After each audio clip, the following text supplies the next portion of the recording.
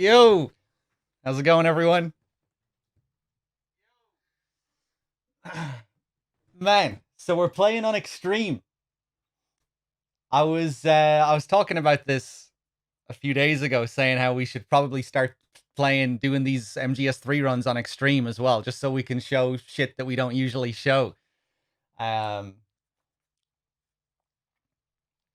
the strikes that you can call. Um, just playing the game in alert mode, hearing those great alert themes, because this game has some pretty good alert themes. When you get to the end of the game and you're with Eva, I'm pretty sure there's a unique alert theme for that sequence that you don't hear anywhere else in the game, um, and it's pretty good from what I remember.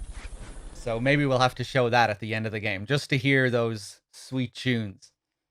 It's been a long time since I've played on Extreme, though. I hope I remember things. I might have to look up some of the frequencies for calling strikes and whatnot. Um, let's get back into it.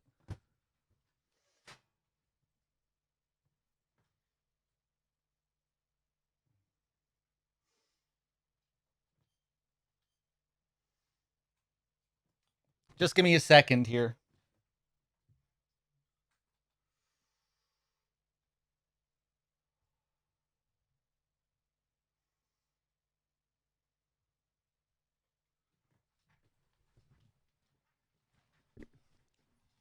Okay.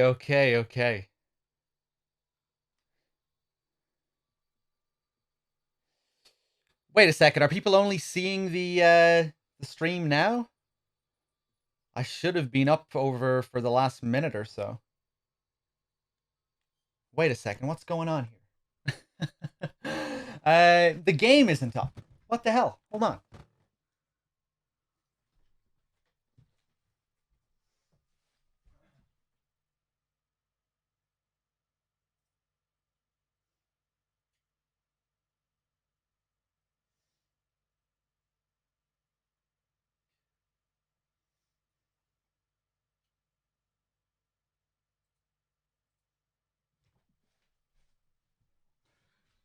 All right, there we go. There we go. I forgot at the end of the last stream. I muted my. I unselected my capture card just so you wouldn't hear all my clicks and beeps when I was uploading the save.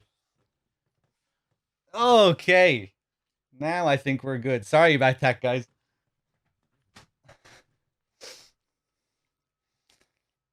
Let's see. That's 2 times in a row. I don't think that's 2 times in a row. Last time it was my mic, not the game.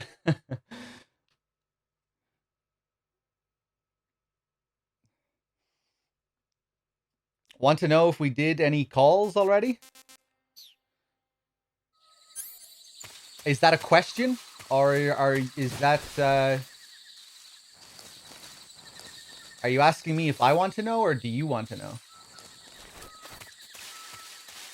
Do you want me to tell you if we've done optional calls? I'm confused by the question. Hold on one sec, guys.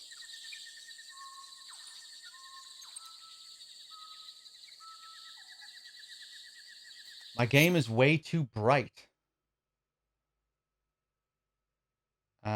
Interesting.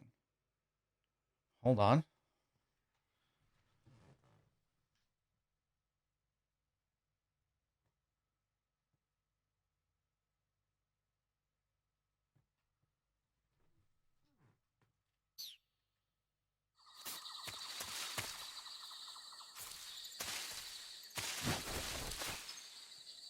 It is looking very bright. Hold on.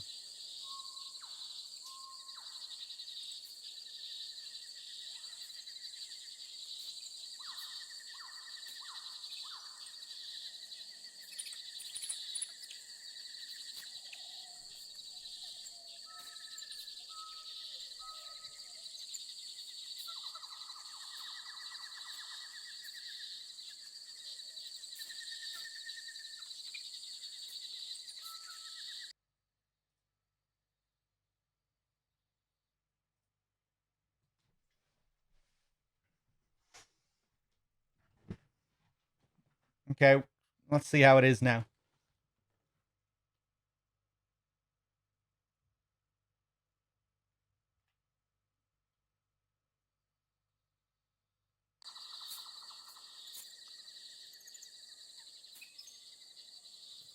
There we go. That's more like it.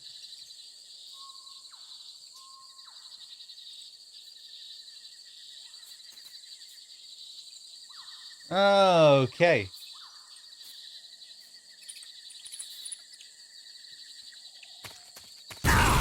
Oh, fantastic. I had no bearings for where I was. Will I rely on the trank gun for everything? I mean, I don't need to. I've played the game in many, many different ways, doing all sorts of challenge runs, but I probably will still use it quite a bit, yeah. I don't really care too much about challenging myself in a playthrough like this, but, you know, we'll fuck around.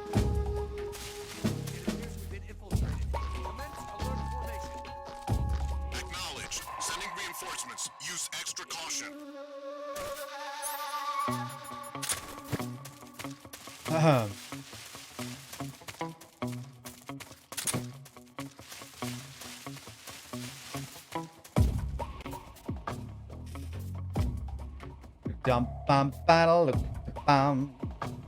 Ben Dixon, how's it going? What's up, guys? It's good to be back.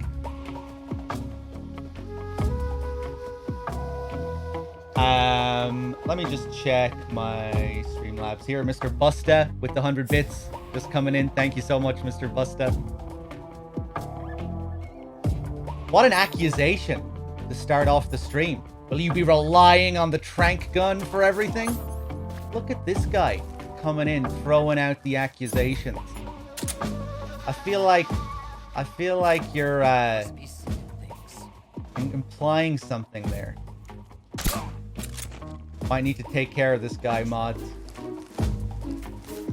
I don't know if I like the cut of this guy.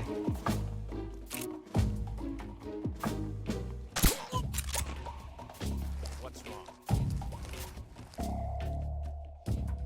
I can picture him now, scornfully looking at the stream with these trank headshots. Oh, and a missed headshot there. I don't think that guy is going to be too happy about that. Oh! Although now he should be impressed because we just shot his exclamation mark. And now we get to see the very unique stun animation that they have in this game. If you shoot their exclamation mark. Check this out. What's wrong? Ah, he snapped out of it though.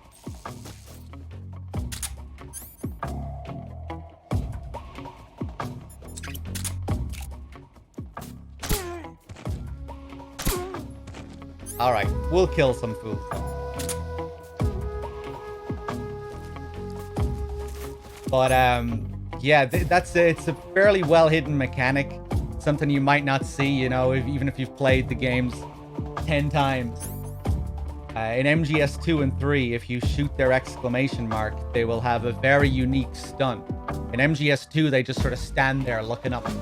But in MGS 3, they kind of dance around.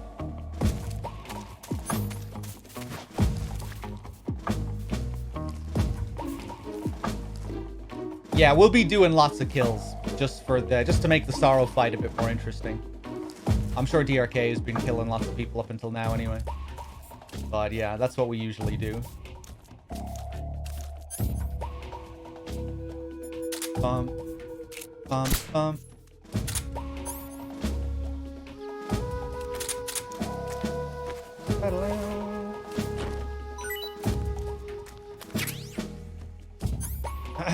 Very unique, actually, no. I mean, it is pretty unique, isn't it?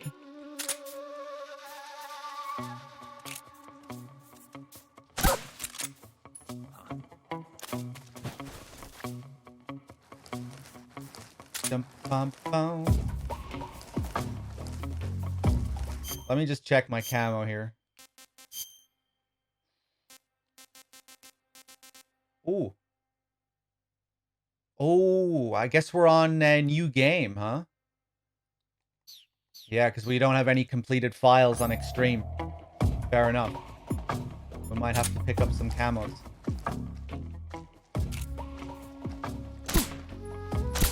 Ooh, you bitch. The enemy, he's here. I thought that was his head. I couldn't tell, though, the way he was blending in. I do like how the enemies blend in quite well in this at times. You're not sure what you're looking at. Nice. HQ, please respond. This is HQ. Patrol here. Situation is Here we get our next camo, chocolate chip. Understood.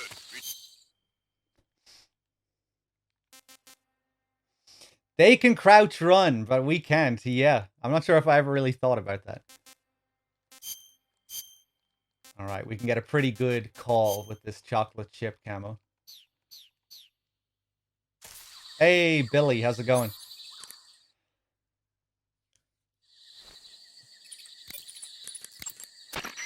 They sicked attack dogs on you? People have been using dogs in wars since before recorded history. The Greek and Roman armies used to send out packs of dogs with spiked collars to charge at enemy ranks. Attack dogs were regularly employed in the First and Second World Wars as well. Traditionally, dogs have been used to keep watch, send messages, and assist in search operations. Then the Soviets came up with a new idea, using them to carry bombs. Bomb dogs? Yeah, they were trained to dive beneath tanks carrying a payload of bombs. Apparently it worked pretty well, but the Russians messed up, man. They used their own tanks for the training. Turns out the dogs kept going after Russian tanks and blowing them up. So the plan was scrapped before it got off the ground. Well, I don't think you need to worry about those dogs exploding on you. They don't seem to be the bomb-carrying type. But they are highly trained in tracking and detection. Don't underestimate them. They're excellent trackers and ferocious fighters. Attack dogs move fast and are deadly in proximity encounters. They'll pick up your scent and use it to track you, so it'll be hard to shake them off. In a way, they're more dangerous than any human opponent. Be prepared. The Soviet-made smoke grenades you might find around there also seem to act as a mild tear gas. It might not have that much of an effect on human targets wearing balaclavas, but it ought to wreak havoc to a dog's nose. If you're being chased by attack dogs, give them a taste of a smoke grenade. I think that's all true, what he's talking about there as well. Pretty wild. Oh, I wonder did DRK do my favorite camo call? I hope not.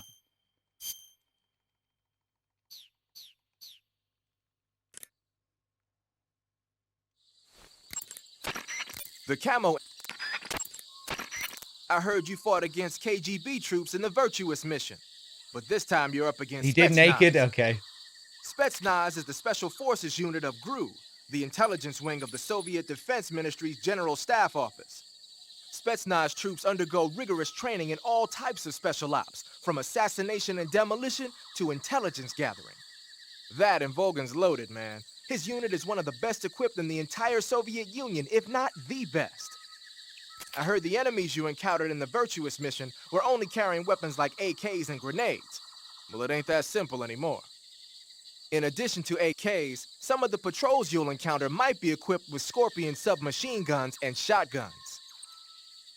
The Scorpion is even lighter than the AK, making it much easier to handle. Basically, a guy with a Scorpion is not gonna miss you as often as with an AK. The shotgun is a powerful weapon. One blast is enough to floor you and you're likely to be seriously wounded. Watch for that, man. You already heard that one, really. I feel like that one shouldn't play twice. You're on a... They sick the tag... Whenever you find... All right, fair enough.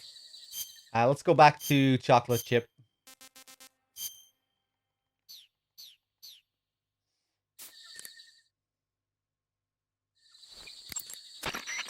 Ah, you're wearing the chocolate chip pattern. Chocolate chip? You mean this camouflage? Yeah. I've never heard of a camo pattern called that before. Yeah, I know. I just thought it up right now. The chocolate chip pattern is probably designed to provide cover in a desert environment. It should work best against a sandy or rocky background. Makes sense, but why'd you call it chocolate chip? because that's what it reminds me of. What? Those little round cookies that Major's always snacking on. They're not cookies, they're scones. Major, And it's not a snack, it's afternoon tea. snack, tea, same thing. No, it's not. Look here, afternoon tea is a fine old English tradition. Uh-oh, here we go again. Talk to you later, Snake. The origins of afternoon tea go back to the Victorian era. Anna Maria, the 7th Duchess of Bedford, was Love how he just gets cut off at the end.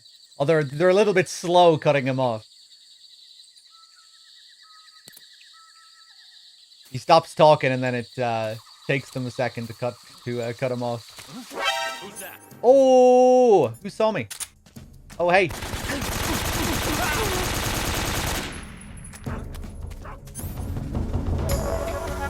Alert mode. Oh, it didn't last too long though.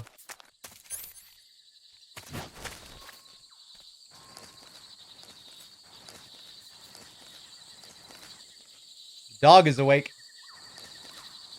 There's another camo we can get up here as well. We may as well pick it up. Why not? Oh, Billy coming in with the 5-pack. Cheers, Billy.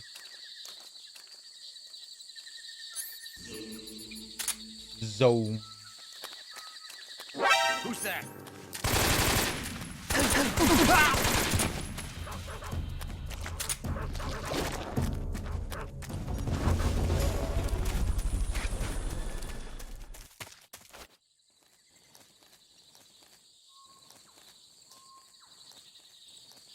I gotta say, this is pretty refreshing, playing on Extreme. We should have started doing this a long time ago.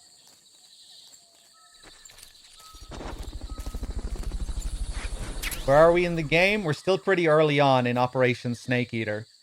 Just after you meet Eva and fight the Ocelot unit.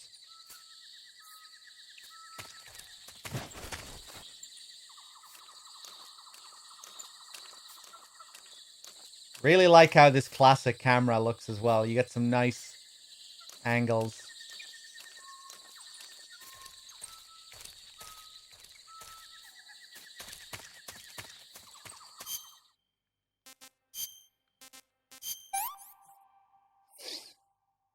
Disgusting.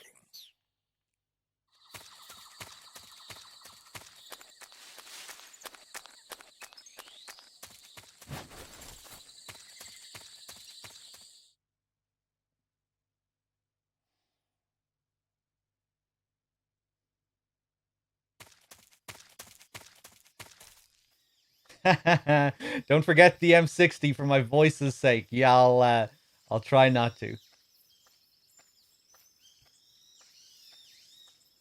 Let's call Eva. The crevice leading to the cave is to the north of that base. Keep heading north. Eva, about the 45 and the Mark 22 you showed me. Yeah, You said you got them from a vault full of Western weapons, right? that I did. How? A vault full of secret Western technology should be under strict surveillance. You really want to know? Yeah. Really? Yes. Well, I'm not telling anyway. Why not? It'd be a waste of time. A waste of time. Even if I explained how I did it, you'd never be able to do it yourself. What does that mean? Exactly what it sounds like. Cannon with the $3 to fight the end. Thank you so much. I'll add that in a second. Or maybe more than a second, but thank you.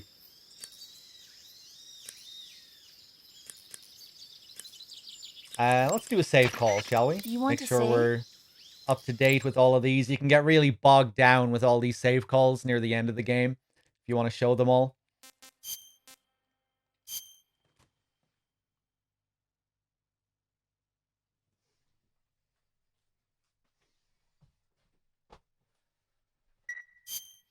Snake, have you ever seen the War of the Worlds? No.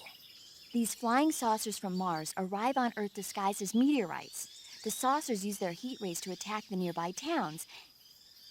And then, Something wrong? the thing is, I was too scared to watch. I had my eyes shut almost the whole time. Then you haven't seen it. No, it's not that. It's based on a novel by H.G. Wells. You haven't seen it, have you? That does remind me, though. When I was 2 years old, my father listened to the radio drama version of the story. It was right after dinner on Sunday, and we were relaxing in the living room. They said monsters had come out of a meteorite that landed in New Jersey. It sounded just like a real live news broadcast. My father said he and my older brother actually believed it and started yelling and panicking. My mother supposedly grabbed me from my crib and took me out to the car, still wrapped up in blankets. But then, just as my dad was about to start the car, he realized that it was all just a radio drama. Because on the car's radio, they were playing Bing Crosby tunes. No matter what station he turned to, no one else seemed to be reporting on this big history-making news story. Sounds like something out of the big broadcast. Nobody said a word. We all went back to our rooms. My father and brother got off with a scolding from my mother, but I was the one who really suffered. After that incident, every time I acted up, my father and brother would scare me by saying, "The Martians are coming!" That's terrible. Isn't it, though? So, you haven't seen the movie? I saw it. So even nuclear weapons wouldn't work against the Martian war machines. Uh-huh. Anyway, Snake, if you conceal yourself like the Martians did, the enemy won't know what hit them. Conceal myself. Maybe not in a meteorite, but if you can hide yourself inside something a little more close at hand. Close at hand. Something like a box. Ah, I get it. So, you never saw the movie. I saw it, all right? Oh, paramedic. Oh, nice, Ninja Master. My grandpa heard that radio broadcast. He changed the channel and knew it was a show. Yeah, I think there are a lot of wild stories about it out there.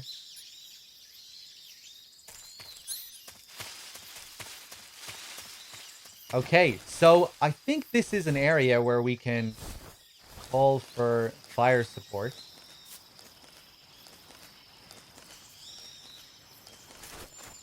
I'm gonna try something here. Might get caught. Huh? Speak. Speak. Huh? The provision storehouse is destroyed. Oh, yeah? Speak. Who's that? Oh! I thought I was fairly free here. Alright. Right, how about we test it out then?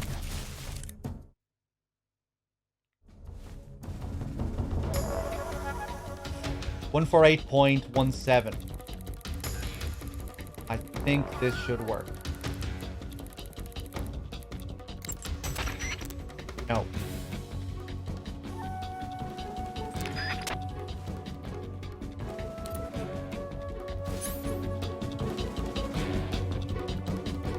Maybe we can't do it in this area. Hold on.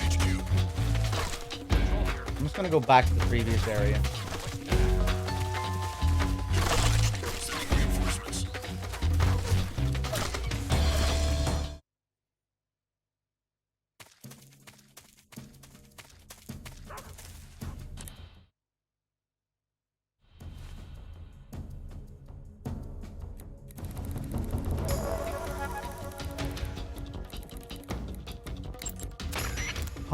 Maybe we can only do it outside of alert mode. It's been so long since I've done this. Years, I think.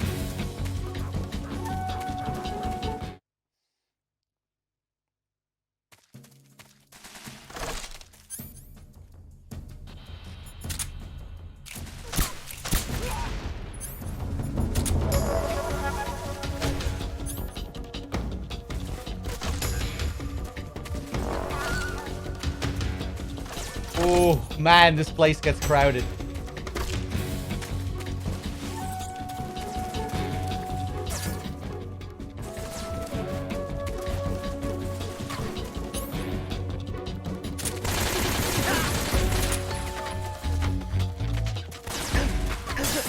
Oh!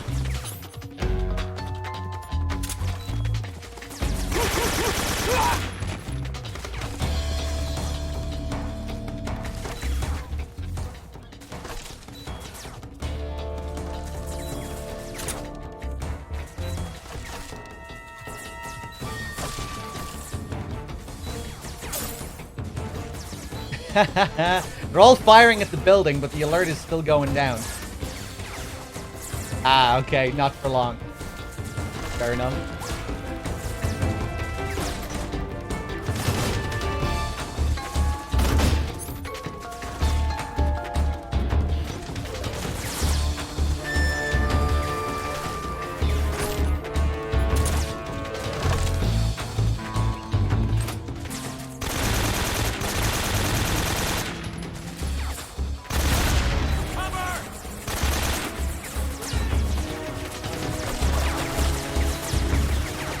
Oh, Jesus.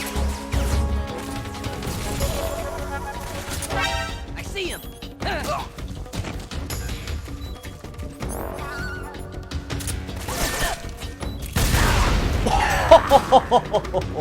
I didn't think it would catch me. I thought I'd be just about out of range. That would have been sweet. Alright. Feels weird playing in alert phase. I'm not used to it.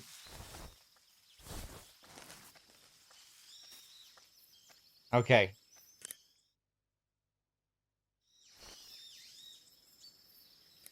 Let me try this again.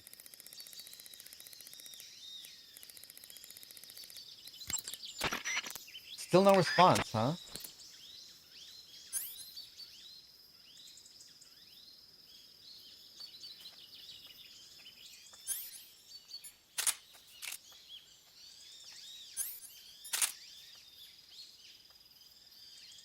Okay, let's just take this guy out normally. Hey, what's up, Knight?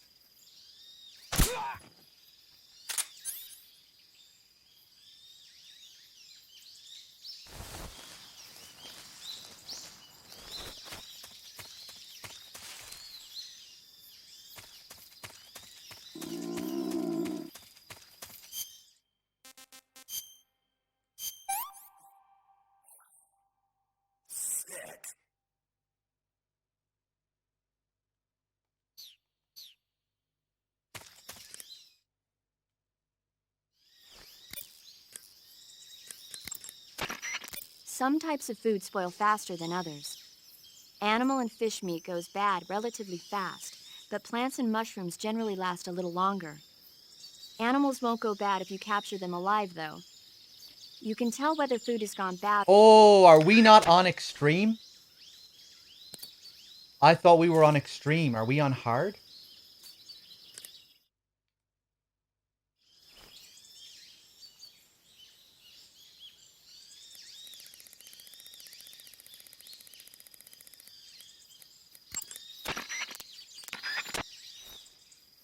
No, we're on extreme. Looked like an extreme health bar. That's okay.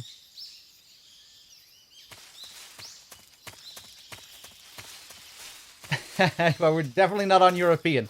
We wouldn't be, you're not allowed into alert phase on European.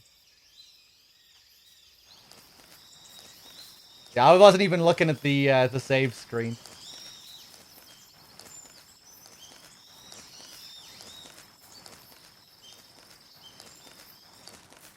Just the person who listed out the frequencies there. I thought those were the HQ. hard mode frequencies. Patrol here. One of our guys is down. Go into alert formation. Acknowledged. Sending reinforcements. Use extra caution.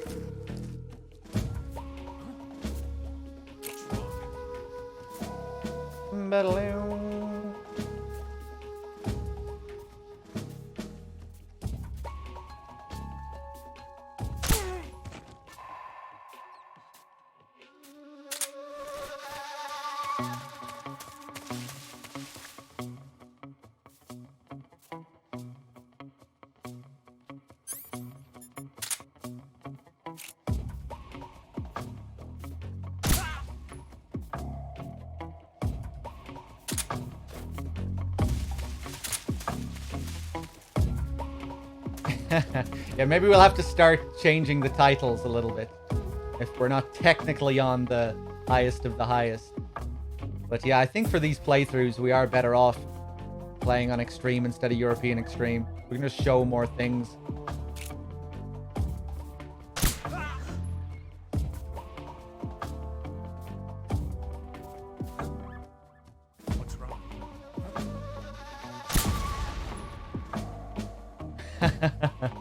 Scaring them back. Love all the barrels everywhere. It's really fun fucking around with the barrels in this game. And if you didn't know, it never counts as a kill when you kill someone with a barrel in these games, in all of these games.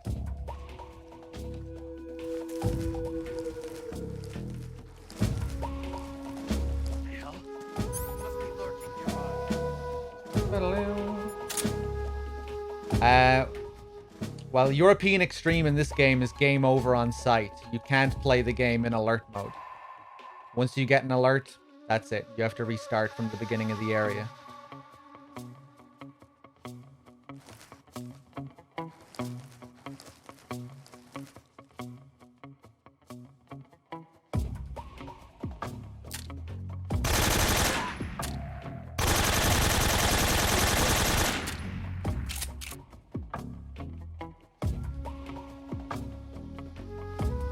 Nice.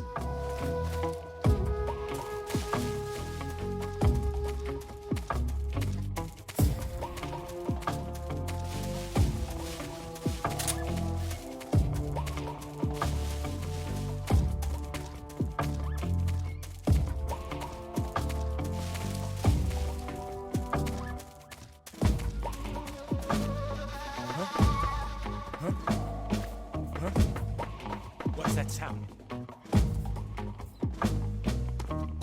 Ooh, he's running out.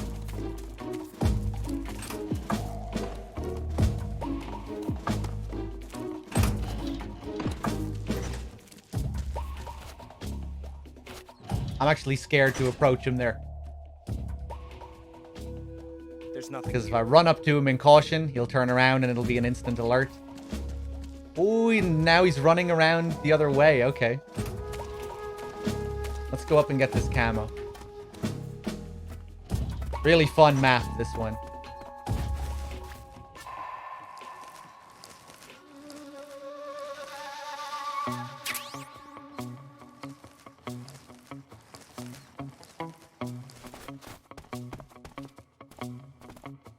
I think he might be the only guy left. No, there's one guy over there.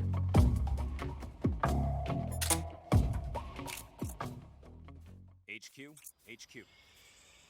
This is HQ. Patrol here. No problems detected. Understood. Resume your patrol. Oh! What's wrong? Never mind, he got distracted.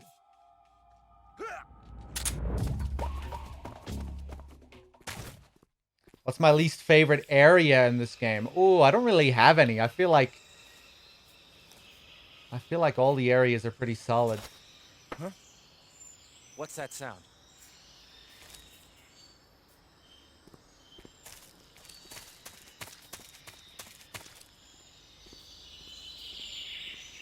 I think my favorite area is the mountains before you meet Eva.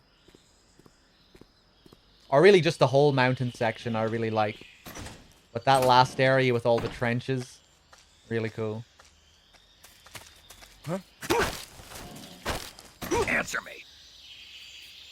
I don't have anything. Answer me.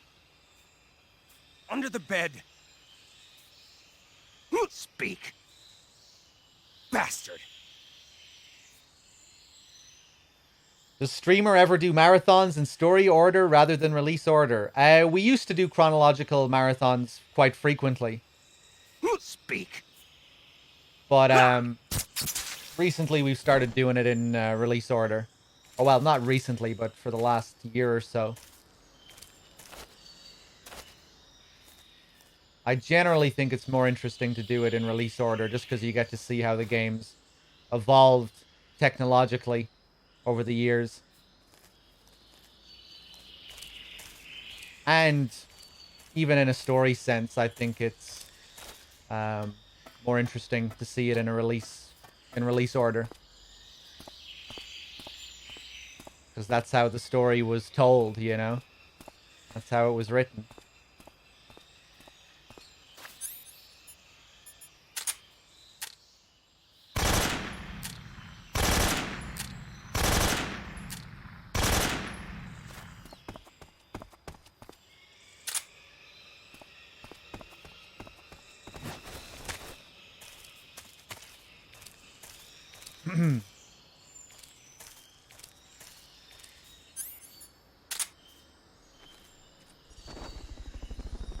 time's out for you with the 13 months.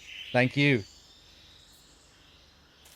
Story order is release order. Well, I assume he means chronological order when he says story order, as opposed to release.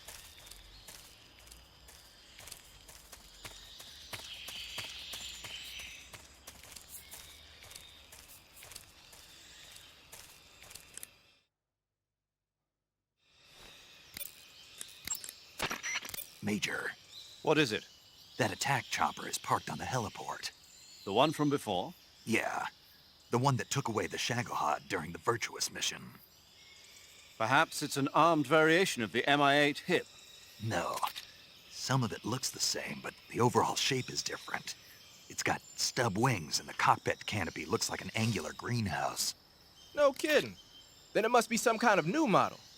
I've heard stories recently that the Soviets are developing a flying infantry combat vehicle. That's gotta be it. A flying infantry combat vehicle? Yeah, a transport chopper with troop carrying capabilities. Think of it as an attack transport chopper version of France's AMX VCI or the Soviet BMP. They must be doing field tests on the initial prototype. A next-generation chopper that's a little smaller than the hip. Maybe we should call it a Hind. Not bad. It's cool with me. Then it's settled. We'll refer to that new type helicopter as a Hind from now on. The Hind you see parked at the heliport must not be ready to fly. You don't need to worry about it taking off. If you're going to destroy it, now might be your chance. Okay. So, if we destroy the chopper, you think, you know, you might be this might seem like a clever option, that you're getting a one-up on the enemy here, but this just means that you'll have to deal with flying platforms instead of the chopper when you get to the mountains. And the flying platforms are actually more challenging to deal with than the chopper. So you're actually making things harder for yourself if you destroy the chopper here. But I think we'll do it anyway.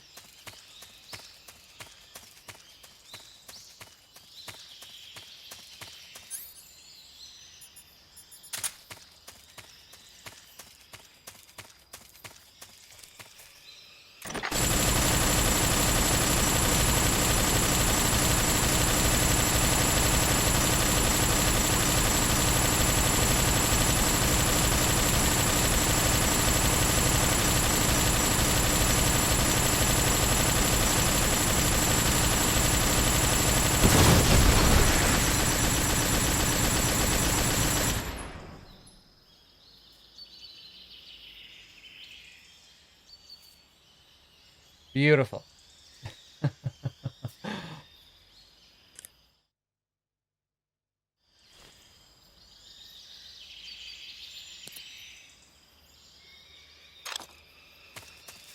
You know, I can't remember if there's a follow-up call. Let's call him again when we're close to it. I don't think there is a follow-up call.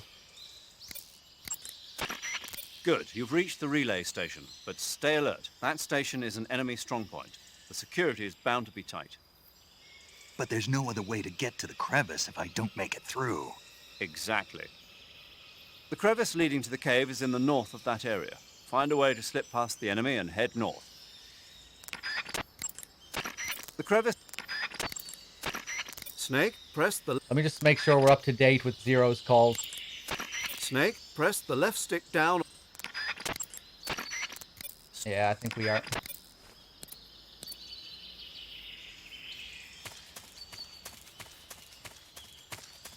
And next, we'll grab the TNT up here. Some TNT.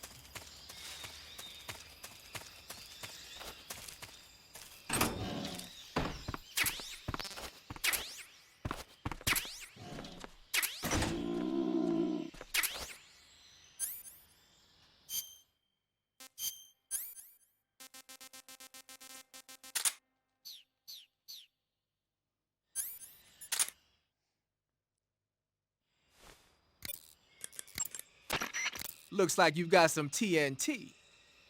TNT is short for trinitrotoluene, a pale yellow crystalline compound made from a trinitrified mix of nitric acid and sulfuric acid. It's used throughout the world as a military explosive. It has a low sensitivity and is chemically stable, making it easy to handle. It's also got a low melting point and can easily be shaped by boiling or steaming it. But because the sensitivity is so low, you need a booster to actually get it to explode. No problem. It came with its own remote control detonator. Good. Then all you have to do is press the weapon button to place the TNT, and then press the CQC button to set it off. The map screen in the survival viewer will display the locations where you've planted TNT. Take warning though, the radio signal for the detonator is pretty weak. Don't forget that pressing the CQC button will only set off TNT that's planted in the same area.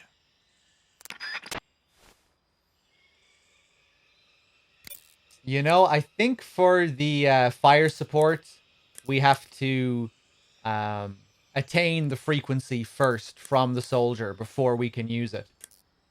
It's not like the healing frequencies, for example. So we'll make sure to do that when we get to the next area where we can call for fire support. Just interrogate all the guards, get the frequency. Keep in mind that every weapon and piece of Tell me something, Sigint. What's that? What does Sigint mean, anyway? It's short for signal intelligence. Signal intelligence? The part of intelligence that deals with electronic information. Things like intercepting and analyzing electronic communications, determining enemy force strength and positioning from radar emissions and radio chatter. You get the idea. Code breaking is considered part of SIGINT as well. 40 years from now, we'll be in the age of electronic warfare. It won't be long before information replaces firepower as the most valuable commodity on the battlefield. So you're saying they won't need guys like me anymore? Sorry to break it to you, but that's not gonna happen. No matter how advanced our technology gets, there's still no substitute for human beings. Anyway, the Major is a man of foresight. He knew the electronic age was coming, and so he called out to me. And you responded? Well, I didn't have any place else to go. You couldn't find a job? Nope. None of the places where they do this kind of high-tech research would even let me in the door. Why not? I know you've got social problems, but... Come again? Nothing. I mean, someone with your talent ought to be able to... Yeah, well, maybe it has something to do with the fact that I'm black. The Major, though, he doesn't care about what color you are. I've never met anyone like him before. He's different, you know? Oh, yeah, I know. I don't think racism's gonna go away even in the 21st century. But I want to work with computers and use them to bring people closer together. In the digital world, it doesn't matter whether you're black or white, American or Russian or whatever. Everybody's gonna be the same. That's what I think. Interesting call. And ties in quite nicely with the later developments of the Patriots and what we learn in MGS4. It would almost make you think that it was planned. Zero becoming the founder of the Patriots and everything, with how Sigint describes him there. You know, the Major is a man of foresight. He saw this new age coming. But I don't think that was the plan, even if it does fit quite well with that call. You know, at the end of this game, we learn that the American branch of the Philosophers changed their name to the Patriots, which doesn't really seem to line up with who Zero is and what his goals are in this game. And who he later becomes, or what we're told about him anyway at the end. But yeah.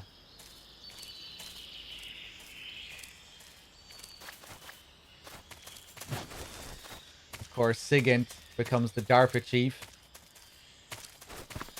And he's the guy who comes up with the idea to create the Patriot AIs. Which fits very well, I think. I have issues with Zero's development in MGS4 being a little bit far-fetched. Kind of hard to swallow. But Sigint being you know, becoming the DARPA chief, becoming the guy who comes up with the idea for the AIs and stuff. All that works pretty well, I think.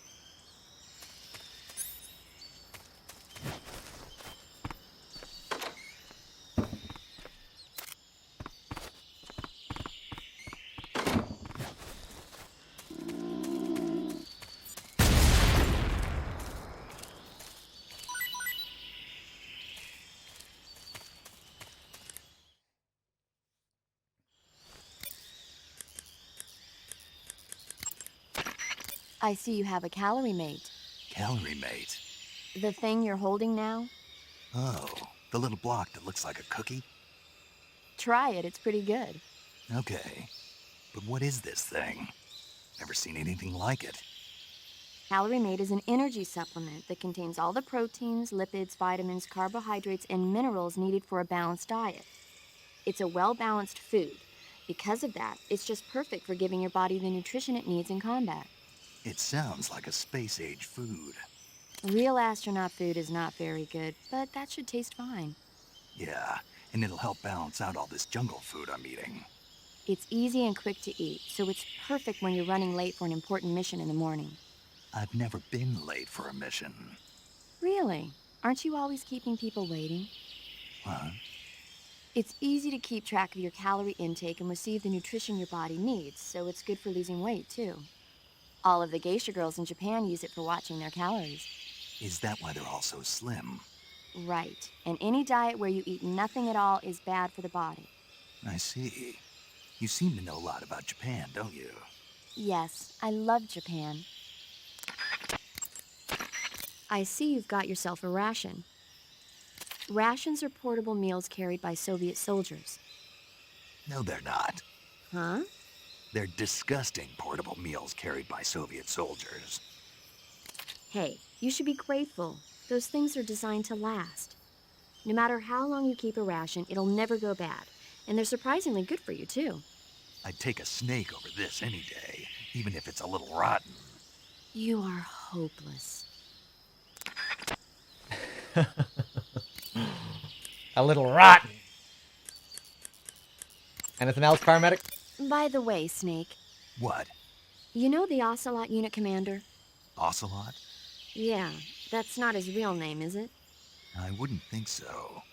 Is it a code name? You mean like snake? Yeah. Maybe. Why? Is that strange? No, I was just wondering why he's called Ocelot. Why's that? Well, I looked it up, and it turns out the ocelot is a wild cat whose habitat stretches from the southern U.S. down to northern Argentina. They live in a variety of different environments, from tropical rainforests to savannas. The biggest ones can grow up to 1 meter in length. They're normally solitary creatures, and their diet consists mainly of small animals and fish. During the day, they sleep up in the trees, but at night... Yeah, paramedic. Oh, right. So the ocelot is an animal that lives on the American continent. But then I wondered, why would a Soviet officer be using the name of an American wildcat? Good question. Maybe it's because he's fast and agile like an ocelot. Yeah, maybe you're right. But why'd you go to all the trouble of looking it up? Because I was curious. Was it helpful? Sure. So some pretty big foreshadowing there. That Ocelot is in fact an American agent. Triple agent.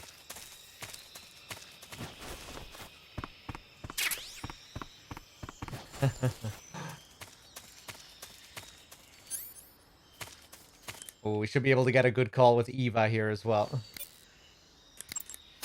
Snake, there's a provision storehouse in Yeah.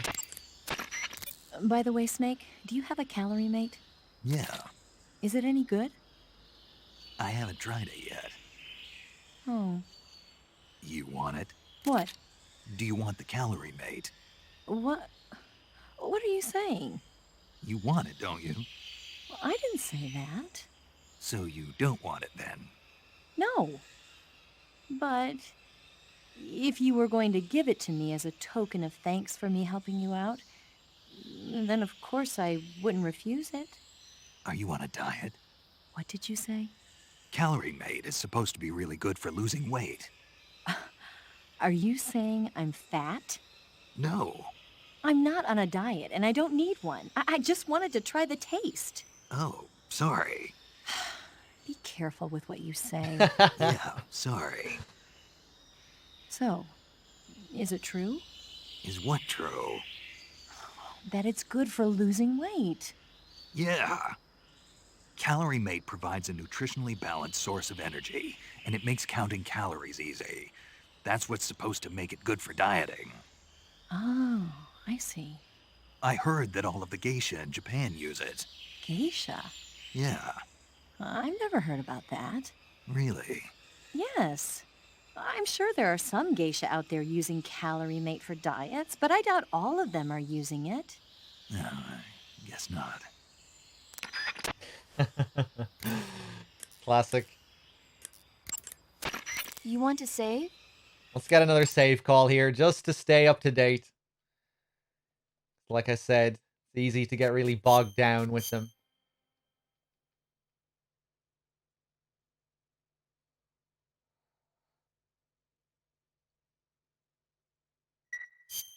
Snake, have you ever seen For a Fistful of Dollars? Nope, never. It's a spaghetti western. Spaghetti Western. It's really cool, especially the main character's stylish gunplay. Gunplay. I saw it in England on the Major's recommendation, but it hasn't come out in the States yet. It's so cool. They'll bring it to America, I'm sure. You have to see it sometime. Sure.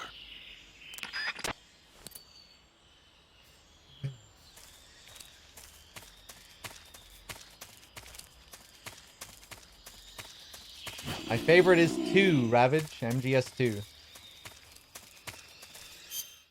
How about we try one of these Calorie Mates then? I want some more. Pretty good.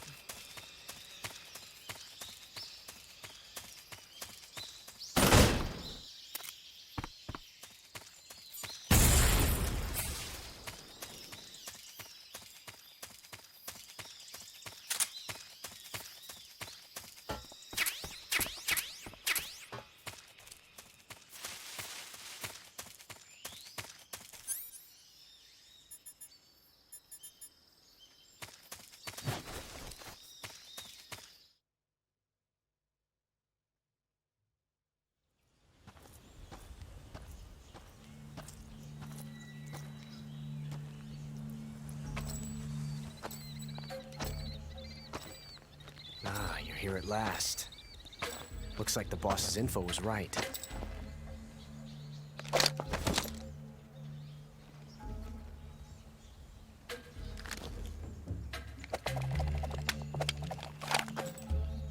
Twice now you've made me taste bitter defeat.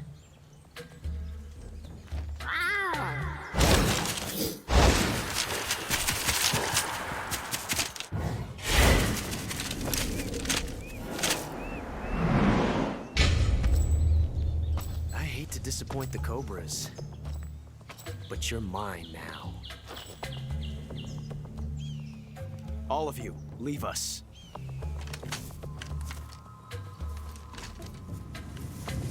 It's just you and me. No one to get in our way. Ocelots are proud creatures. They prefer to hunt alone.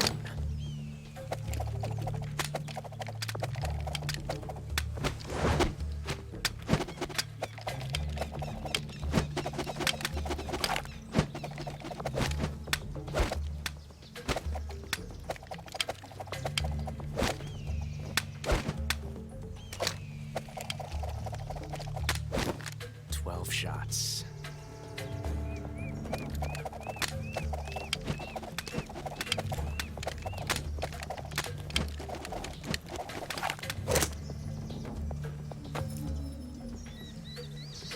This time I've got 12 shots.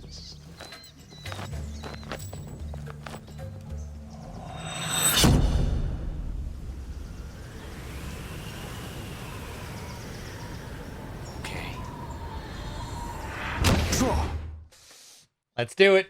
One of my favorite fights in this game. Lots of cool little details.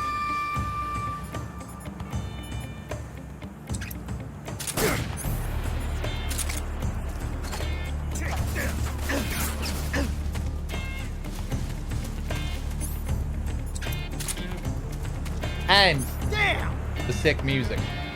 One of the highlights. My hat! Nice! That's what I was going for.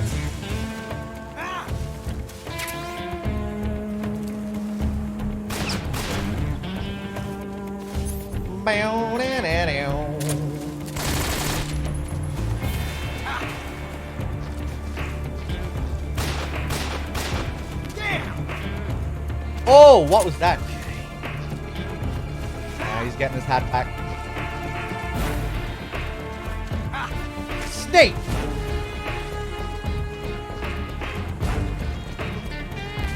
Okay, take 3. There we go. You won't get away from me!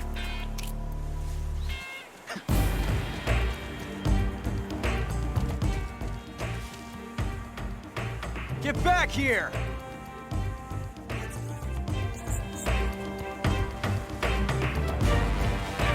Two. You making fun of me? 3. 4. Quit fooling around! Oh, 5. 6. You making fun of me? 7. 8. Quit fooling around! 9. 10. Get back here!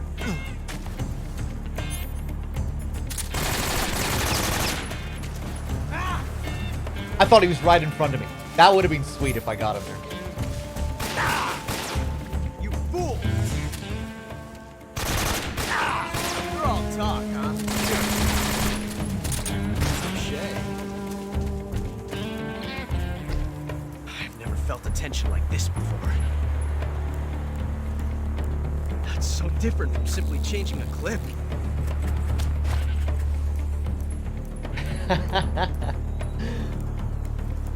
This reload time is exhilarating. I love that last action he takes there. So flamboyant.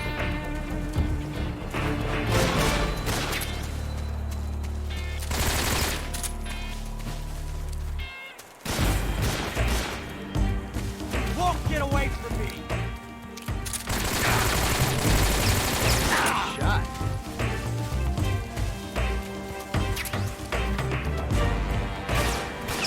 Okay. Let's try to be a little bit more careful.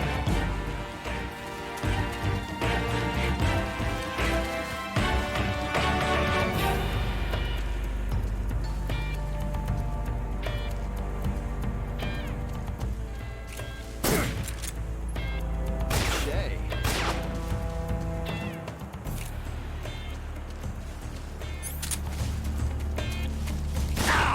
You fool! Oh, I'm gonna die. Are we gonna cheese it and use some life med? I'm really being quite careless here. May as well. Fuck it.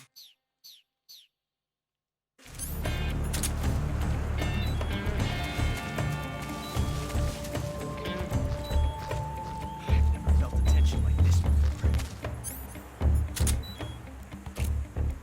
That's so different.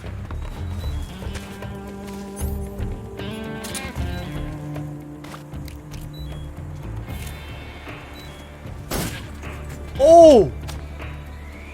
I love it! I didn't mean to go for the jewel.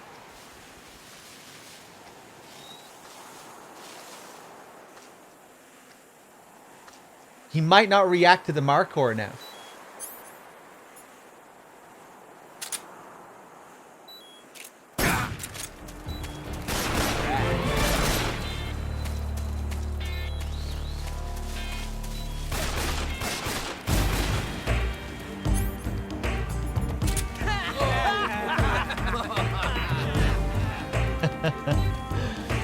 Of course, they react to the croc as well.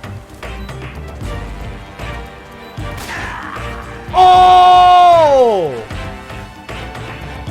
It's over.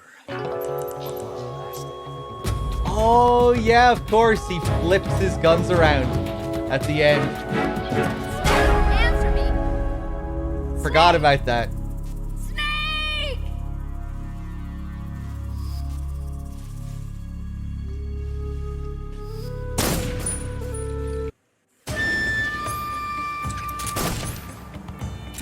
How did that...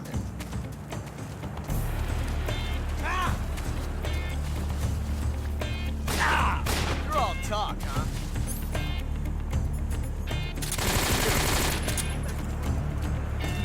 Shoot him! Stay out of this. Got me. Not bad. You won't get away from me!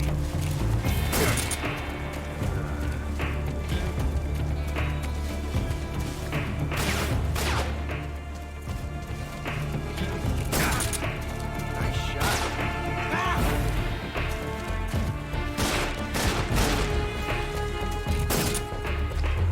I've never felt a tension like this before.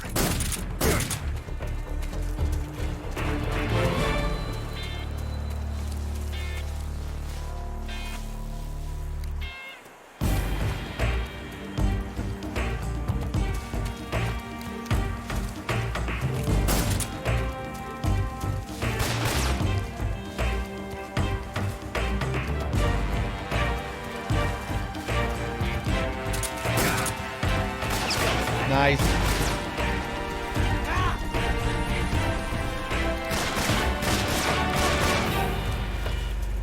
I've never felt a tension like this before.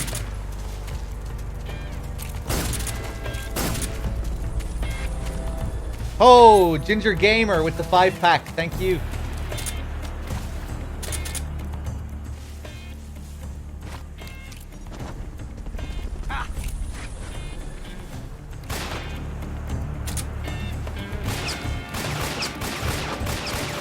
Damn! Right.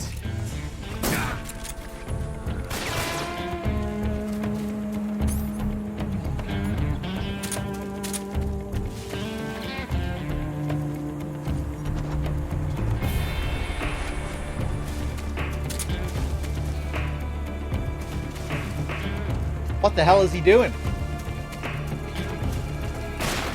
Excellent.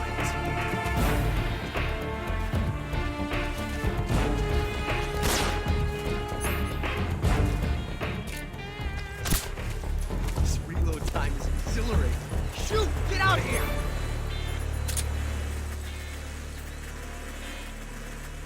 Ah!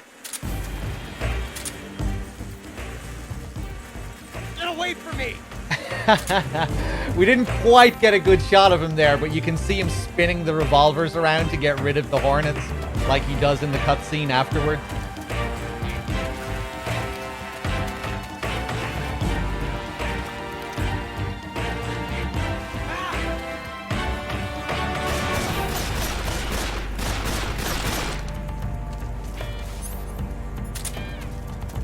Can't hide forever.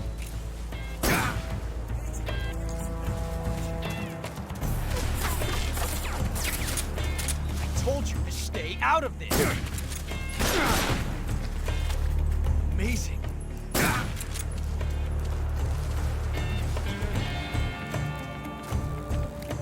Okay. I want to wait around just to see if I can get a couple of rare lines from him. Take this. Ah, now he's taking revenge.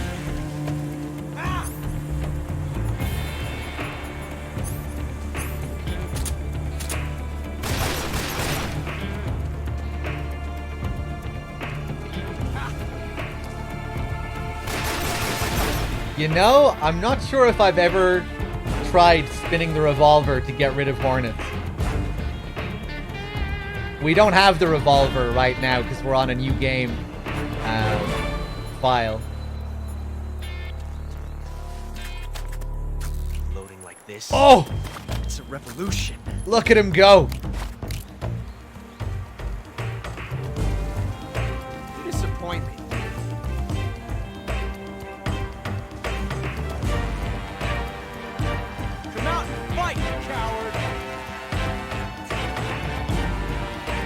I like how they tie that into the boss fight. You know, I think one part of his character in this game is that he's a pretty fast learner. You know, Big Boss teaches him these techniques and he picks up on them fairly quickly. You know, at the end of the game, he's even putting Snake on his ass with his CQC and everything. I quite like that even during the fight here, you know, he gets so much better by the end of it. There are no safe places. Oh, I actually didn't want to finish him there.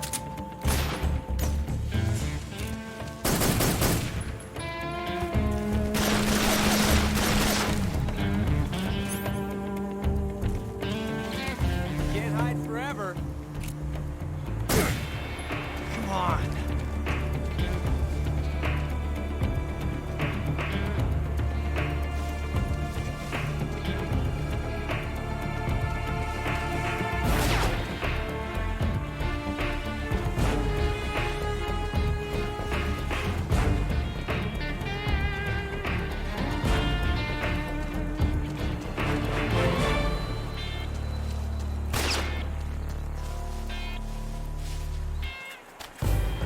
Loaded like this. It's a revolution. That's not the line I'm looking for.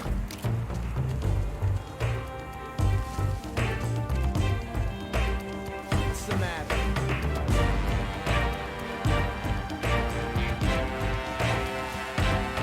Come out and face me.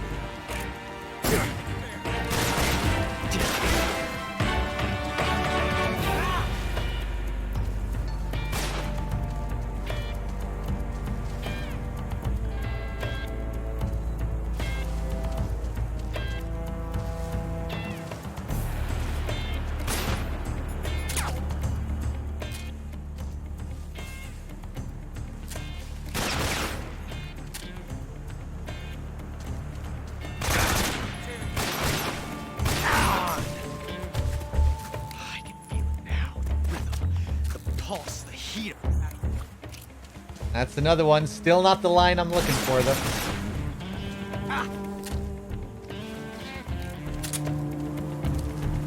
Oh! He's getting very fancy.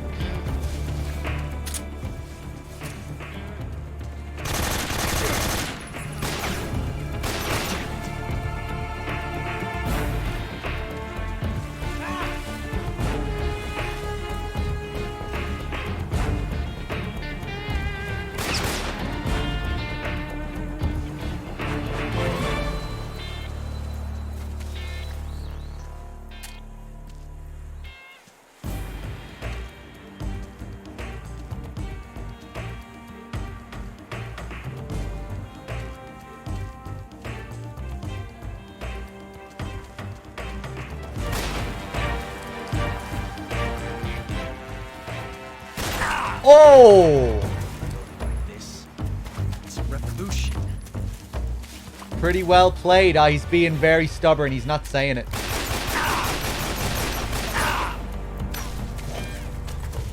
Thank you. Thank you for teaching me the joy of the There it is. Teaching me the joy of the revolver.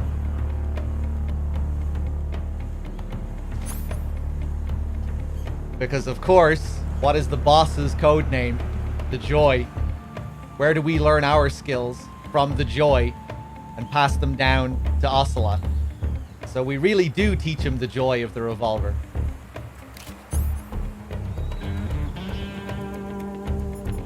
And of course, it's interesting because she is Ocelot's mother as well.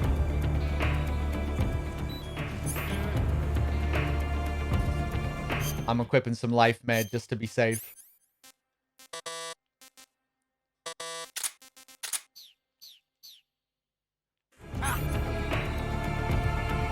I showed the croc cap response earlier.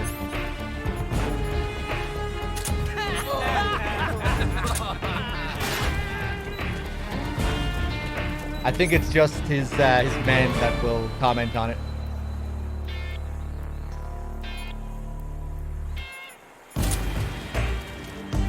Ho!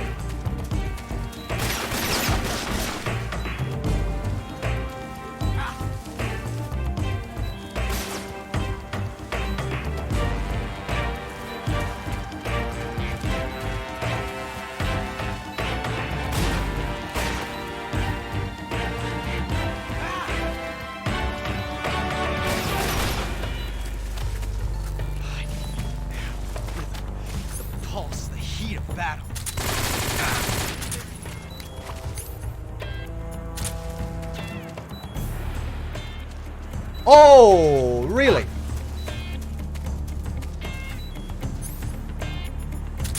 Take this!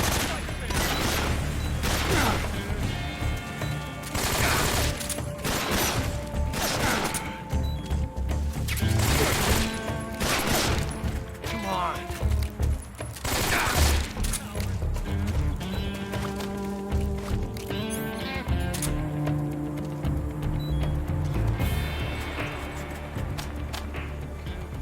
Yes! It's the heart of a duel.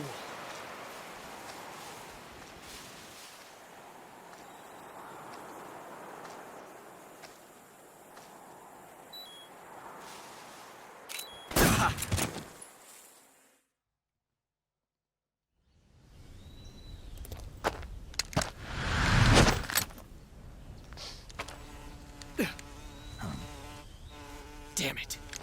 He found us.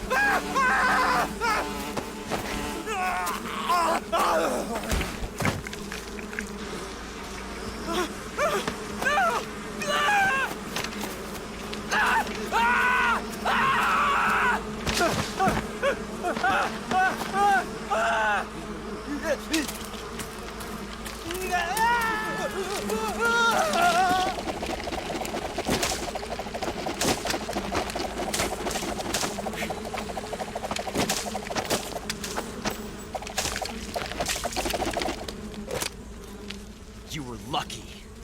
We'll meet again.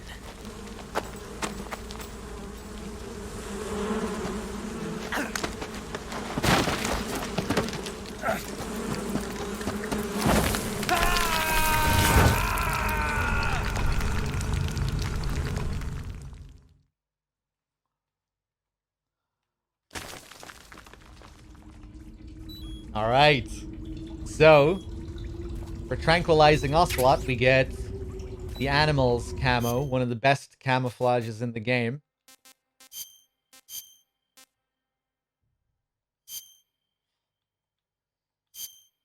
An animal skin camo uniform. Wearing it removes any hand shaking while aiming a gun. So even if you're low on stamina, yeah, it'll remove all the hand shaking. And in general, it's just a really good camo when you're up in the mountains. It's the best camo for the mountains. It's better than desert. If you have animals with desert face camo and you're on the ground, I think you have 95% camo index. It's pretty crazy.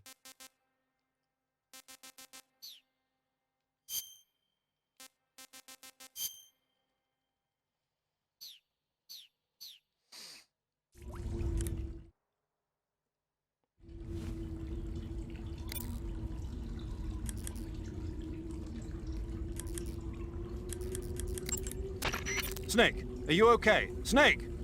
Major, Snake. Are you all right? You're not hurt? no. That was a hell of a drop, but I'm fine.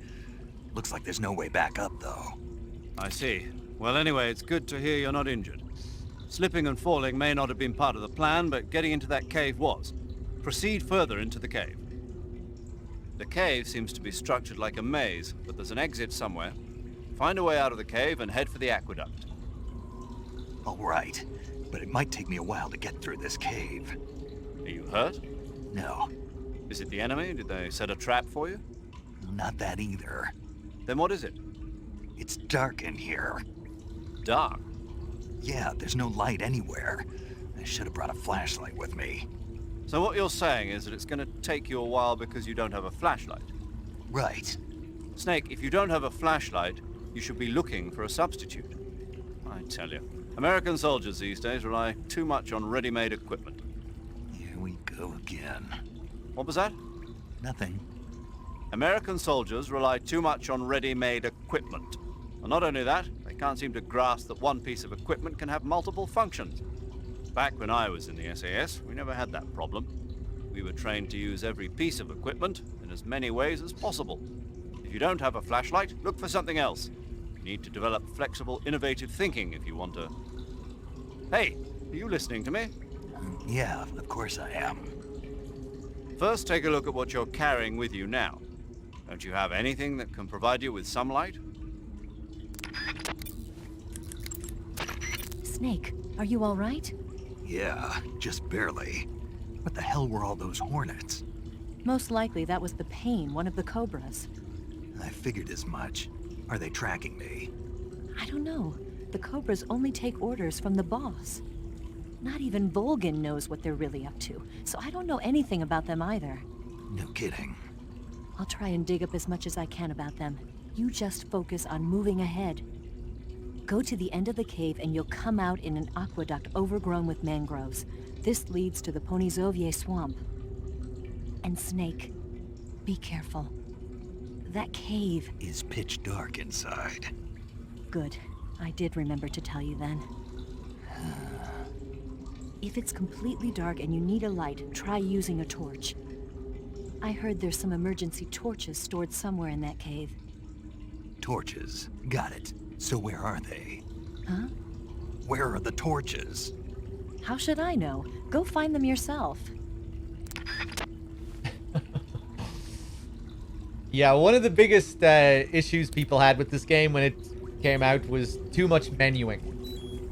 You know, if you were changing camo all the time, especially if you're not so familiar with the game on a first playthrough,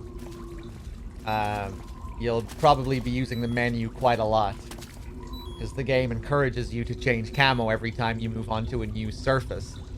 Especially if you're the kind of player who really wants to be safe at all times and, you know, has to be at max camo at all times. You'll be going into that menu a lot.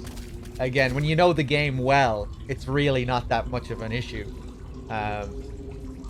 But I think the worst offender is the cure system.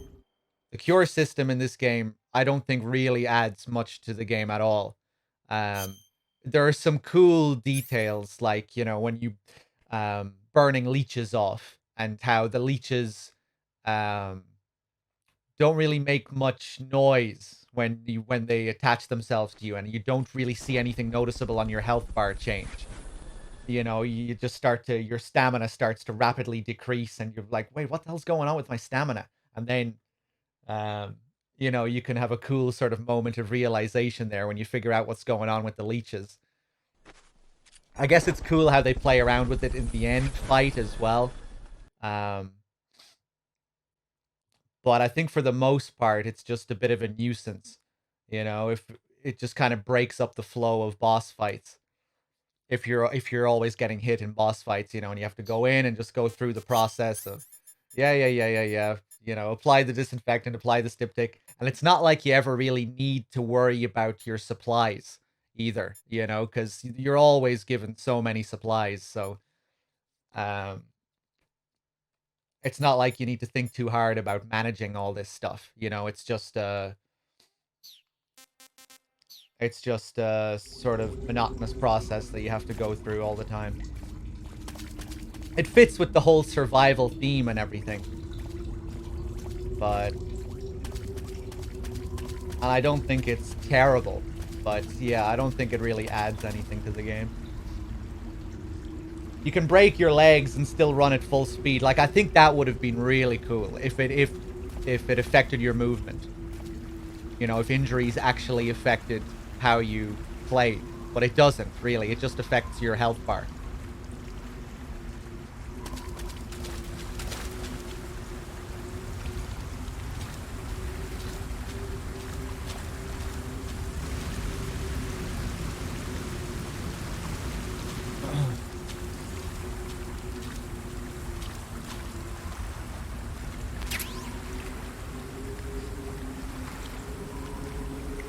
Alright. We found a torch and some Russian glow caps. I really like this sequence of the game, this cave. Really cool change of pace. One really great detail here as well is how the game will gradually brighten up to simulate your eyes adjusting to the darkness. Snake's eyes adjust to the darkness, and the game gets brighter gradually. Really, really cool detail. We start off with nothing, but if you equip a cigar, the cigar will give you a little bit of light. Then you can find a torch, and you can actually find night vision goggles here as well.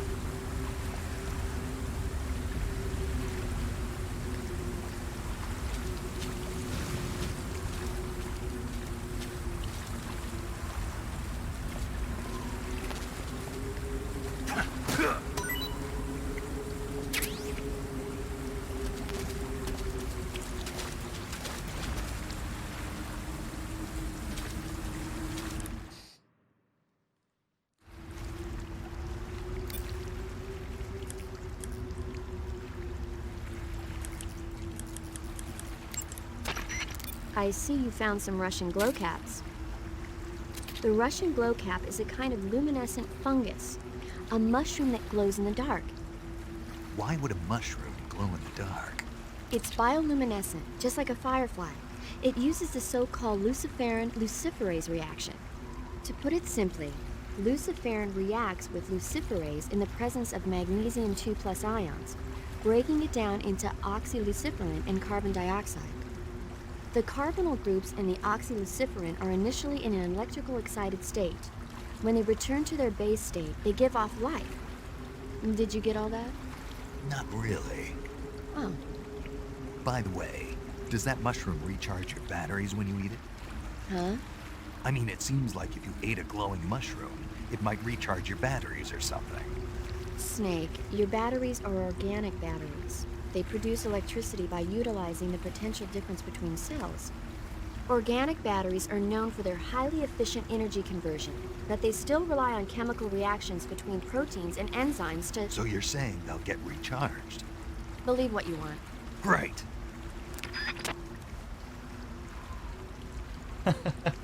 Tony the Tiger.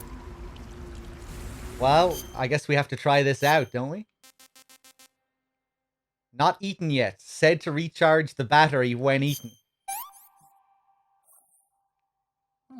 Huh. Battery has recovered. Paramedic, What's up? you were right. About what? I ate a Russian glow cap and it charged up my batteries. Huh? What's wrong? That's great. Snake, can you excuse me for a second? Sure. Did you just hear that? Yeah. There's no way eating a bioluminescent mushroom would cause your batteries to recharge. What do you think it means? Beats me. Maybe it's all in his mind. You mean like a placebo effect? Why not? You've seen how gullible he is. I guess there's no harm done. Should we let him keep believing it? Sounds good to me. Okay, Snake, I'm back. Yes, the Russian glow cap is a glowing mushroom, so it'll recharge your batteries when you eat it. I love these calls where you get to see what they're saying about you behind the scenes. Sigint is so good in those. He has another great moment later on, another behind the scenes call that we're not supposed to hear. You've seen how gullible he is. Sounds good to me.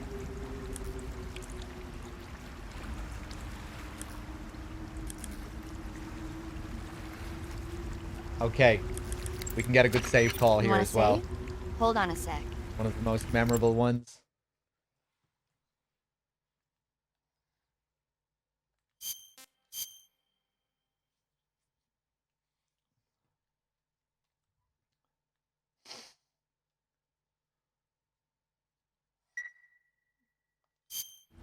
Snake, have you seen 007 from Russia with Love? Nah, I don't like those movies. Real spies are nothing like James Bond. It's pure fantasy. Snake, I don't think the Major's going to like you saying that. And even though it's fiction, I can't help but comparing myself to Bond. What exactly don't you like about James Bond? I mean, is it the fantastic gadgets, the cars, the guns?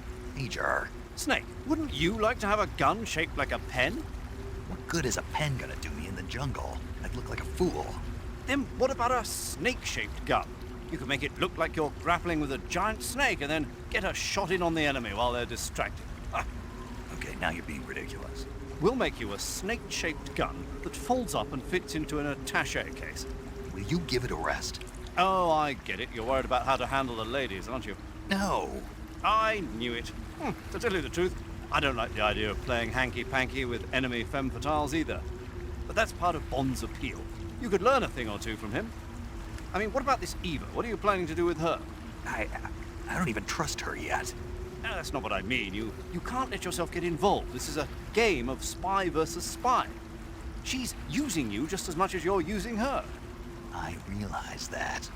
You've got to grab the initiative, and to do that, you have to get the upper hand in the relationship. That's what a spy is supposed to do. Get the upper hand. I don't think I'm cut out for that mission. Maybe if you change your code name to 00 Snake. Teacher. 007 is the biggest thing to come out of England since the Mayflower. I wouldn't be surprised if they made 20 more of those movies. Didn't you know? The Major is a huge James Bond fan. Don't get him worked up like this. Worked up. Maybe you don't realize this, but now that you've got him started talking about Bond, I'm going to have to listen to him lecture for a whole hour after he gets off the radio. You have my sympathy. It's too bad you can't enjoy such a great movie, though. I guess I'm just one of those people who can't enjoy spy flicks. You can't just bring up a snake-shaped gun and not put it in the fucking game. I'm sorry. You can't just bring that up and not have it be a secret weapon that you unlock after you finish the game.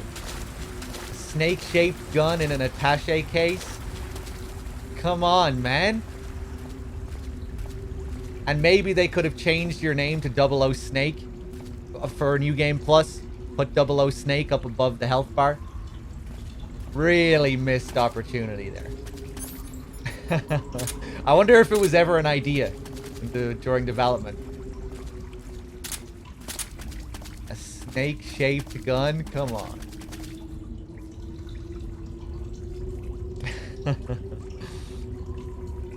Hey, cheers, Gino. I'm glad you enjoyed it.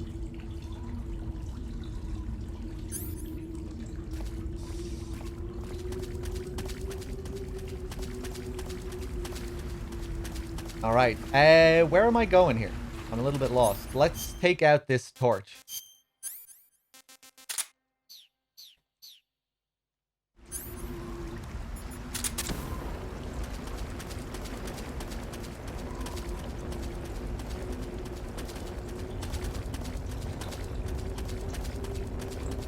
Okay, next we'll go and find the night vision. We don't really need it, but we'll pick it up anyway.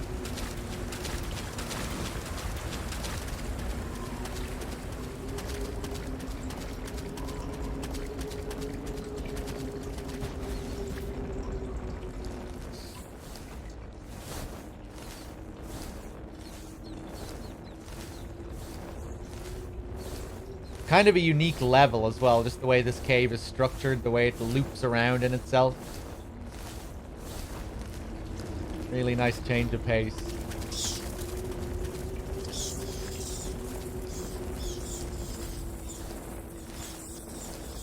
I'm not really a James Bond fan, no. I really need to go back and watch some of those earlier James Bond films, just to pick up on the references, if anything. Just so I can point out things when I play MGS3. I'm sure there are loads of references that I'm missing out on. You know, the croc cap is a reference to that duck cap or whatever he wears in, I think it's Goldfinger or Octopussy.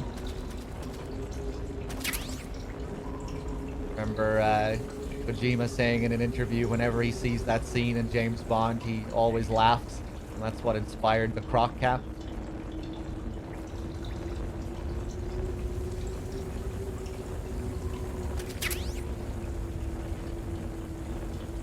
Night vision goggles.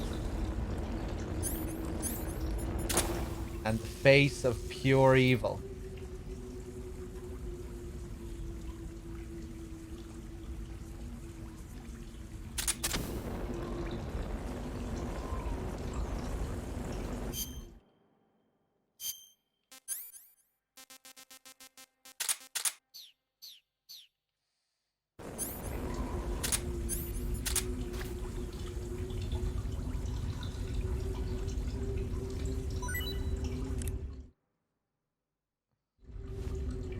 Hey.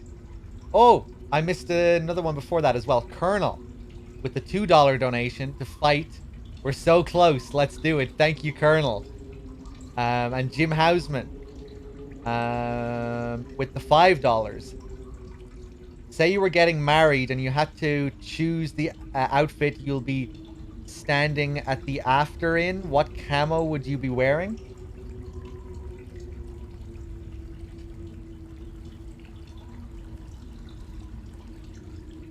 Oh, altar. I was wondering, what the fuck are you talking about? After in? I really didn't think that made sense. Okay. I thought, is he talking about the after party here? What I'll be wearing after the ceremony? That's a little bit weird. Wouldn't it make more sense if he's talking about the actual ceremony?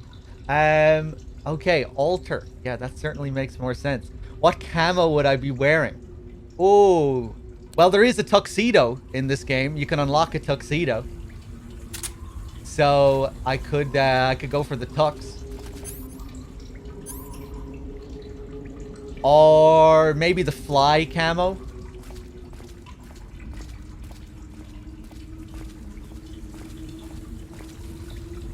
I can't think of anything too interesting off the top of my head. Cold War camo might look good at the altar. As long as I look at the priest, he won't shoot me. Won't exercise me.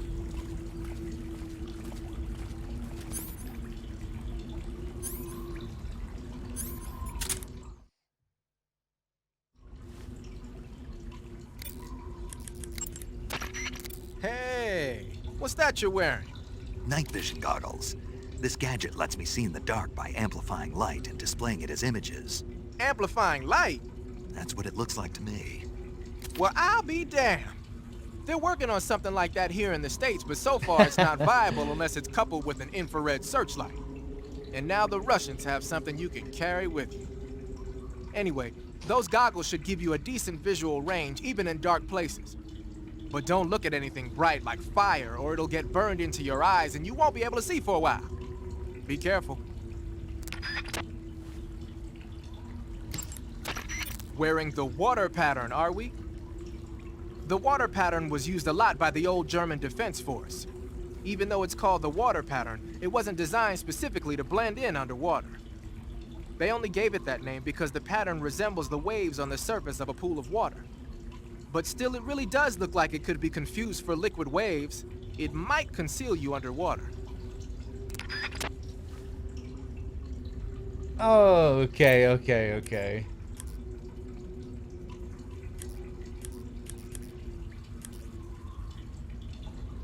Let's go for another save call. Do you want to save? Just to make sure. Keeping up to date.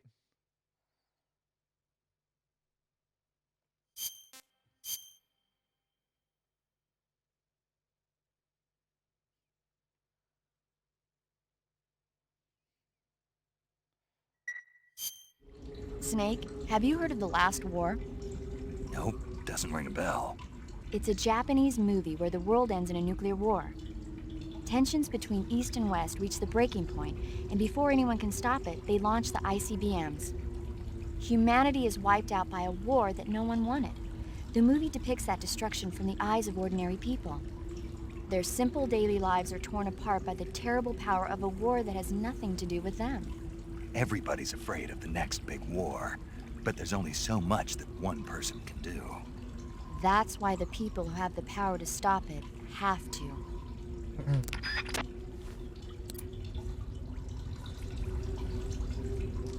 Kitty Rod, people in chat are just talking shit because we were joking about this yesterday. I'm Irish. From Ireland.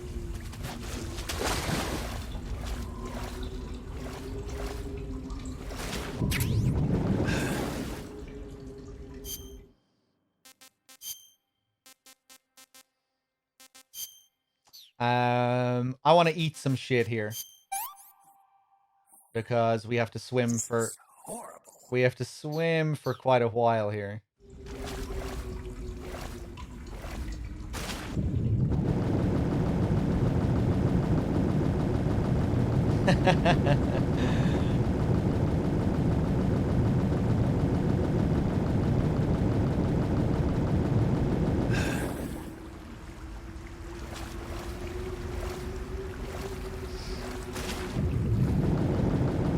That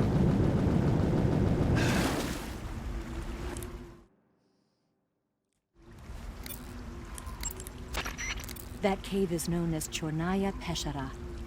In Russian, Chornaya Peshara means the black cave from which cold wind blows.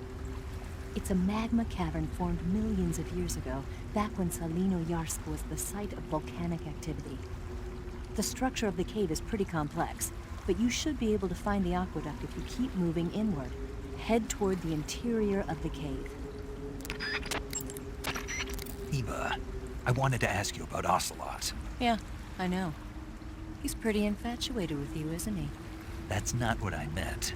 Aren't the Ocelots an elite unit? Yeah. So how'd he get to be their commander?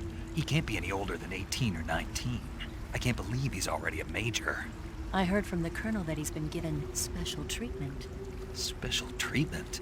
Yeah, he's the son of some legendary hero or something. No wonder he seems to have the right stuff. So who is this legendary hero anyway? Beats me.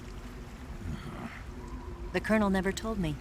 All I heard was that his mother was supposedly shot in the gut during battle, and that he was born right there with bullets whizzing past them. A pregnant woman in the middle of a battle? That's what I heard. They say that when they stitched her up, the scar was shaped like a snake.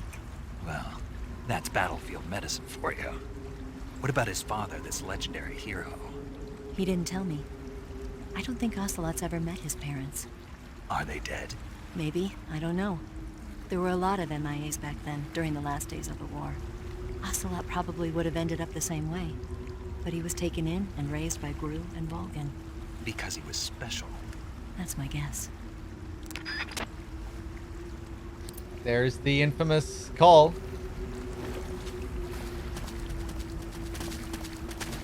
If you tie that together with what we see at the end of the game, it's pretty clear. I like how Snake seems to assume that the legendary soldier had to have been the father.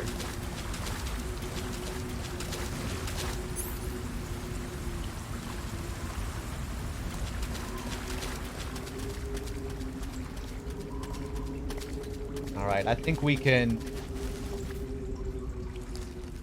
move on.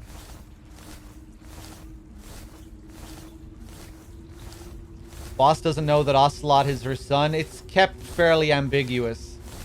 I don't think so. Well, one interesting thing about Ocelot in this game are how the boss's interactions with Ocelot kind of mimic her interactions with Snake in a way. The way she scolds him like a child and takes his weapon apart. You know, the same thing that she does to Snake. And I guess they're both sons of the boss in different ways. You know, Snake is referred to as a son of the boss, like the Cobra unit are. Just they're, you know, her students. So it's kind of interesting that her actual son gets sort of characterized in a similar way.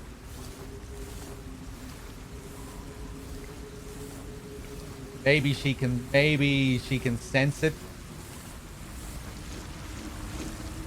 But I don't think she does know. I don't think either of them know.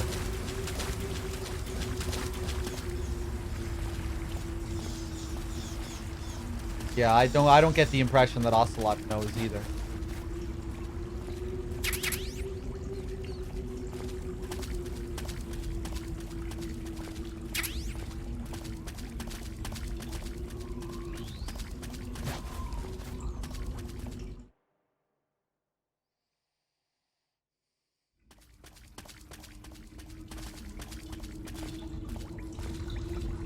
But she copies his hand gesture.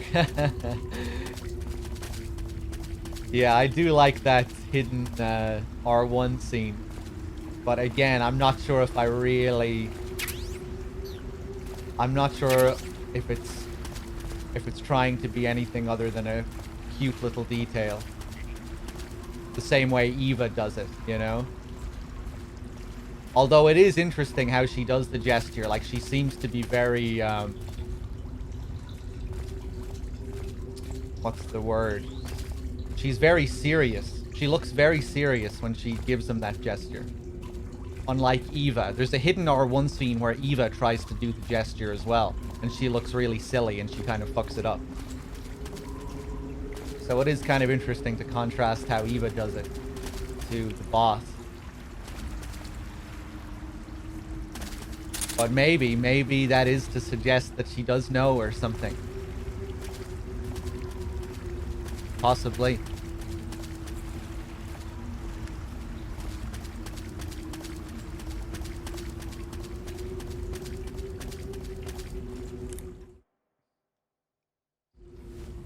The father is the sorrow, of course, yeah.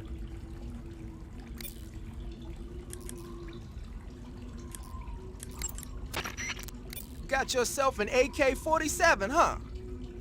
The AK-47 is the official assault rifle of the Soviet Army. The first model was completed in 1946, and in 49, it beat out all its competitors to become the standard assault rifle of the Soviet military. It uses 7.62 millimeter by 39 rounds developed in 1943, and a 30-round box magazine originally designed for a different assault rifle. You can aim it from the shoulder by equipping it in first-person view and holding down the aim button. It's sturdy and extremely reliable with high power and precision. There's no better assault rifle in the world.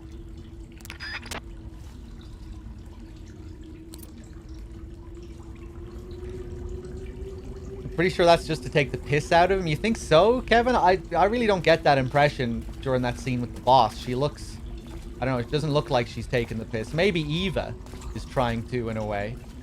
I don't know, I kind of get the impression that Eva just likes the gesture and she wants to copy him. And it's just kind of this silly little thing. I really don't get the impression that the boss is trying to take the piss out of him. You know, she looks very stern and serious when she does the gesture. It's interesting as well, that gesture was apparently something that was done on the fly by the mocap actor. It wasn't written into the script. He was just playing around while they were shooting those scenes. And Kojima liked the detail and he made it a bigger part of Ocelot's character.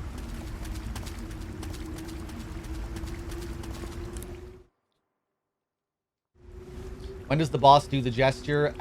During the torture sequence. When Snake is hung up and he loses his eye and all that. When Ocelot leaves the room, she does the gesture. Not to his face, though. To his back when he's walking away. Same with Eva. Yeah, it's a hidden R1 scene.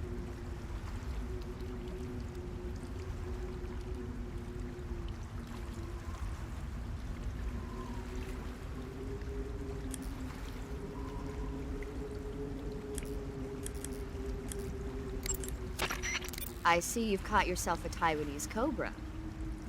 The Taiwanese Cobra is native to Taiwan and southern China.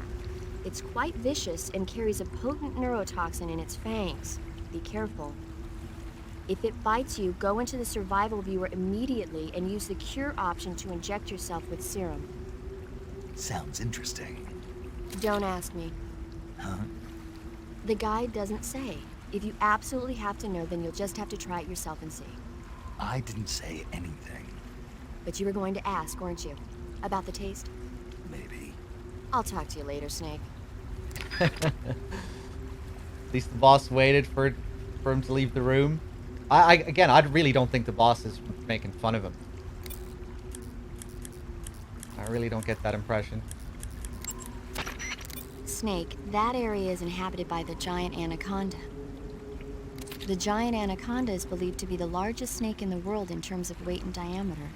It's not poisonous, but its large size makes it extremely powerful. They say it even eats crocodiles. Its only natural predator is man. And Snake. And Snake. The giant anaconda is a very large snake, but you should be able to capture it alive using the tranquilizer gun. Got it. So how does it taste? I knew you were going to ask me that. I'm glad I didn't disappoint you. So? Well, the guide says it tastes all right. Good. I'll have to try some.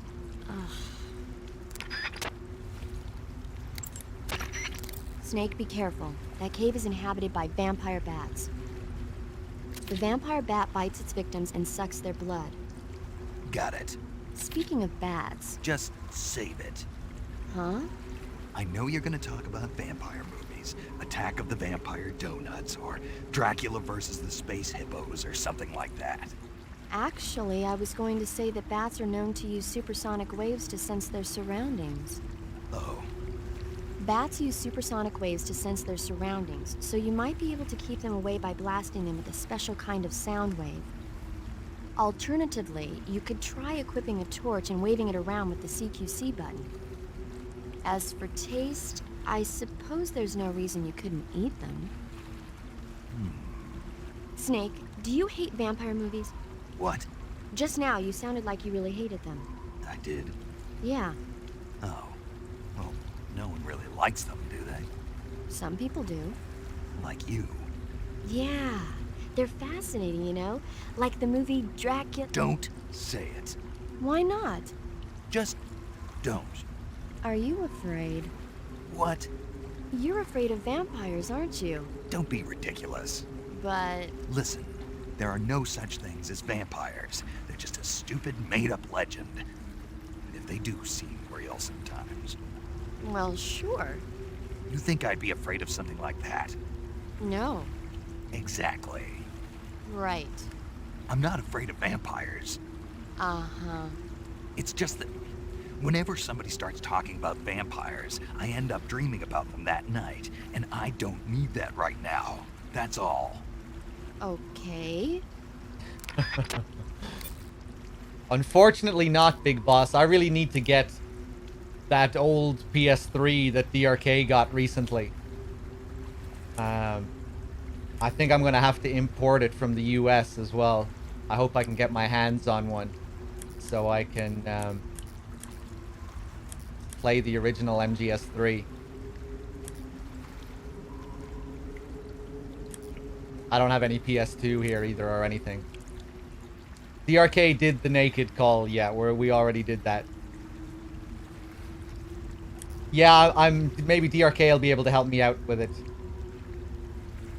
I only learned recently that there were 2 different types of backwards compatible PS3s. I used to have a backwards compatible PS3, but it was the one that like didn't have the PS2's actual chip in it. It just emulated the games and kind of poorly. Like I remember playing Silent Hill 2 on it and it just ran terribly. James's leg would always disappear during gameplay.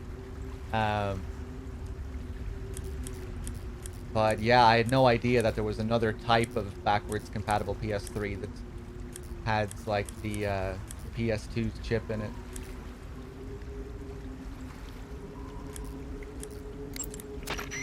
When you're bitten... Snake, whatever happens to you, make sure you leave a descendant, okay? Are you saying you want to have my baby? No. I'm saying that in the 21st century, the genes of soldiers like you are going to be in high demand. Genes? Uh-huh. Remember when Watson and Crick discovered the double helix structure of DNA back in 1953? No. You know, they won the Nobel Prize in Medicine for it the year before last. Of course, you have to feel sorry for Pauling and Franklin. They were researching the exact same thing. Sorry, I don't follow. Inside every living creature are little blueprints called genes. Through the union of the sperm and egg cells, these blueprints are transformed and inherited by the next generation. That's why parents and children resemble each other. The concept of genes was first proposed over 100 years ago by Mendel, but he didn't know what they were exactly. For a while, it was thought that chromosomes were composed not of deoxyribonucleic acid, but of proteins called polypeptides. Later, it was shown that deoxyribonucleic acid, or DNA, was a biological macromolecule. Then 11 years ago, Watson and Crick discovered that DNA had a double helix structure. Yeah, this is all fascinating stuff, but what exactly does it have to do with me? The inherent characteristics of any given individual are determined by his or her genes. By duplicating a set of superior genes, a separate body with the same set of characteristics, a clone, can be created. But genes don't control a person's fate. That's true, But having an offspring that's genetically identical to the parent is more efficient, right? You can expect better results that way. More efficient? You can't mass produce human beings. Maybe, but now that we know the true nature of genes, human cloning is that much closer to reality. Nuclear transplanting is already theoretically possible, so one day... My genes are going to be a valuable commodity. Exactly. They'd never let that happen. Just think, even if your body dies, you survive and go on to bigger and better accomplishments. If you think about it, it's kind of an honor. Does that kind of technology seriously appeal to you? Well, I am a doctor. I can't condone it on moral grounds, but I'm fascinated by the possibilities. Especially when I see such an excellent specimen as yourself. Yeah, well, thanks for the compliment, but it doesn't make me feel any better. Don't be so glum. It's not like it's going to happen anytime soon. We'll just have to wait and see.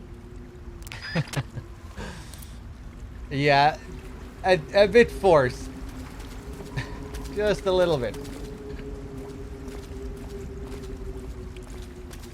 I'm usually not the biggest fan of moments like that in the series where they're like wink wink, nudge nudge, and characters are so accurately predicting the future when it's so like direct. A bit much, I think. Although it does make me think more about Paramedic and her evolution into the Dr. Clark character. A lot of people say, you know, that her MGS4 development it feels a little bit unrealistic, like they can't really buy that this lovable movie-loving character could turn into such a villain. I don't know. I don't really agree with that. I could see Paramedic really betraying her morals and ethics. You know, we see one side of the character in this game, but that call there kind of makes me think, I don't know. You know, well, I can't condone it on moral grounds, but I'm fascinated by, you know, what the results could be or whatever she says. I don't know. I kind of could picture it. I mean, again, I still think that the whole Patriots reveal, and I still would have preferred if that reveal never happened in 4, and they left the Patriots as more of a mystery.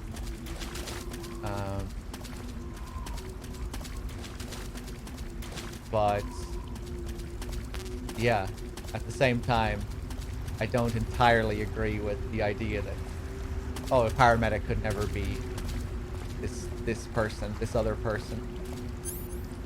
For me, the big one is 0. I can accept Sigint becoming the DARPA chief and becoming this guy who becomes corrupted. I can accept Paramedic becoming this person who becomes corrupted. Them becoming the Patriots all feels a bit much, but having them be corrupted, I think makes sense to me. But it's the big one for me is 0, and his supposed infatuation with the boss. That's the one that I really have trouble accepting in 4. Although I think 5 makes it a bit easier to swallow.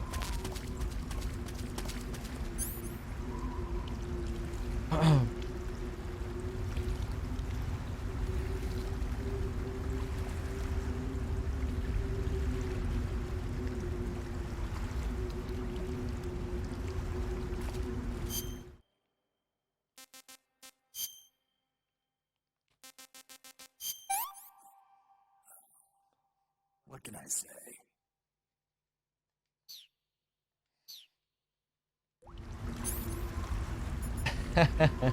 Hold on, let me catch up with chat here.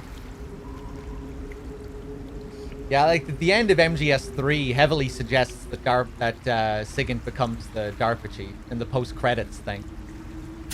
And the call where Snake asks him about his name, Sigint, really ties in nicely with his later development. When he talks about wanting to bring people closer together and, you know, predicting the information age that's about to come. I feel like that ties in nicely with who he becomes later on, being the guy to want to set up the Patriot AIs and all that. You know, where we see that his heart is in the right place in this game, but he becomes corrupted. I feel like that works, and I think it works with Paramedic as well. It's just, for me with Zero, it's just, I don't really see a fascination with the boss in this game. Right? We see that Zero goes way back with the boss, and he has a deep respect for the boss. But MGS4 wants us to believe that his admiration for the boss is up there with Snake's admiration of the boss, Snake's love of the boss. That these are these two men that, you know, were infatuated with this woman. And in MGS3, I don't really get that. You get it with Snake, but Zero, I don't know. I feel like Zero needed to be a more important character in this game for me to really take that development in 4 seriously. It's just way too much, you know, the scene in the church and all this intense focus put on Zero, and the Shinkawa artwork of him with this face, and you know, it really opens just a huge can of worms in 4.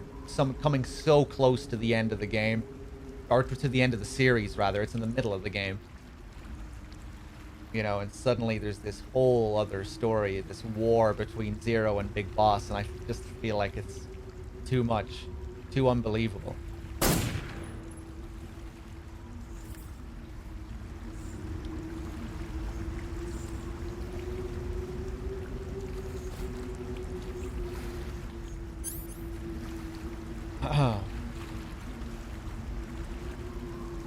Maybe it's about how unsuspecting people can change to become major antagonists. Yeah, I mean, and this game foreshadows that. Like, even with Snake, how Snake is so different in this to what he becomes. And there's an ominous call later on where Snake talks to Zero, and Zero is talking about, oh, how he can't believe that Sokolov would ever take another woman or something like that. You know, when Snake is suggesting that Sokolov is in some kind of relationship with Eva or Tatiana. And Zero is like, oh no, I know Sokolov well. He would never do this and never do that. And Snake stops him and he says, Major, people change. And I feel like that, again, ties in nicely with what happens to the characters in this game. And sure, you know, like I can accept characters changing and becoming very different people as the times change and as they get older. And I can fully accept Sigint or Paramedic or Snake becoming different people.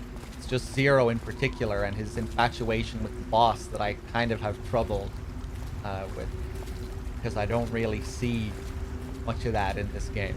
I see a deep respect for the boss, but nothing that matches Snake's love of the boss. Whereas 4 really wants us, really tries to make us think that they're both on the same wavelength.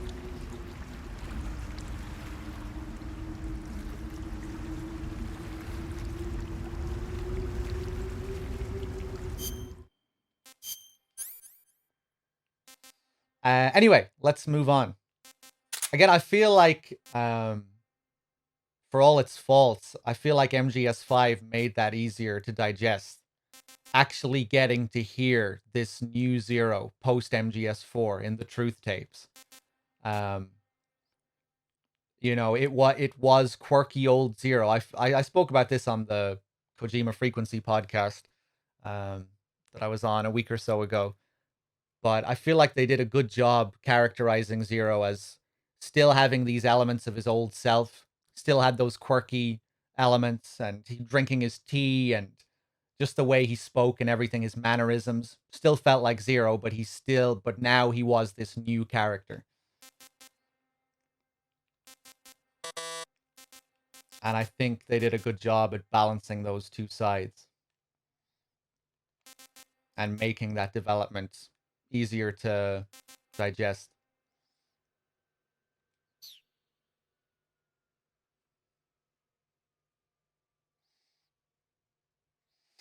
If only it wasn't only in tapes, yeah, it would have been cool to see him. but I'll take what I can get, I guess.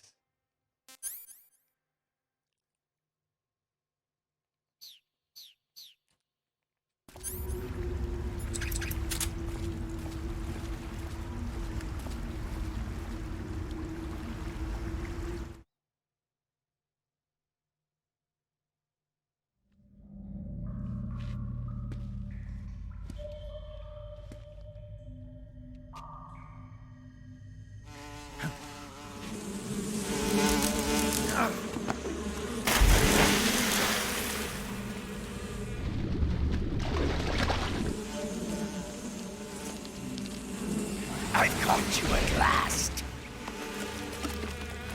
We are the sons of the boss. Ha! I am the pain. Ha!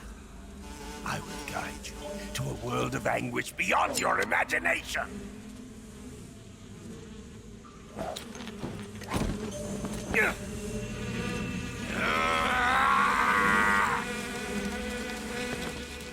Let's get started.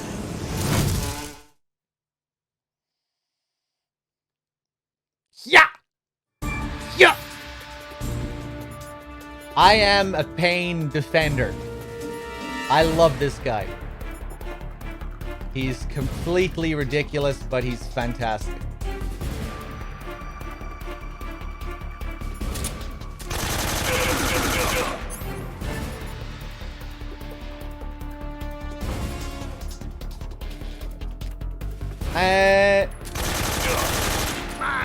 I guess we'll drag this out a bit. Let me change my setup here.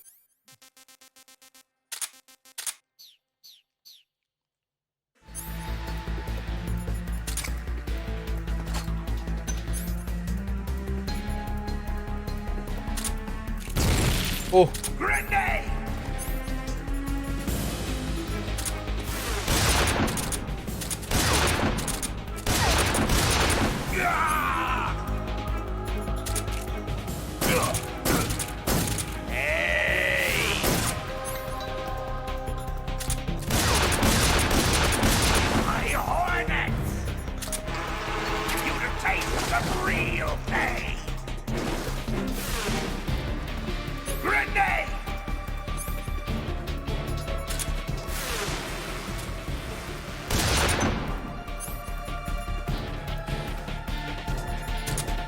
Crank him to get the camo. Oh, the pirouette.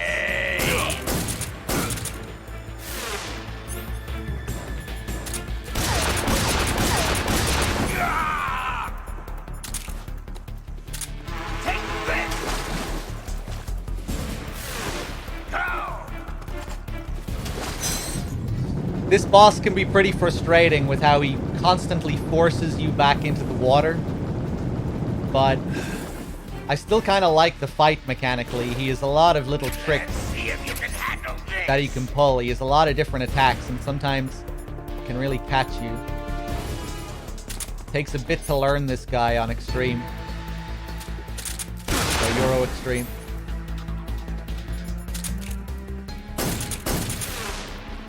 You can tell which one is the real one there by looking at the hornets. The real one will have hornets actually flying around them.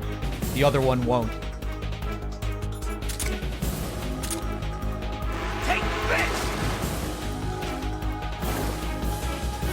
Yeah, I don't know if I'd say this is one of the best fights, but I still like it.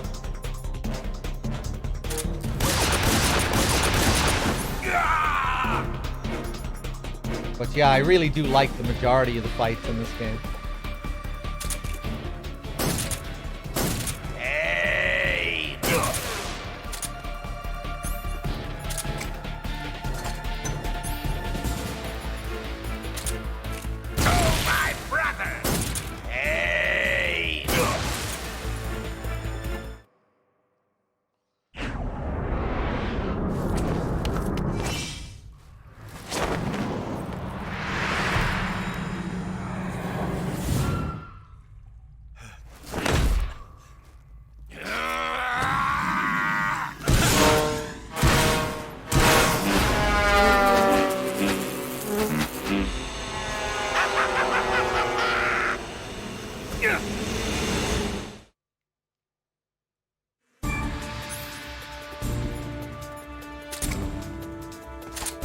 Go, get him!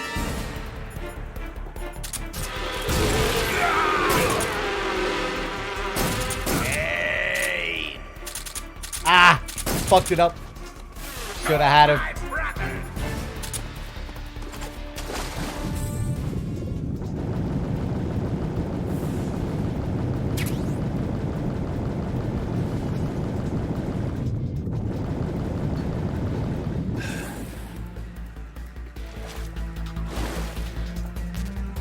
Let's see if you can handle this.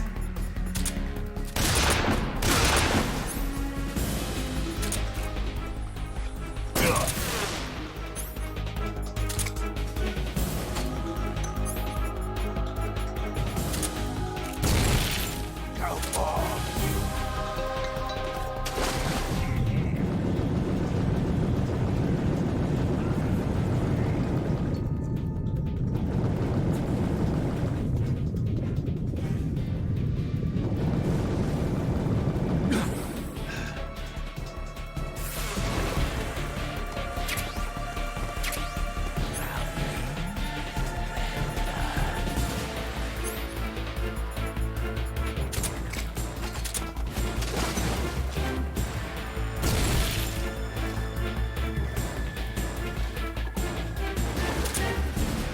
Are you just going to run away?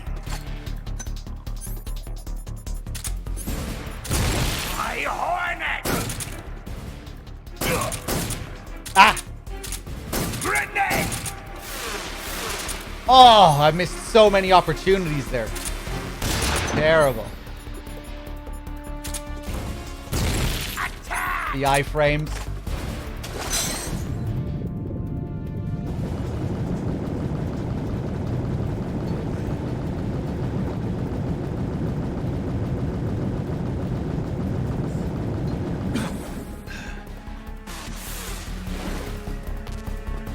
Let's see if you can handle this. Oh, here we go.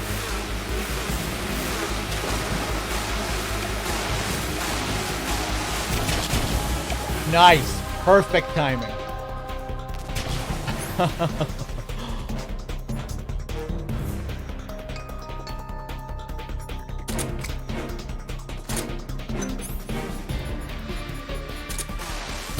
Oh! That's a rare one where he just teleports over to you.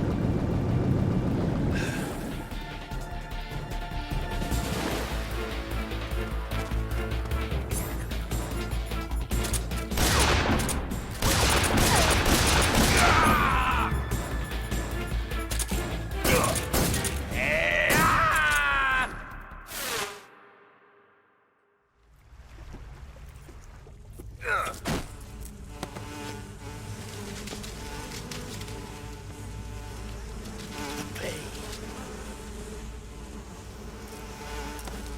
The pain.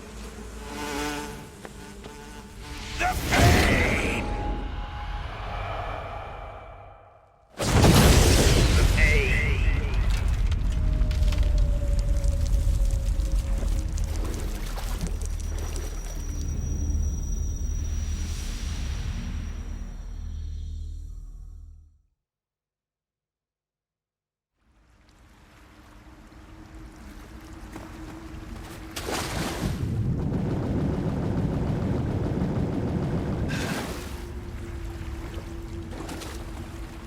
There's the paint.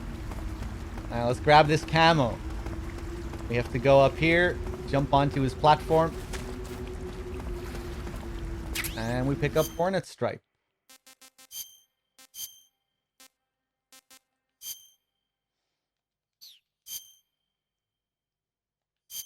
The Payne's camo uniform wards off hornets, spiders, and leeches. Also allows the wearer to tame hornets, which is one of the coolest little gimmicks in this game. You can have a lot of fun with this. We'll play around with it later on. The way it works is when you shoot down a hornet's nest while wearing this camo, the hornets will just gather around you. They won't attack you. They'll just follow you around. And when you get close to an enemy, they'll go and attack that enemy for you.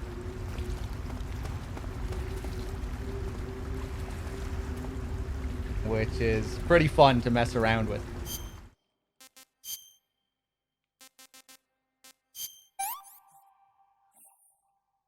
I'm gonna puke.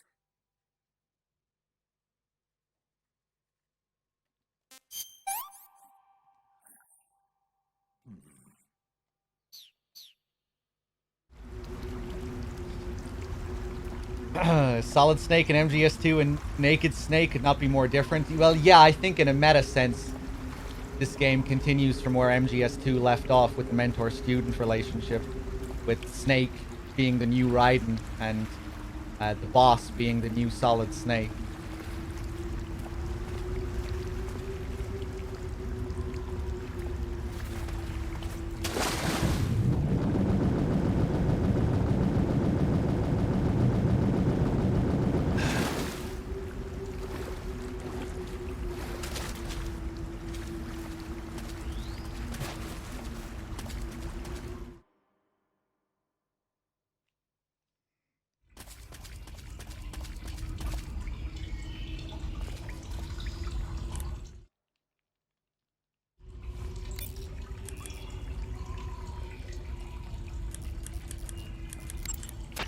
Snake, you beat the pain.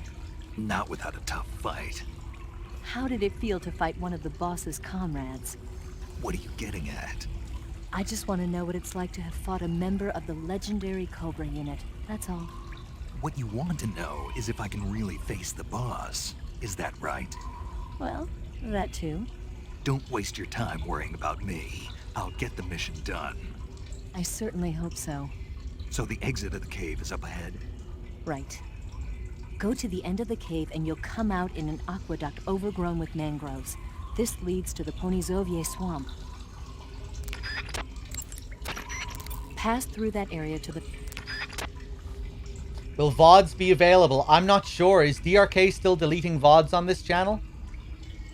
VODs will be available. Seems like VODs will be available. Chill Stream with the 27 months. Thank you very much. Hold on one sec, guys. Oh, wait, no. Are VODs still being deleted? He turned them on for the marathon. Ah, okay, okay. So, yeah, VODs will be there. Yeah, they'll auto-delete after, like, 2 months. So they'll be there for a while. The exit from the cave should be toward the back. Proceed through the cave and find the exit to the swamp aqueduct. The exit... The assault rifle works... Yeah.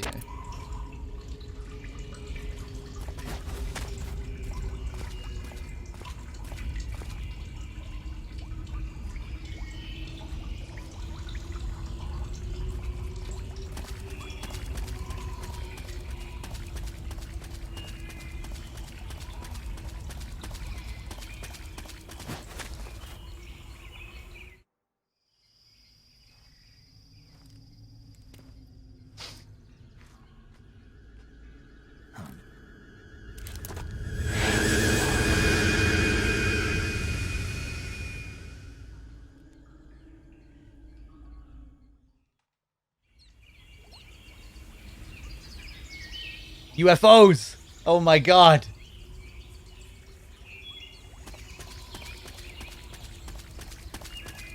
Let's save. Make sure we're keeping up to date. You want to save? Hold on a sec.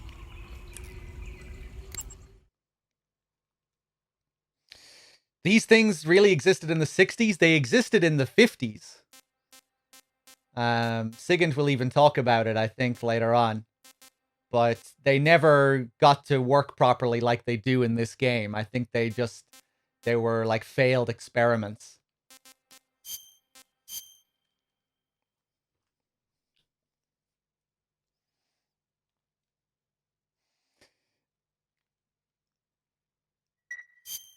Snake, have you seen the movie Them? No. It's about these giant ants that appear in the desert of New Mexico after a nuclear test. The army tries to fight them off with flamethrowers. The ants were so big that they filled up the entire screen. The whole movie theater was screaming. An ant that big could make a good meal. Yeah, well, if you find any, don't eat them. Come on, they're not that bad for you. If you end up growing huge like that, you won't have any place left to hide. Just like a Gurlugon. The Gurlagon, MGS2 reference there. MGS2 VR.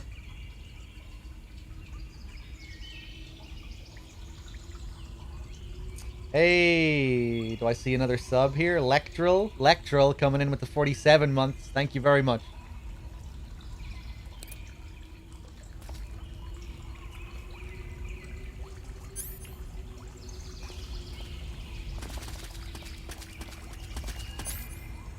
Okay.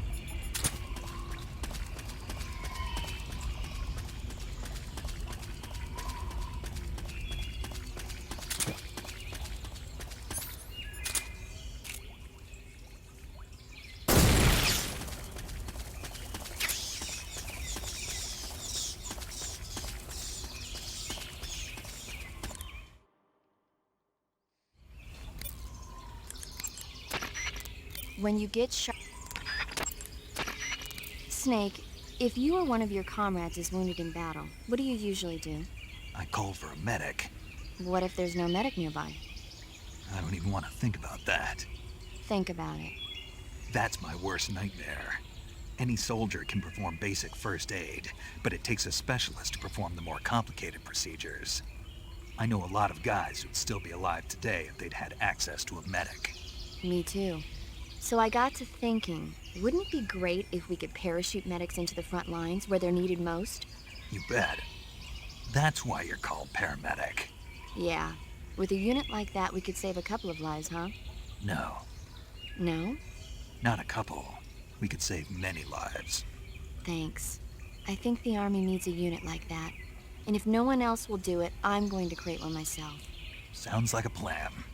Will you help me? Count on it. Yeah, DRK probably did the Sorrow Call. I'm sure he did that earlier. Yeah, the trick is to exit the radio screen and enter it again. If you just repeatedly call her, you won't get it. You have to exit and enter the screen again if you want to get it. At least I think you do.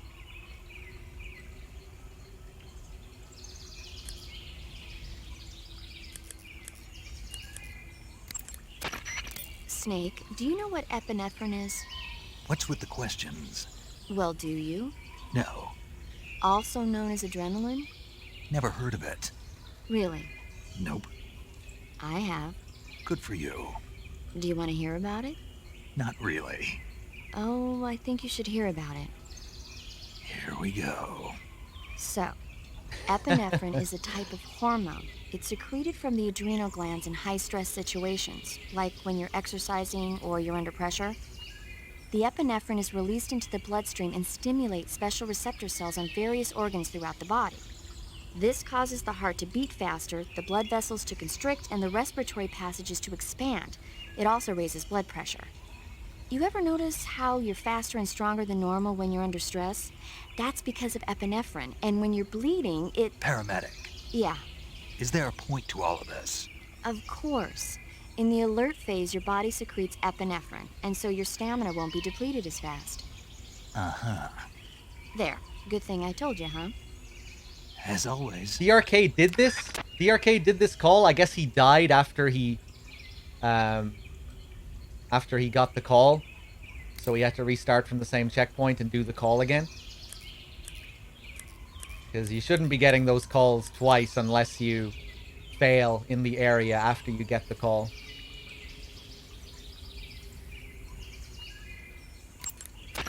That area is home to the Thai Cobra. The Thai Cobra is a large venomous snake that carries an extremely potent neurotoxin. Be careful not to get bitten. If you do get bitten, go into the survival viewer right away and use Cure to give yourself a serum injection. The Thai Cobra originally comes from Indochina, Thailand, and southern China. The ones in that area were probably imported as pets and research subjects before they escaped and turned feral. Not as food. Come again? They weren't imported as food. They're not for eating. So they don't taste good then. That's not my point. It's not a matter of whether they taste good or not. People don't raise snakes for food, period. Okay. So you're saying they might be good to eat, right? Only one way to find out.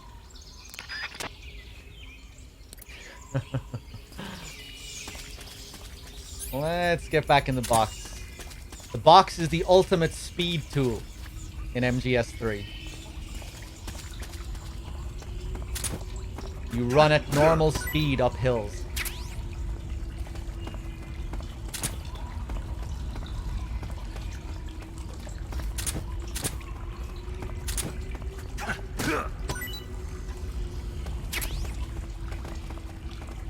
See, look, if you're running normally, you get that slower animation. But if you're in a box, magic. The power of the box.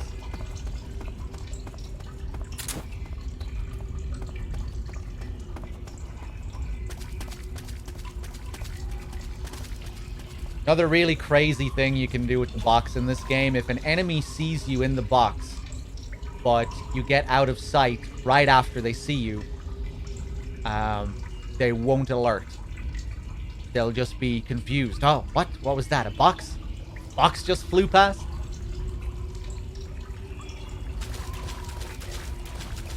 And that can be pretty useful for some fancy strategies.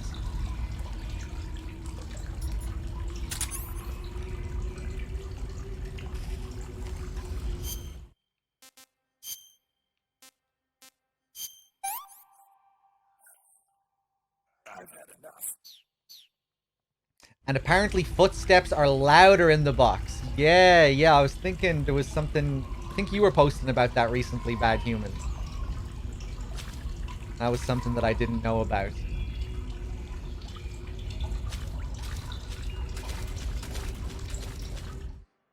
Hey, what's up, Shadow Cloud?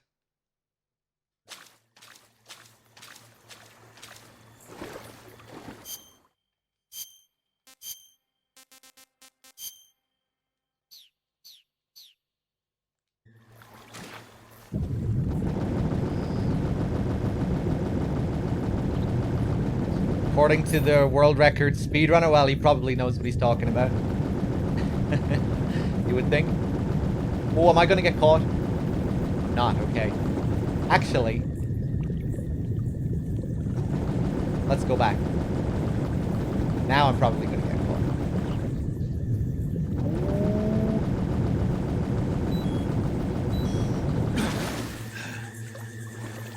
caught. Just to show something here.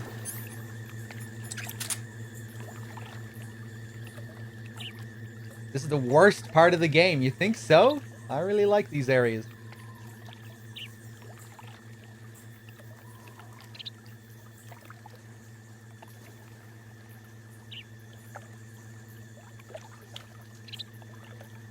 Let's wait for him to come back.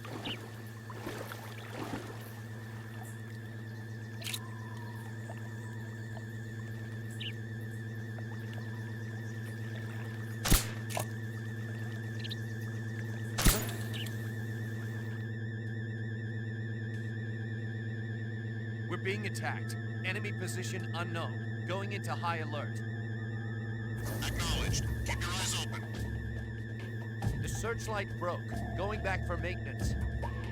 Acknowledged. Return to your post upon completion. So, if you break their searchlight, like he said, they will go back for maintenance. And after a minute or so, he'll come back. So, another way of clearing these guys out without killing them. I could trank him and he would fall and explode and die and it wouldn't count as a kill. But that's another way of doing it. Pretty cool detail. That's how you non-lethal them. Yeah, like I said, you can just headshot them with a trank and it still won't count as a kill even though they die. Like it's like when you blow up a barrel. They die, but it's still not a kill. Ooh, I really like how the visuals look here. The light and the colors and everything.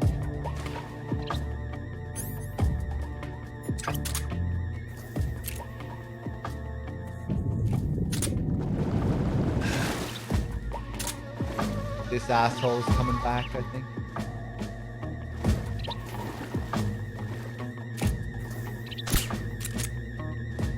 Fuck.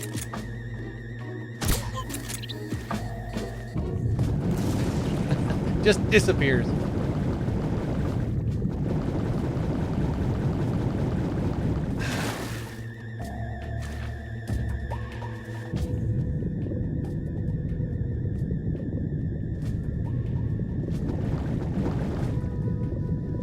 Okay, should... Yeah, he's going back up to his position.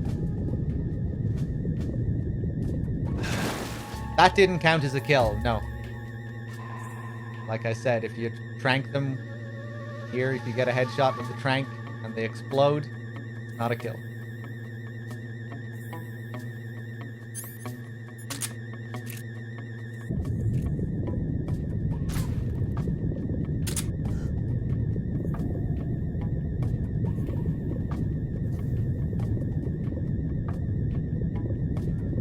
Oh, that wasn't the searchlight? I was sure I took out the searchlight there.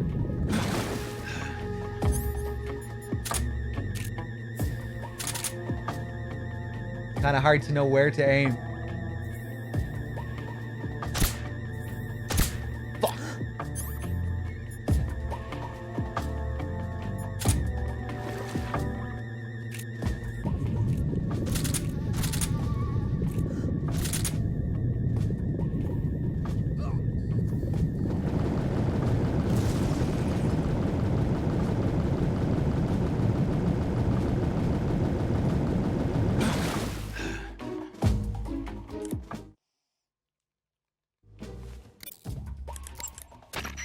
You say they have flying platforms out there?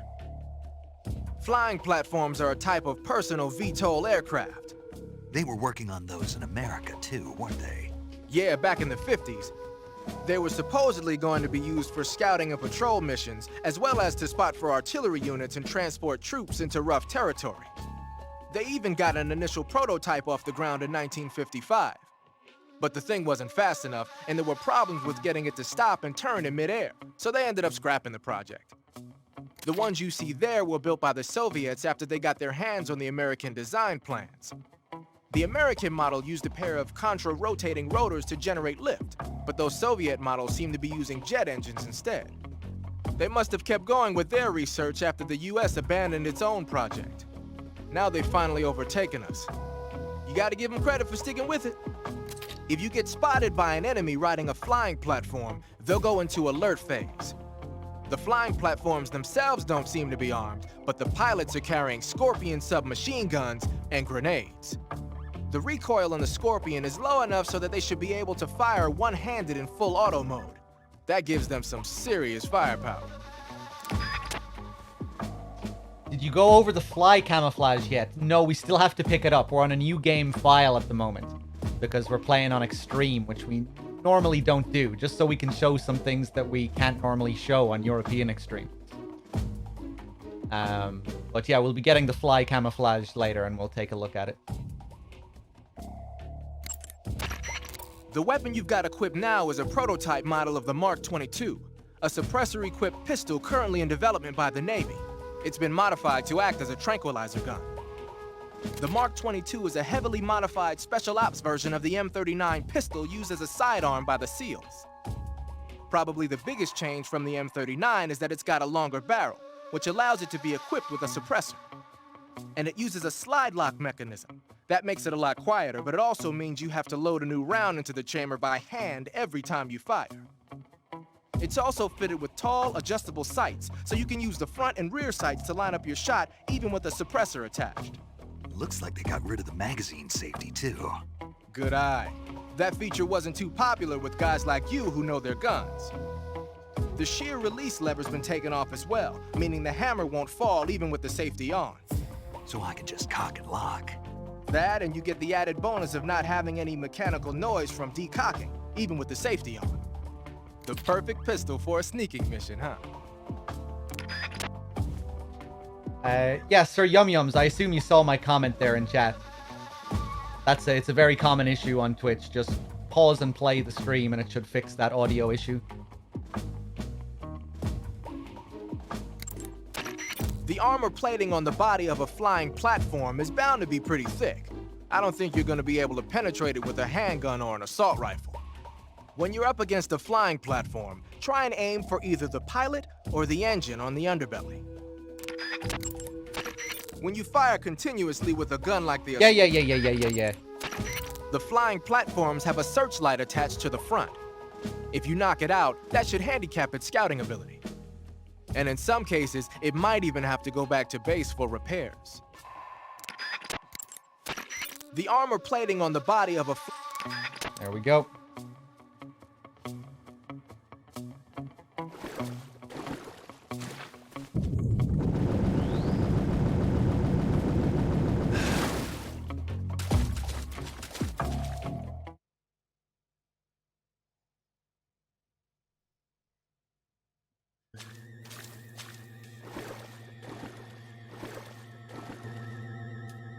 Oh, more of them in here if you come in here on caution.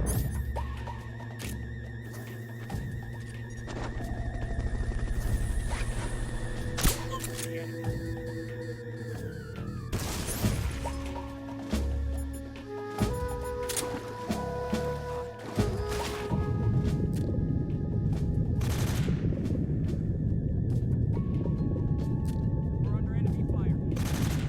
Unknown. Going into alert formation. Acknowledge. Fuck.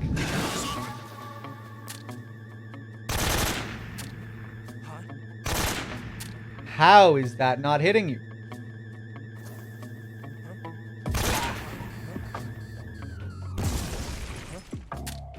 Who's that?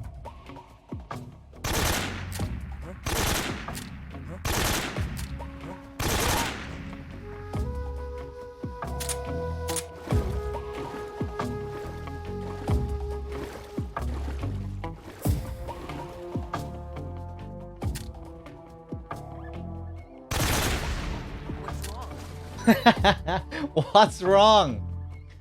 I don't know. Mystery.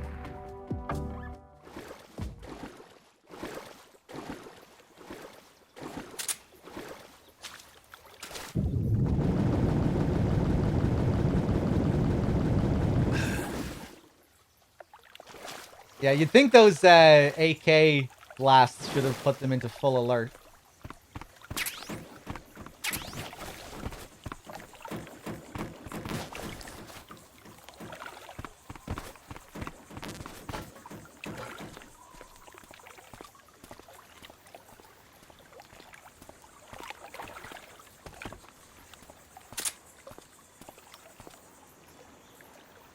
Now it's peaceful.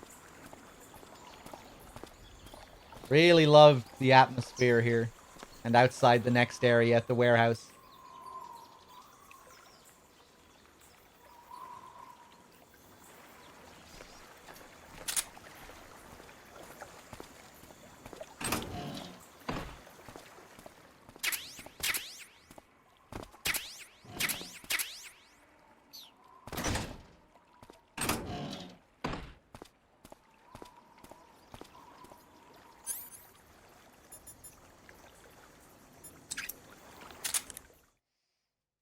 Salad Snack, what's up?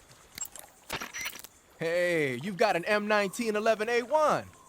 Yeah, a 45. 50 years since the Army adopted the first model, and they're still using them. It's a real gem of an automatic pistol. But aren't you gonna need more than just one little handgun? Not at all. When you're in a tight spot or fighting in close quarters, sometimes a handgun works better than a rifle. And if I equip a knife at the same time, I can instantaneously switch over to hand-to-hand combat. I see. That 45 you've got there is a lot different from the original, though. Looks like someone did some serious work on it. It's more than a little. First of all, the feeding ramp is polished to a mirror sheen. It's not going to have any feeding problems. The slide's been replaced with a reinforced version, and it meshes perfectly with the frame. The frame itself has been iron welded and scraped down multiple times for maximum precision. The front strap part of the frame has been checkered to make it dig into the hand. That prevents any slipping. The sight system's original too. It's a 3-dot type. It's got an enlarged front sight giving it superior target sighting capability. The regular hammer's been replaced with a ring hammer. That enhances the cocking control and increases the hammer down speed. They also reworked the grip safety to accommodate the ring hammer. Looks like they eliminated it altogether. This is a tool for pros. The thumb safety and the slide stop are extended to allow for more precise handling. The base of the trigger guard is whittled down so you can use a high grip. And the trigger itself is a long type for easy finger access. The trigger pull is about 3.5 pounds. That's about 1.5 pounds lighter than normal. The magazine well has been widened to make it easier to put in a new magazine. The magazine catch button has been cut down low to make it harder to hit it by mistake. The mainspring housing has been changed to a flat type to increase grip. And it's even been fitted with stepping so it doesn't slip from the recoil when firing. On top of that, they added cocking serrations to the front part of the slide. That lets you load and eject cartridges faster in an emergency. Whoever did this is a professional. No question, this thing could shoot a one-hole at 25 yards in a machine rest. Well, I'll be damned. That's some gun. Yeah, I've never used a weapon this fine in my life. 19 images we get for that one. Director's cut version of the gun porn scene. You want to save? Hold on a sec. Hey, what's up, Vegeta? How's it going?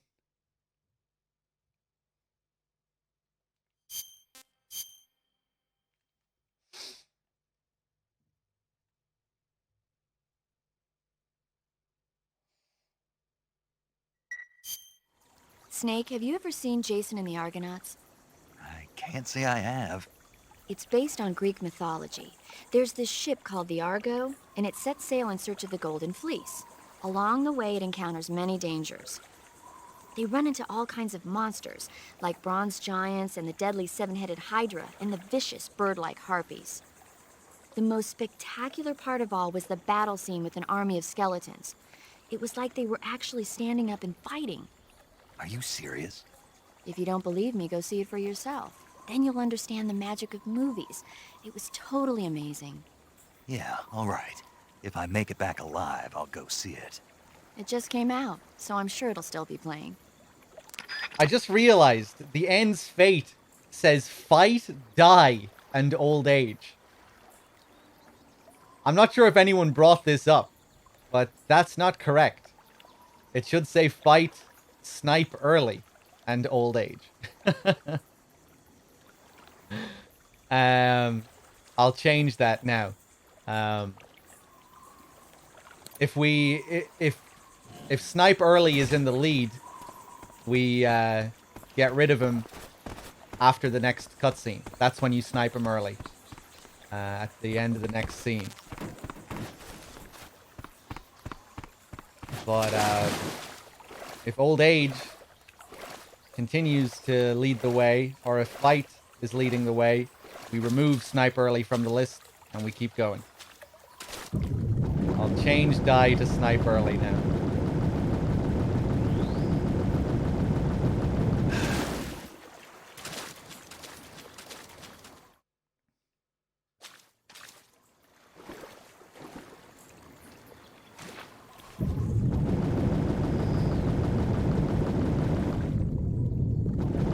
Pretty sure someone pointed out to DRK. Well, DRK probably had it written down correctly on his stream.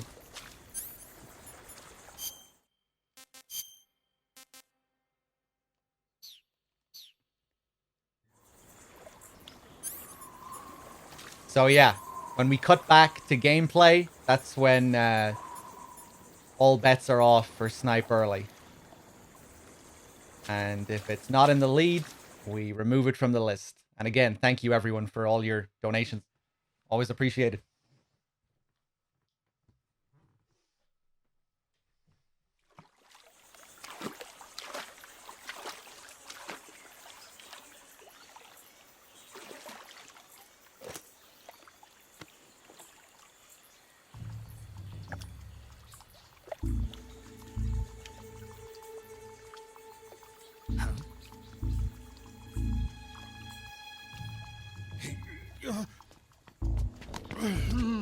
Get your hands off me.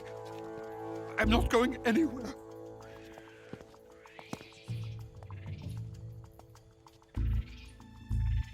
Really now? How many times must I tell you?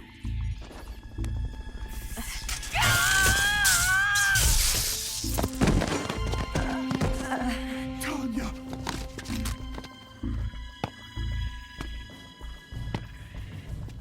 Each time you resist, your lover will suffer the consequences. Is that clear? Vulcan.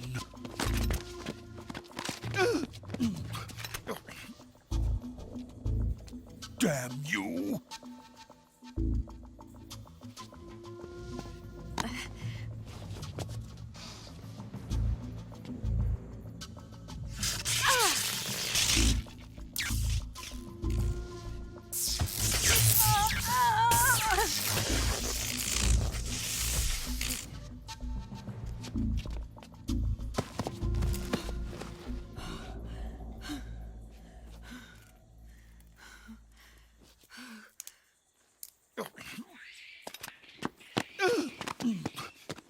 Hold it right there, traitor.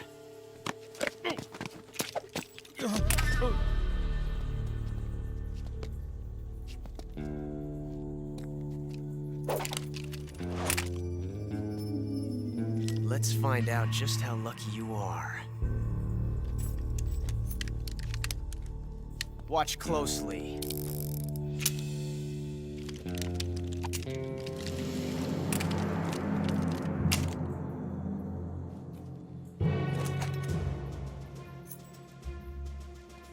One of these 3 guns has a single bullet in it.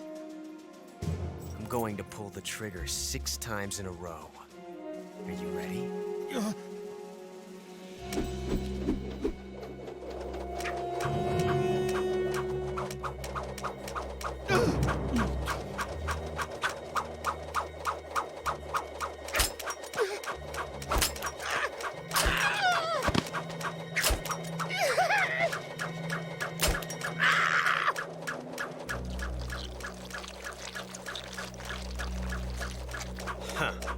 Looks like your luck hasn't run out yet.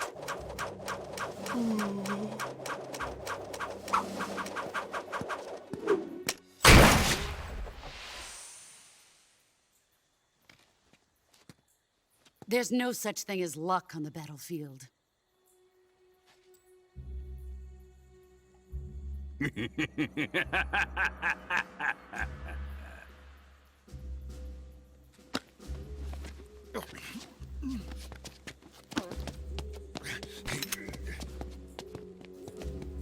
You'd better stay in line from now on.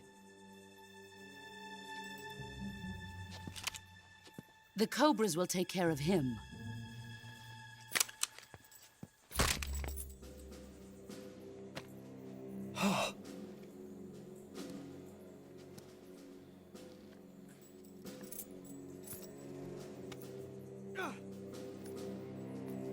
Has the CIA dog been disposed of yet? The pain is dead. What?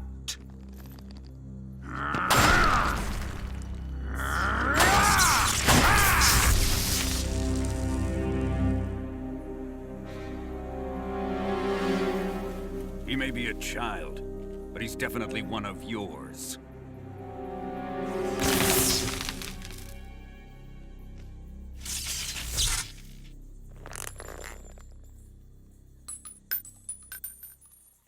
I fear Khrushchev may have a hand in this. We have no time to lose. You must eliminate him before the final test. Don't worry. They'll be able to handle it.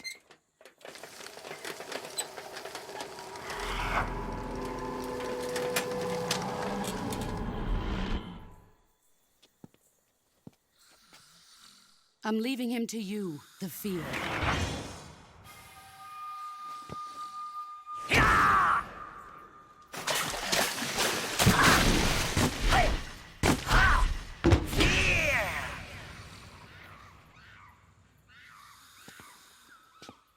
The old man is always sleeping. Is he all right? The end is saving what life he has left in him for battle. Normally, he's dead. But he'll wake up when the time is right.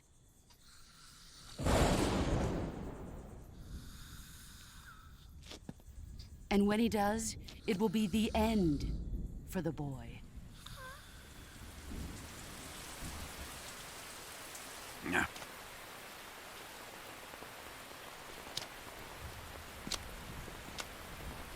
Sokolov isn't worth your love. You can entertain me until the rain stops.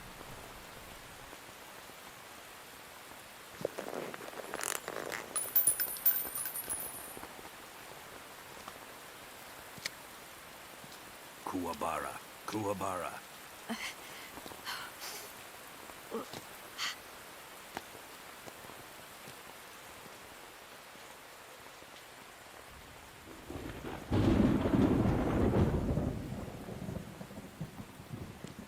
Gisaro, is that you?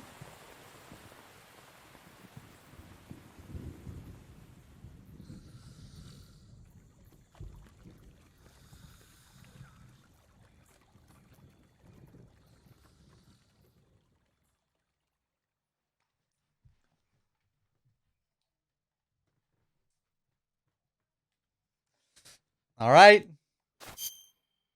It's between old age and fight. Give me a sec here and I'll remove Snipe Early from the list.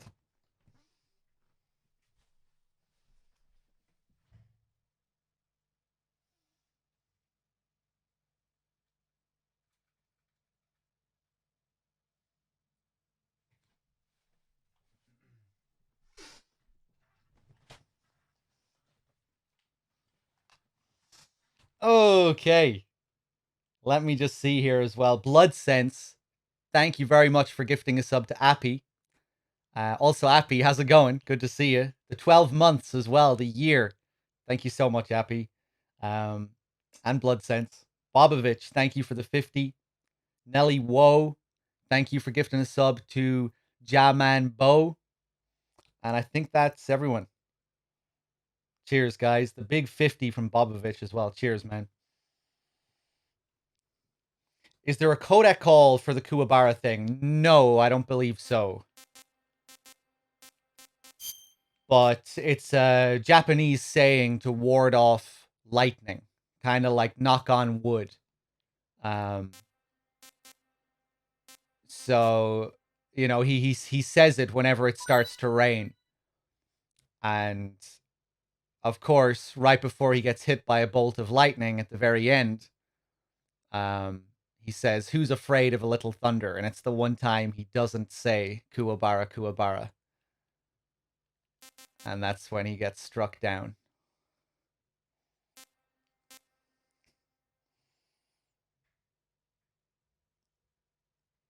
Mint with the 100.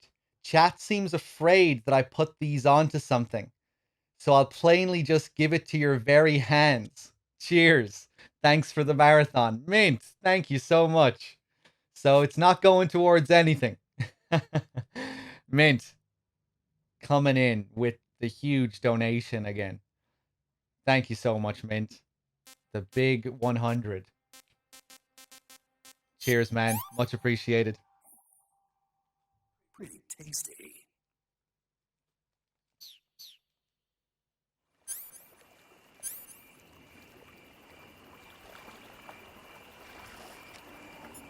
All right.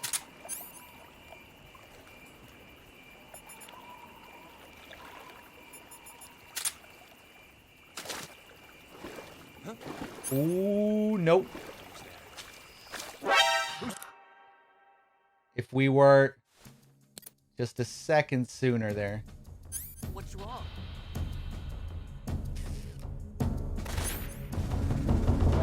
I kind of want to do this again. I'm just going to let this guy kill me. I want to do something specific here. This is HQ.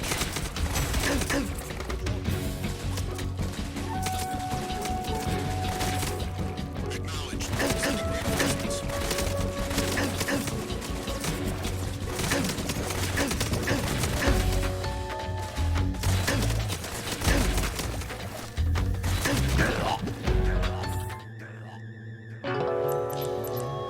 Oh, that's nasty looking. You all right? Snake! Snake!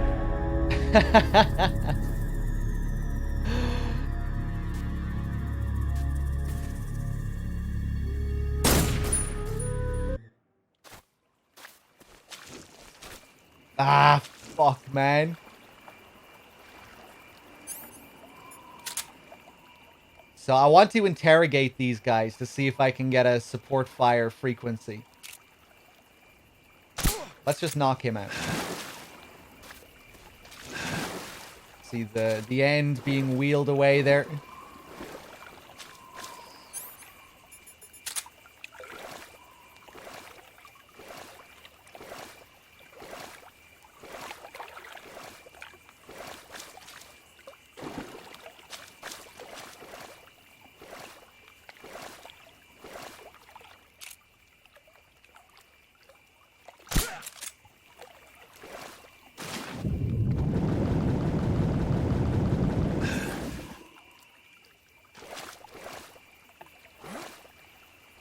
Who's that?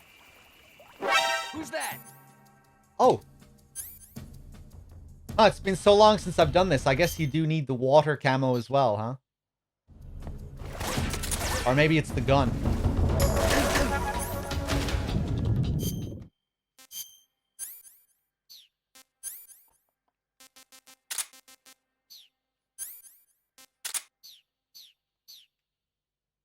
Yeah, it's the gun.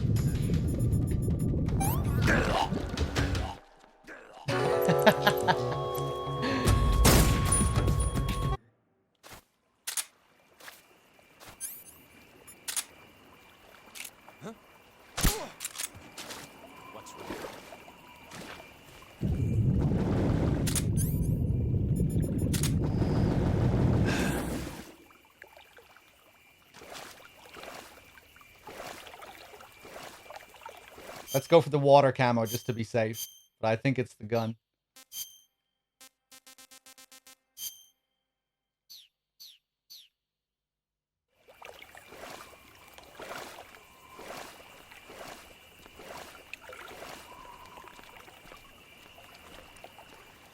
Yeah, he's too focused on the other guy.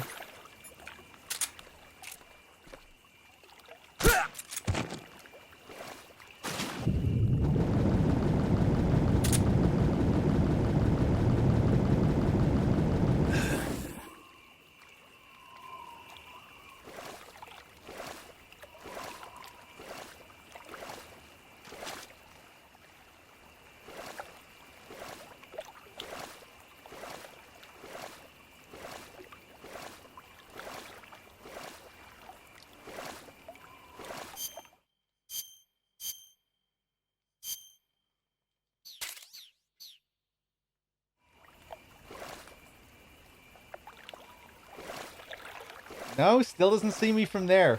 Even at -10, okay.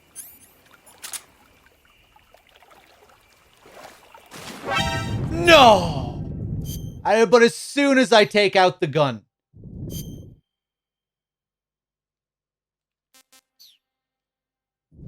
What an asshole.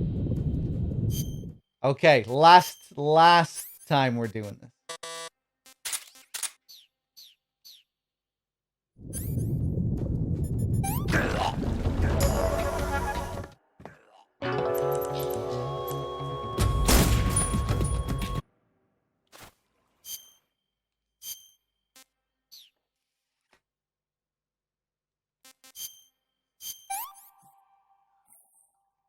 Pretty tasty.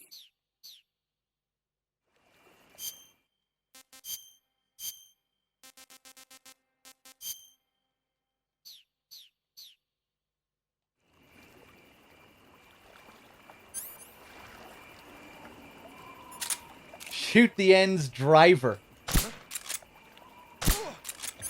Alright then. Since you asked.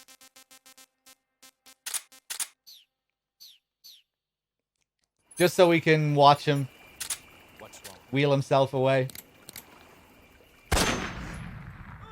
I'm in HQ. This is HQ. Classic. Patrol here. The enemy is unknown position. I love the groans out of him. Ugh! Acknowledged. Sending reinforcements. Use extra Now caution. come the reinforcements.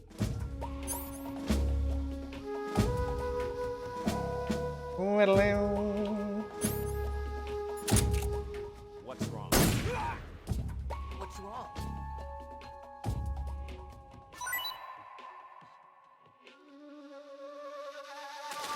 I really don't want this mess. I want to interrogate these guys.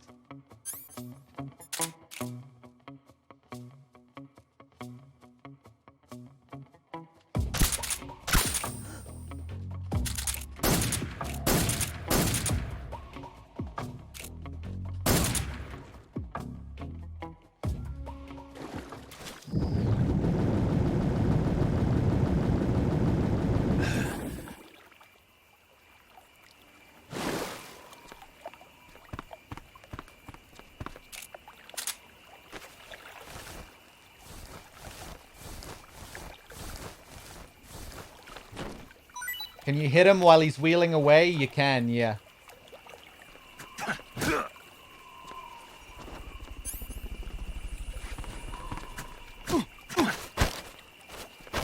Speak.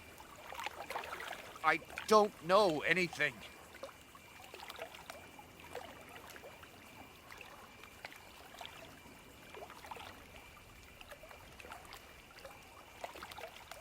Speak.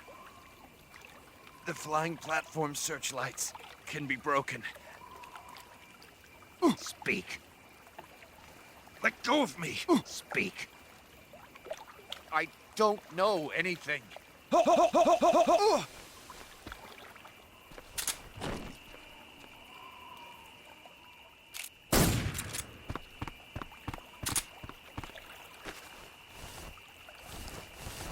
Miller, is that you? Oh, was that Atkin Downs? I know he does some of the voices of the soldiers in this. So I wasn't actually paying attention.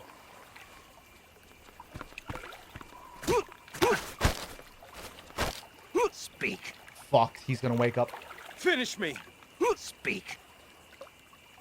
Fire support request. 148.98. That's what we're looking for.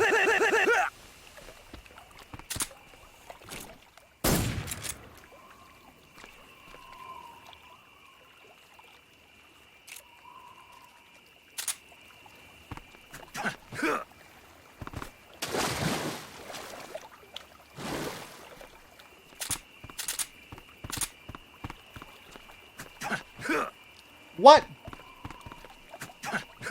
What?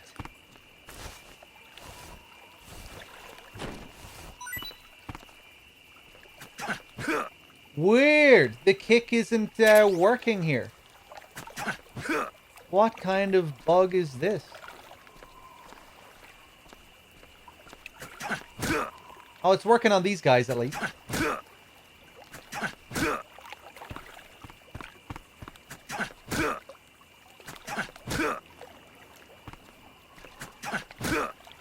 Oh shit. He'll wake up the other guys.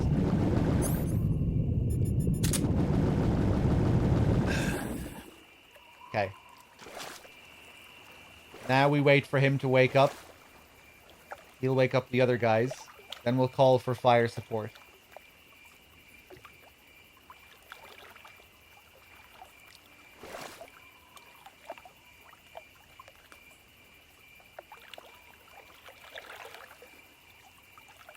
Wow, that 1 star is lasting a long time.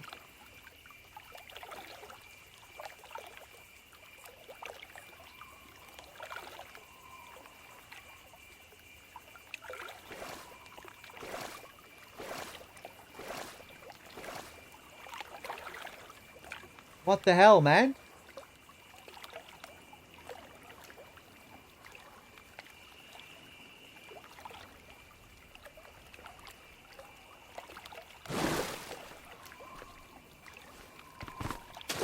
We're cool. Yeah. It's the enemy. What's wrong? HQ, respond. This is HQ. Patrol here. We're under enemy fire. Enemy's position is unknown. Going into alert formation. Acknowledged. Keep your eyes open.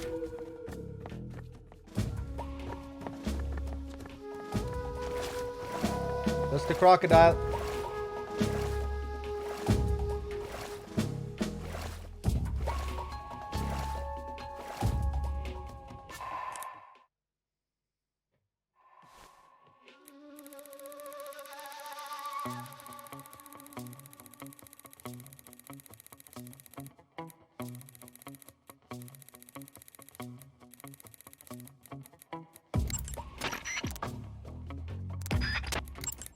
Wait, what was the frequency again?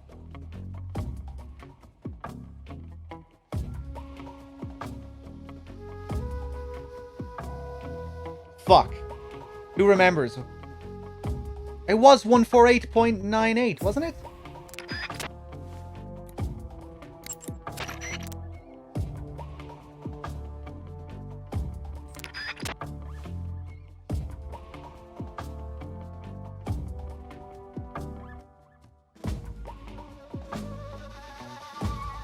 Yeah, it was 148.98. I must be forgetting how this works or something. It has been a long time since I've played on Extreme.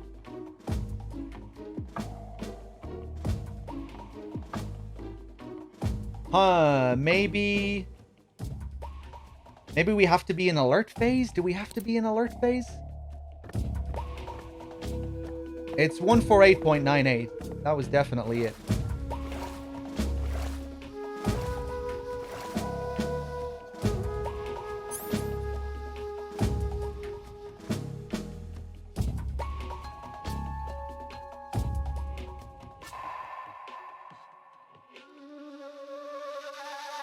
Yeah, Warthog. Yeah, I'm playing on Extreme. We got the frequency from the guy.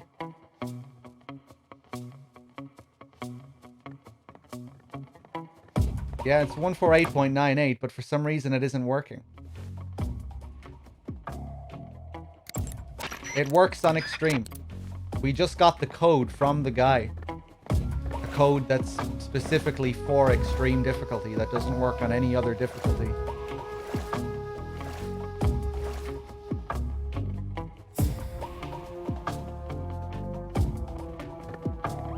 It's specifically for this area. We'll try it when we're out of caution, maybe.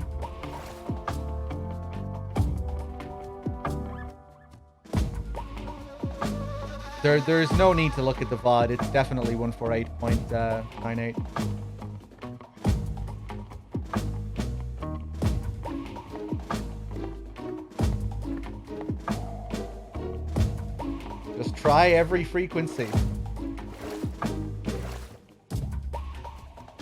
148.98.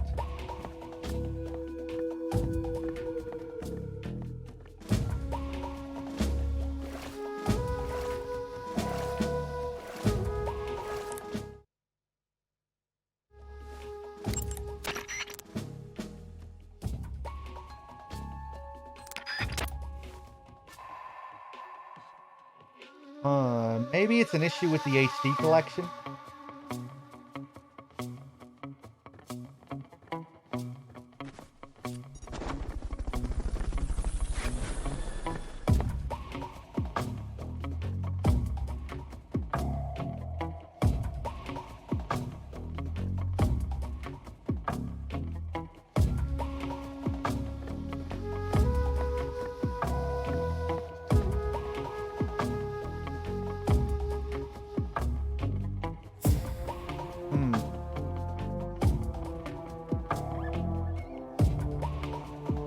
Yeah, let's try it when it's clear. That kind of sucks, though. If you can only use it when it's clear. We'll see, we'll see. I mean, we'll see. I guess it is still a pretty cool detail, but HQ, just kind of please weird respond. that you can't use it in caution if that is the case. HQ. All right, here we go.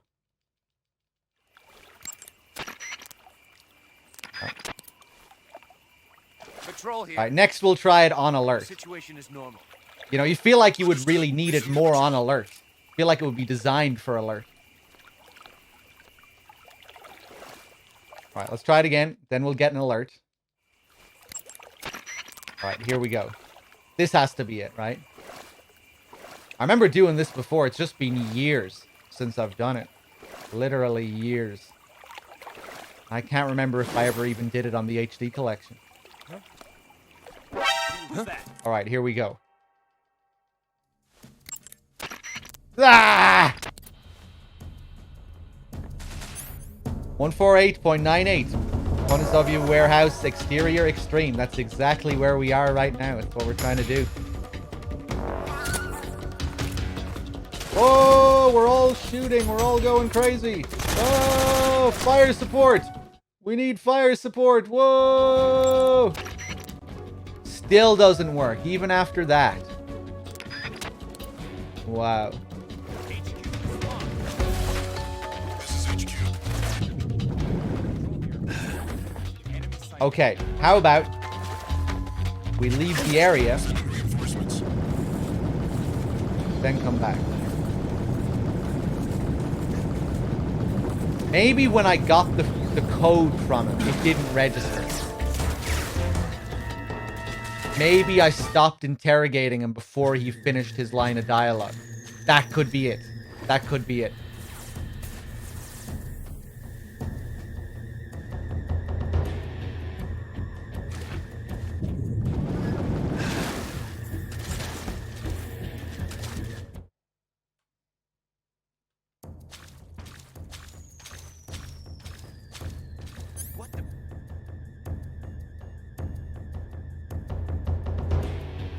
I'm aware of all that, turtle facts. Yep.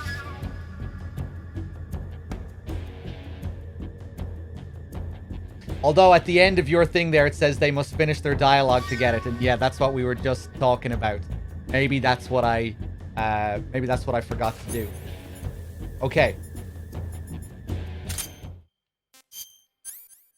That would certainly...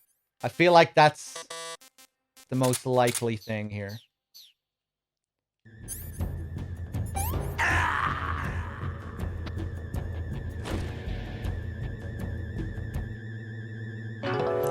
I'd say that's where we made our mistake.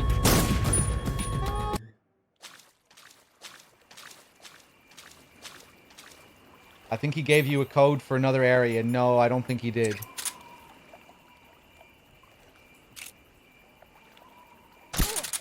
What's wrong? Chat. You're gonna have to stop with the codes and shit. Like, giving me wrong codes. I'm just gonna give you a 24-hour ban if this persists. Like, look at this shit. 149.84. Man, you're just gonna have to stop with that.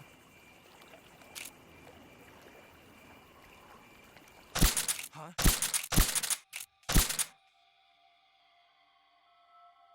What's wrong? Did I hit his radio multiple times there? What's going on? Respond. You know, we clarified ages ago. It's 148.98. That is the extreme code for this area on this difficulty. That we got from the guy here minutes ago. The enemy is attacking from an unknown position. Begin the alert status. Acknowledged. Sending reinforcements. Use extra caution.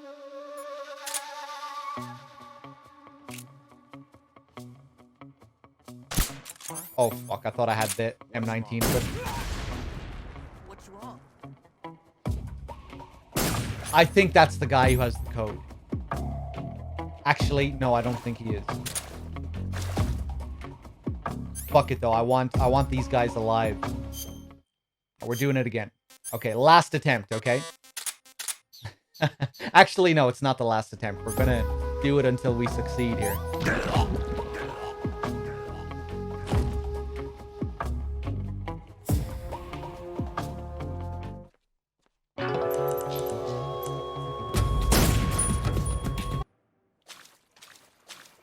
But at the same time, chat, I do appreciate the help here. It's just when people are... when they keep saying the same thing or posting incorrect frequencies well after we've clarified certain things. It's a bit frustrating.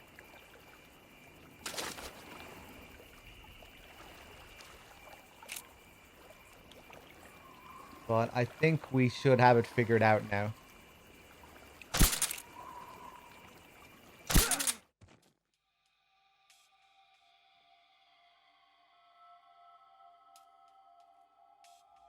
Come in, HQ. This is HQ. Control here. The enemy is attacking from an unknown position. Begin the alert status. Acknowledged. Sending reinforcements. Use extra caution.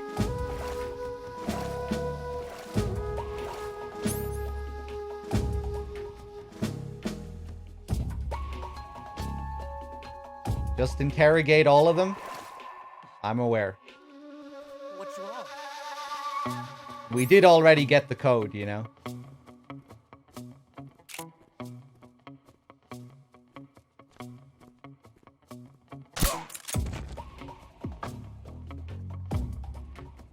What's wrong?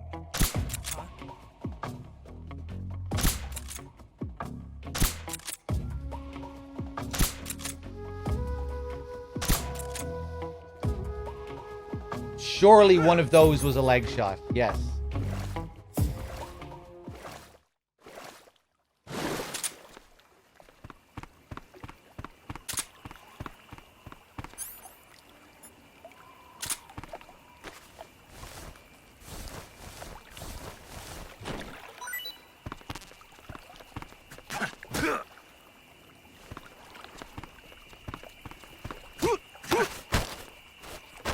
Speak.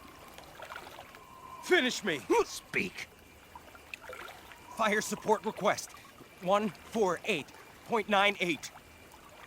Okay. There we go. We let it play out. He finished his dialogue.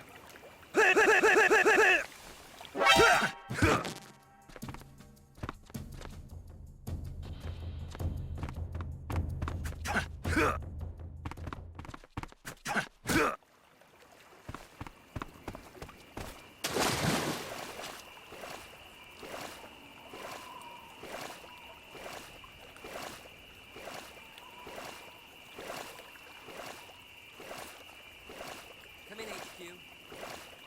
This is HQ. Control here. Unable to determine the problem. Understood. Return to your position.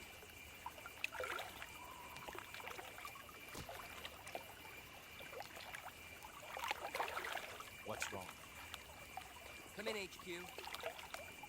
This is HQ. Control here. We found signs of enemy infiltration. Commence alert formation. Acknowledged. Keep your eyes open. Damn it! What's wrong? Let's see. Delicious.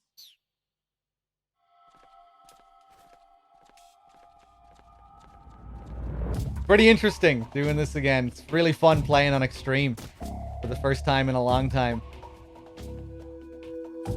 It's so long since I've done all this. 148.98. What?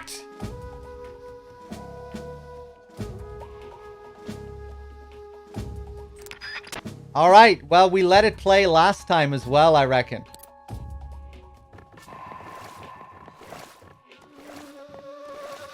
Or do we have to be on alert phase? Okay, let's try it again. No. Okay, maybe it's a HD collection bug.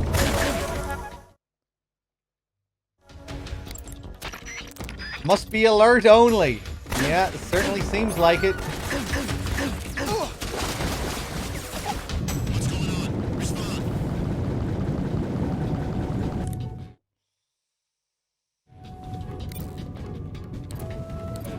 No, it's not stored.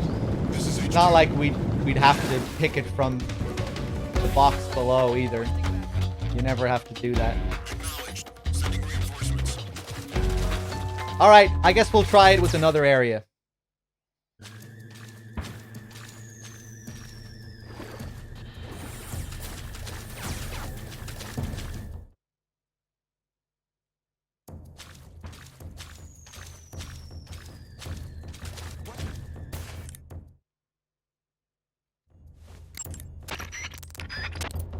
Yeah, this might be an HD collection issue, unfortunately. Is someone there? Oh, it's just a crocodile.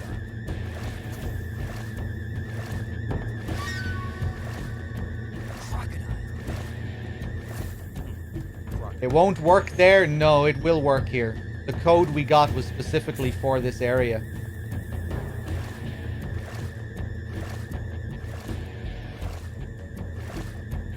Lost sight of the intruder. Going into high alert. Acknowledged. The enemy is still nearby. Pursue and engage him. It works on this difficulty.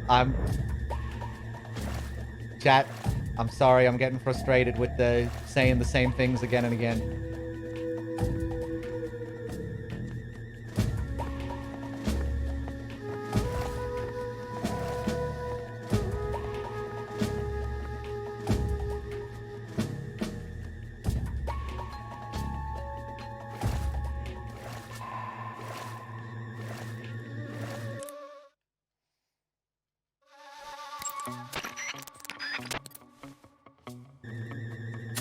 Who's that?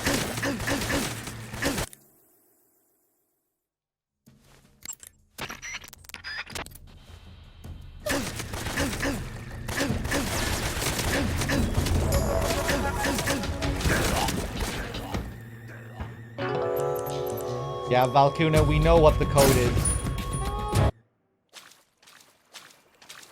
The code that's required here isn't a mystery. Okay, I think we'll just move on and try it in a new area.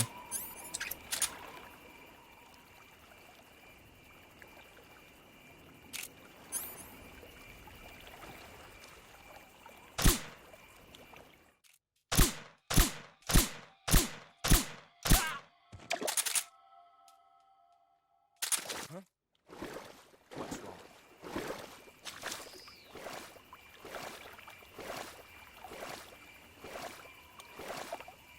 What was supposed to happen? An airstrike would get called in.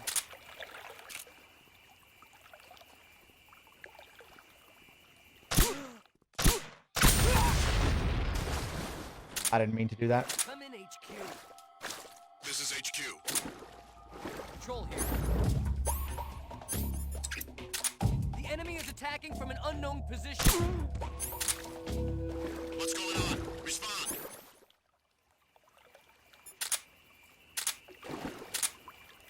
There's something wrong. Support unit, confirm their status. Tepi, what's up? What's wrong?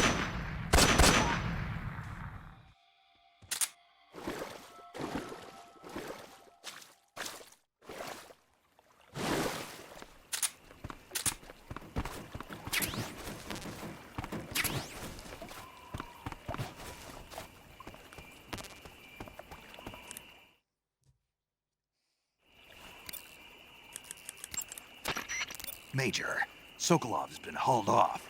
Yes, they probably caught him trying to escape from the lab. Didn't Volgin say that they still needed to perform the final test? Yeah. Then Sokolov must have been taken back to the lab. Get to the lab and get Sokolov the hell out of there. Pass through that warehouse and you'll come out south of the lab. Make your way inside the warehouse. Watch out for enemy sentries.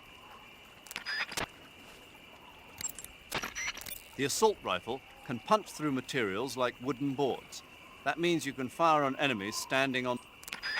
Yeah, Turtle Facts, but it's designed specifically for this map. You know, that frequency is for this map specifically. And we exited and we came back and tried it. It still didn't work, you know, when the end wasn't here at all. We could try it again later, maybe after Granite, when we come back.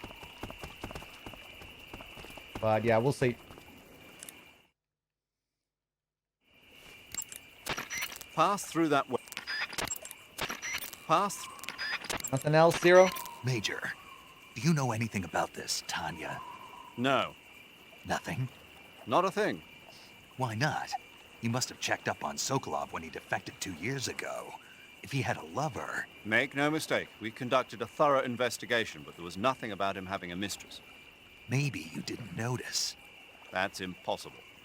Then he must have become involved with her after he was taken back to Russia. I wonder. What is it, Major? Something wrong? I don't think Sokolov would take a lover. Why not? I still remember him 2 years ago. After we got him across the border, the first words he spoke from his hospital bed, after he regained consciousness, were, "Are my wife and daughter safe?" And right up until the time he was taken back to Russia, he kept begging me over and over to take care of his family, almost as if he was delirious. Sokolov is a man who loves his family.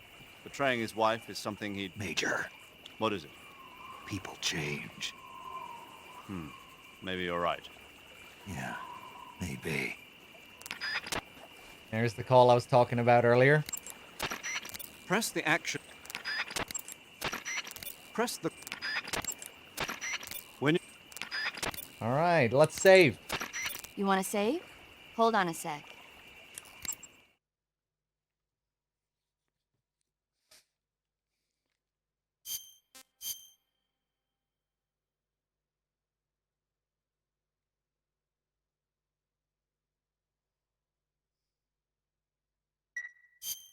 Snake, have you seen Dr. Strangelove or How I Learned to Stop Worrying and Love the Bomb? What? Dr. Strangelove. Have you seen it? No. It's about this insane American Air Force commander who sends a bomber out to drop an H-bomb on Russia. It's a black comedy. Doesn't sound very funny to me. The actor who plays Dr. Strangelove also plays two of the other main characters. It's actually kind of funny once you get past the scary parts. It just came out this year, so I bet you could still go and see it. Maybe when I'm in a lighter state of mind, I'll give it a try. Oh, hey, guys, I'm a little bit behind on some of these donations. Sorry, I got carried away with all that experimenting just now. Crocodile with the $5. Crikey. Thank you very much, Crocodile. And Eubanks with the $10. I hope you're still there, Eubanks. Love watching you play my favorite game series. Put this towards old age. I will do just that. Thank you very much. Hoivita with the 19 months as well. M4 or Machu with the Prime sub. Thank you. And Zit with the 37. Thank you. Cheers, guys.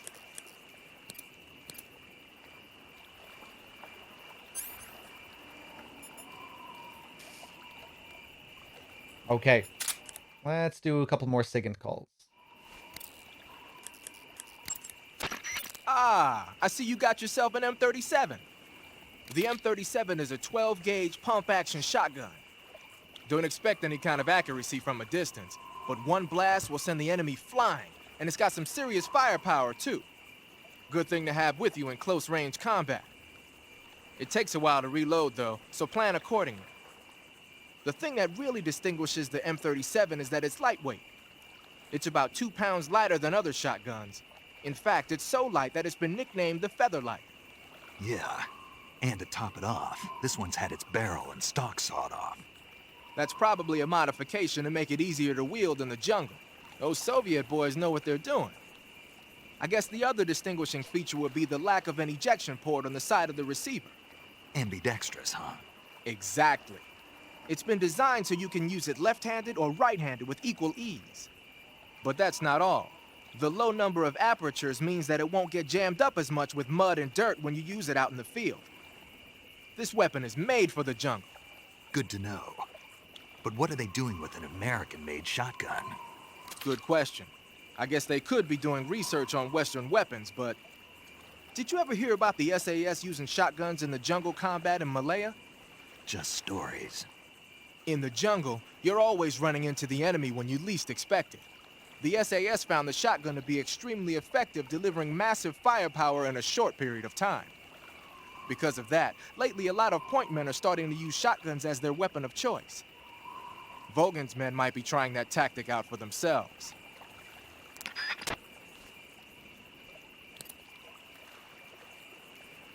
All right.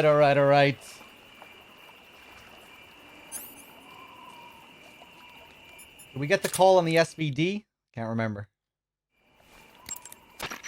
Ah, you've got an SVD. Hey! That's the Soviets' top-of-the-line semi-automatic sniper rifle, adopted just last year. SVD stands for the Russian words that mean Dragunov Semi-Automatic Sniper Rifle. For a long time, the standard Russian sniper rifle was the Mosin Nagant. But at the beginning of the 1950s, when Soviet troops started carrying automatic rifles and assault rifles, the need for an automatic sniper rifle increased. The SVD was developed to fulfill that need. It can use the same ammo as the Mosin Nagant, 7.62mm by 54 rim cartridges, but they developed a new type of ammo with a tighter firing pattern to go along with it. I heard that these new rounds have a steel core and are 2.5 times more precise than regular rifle bullets. Nothing can match that thing in terms of precision. Try it out for yourself and see how powerful it is. When you equip a sniper rifle, you'll go straight into first-person view. Once you're in position, press the aim button to look through the scope. The trigger is the weapon button as usual. You can change the magnification on the scope by pressing the action button. You can fire from a standing position, but your aim will be a heck of a lot steadier if you're lying down. Try it out. Cheers, Sigurd.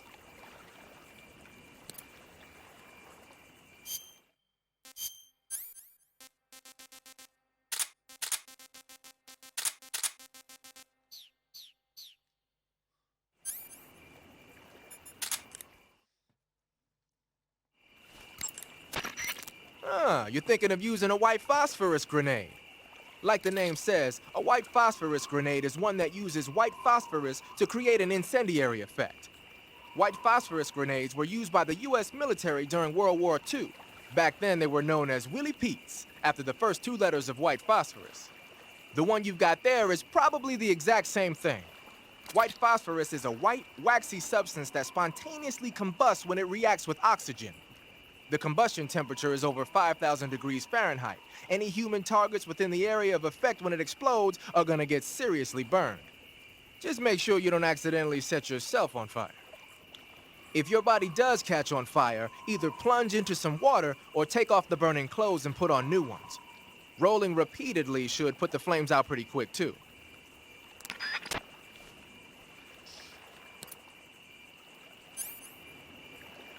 The end has a pretty interesting reaction to the white phosphorus grenade. But we might not get to see it this time.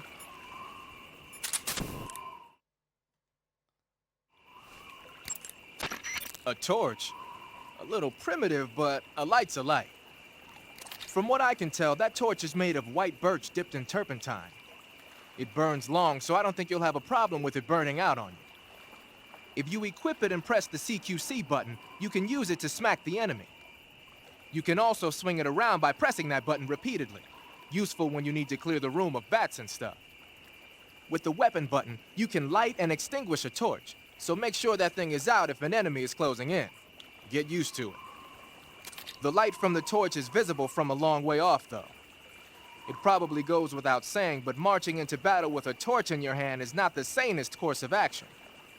You should only light a torch when you're someplace like a cave where you can't find your way around without a light. Yeah, I hear you. Can you show some torch uses with the enemies? I guess we could.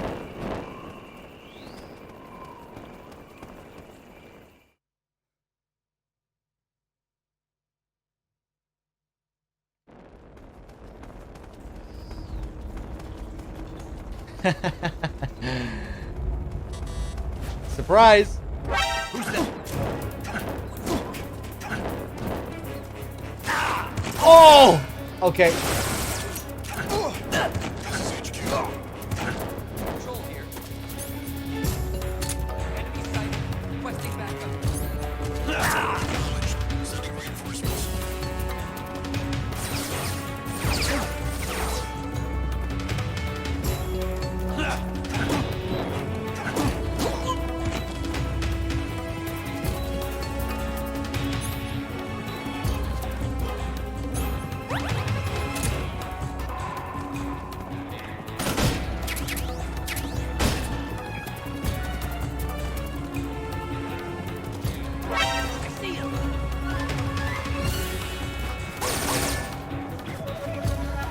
Oh, he went to kick me.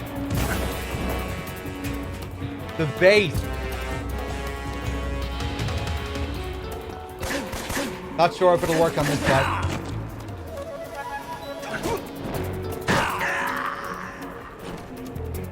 Good run.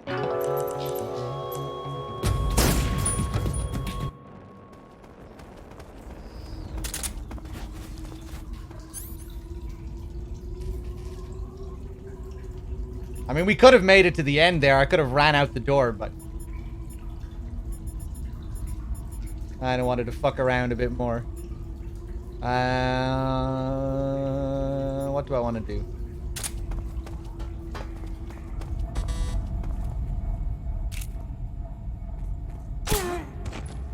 What's wrong?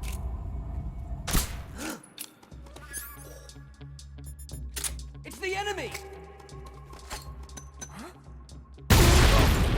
Come in, HQ. This is HQ. Who's that?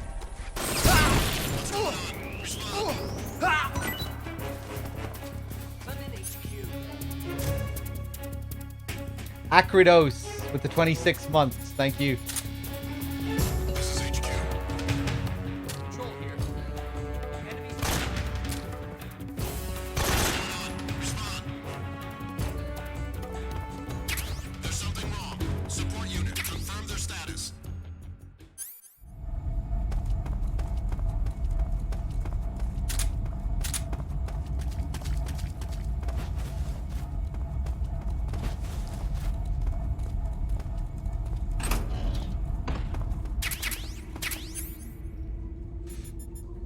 We'll blow this place up so they'll be hungry when we come back.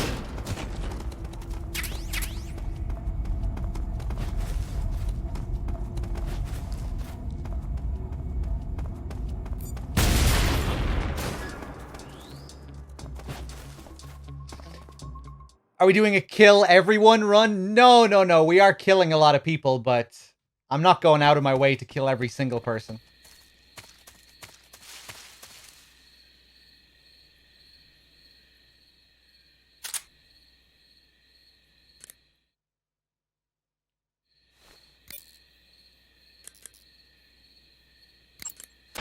There seem to be traps planted throughout that area, and they look a little primitive.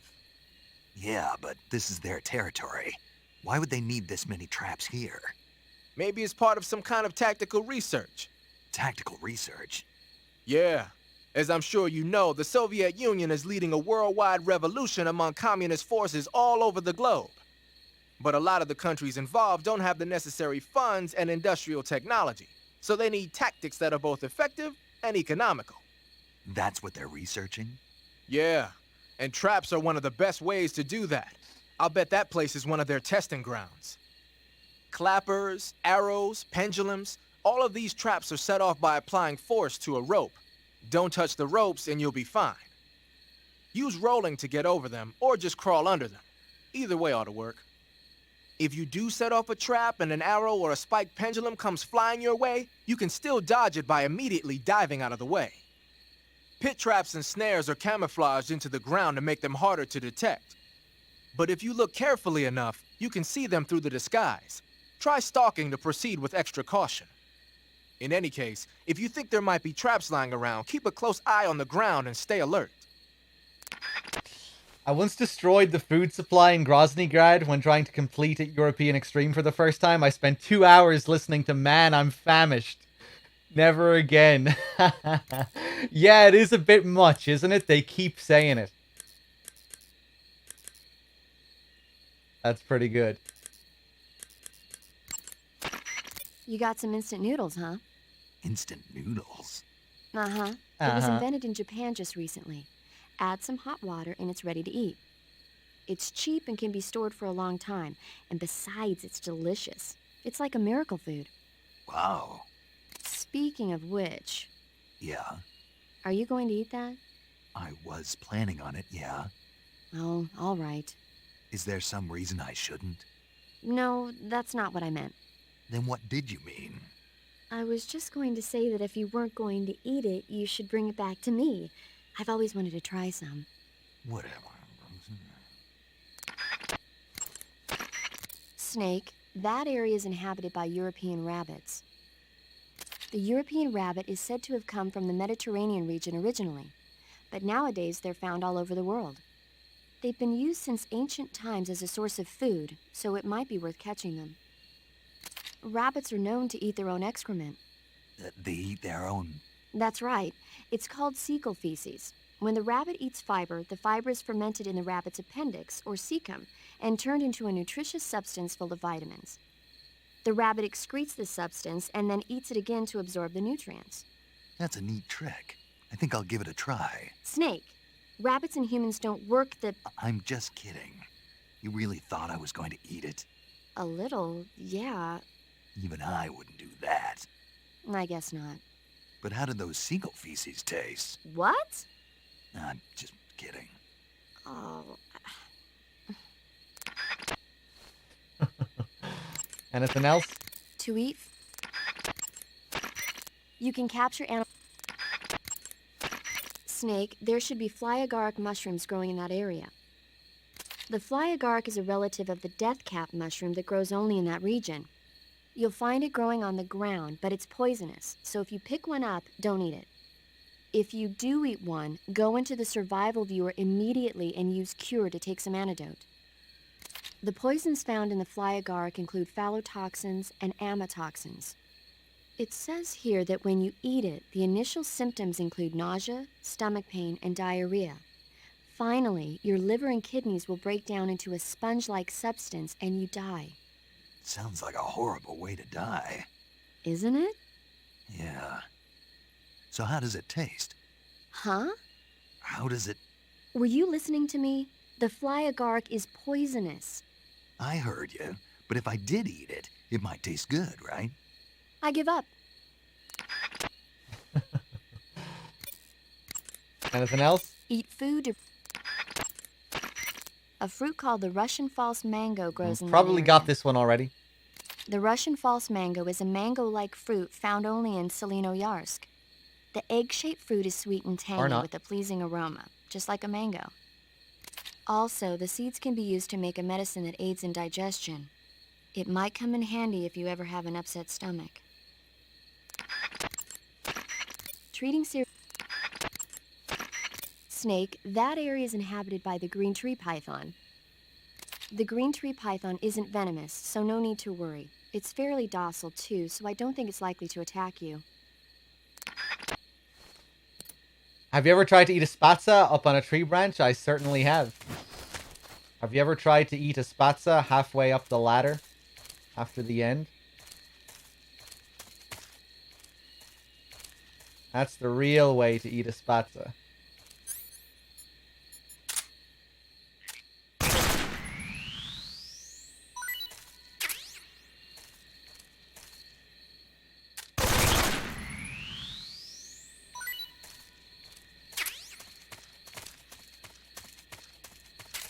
So here, I'm just going to prepare a little meal for later.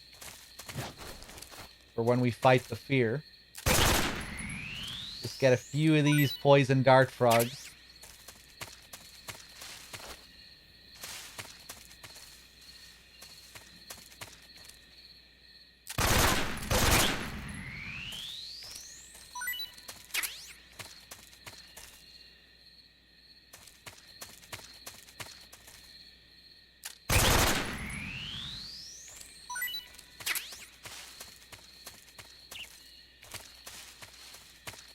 Oh!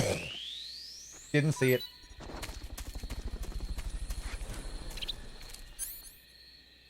We share the loots with the year. Thank you. The big year. Cheers, man.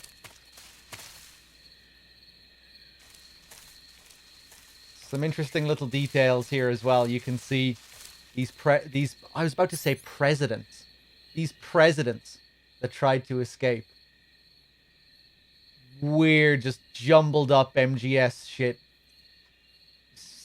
MGS2 memories from yesterday. Look at these presidents that tried to escape. These scientists here that tried to escape from Grannon's lab. Pretty nasty. Look at this.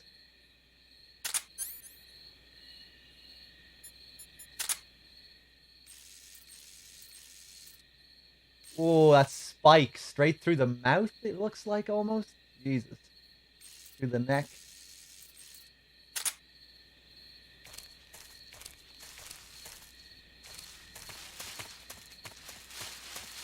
There's another one over here as well.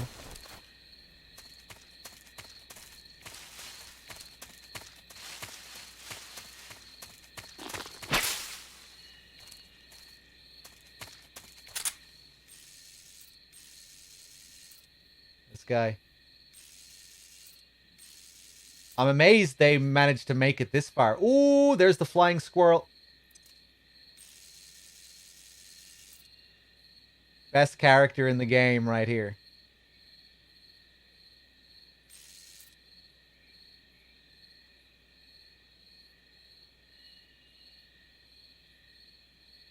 A little chonker. Look at him.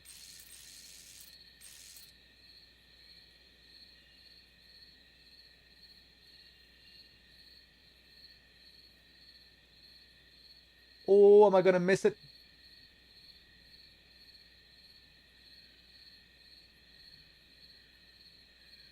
Do it!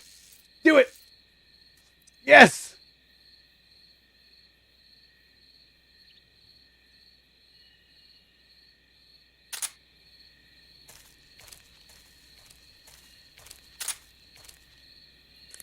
I wonder, did we get the call about the flying squirrel? Snake, you've got a bad burn. To eat. Cut. Eat. Yeah, we probably got this one earlier. You can. You'll.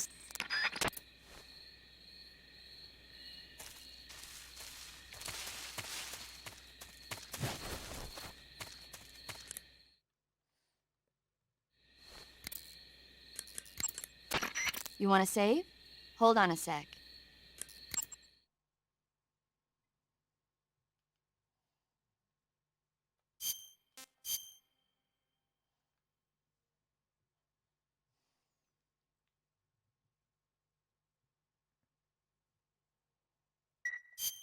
Snake, have you ever seen the Guns of Navarone? Never. It's about a mission to blow up the huge guns on the island of Navarone during World War II. 6 men are chosen to participate in the operation, each with his own special ability. They only have until an English destroyer passes by the island to complete their mission. Facing impossible odds, the 6 men have to sneak onto the island from a cliff on the southern shore.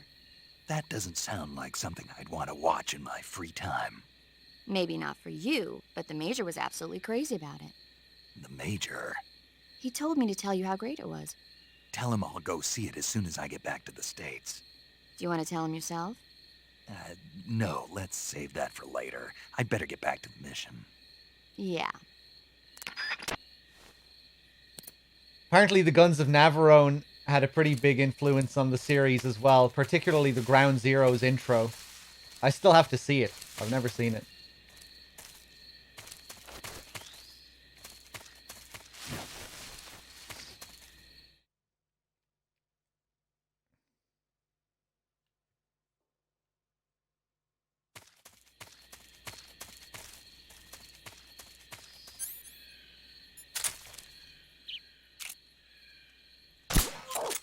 Okay, I think this might be another area where we can call in a support strike.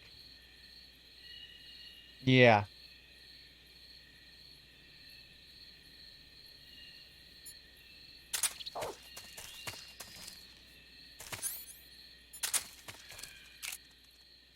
Oh, you son of a bitch.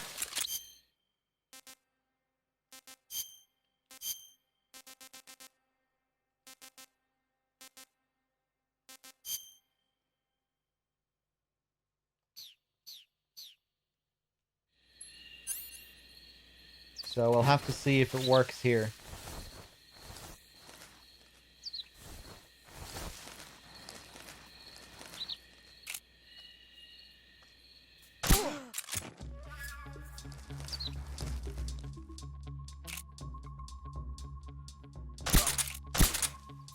Oh, I didn't think that was a headshot. Okay.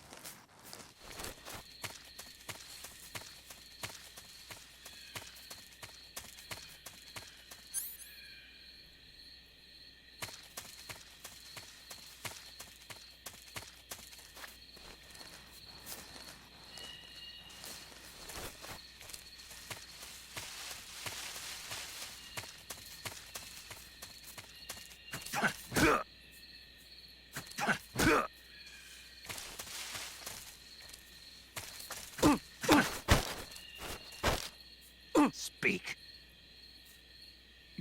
Just try and kill me. Oh, Speak. Let me go! Speak. This facility, it used to be... Speak. Just try and kill me.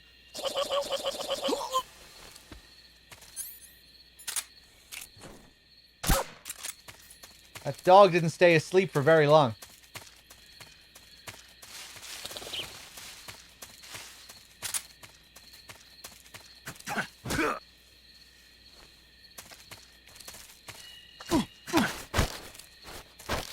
Speak. I'm not talking. Answer me. To open the door, you could call over someone with a key. Speak. Hidden by grass. There's a hole in the wall. That's cool. Forgot he told you about all that. Speak. Let go of me. Speak. I'm not...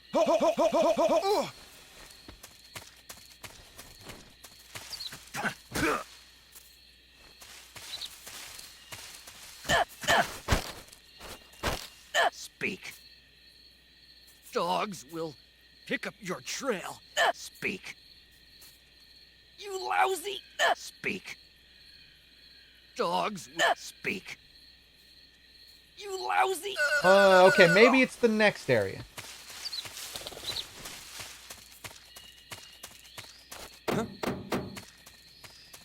Okay, just a second. Maybe it's the dog who has the code.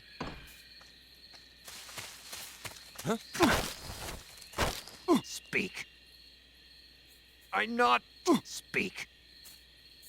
Let go of... Speak. I'm not...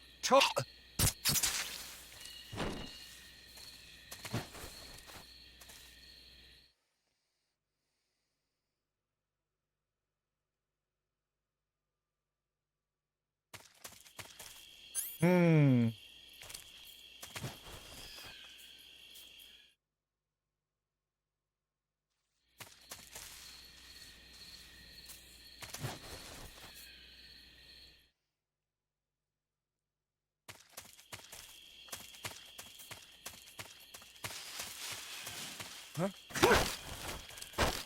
Speak. To the northeast. Speak. In the armory. Speak. There's some ammo. He got the whole sentence out eventually.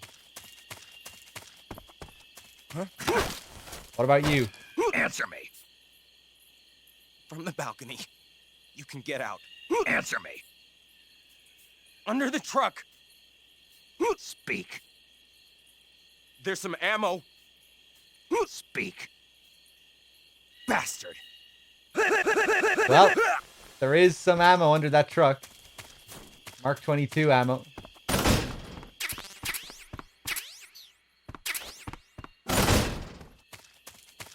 It's worth interrogating all these guys anyway, just to see what they have to say.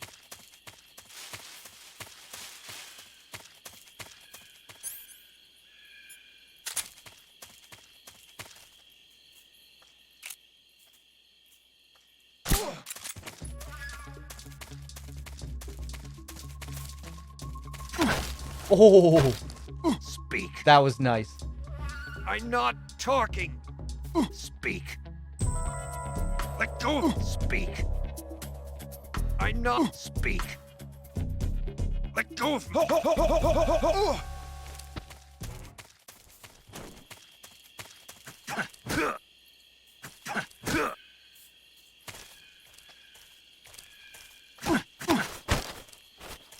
Speak. I'm not. Speak. Fire support request. Hey. 147.82.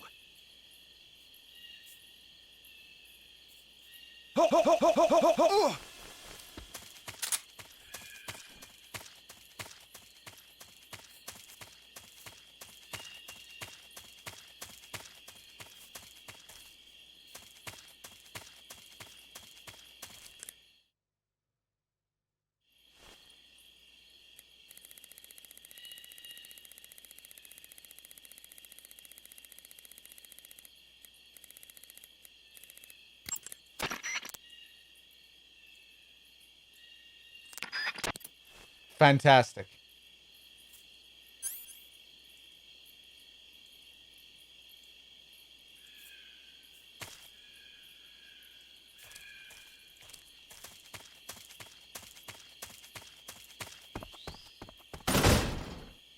Oh, are we gonna go through the whole process again? Getting an alert, testing it on caution, on alert, entering, exiting. Yeah, I wonder if it's a HD collection issue. It's not disabled on extreme! This code is specifically for extreme.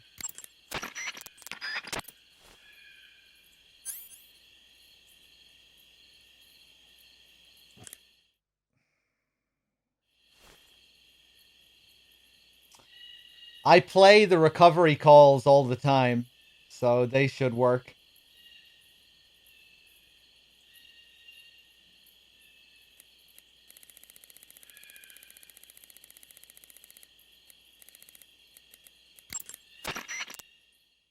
Yeah.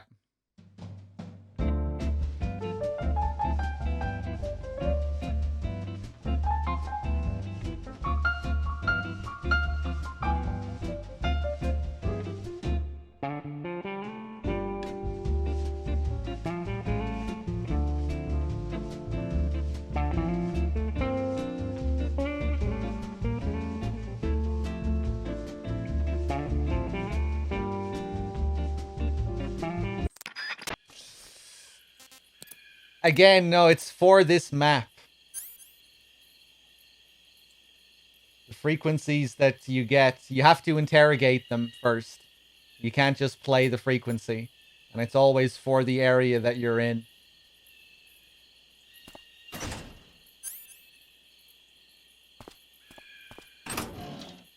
I guess we could try reloading the game.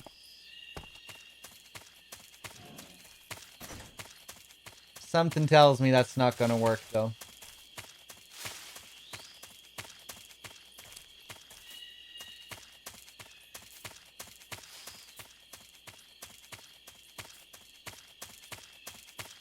Fuck it, let's just continue.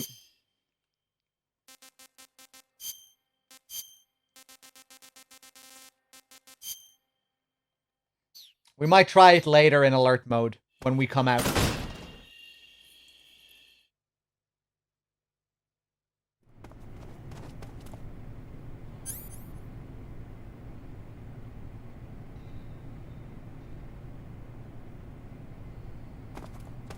Alright, let's just try it now on alert then.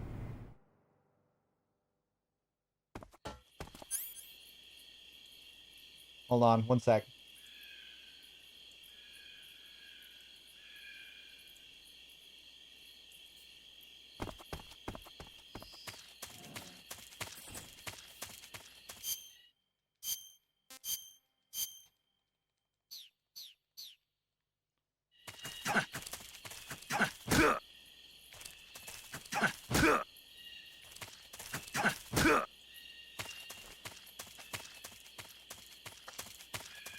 Who's that?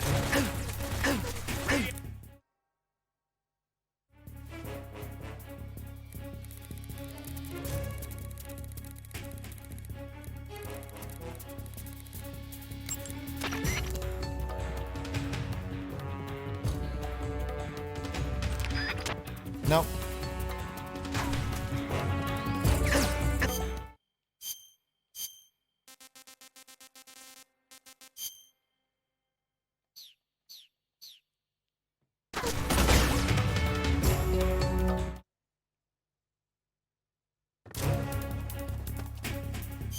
AA, it has nothing to do with the difficulty. The codec frequency we're using is specifically for extreme.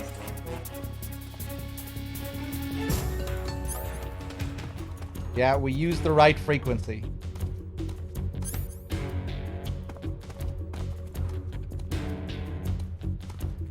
There are different codes for each difficulty.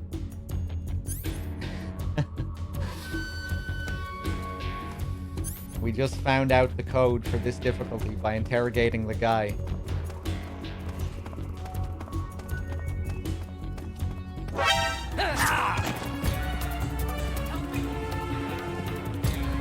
Oh, wow, I'm wearing Splitter. Right. Okay, just kill me. Just kill me.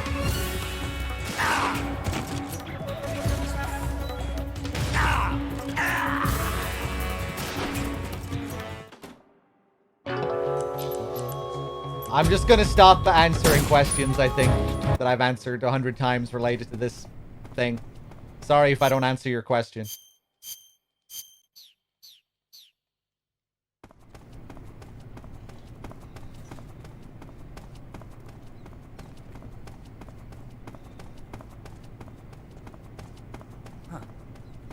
Oh, hello.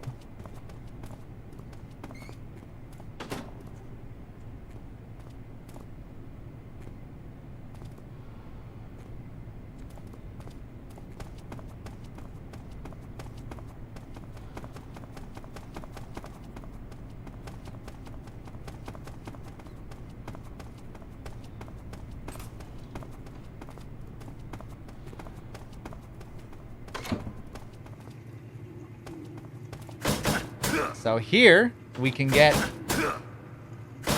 one of the most interesting camos.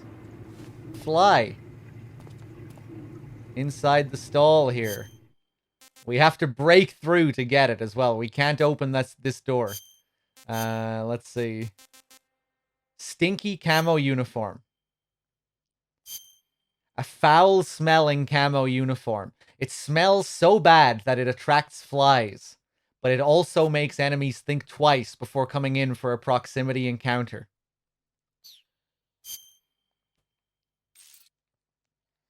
But what I really like about this is the detail here on the camo. Because we have shit and we have piss, but we also get a lovely mixture. We get an overlap of the two there. We get a nice little orange mixture there. See where it overlaps? Just very nice.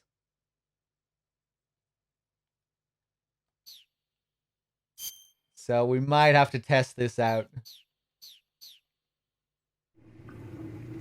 And the flies that surround us as well, of course.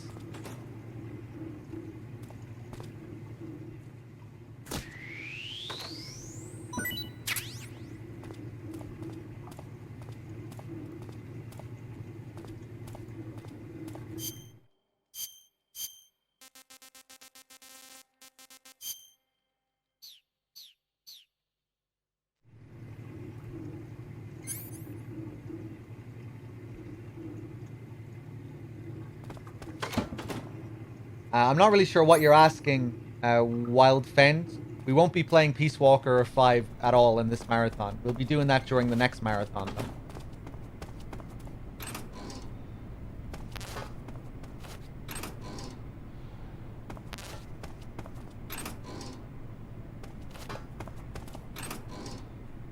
But yeah, they will hesitate to approach you in alert mode if you're wearing the fly camo. It'll be harder for them to knife you. From what I remember, anyway. Cool little Silent Hill 3 Easter egg here as well. These paintings here from the church at the end of Silent Hill 3. Extremely low-res versions in comparison to the extremely detailed versions that you get in the actual game in Silent Hill 3. But pretty cool. Alessa, Cheryl. This one isn't in the game, though. This one isn't in Silent Hill 3, but I think it is still Silent Hill 3 artwork. Because it kind of looks like those images of Alessa that you see in the church at the end.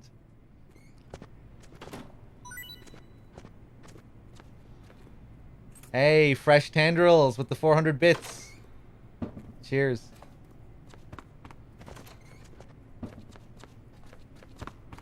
Huh? Kojima's close friends with one of the main leads, isn't he? Yeah, I think he was quite friendly with the team in general. I think he had a lot of respect for Team Silent. I think he knows Ito quite well, Masahiro Ito, who was one of the most important members of Team Silent. He was the art director, monster designer.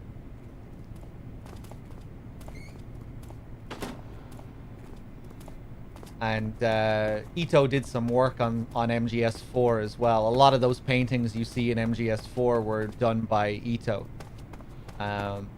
In the mansion before you meet Naomi, for example, all those religious paintings that you see all over the wall, those were all done by him.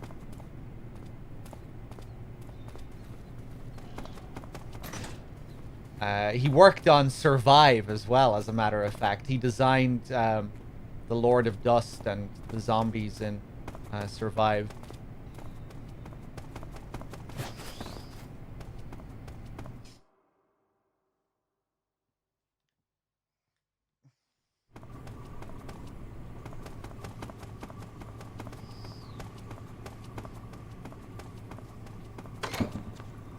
Huh? Ooh. We cool?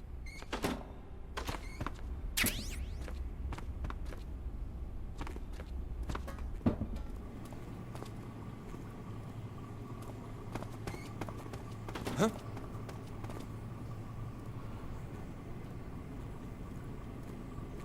Huh? Hey! That is just rude.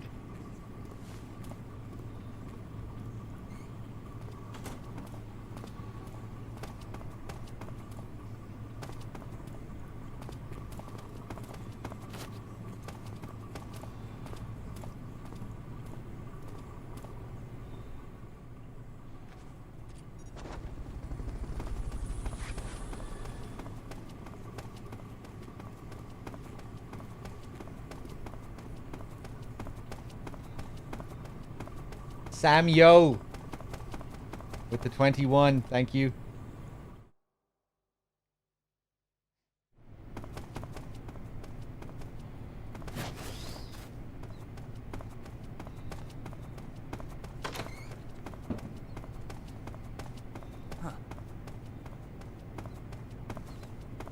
Gotta be careful with those scientists.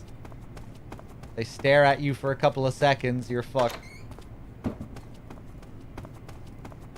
Again, the cardboard box really comes in handy when it comes to dealing with the scientists. They won't do anything if they see you in the box. They'll just be mesmerized.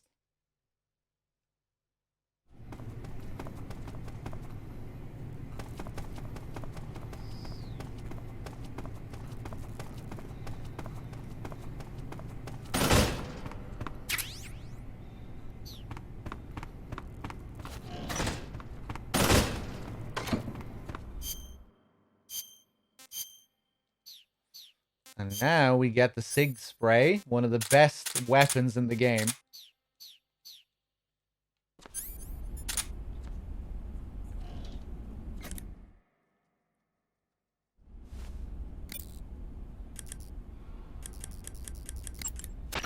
So you're wearing the scientist uniform.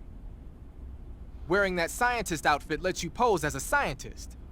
But be forewarned, you can't equip most of your weapons while you're disguised as a scientist. Even when you're disguised, your cover will be blown if you get blood on your clothes or something. If you do get blood on your clothes, take them off and switch to another outfit. The bloodstain should come out after a little while. The Mark 22 is a tranquilizer gun. You can use it to take enemies down without hurting them. The thing is, the amount of time it takes for the tranquilizer to work depends on which part of the body. When you're You don't want to tell me about the SIG spray, Sigint, no?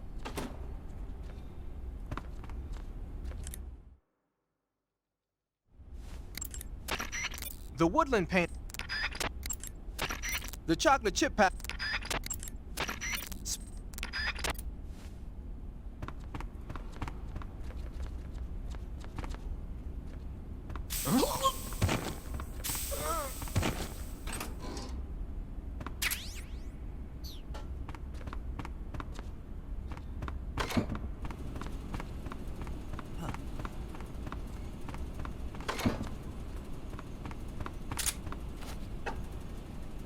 Stop that racket! Let me drink in peace. Stop that racket! Quiet.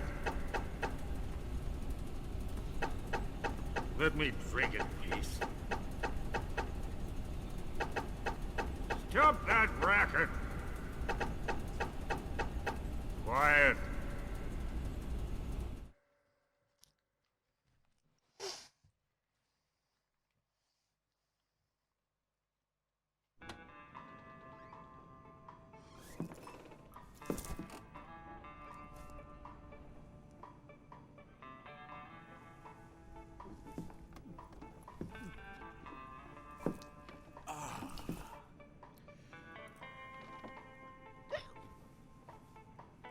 If you're looking for Sokolov, he's not here anymore. Put that thing away. You'll spoil my drink. So, you're the intruder everyone's talking about. Typical capitalist dog. No manners.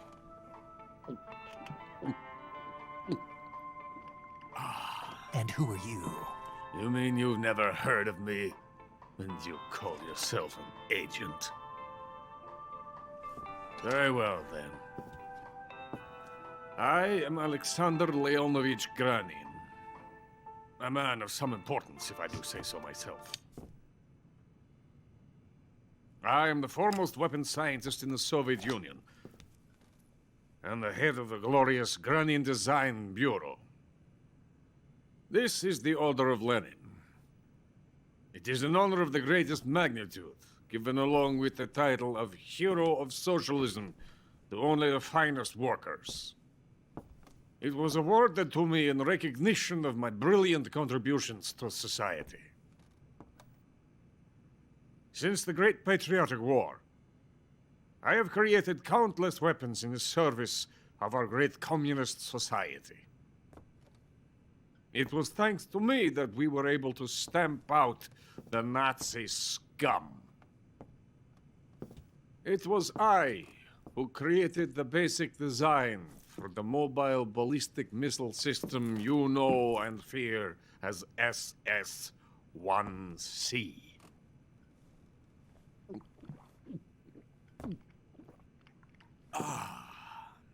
You're crocked, aren't you? I'm merely drowning my sorrow. Because of him, I've got nothing to do but sit here and drink this crap. Him? Sokolov. It's him you're looking for, isn't it? Because of him, I have been stripped of my authority. My research has come to nothing. Look. It is a revolutionary mobile nuclear missile system. A bipedal tank.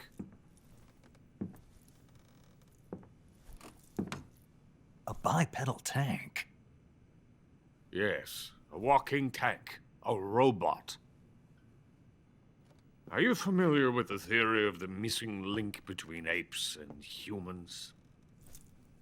Well, this technology will be the missing link between infantry and artillery. A kind of Metal Gear, if you will. And this magnificent Metal Gear will mark a revolutionary step forward in weapons development. Metal Gear?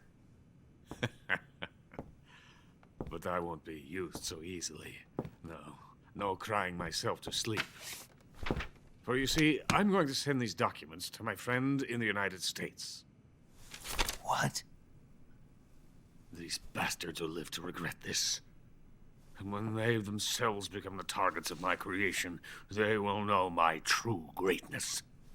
Yes, Sokolov's pathetic Shagohod pales in comparison to my work. What are you going to do with a rocket engine on a tank? About Sokolov. A tank does not need a rocket. It needs something else. Look at these.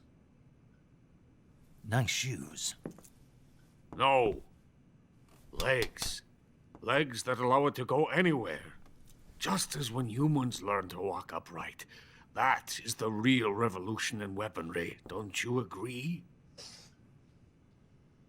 But the fool's in charge. chose Sokolov. And where is Sokolov? My project has been terminated. The Philosopher's legacy has been handed over to him. What the hell are you talking about?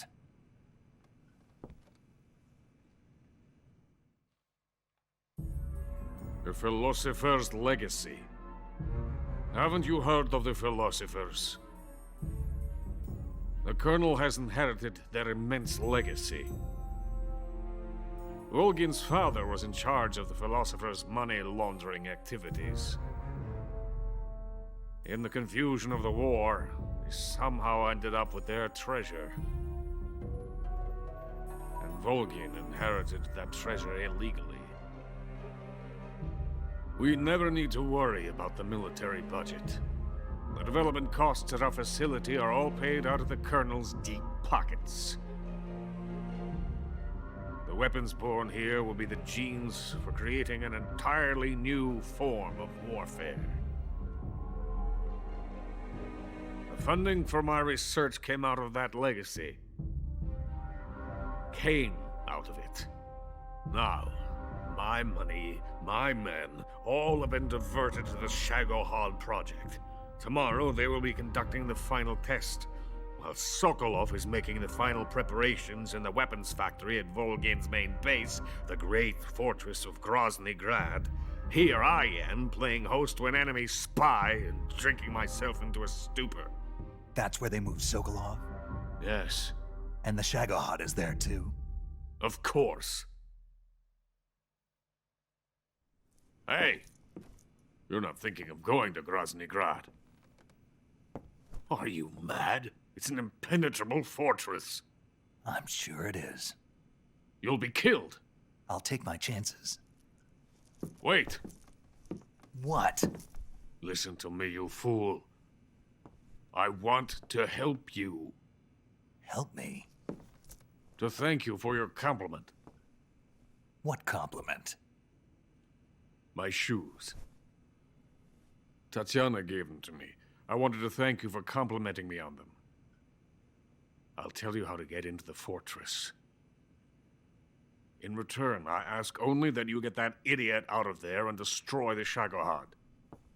There is an underground tunnel that runs around the perimeter of the fortress. You should be able to use it to sneak into the base. Head for the mountains. The entrance to the tunnel is located there. Take this.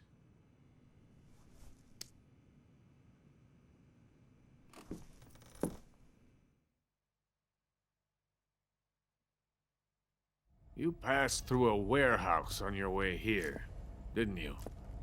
Yeah. There should have been a locked door inside of it. Do you remember it? This key will open that door. Beyond that door lies a vast jungle. You can climb up into the mountains from the far end of the jungle. Go back to the warehouse. Use the key to open the locked door and head for the mountains. Got it?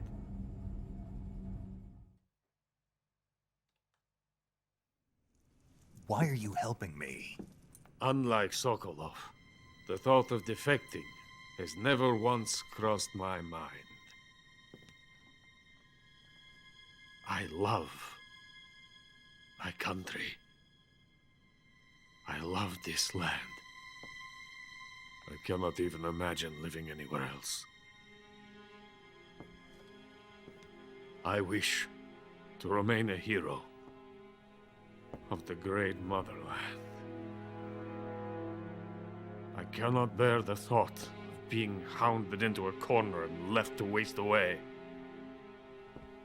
It is already dawn. You must hurry. I will remain here and nurse my troubles for a little longer.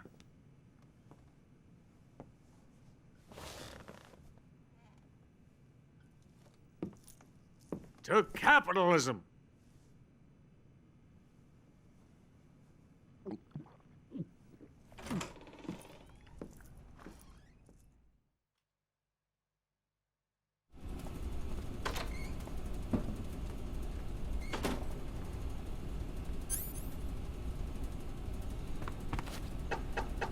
I have nothing more to say to you. Really? Nothing? Get out of here. I have nothing more to say to you. Get out of here. I have nothing more to say to you. Get out of here. All right.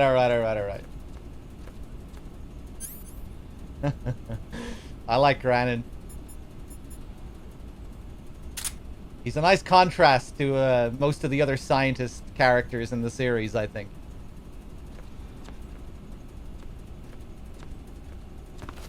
Huh? What's that sound? It's rare to have a character so a scientist character who's like really assured of themselves. Usually the scientists in the series are kind of weak and, you know, naive.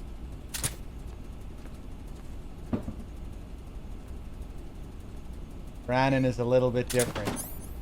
You know, he's not an Otacon, he's not a Huey, he's not an Emma Emmerich, he's not a Naomi Hunter.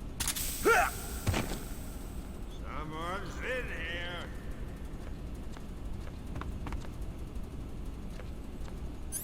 What about Jimmy the Wizard?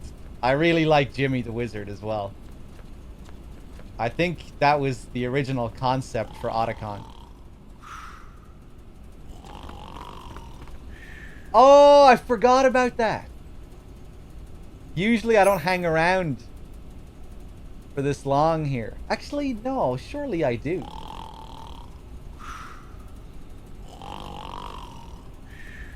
I wonder, does he only do that if you knock as well? I have nothing more to say. He's awake again.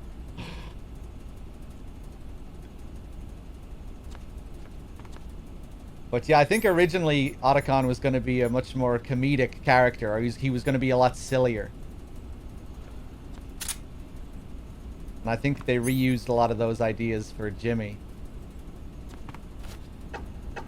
Get out of here.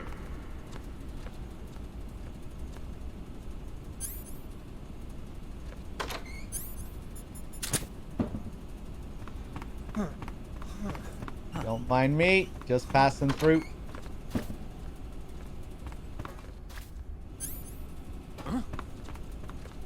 What's that box?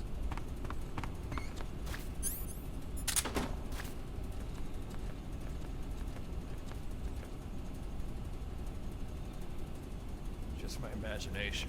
Ah.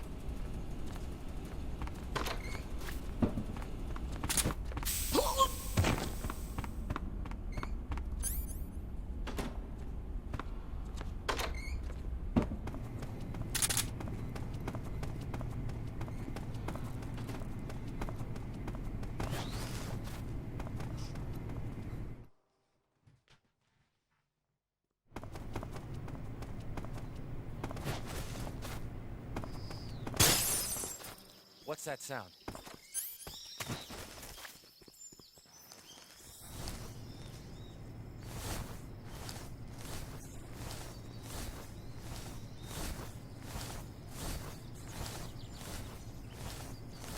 Just want to make a quick stop here just to get one more camo.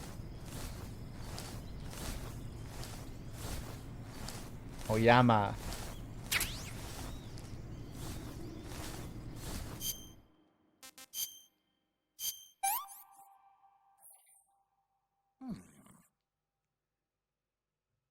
Do some. What's up?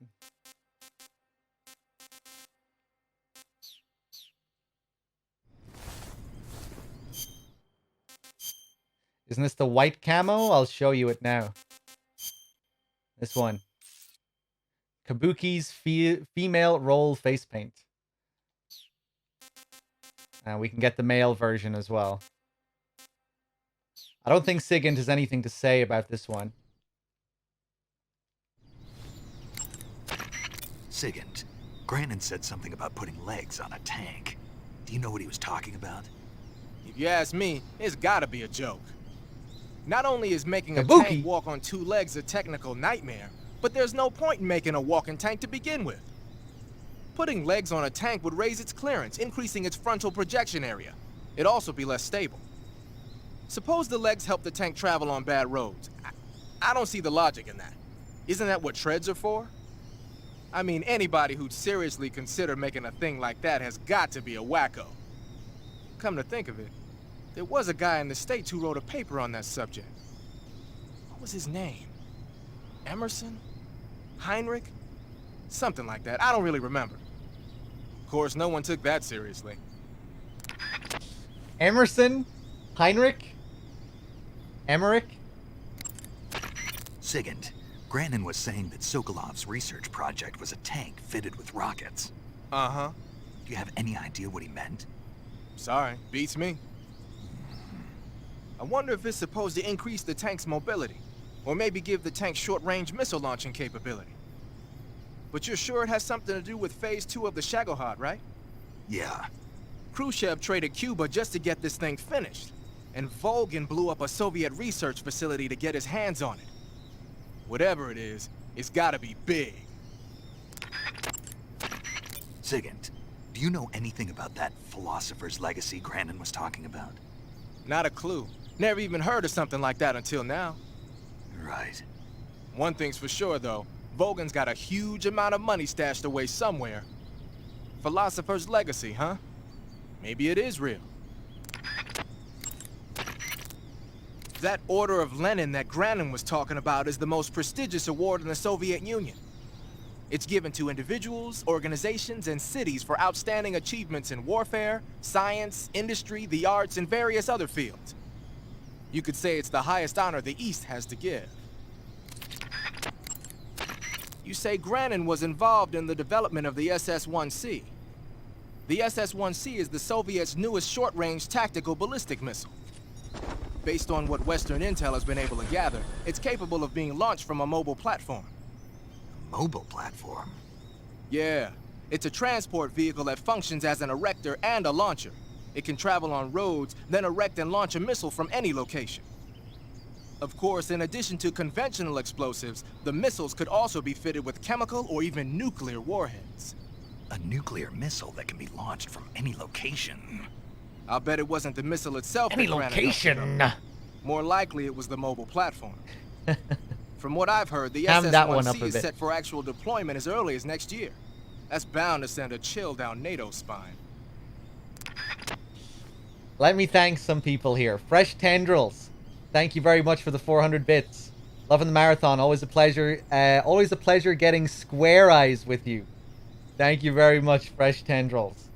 Keto Shura with the 40 months as well. Thank you. We share the loots with the year. Thank you. And TKK RSM, thank you very much for the $10. That was a while ago as well. I hope you're still there. I can't afford to subscribe, but you deserve the donation at least. Thanks for the years of entertainment, all three of you. Best thing I ever discovered on Twitch. Man, that is very nice of you to say. Thank you very much.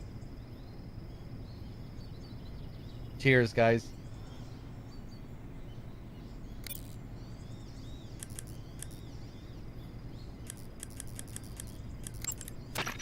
So, you found yourself a cigarette-shaped narcosis gun. The cigarette-shaped narcosis gun is just what the name says, a sleeping gas gun shaped like a cigarette. It must be a test model that Grannon's lab is working on for KGB spies. Equip it and press the weapon button to fire sleeping gas. It's got a short range, but any enemy that gets hit by the gas will be knocked out cold. Snake, what's with that face paint? It's called Oyama. Oyama? Yeah, it's the name of an androgynous Japanese deity. Are you serious? That's what I heard. From who? Paramedic? Never mind. In any case, that face paint doesn't seem to work very well. Your camo index is way down. Unless you want the enemy to see you, I'd change to something else. Oh. Okay. Let me guess. You were just getting to like it. It kinda grew on me. Fine. Get yourself shot. Nice. I couldn't remember if there was a call for that one. All right.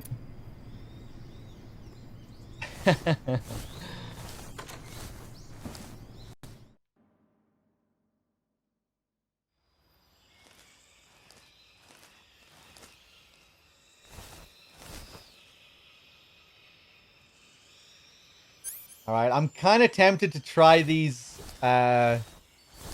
frequencies again one more time.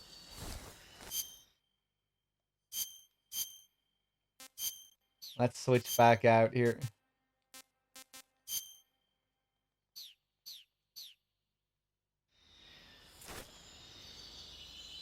Right, so let's trigger an alert. Huh? Who's that? 147.82.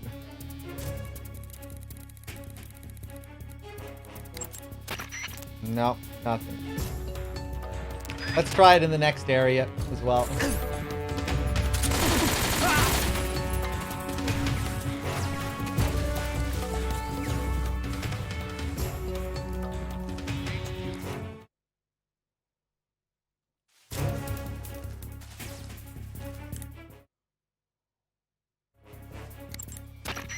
Nah, nothing.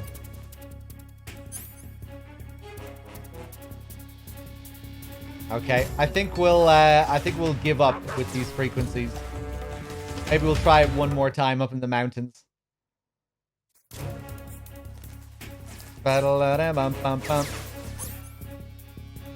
I wouldn't mind getting some more ammo.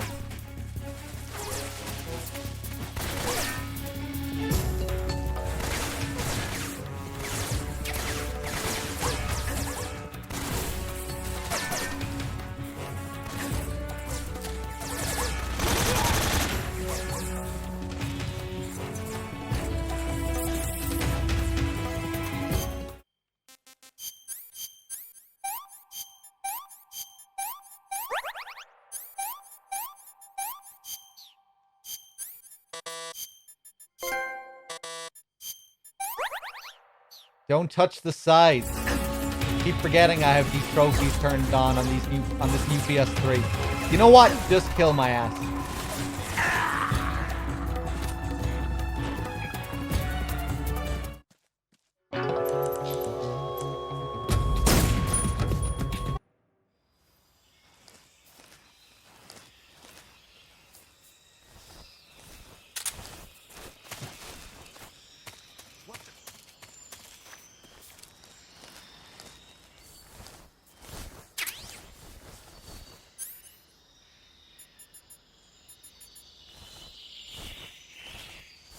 Yeah, we'll catch the Tsuchinoko right after the next boss. That'll be coming up soon.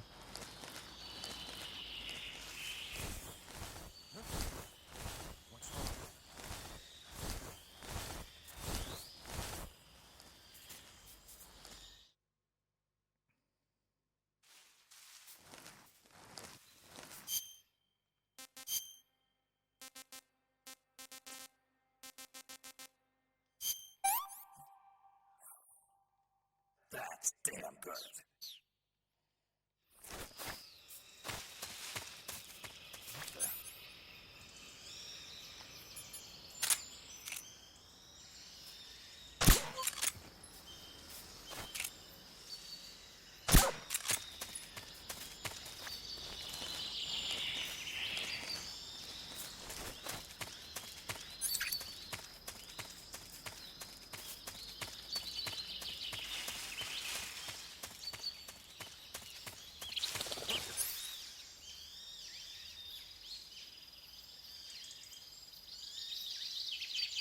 Ben, I'm sorry. I can't keep answering the same questions related to the fire support thing. It's driving me insane.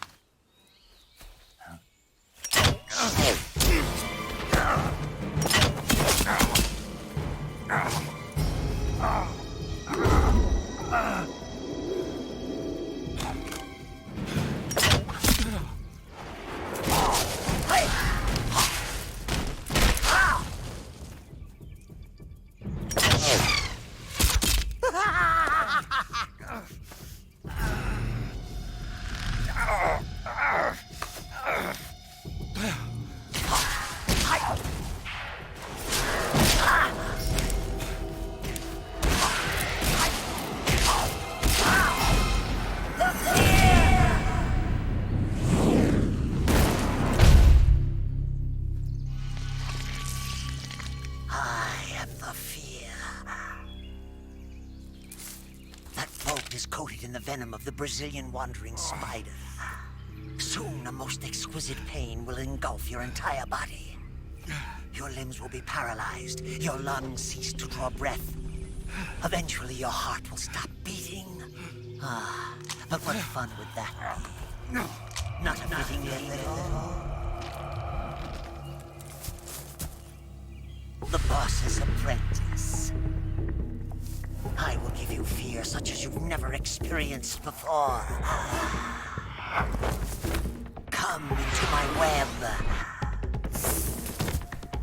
It is time for you to feel the fear.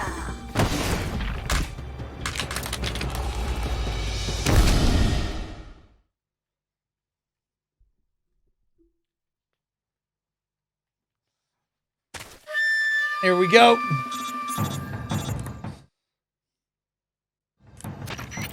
You've been shot with a poison bolt.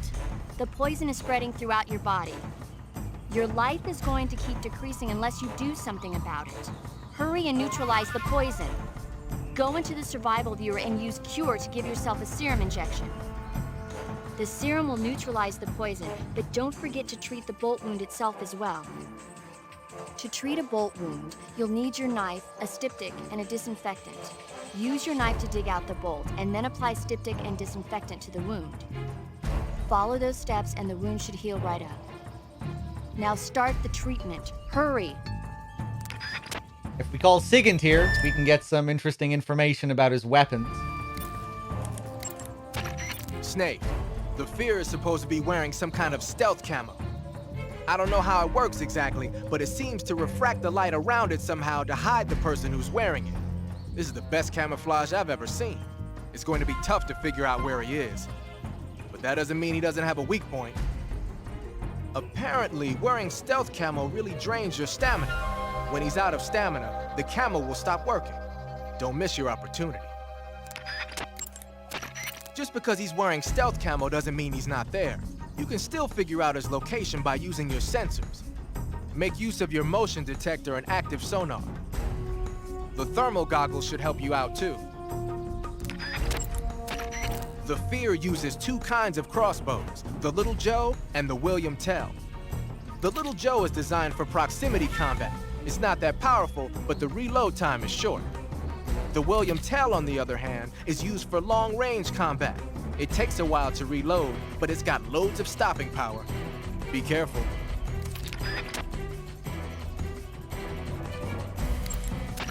In addition to regular crossbow bolts, the Fear uses a variety of special bolts, like poison bolts and giant bolts. I've even heard he uses bolts with grenades attached to them. If you get hit by any of these, you're gonna take some serious damage. Alright. Isn't Tell the surname of the voice actor? No, Bell, like King said. Yeah, he also plays Raziel in the Legacy of Kain series.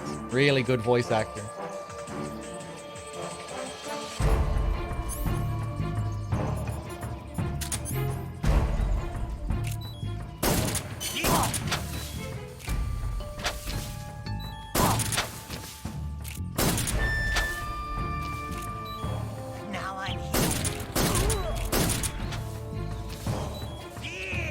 You're not going to tell me to get rid of the poison?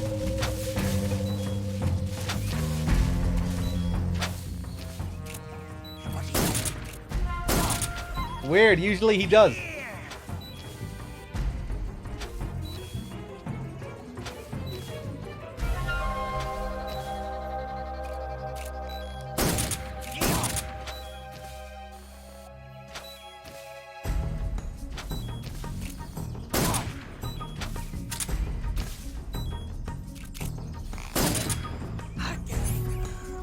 So now, when he starts to get hungry,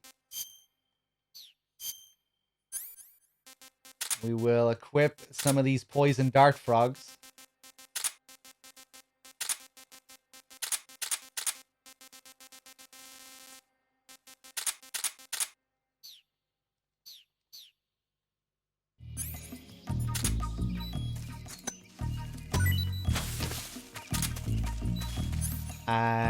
Where am I? Where am I going?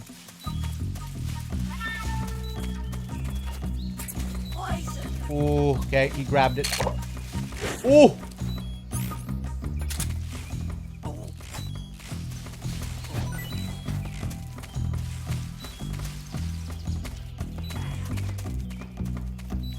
He vomited that shit up, lost a load of stamina there. Now he's running into his own traps. Ooh! Now he grabbed some more of my poison frogs. Again, you want some more?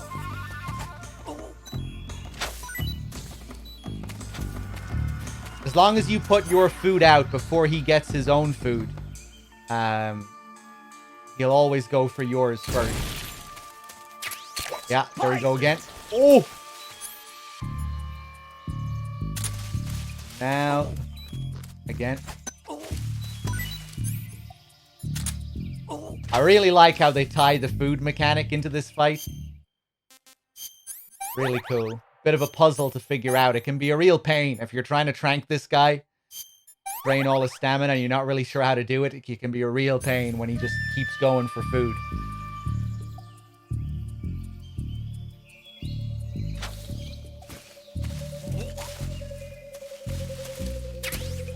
And again.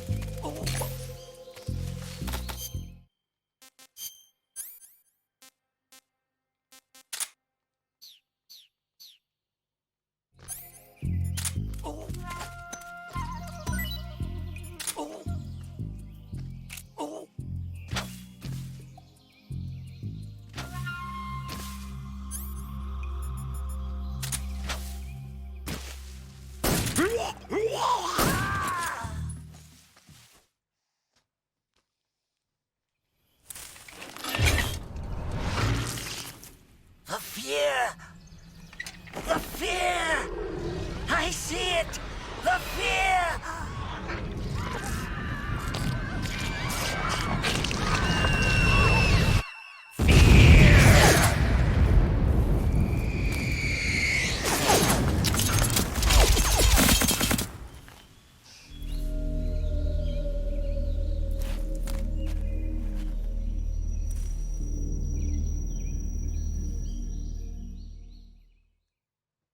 Nah, he won't vomit himself to death. Unfortunately. At least I don't think that's possible.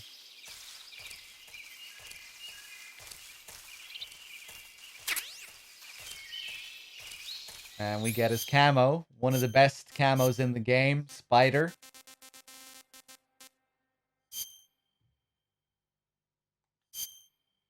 The Fear's camo uniform gives the wearer stealth capability at the cost of stamina.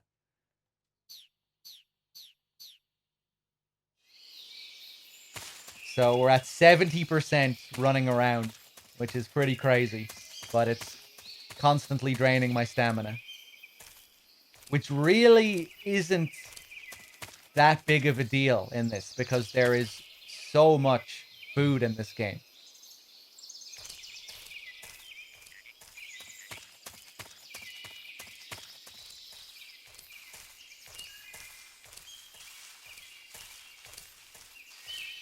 And you're not always going to need the stamina anyway. But yeah, once we're down to 0, 35%. Big drop.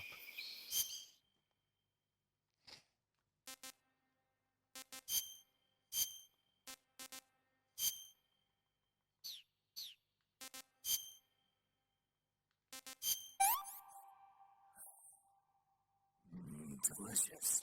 Enemies can hear stomach rumbling. Yeah, so you have to be careful of that.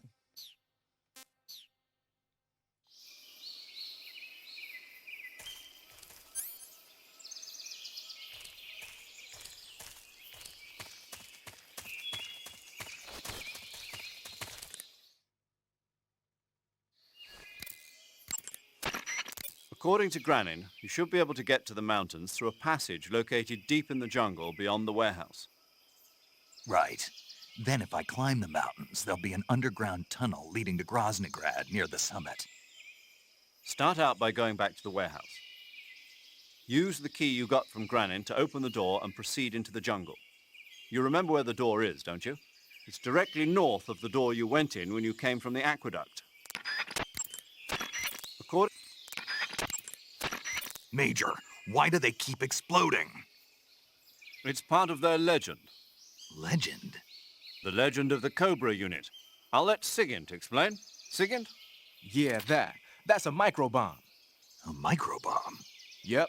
During World War II, the Cobra unit was used for the nastiest kinds of wet works, the kind that could never be let out into the open.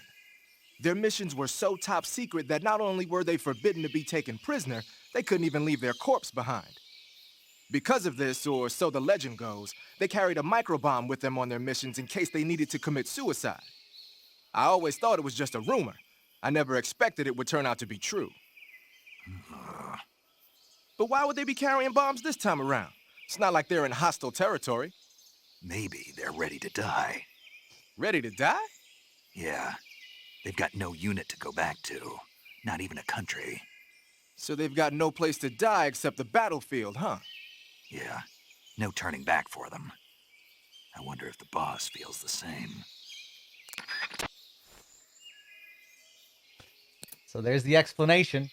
I always wondered if it originally started as a reference to the MSX games, or to Metal Gear 2 specifically, where the majority of the bosses explode after you beat them.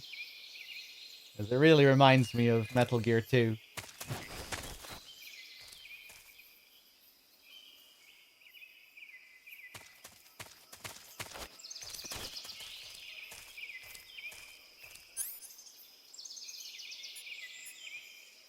Okay, so now we want to try and catch this Tsuchinoko. 2 mouse traps. I think I'll go back into the warehouse first and see if I can get another mouse trap.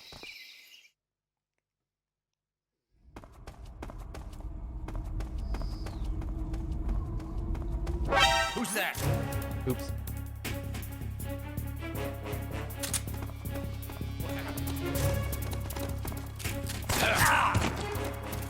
Come in, HQ. Ooh, fancy movement. Enemy sighted. Western Nice.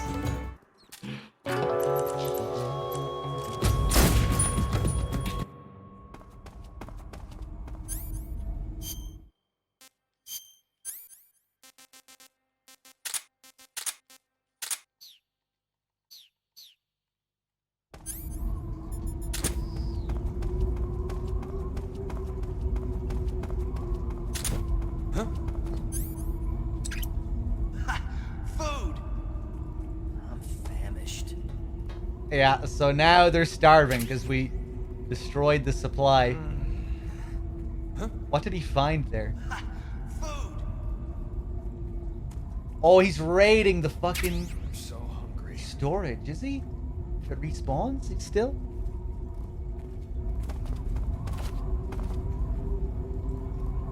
Yeah.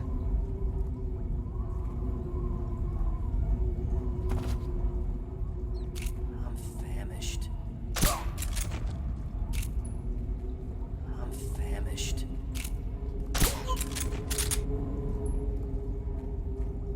What's wrong?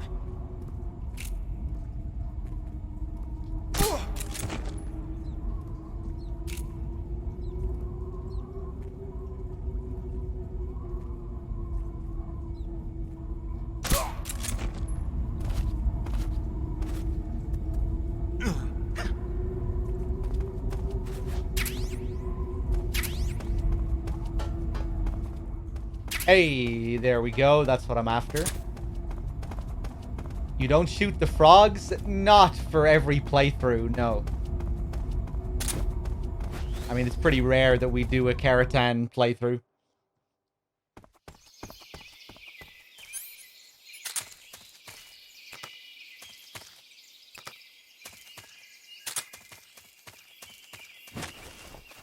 Okay, let's see how long it takes. Place down the traps.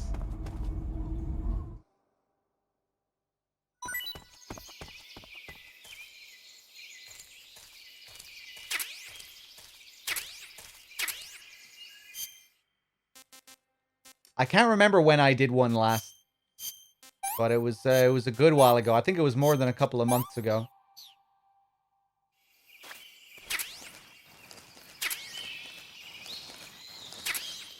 Oh, I should have just left them. What am I thinking?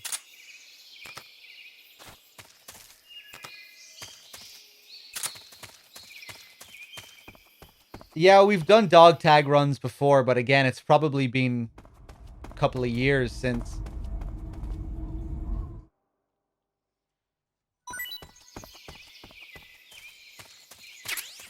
Hey! There it is. That didn't take too long. Tsuchinoko. Never seen a snake like this before. We can get a better look at it as well if we equip it.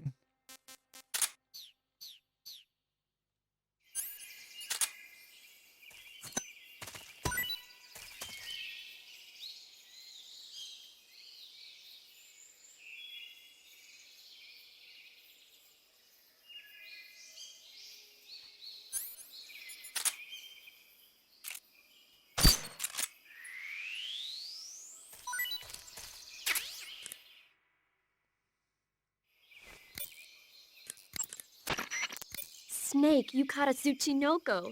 What? Is it true, Snake? Yeah. Way to go, my man! You really are the boss's apprentice. Yes, it looks like sending you in was worth it after all. Hurry up and finish your mission and then bring it back to us. Under no circumstances are you to eat it, is that clear?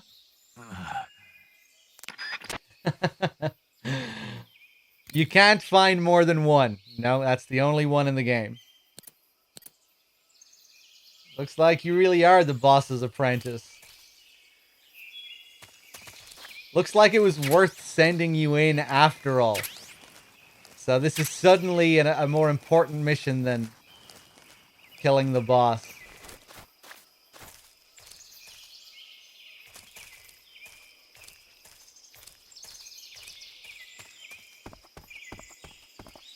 It was actually worth it after all.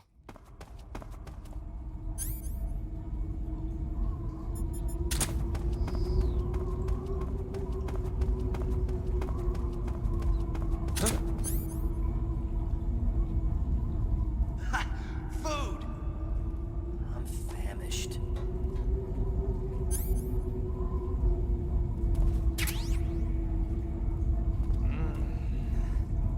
Yeah. I can't believe all that shit respawned again. I guess because I didn't pick it up.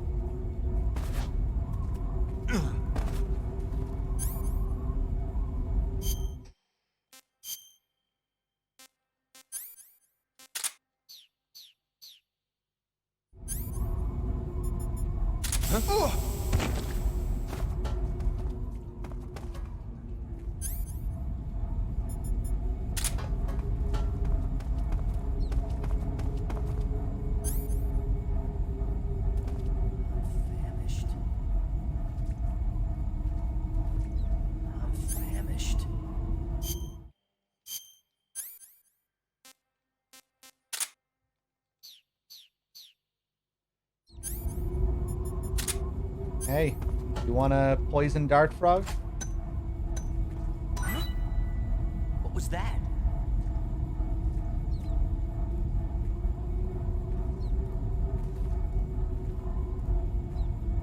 I'm so hungry. I'm famished.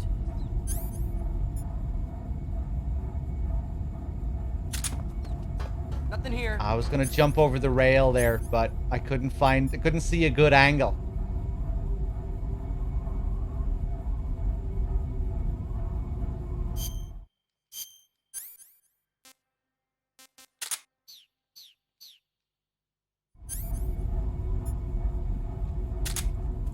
Who's that? You son of a bitch.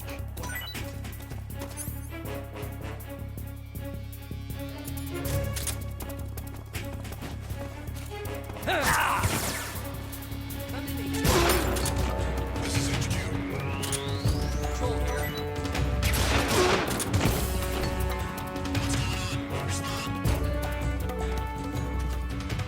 There's something wrong. Support unit, confirm their status.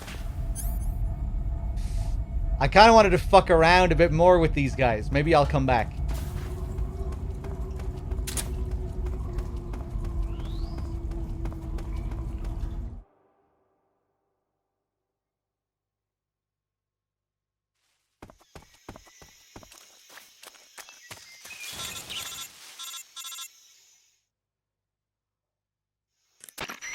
Snake, are you there? Eva, where are you? In the fortress, in Groznygrad. Dr. Sokolov is here too. Is he all right? He's fine. Right now he's busy putting the finishing touches on the Shagohod. Good. That means they haven't killed him. Not yet anyway, but you better hurry. They've already finished the Phase 2 tests. Once the final preparations are complete, they'll have no more use for him. The Colonel won't have any qualms about killing him if he thinks the CIA is closing in. Eva, you can't let Sokolov out of your sight. I know. Snake, do you know where Groznygrad is? Granin told me that I should be able to get there from the mountains to the north, through an underground tunnel. Granin told you? Yeah, he even gave me the key to the warehouse. Why? Because he was drunk, I guess. You've got to be kidding me. Hell if I know. Snake, there's one problem with that route. What problem? The mountain entrance to the underground tunnel that leads to the fortress is sealed. You need a key to get in. A key? What about the key Granin gave me? That key won't work. But don't worry, I'll figure something out.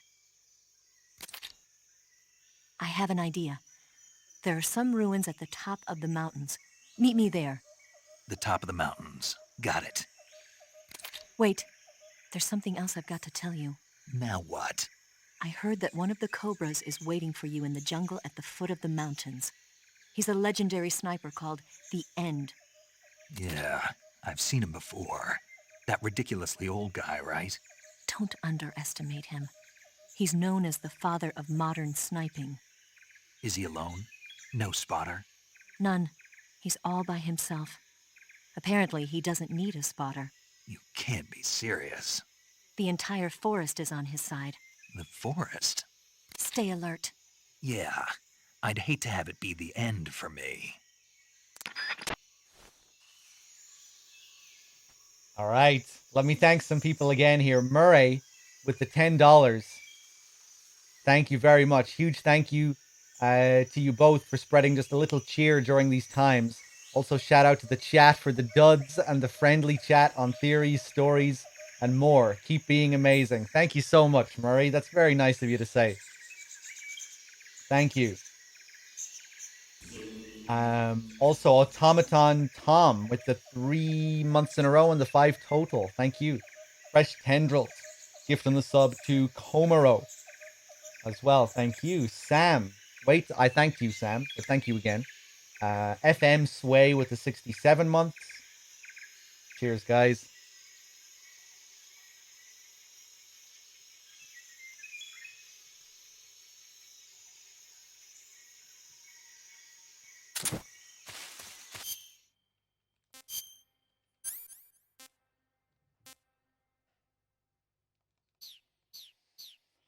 Okay, what are we doing? There's a spatza here. One of the more interesting bits of food in the game.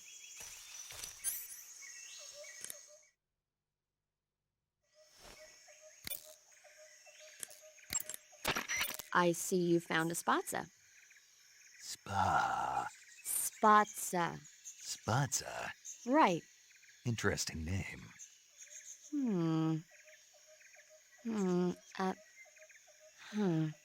So, paramedic. What? What kind of mushroom is a spatza? You really want to know? I guess so. Okay, let's see. The spatza... Yeah? It's gray. And it grows on the ground. Yeah, and? That's all. That's all? That's all the guide says. Okay, so I don't know that much about it. Why don't you eat one and see? It might be pretty tasty. Eat one and see? What do I look like, a lab rat? Shh. What? What did I say? What if the rats hear you? You'll hurt their feelings.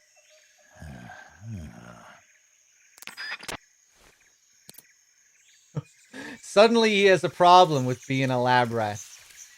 Eating anything and everything. Regardless of what paramedic says.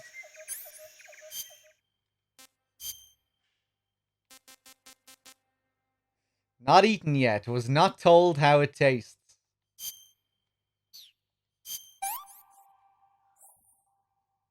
This is really good.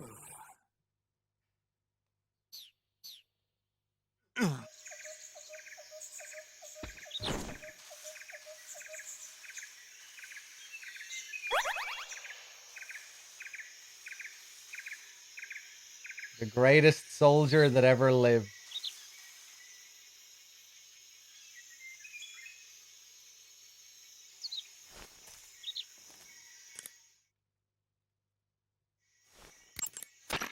Paramedic, Yeah?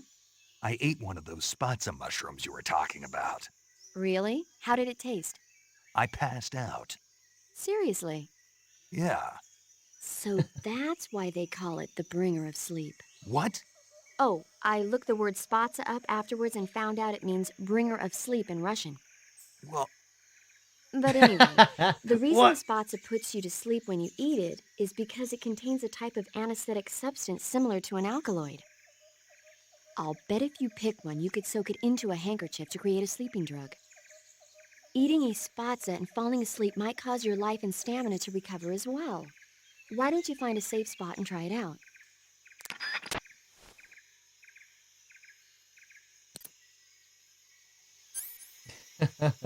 I love his reactions there. What? Do I have a fake death pill? I kind of want to start this again.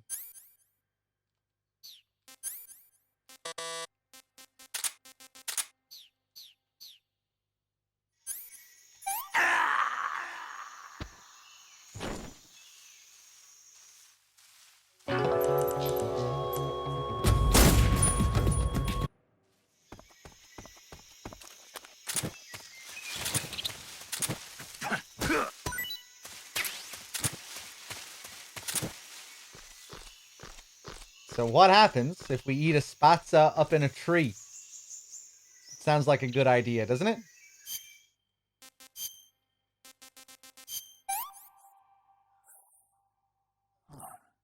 Not bad.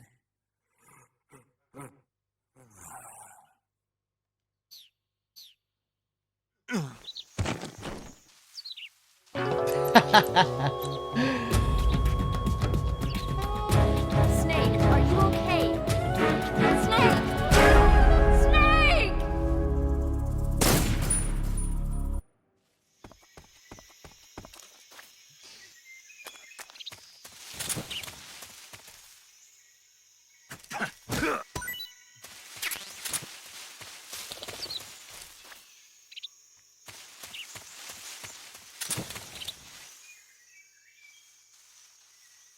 Porn in the bushes.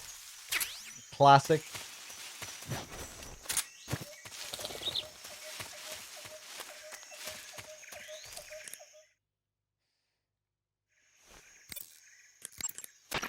I see you found a spot. Yeah. Snake, I looked at your medical record. You've been exposed to an atomic blast? Yeah, the Bravo shot. It was a hydrogen bomb test conducted at Bikini Atoll on March 1st, 1954. I was at the American base on Kwajalein in the Marshall Islands when the ashes of death started falling from the sky. Any symptoms? None. At least, not yet. But a lot of the guys who were in it with me are now suffering from thyroid cancer and leukemia. Some of them are dead already. One of these days. Anyway, I'd better get back to the mission. Yeah. Food poisoning is... That area is home to a small bird called the red avadavat. The red avadavat is a small bird native to southern China and Southeast Asia. This is its mating season, so the males ought to be a brilliant red color right now. If you want to catch one alive, use the tranquilizer gun. By catching one and then releasing it, you might be able to distract the enemy's attention. I see. How do they taste? The what? The flavor. You're not going to eat such a cute little bird, are you? The flavor. Yeah. Oh, Something bothering you? no. Okay then, so how about it? How should I know? The flavor. There should be a mushroom called the Baikal scaly tooth growing in that area. The Bicol scaly-toothed mushroom is used as an antidote to poison. It usually grows on the trunks of trees, so look for it there. How does it taste? I think you're going to be disappointed. Damn. Oh, quit your whining. You know what they say, good medicine tastes bitter. Snake, there should be vine melons growing in that area. The vine melon is a kind of melon commonly found in Salino-Yarsk. Like the name says, it's a melon that grows on a vine. The flesh is crisp and delicious. The vine melon is full of potassium and carotene, so it's good for you as well. Next time you see a vine, why not check to see if there's a melon growing on it? You want to save? Hold on a sec.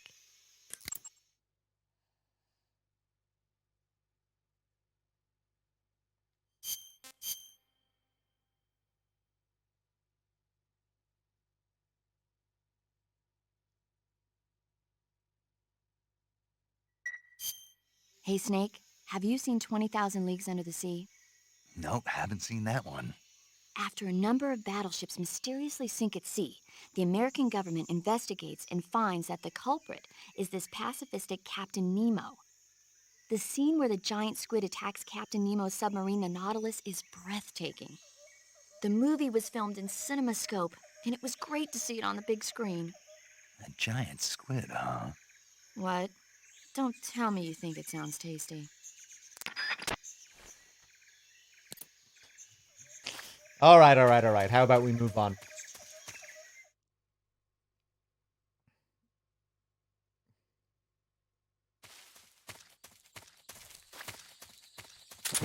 I don't think Snake has ever watched a movie. So here is where we can fuck around with this Hornet camo. The Payne's camo uniform wards off hornets, spiders, and leeches. Also allows wearer to tame hornets. So if we try and find a hornet's nest, here's one.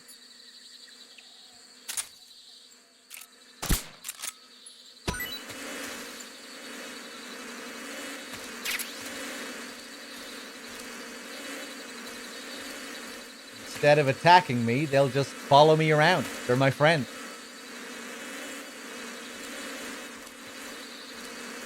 And if we approach an enemy, we can send them after him.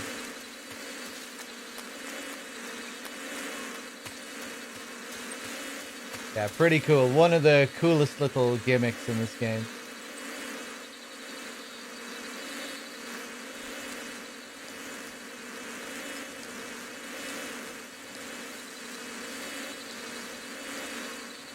Try and get this guy here.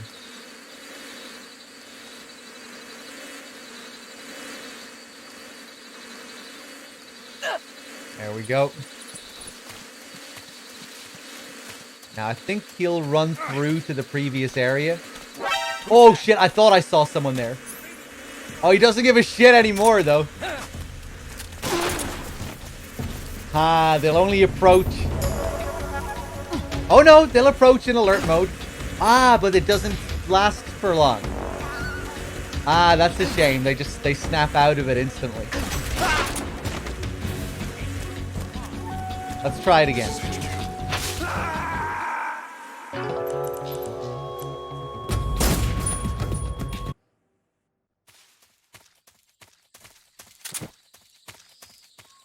There's a strange bug you can get here as well, where one of the guards will just disappear.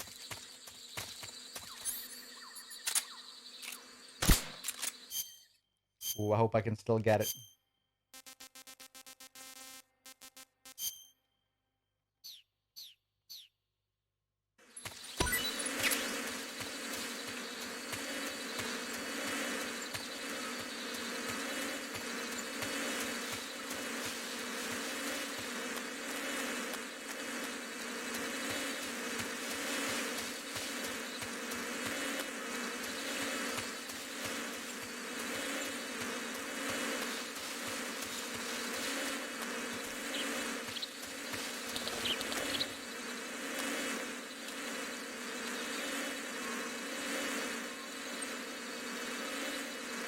Okay, this guy here.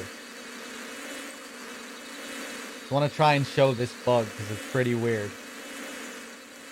I don't want to approach him just yet.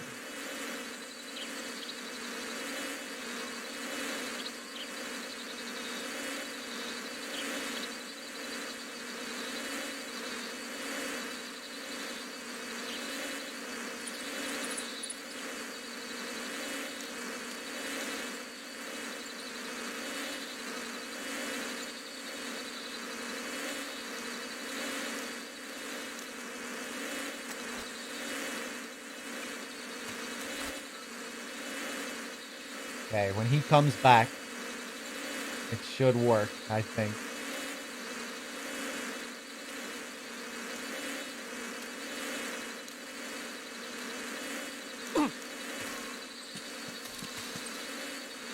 There he goes.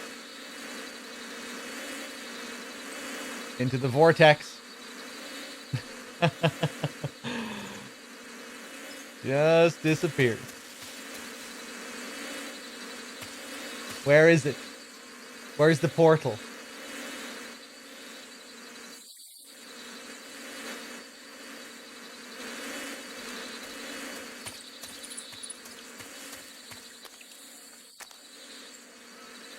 Hey! What the fuck? Where did they go? Where did the hornets go?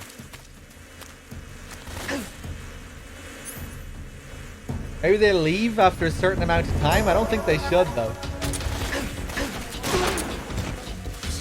Now they're back.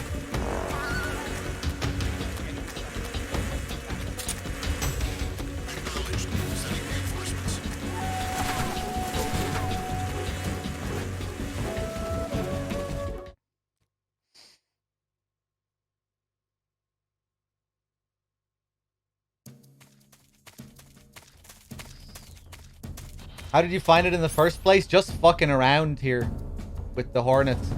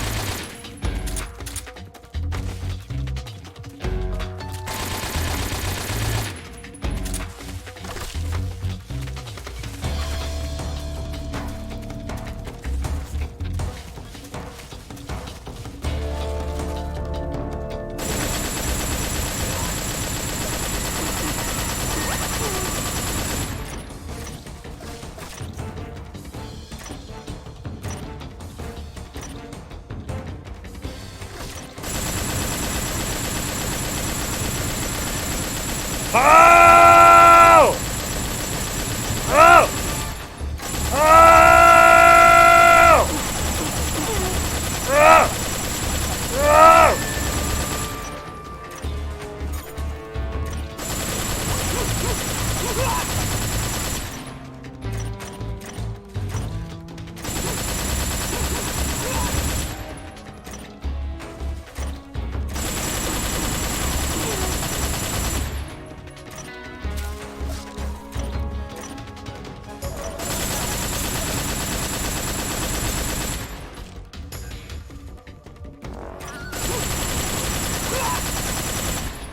Alright, hold on one sec, guys.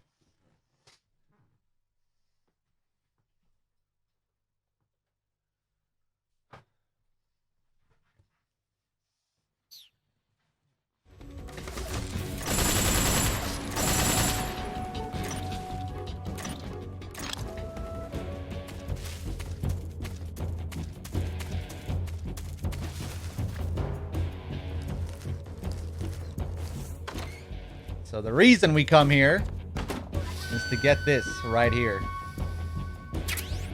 The M63.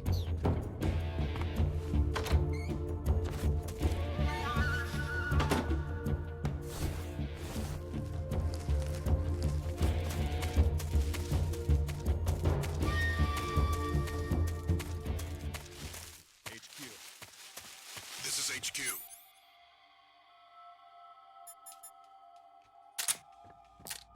Patrol here.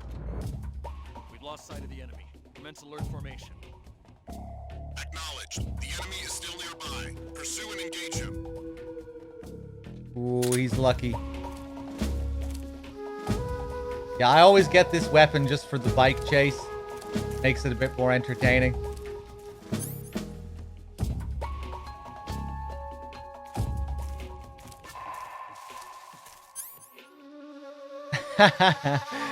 I don't think the arcade would scream through the bike chase. Maybe. I'd love to hear it.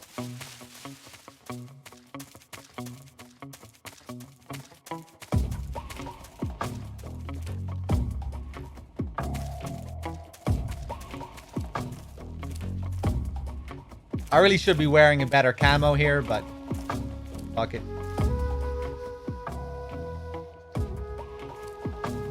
Love how this area looks.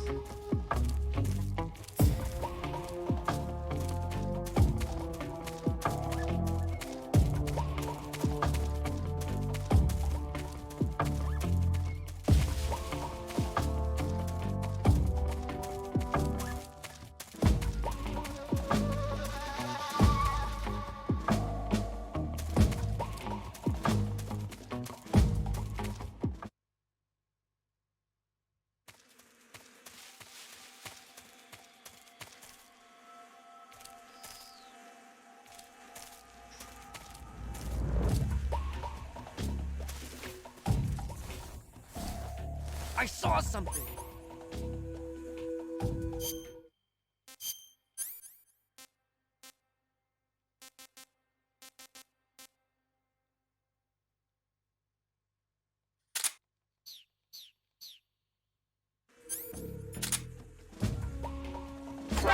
Who's that? I didn't think he would react to the poison dart frog, but I wanted to try it.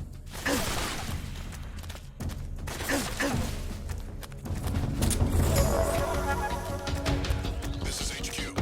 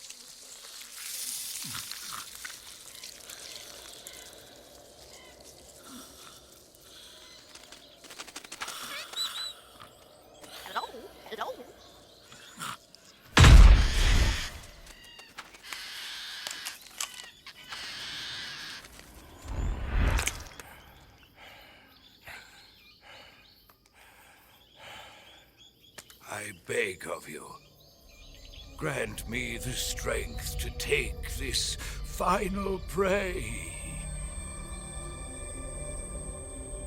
Let me linger in this world just a little longer. I have already slept enough for one lifetime. Enough for an eternity. You have my thanks. I have to thank you for waking me. If you hadn't shown up, my sleep would have been eternal.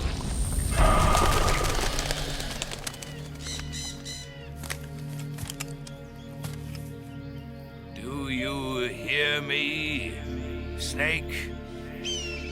I am the end. I am here to send you to your ultimate fate. You'll make a fine quarry for my final hunt.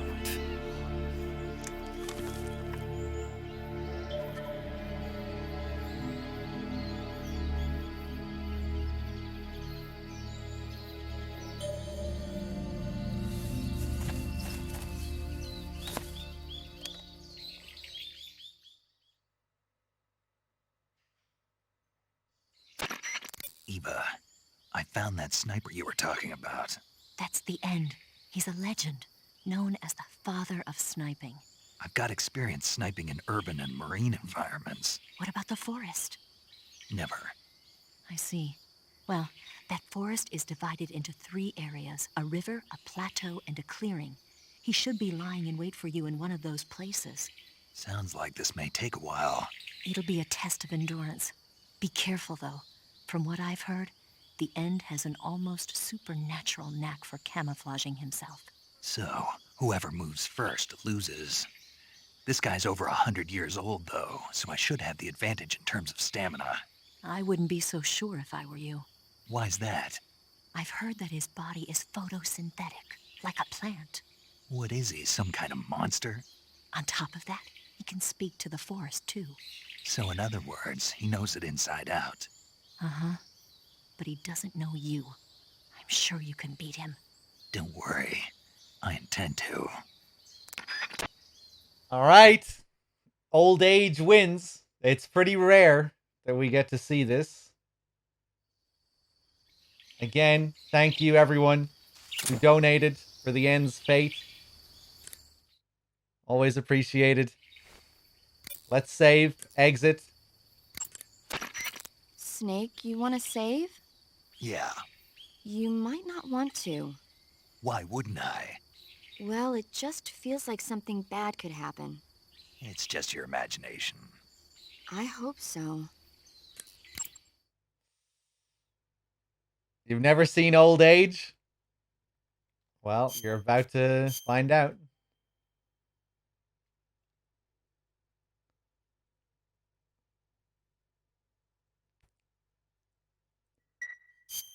Make sure you come back as soon as you can. All right. So, if you're fighting the End and you save, and then you come back a week later to resume your playthrough, he'll be dead. Or you can just put the clock forward on your system. Let's just be safe and stick it forward by a month.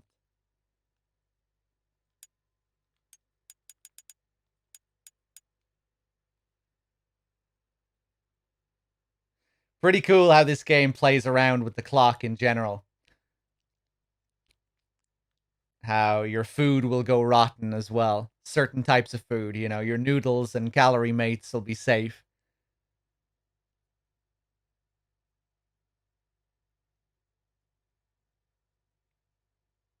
But most of your other stuff will go rotten if you stop playing for a day or two.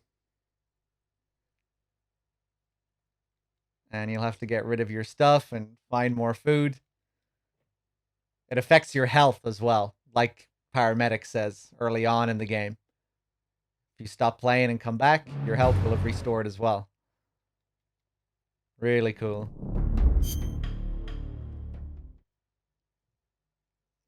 Does the beard grow? Not in MGS3. In MGS2, the beard will grow back. Snake's beard, if he shaves it.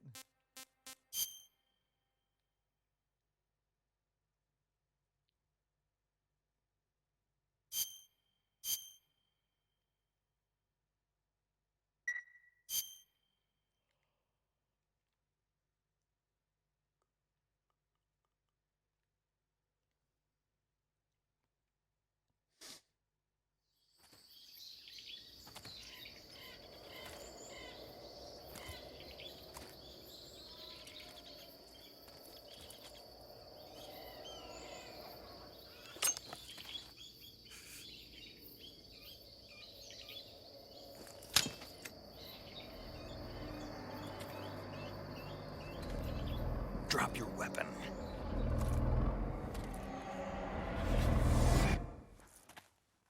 Drop your weapon!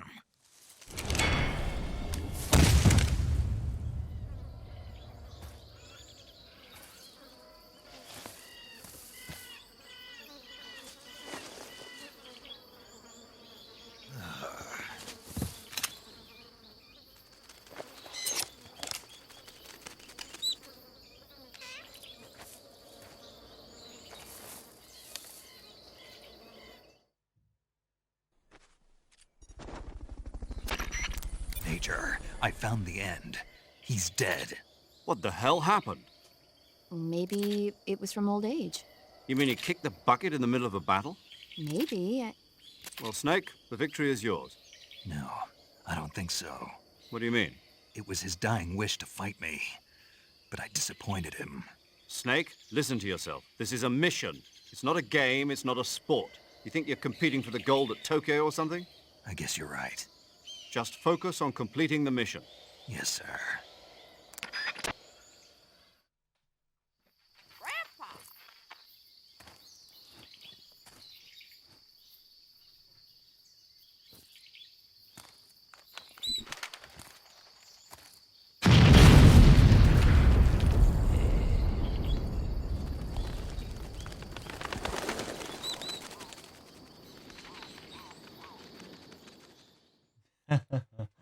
There we go.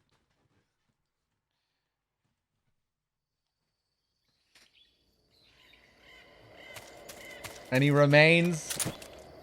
I don't think so.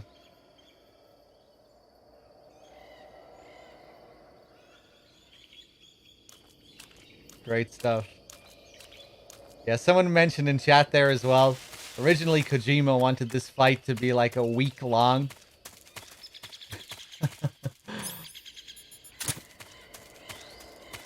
And what we got was the tame version in the end.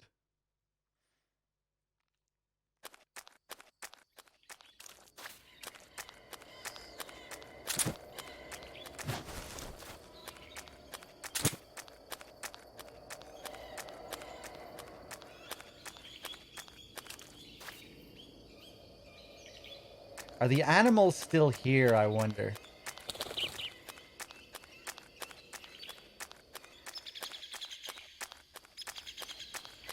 Hey, there's the rabbit. Okay.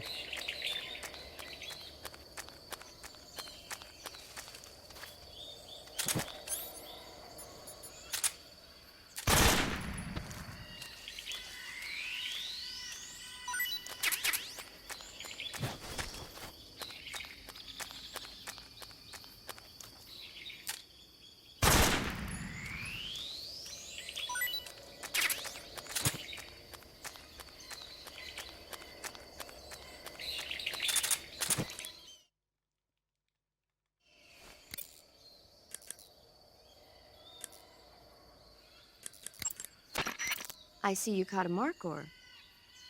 The markhor is a kind of wild goat that lives in mountainous areas. It's quite large, so I don't think you'll be able to capture one alive, even with the tranquilizer gun. All right. Speaking of which, do you know the origin of the name markhor? No. It means snake eater in Persian. Snake eater? Lost your appetite? Not at all. So, how does it taste? It's supposed to be pretty good. All right.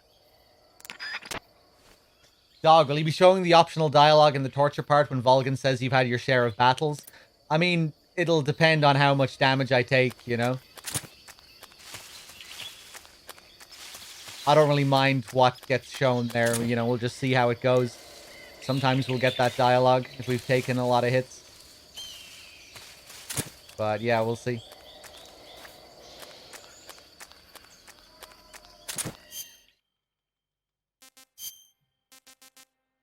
And here we can see our food is rotten.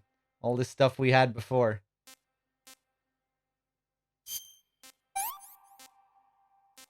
I'll keep the spatza though.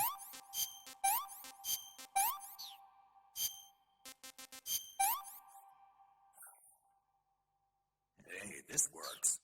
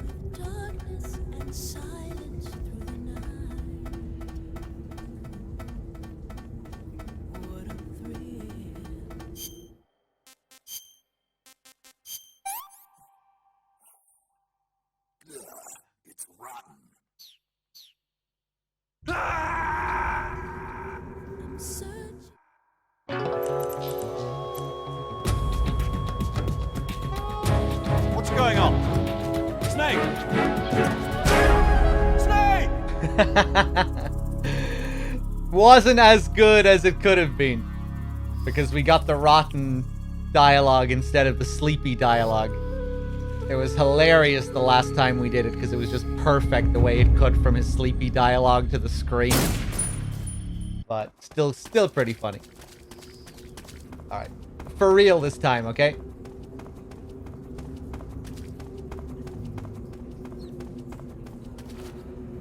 Actually, let me call Eva. Good. You're in the tunnel. The ladder at the end of the tunnel will take you up into the mountains. Head down the tunnel and climb up the ladder. Eva, how are things on your end? Are you going to be able to make it? I'm fine. I managed to slip out okay, though I did run into a few snags. Is there a problem? I took a little detour on my way here. Detour? Yeah, I thought since you went to all this trouble to meet me, I should give you a present. A present? What is it? You really want to know? Yeah. It's a secret. You'll find out when you get here.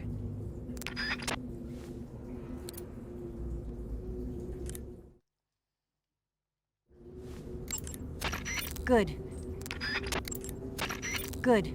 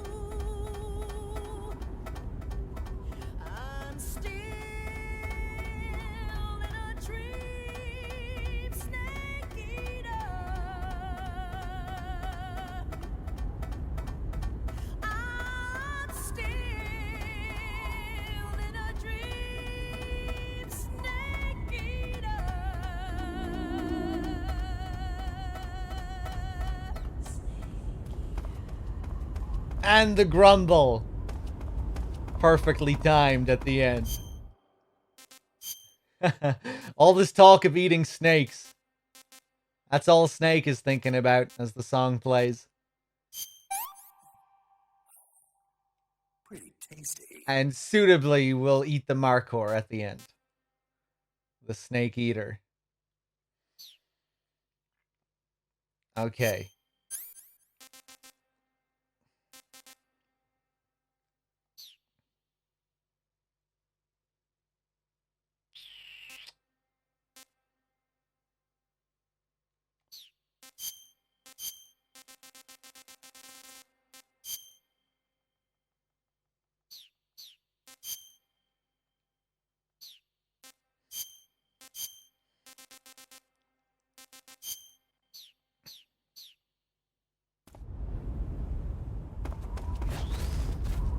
Snake. Surely he should have rolled through the door there. Okay.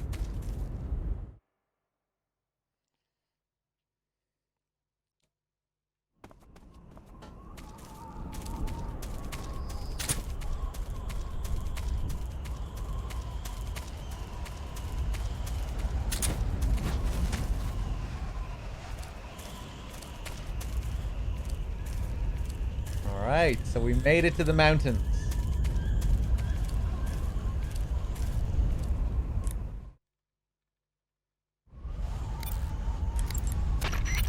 Snake, the altitude in those mountains is pretty high. That means the oxygen concentration in the air is lower than normal. When there's less oxygen in the air, naturally you'll be breathing less oxygen as well, and the oxygen content of your blood will go down. In other words, you run the risk of becoming hypoxic. Hypoxia is a very serious condition. In the worst cases, it can lead to pulmonary and cerebral edema. I don't think you need to worry right now, but all the same, be careful. So, what do I need to be careful about? In high altitude areas, you will tire quicker than normal. Okay. Snake, climbing uphill takes a lot of stamina as it is, but on top of that, the air up there is thinner than normal. You're burning through stamina a lot faster now than ever before. Keep an eye on your stamina gauge. Be sure to eat something to restore your stamina before you run out.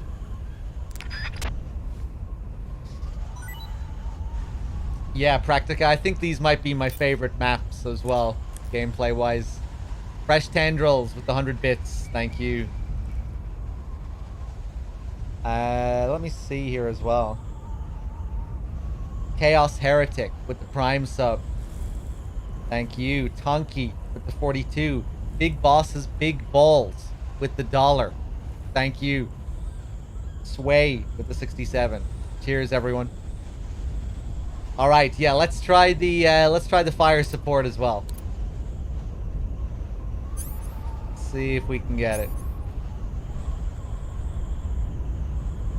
Lasso, you said that you only ever got it to work here, yeah? On the HD collection.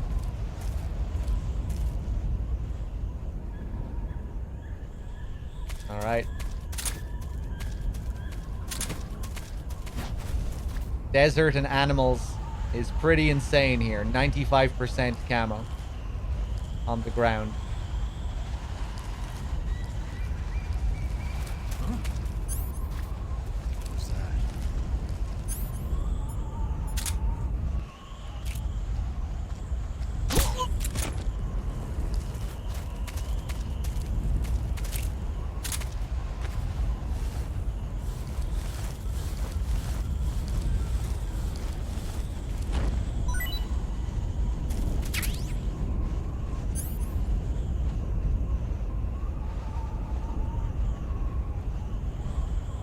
Don't forget to let the guard finish radioing HQ on alert.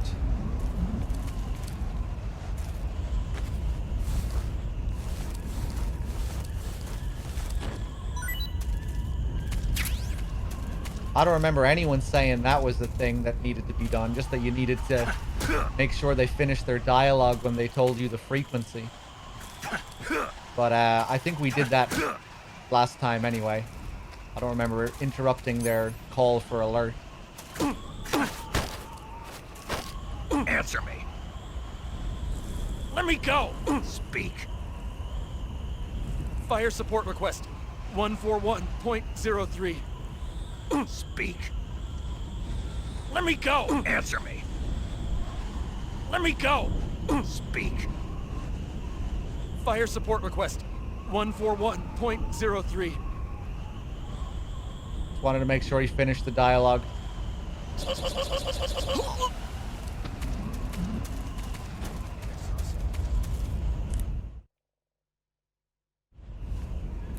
Let's try it outside of alert.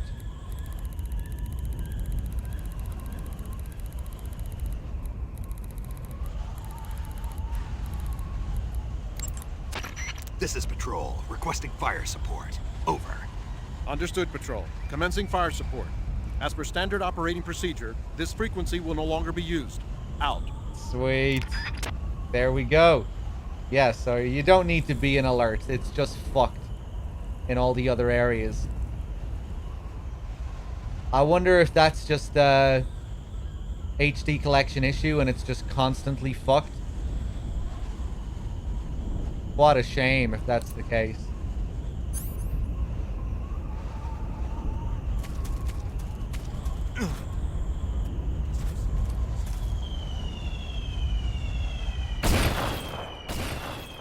Oh! This is HQ. Patrol here. Did anyone get hit by that? Fire. Enemy's position is unknown. Going into alert formation. I don't think anyone got hit. But it was still cool.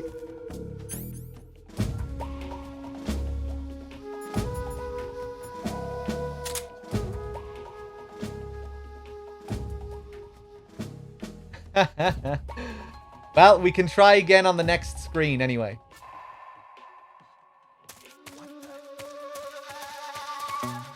Bump doodle bump doodle doodle lump bow.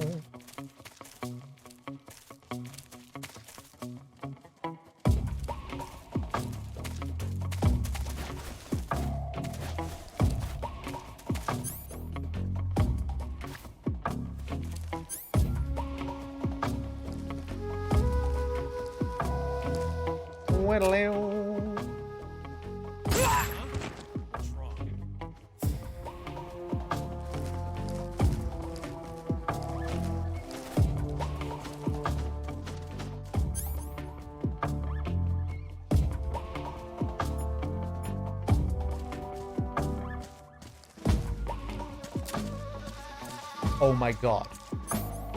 Oh! I'm just gonna stay here. Huh?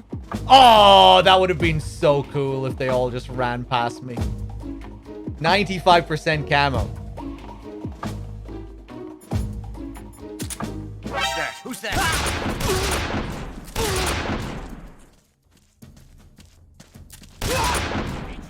That was still pretty cool. This is HQ.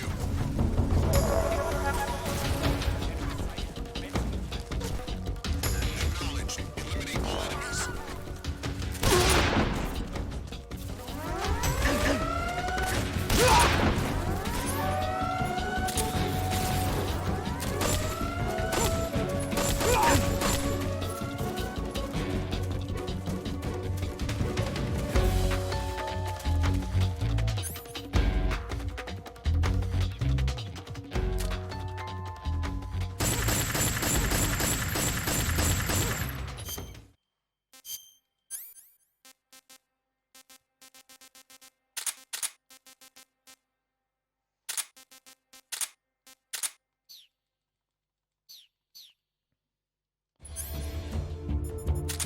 What's wrong?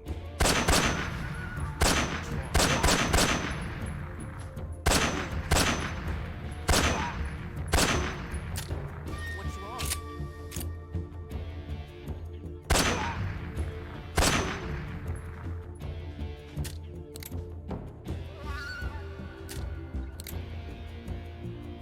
That's a lot of dead bodies. Oh! And the vulture out of the sky. Anyone left alive?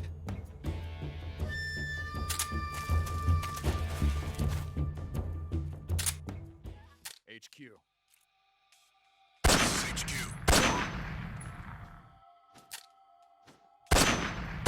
What's going on? Respond.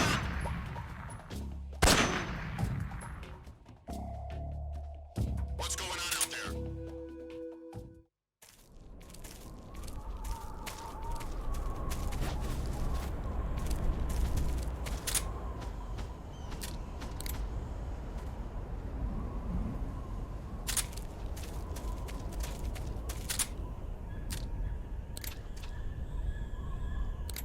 Love how the vultures feed on them here. We can get a pretty funny call as well. We eat him.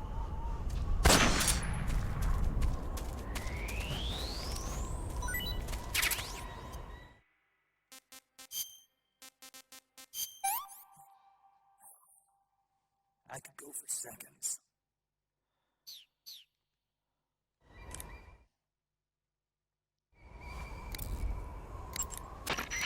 I see you've captured a white-rumped vulture.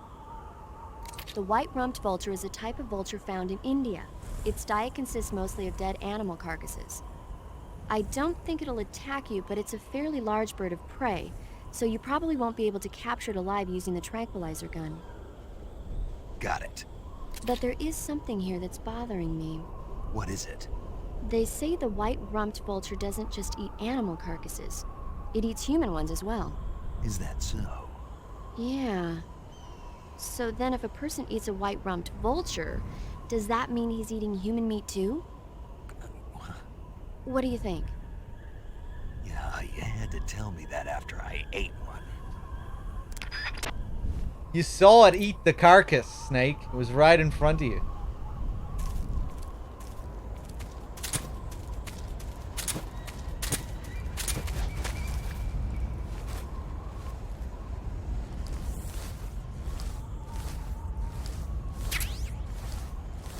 Oh, more trank rounds.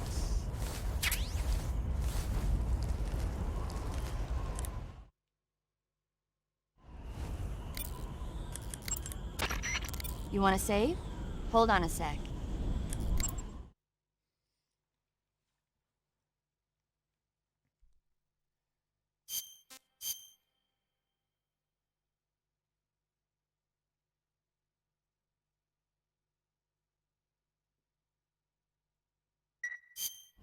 Snake, have you ever seen The Beast from 20,000 Fathoms?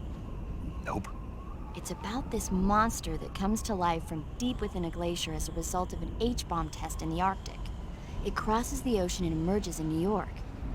I especially like the scene where the monster attacks the lighthouse, and the one where it pops out of a valley in Manhattan and makes a big hole in a building. And the last scene on the burning roller coaster was simply incredible. And because I saw it in a drive-in theater, I actually felt like I was part of the movie. It's funny, isn't it? How you can let yourself get absorbed into these things without thinking even when you know it's not real?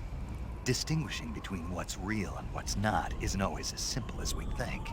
Well, don't get too absorbed in your mission. It's important to take a rest every now and then. Did they ever explain why the boss refers to him as Jack? Well, Jack is a nickname for John. And John is his real name.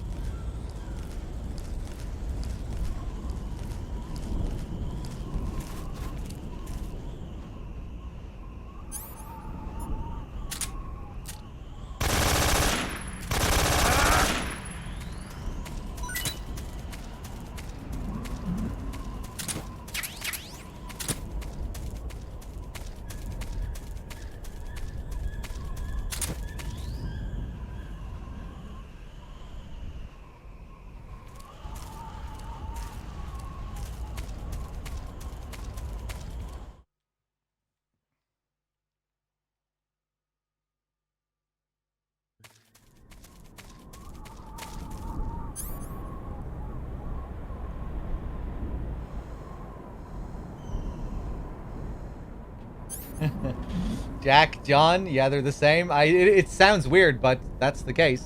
Jack is often used as a nickname for John.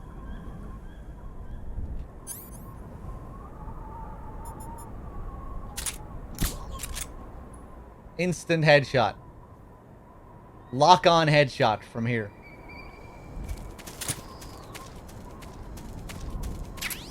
Better than Richard and Dick?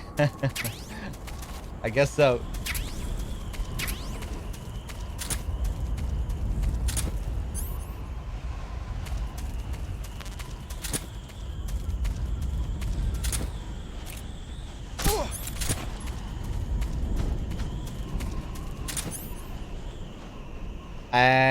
Oh, we want to try this fire support again here, don't we?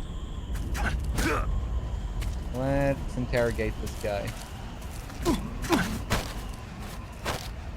Speak. Just up ahead. Speak. There's more of us.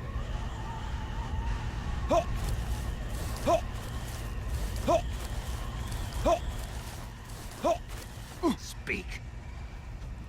If you want to learn more, take a look at the survival viewer map. Speak. Cheers. Let go. Oh! Oh! The snake came to his rescue. That was great.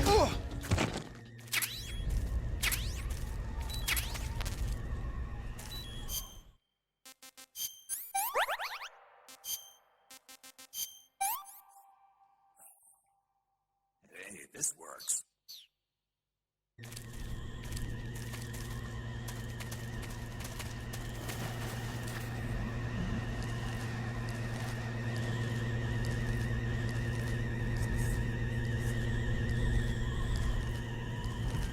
So yeah, because we took out the Hind earlier, we now have to deal with these flying platforms instead, which are actually way harder to deal with than the Hind.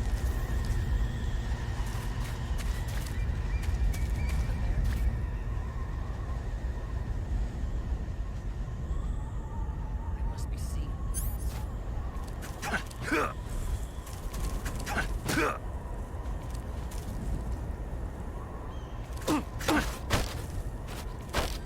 Speak. I don't know anything. Answer me.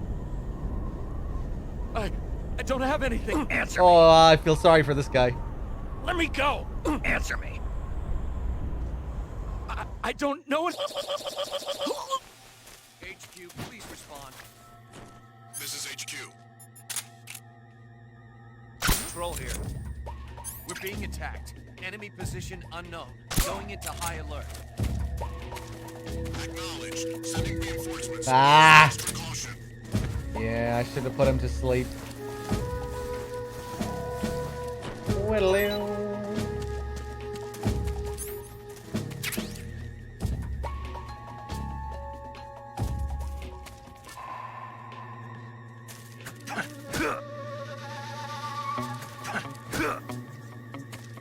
Might get spotted here. What's wrong? Answer me. Speak. On the mountains. Answer. Yeah. What's wrong?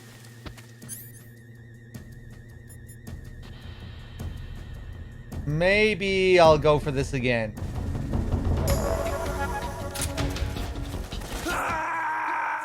I'm not going to give you the satisfaction.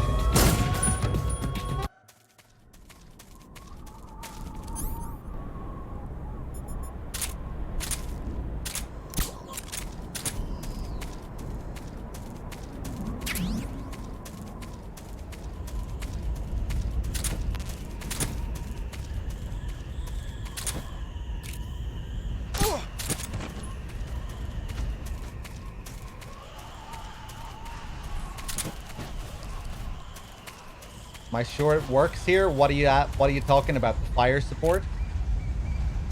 No. I mean, it seems to be broken in most areas. But we'll find out. I know it should work here. Like it should have in all the other areas we tried it at.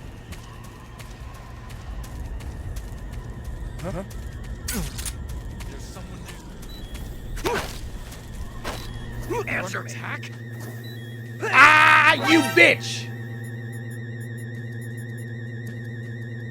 Who's that? Now, I don't want to... I want to get this frequency before we go crazy.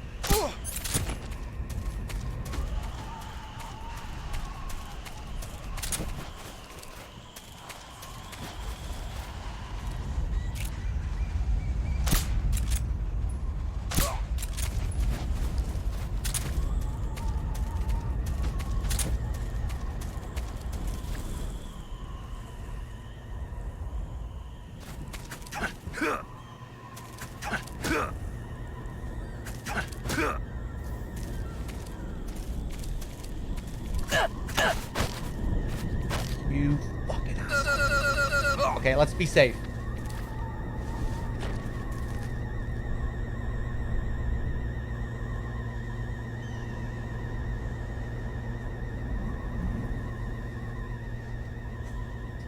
Don't really want to take this guy out either, because he'll make a lot of noise when he explodes. Kind of tempted to do it, though. Because the guys are all asleep around here. Maybe I can get away with it.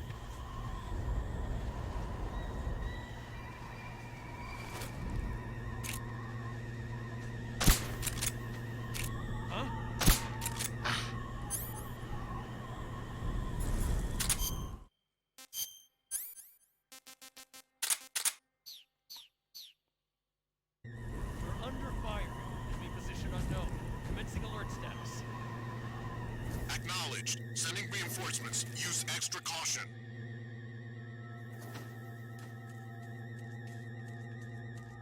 Fuck.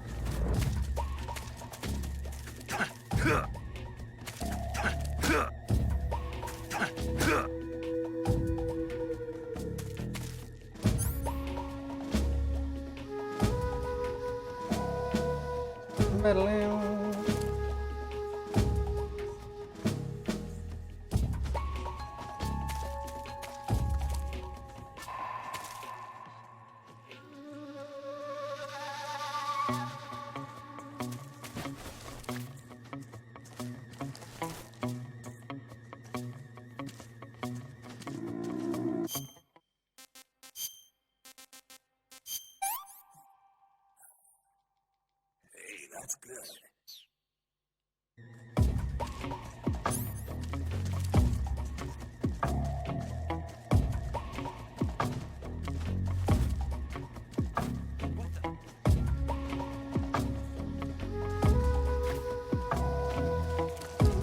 What's wrong?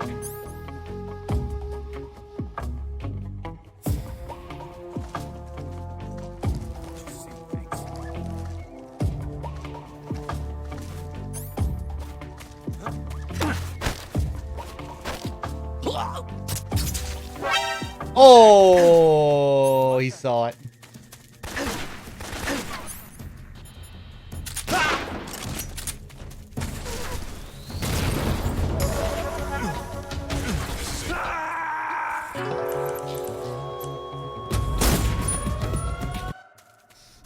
Okay, this time we're doing it for real.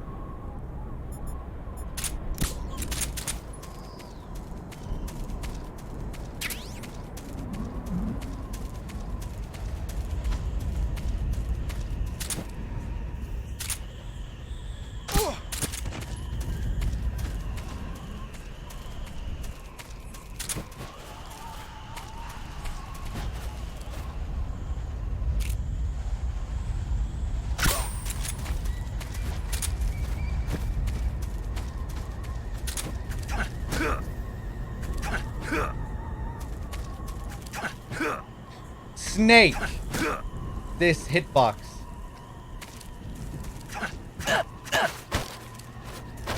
Speak. On the mountains. Speak. If you get Speak. you lousy.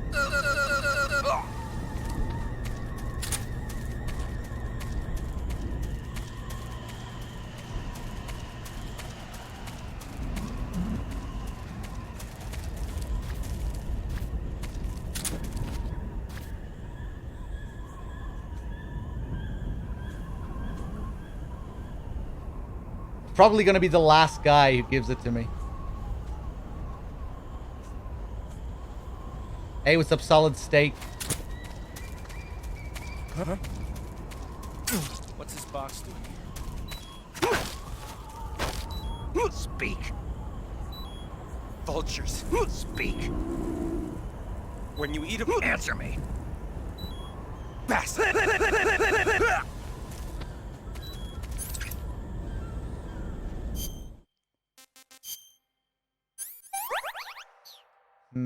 I should have put all these guys to sleep.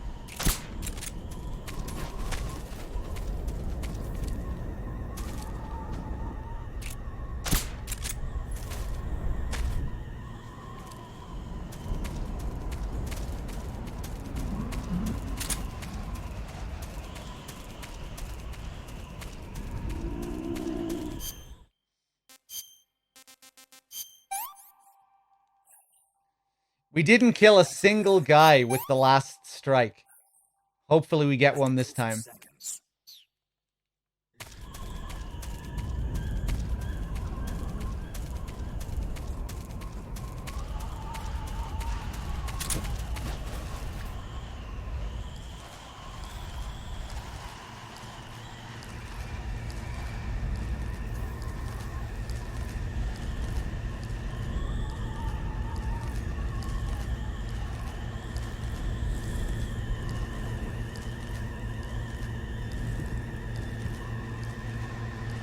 Ooh, it might be tricky. getting these guys.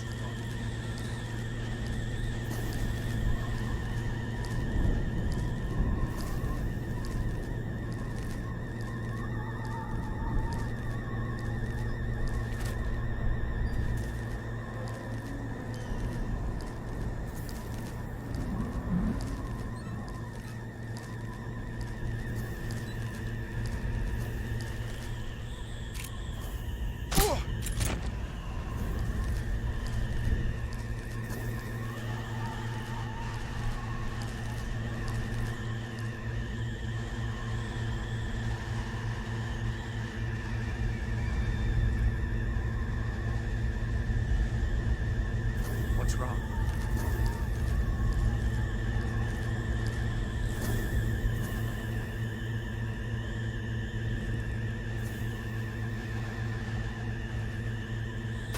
Get up. Oh, he's coming close to me. I love that. That is so cool. Just fires a few rounds down beside him to wake him up. Remember the first time I saw that, it scared the shit out of me because I was right beside a guy. I was like right beside where he was shooting.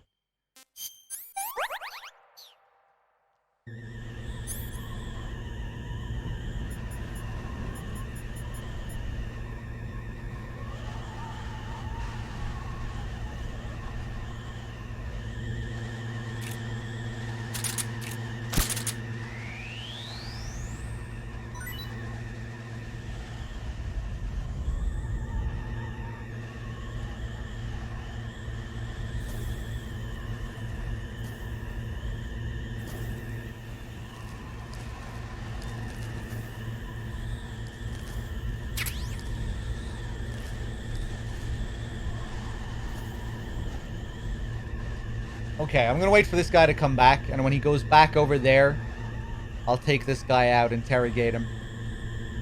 Actually, we won't need to take him out. That'll just waste time.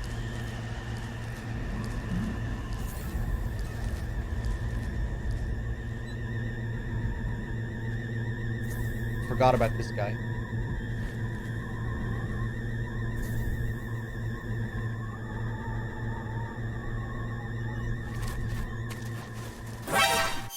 Jesus fucking Christ. What the hell? Who shot? What? Where did that gunfire come from? Enemy sighted. Oh, was it him?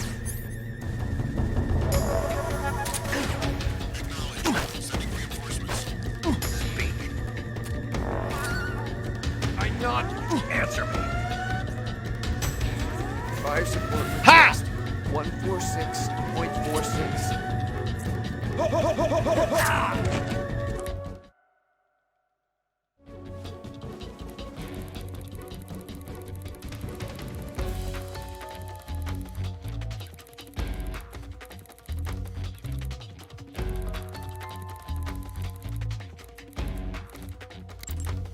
This is Patrol, requesting fire support. Nice. Over. Understood, Patrol. Commencing fire support. As per standard operating procedure, this frequency will no longer be used. Out. All right, this better help me.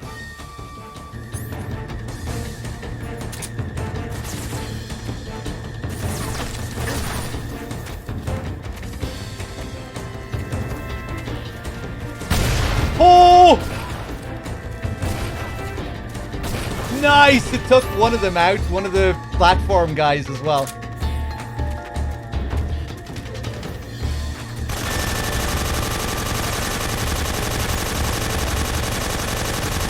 Shame it didn't take them all out, though.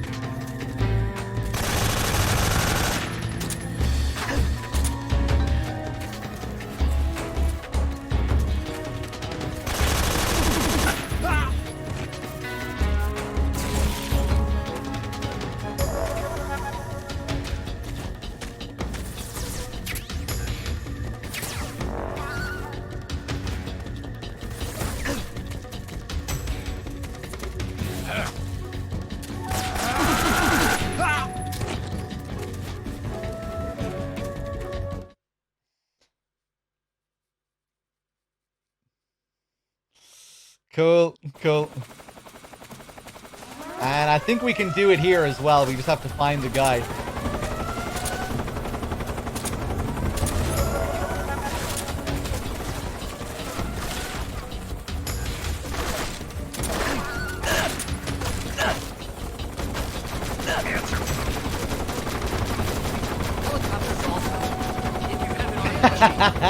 In the middle of all this chaos, he's very calm.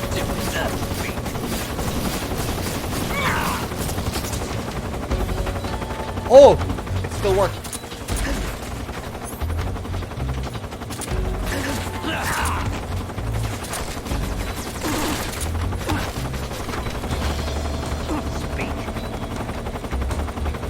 Just try and kill the speak.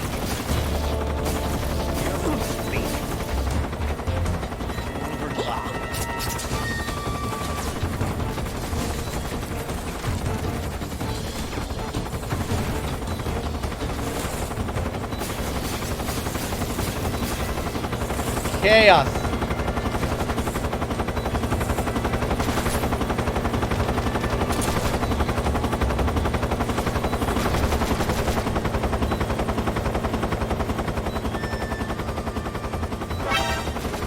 What?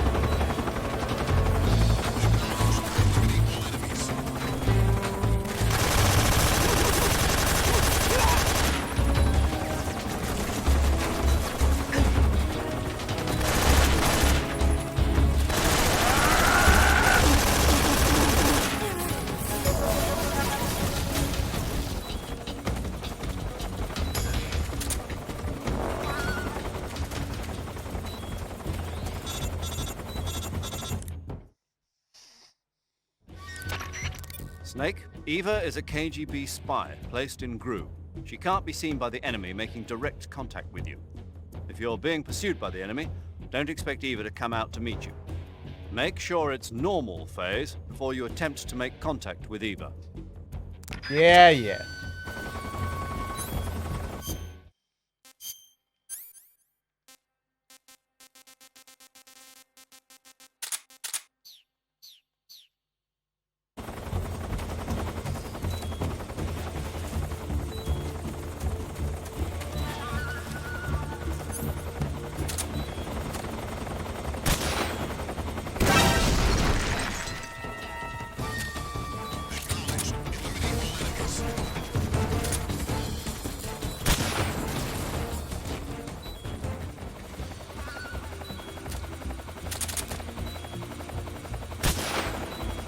Oh.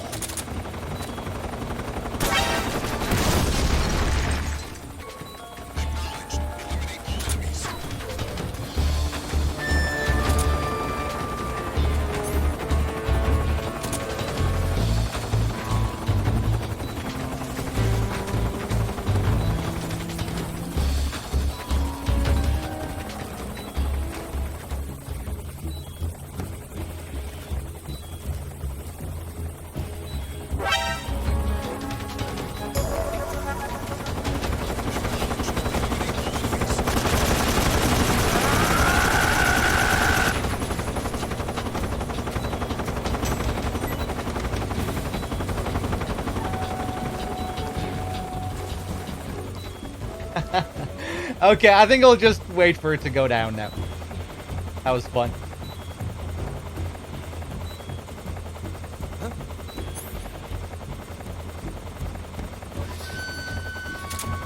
Is that him? Ha! What? I guess I was still at 95 there. Basically invisible. That was sick.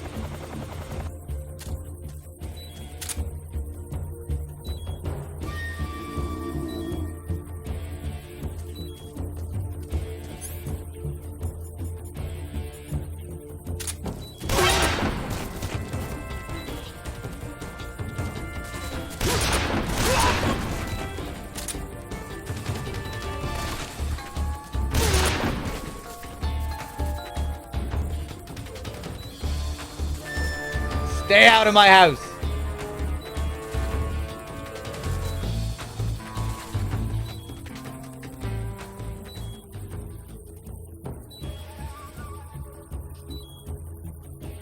That shotgun blast is so satisfying. The way they go flying. Real kick off it.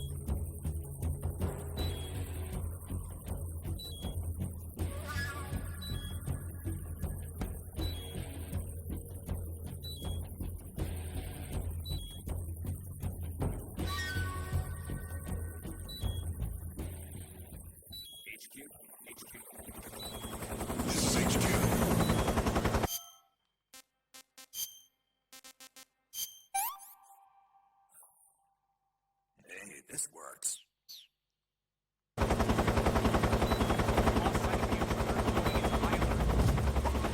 Acknowledged. The enemy is still nearby. Pursue and engage him.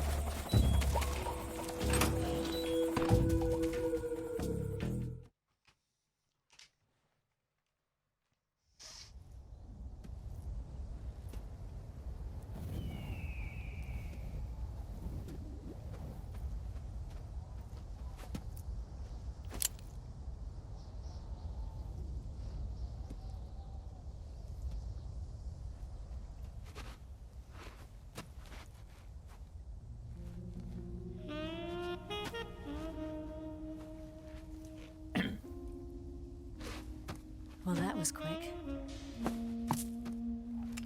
You look like you could use some rest. I'll be fine.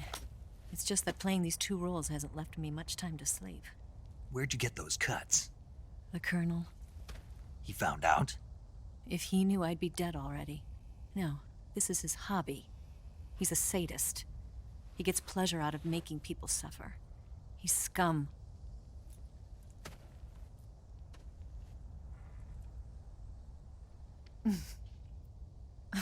Does it look that strange to you? No. I'm the same way. Scars all over. Can I see? No. Where'd you get this one? I got it after defecting to the Soviet Union. I don't think so. It's older than that. Code breaking is a desk job. Where'd you get this kind of scar? You really want to know? Hmm. Well, too bad. A girl's gotta have some secrets, you know. But enough about that. You've got to get going. The Phase 2 trial of the Shagohod is about to start, and it looks like someone might be coming to spoil the party. Khrushchev? His forces are on their way here. The Colonel is gathering his troops together to meet them. If we don't get a move on, the security will be even tighter than it is now. You'll need this key. It unlocks the door to the underground tunnel. Once you're in there, you can follow the tunnel to get inside Groznygrad. And take this too. What is it? The food of the future. A well-balanced meal for the space age. It's good to eat some real food once in a while.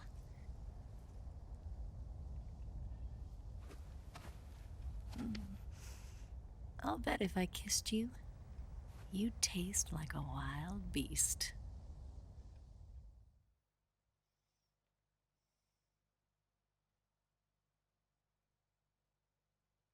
Do you know where exactly in Groznygrad Sokolov is located? He's in the heart of the fortress, the weapons lab. The weapons lab is divided into 3 wings. There's the East Wing, which houses the research facilities. Then there's the main wing where the weapons are assembled. That's where the Shagohod is. Finally, there's the West Wing, which is connected via a passageway to the main building. That's where Sokolov is. To get in, you'll have to enter the main wing from the East Wing. Then, go through the passageway on the 2nd floor of the main wing. The West Wing of the weapons lab. Got it. There's just one problem. Not again. The West Wing is protected by the highest level of security. You need to be Colonel class to get in. Colonel class? Here, look at this picture. Major Ivan Rydenovich Rykov. Pretend you're him. How do I do that?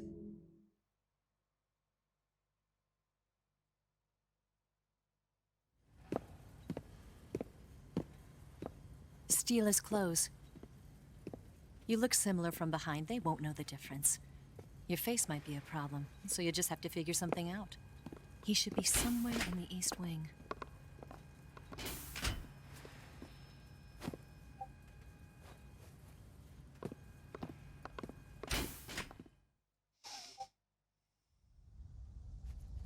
All right.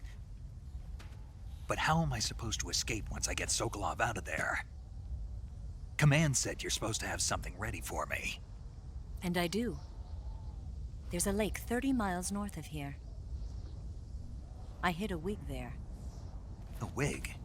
It's a state-of-the-art ground effect vehicle. A ground effect vehicle? I can't fly one of those. That's okay. I happen to be an excellent pilot. Taking off from a lake is trickier than it looks. It's not like riding a motorcycle. You've got to be more delicate. Of course I will. You've seen how good I am with the bike, right?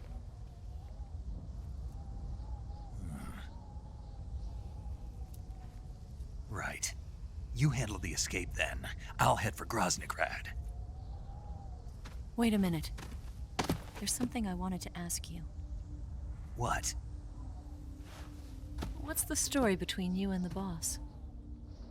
She was like a mother, and my master. And your lover? It went deeper than that. Deeper? Half of me belongs to the boss. Do you love her? No, nothing like that. Do you hate her? Does it have to be one or the other? Love or hate? Between a man and a woman? You bet. For 10 years, we lived and died together. You couldn't possibly understand. And you think you can kill her now? That's your mission, isn't it? Assassinating the boss?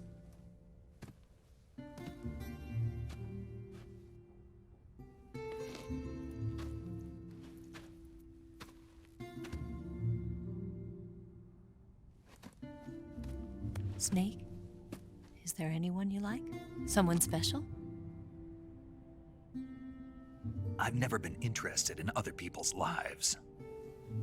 You were interested in the boss.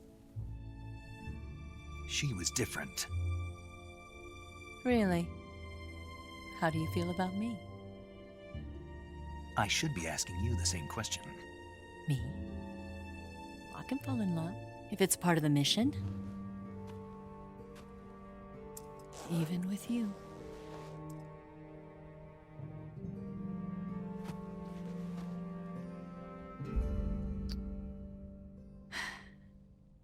Snake?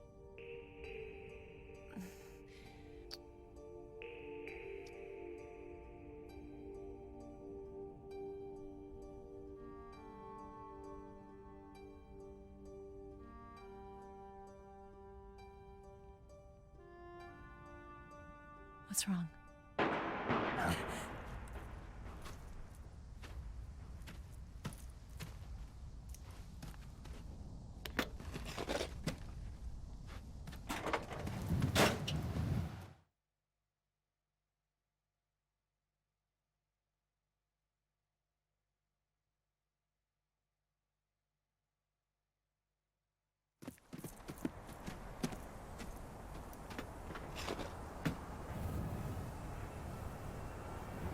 See you around, Snake. Take care of yourself. What about you? I've got to hurry back and play my other part. Are you going to be okay? Not sure. They're not stupid, and they know there's a spy. There's no way you could have gotten this far all by yourself.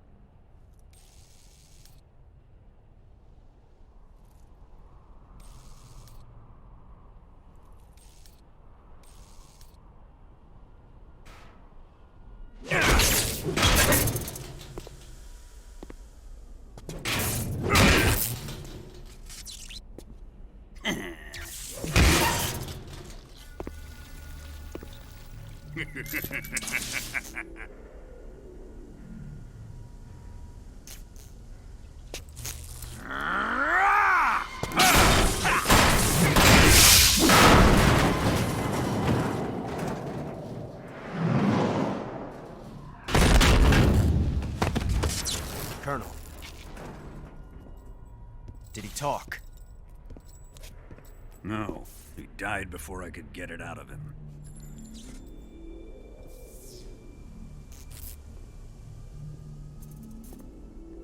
Wasn't the spy then?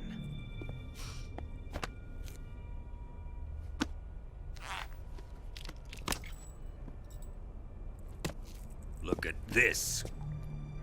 A transmitter? Exactly. Planted to keep someone informed of his location.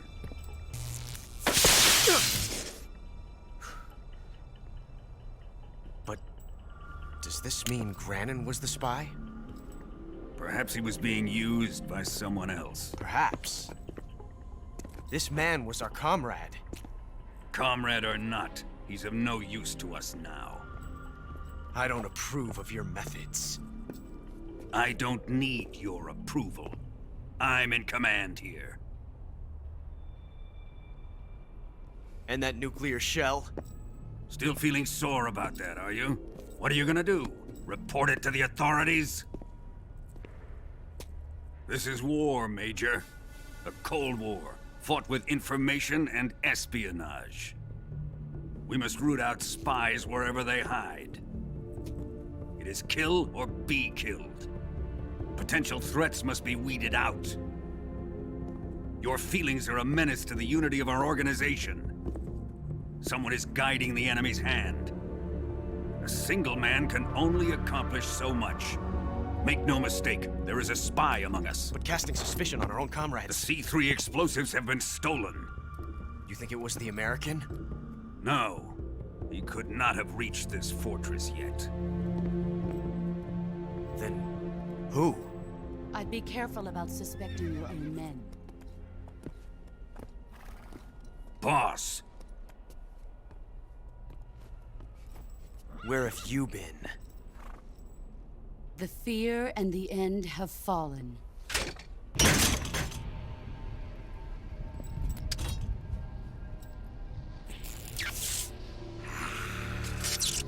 Damn it!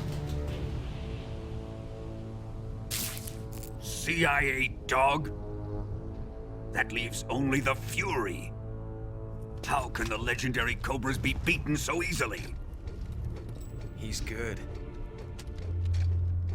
Fallen for him? Don't worry. I'll take care of him. What is he after? Must be more than just Sokolov. America is out to destroy the Shagohod and get its hands on your inheritance.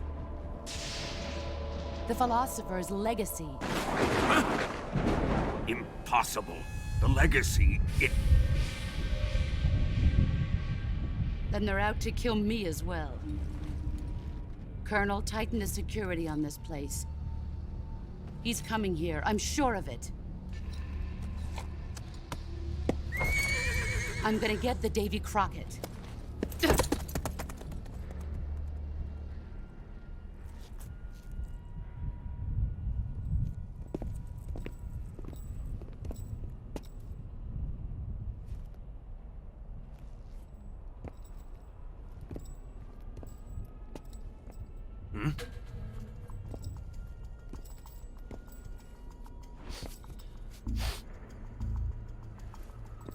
Perfume.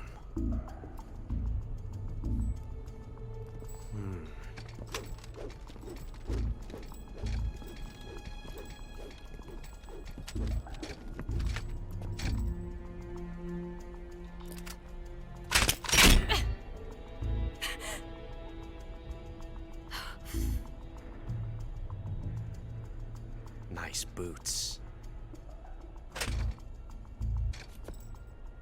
Make sure you polish them up properly.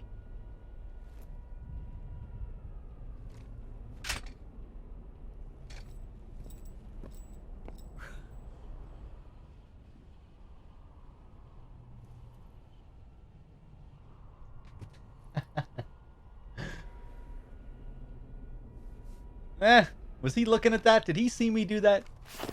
Whatever. Who cares?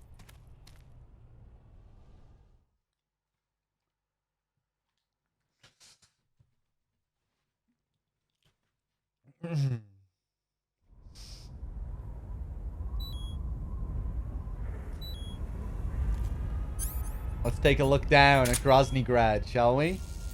Pretty cool. Even from here, you can see a couple of guards moving around. This guy here.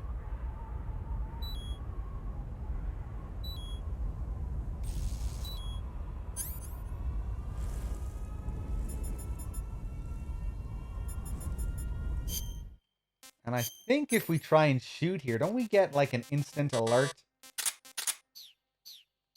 Yeah, let's snipe him.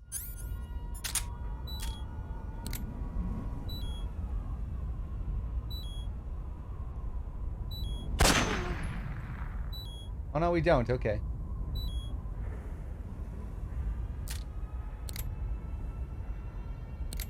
I think he might be the only guy, actually. Still see the barrels there. Volgan's mess.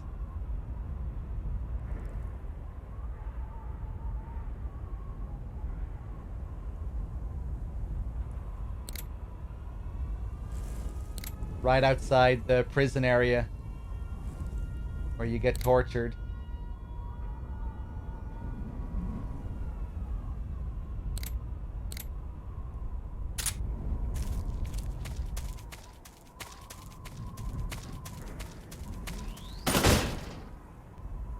Yeah, the Sorrow is still coming up. The Fury is up next.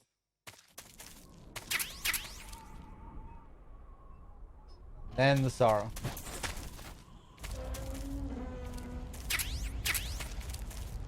Look at how the Scorpion tracks you. Let's dance.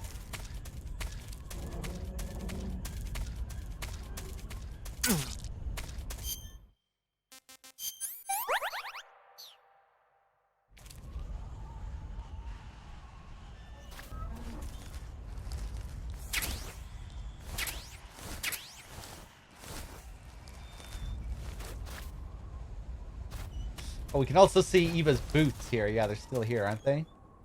Yeah, underneath the seat.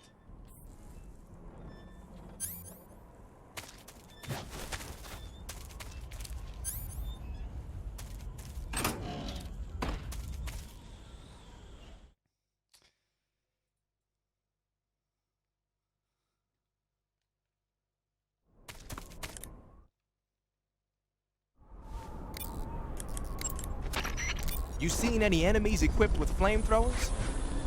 Those flamethrowers are M2s. They were first used in World War II during the invasion of Guam. The M2 uses pressurized nitrogen gas to fire a fuel mixture of napalm and gasoline. It comes in handy for torching places that are tough to secure with conventional firepower, like trenches and bunkers and pillbox enclosures.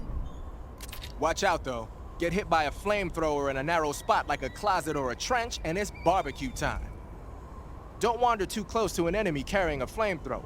If you need to take one out, try sniping from a distance so the flames can't reach you. What are they doing with American-made flamethrowers anyway?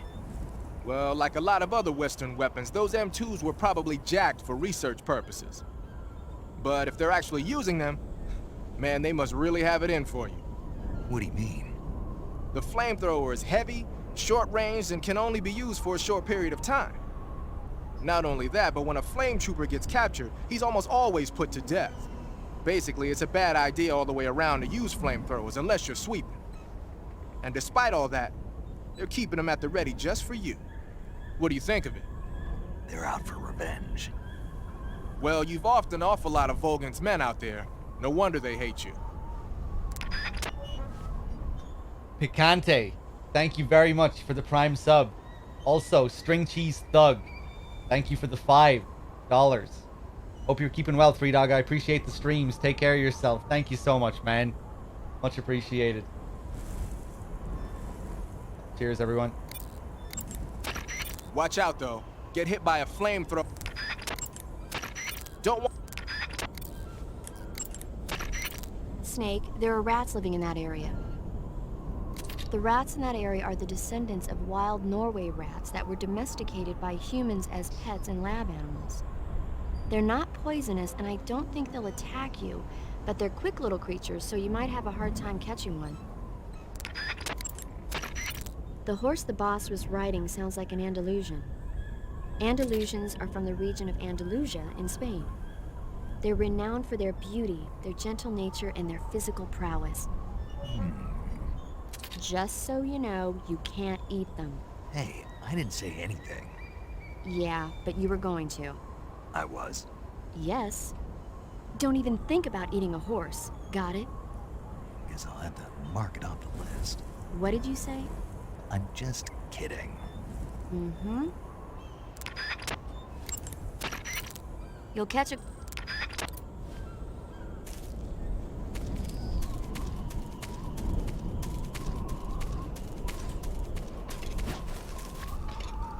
I remember these guys scaring the shit out of me when I first played this game. These flamethrower guys. Really cool way of foreshadowing the Fury fight as well. Those masks.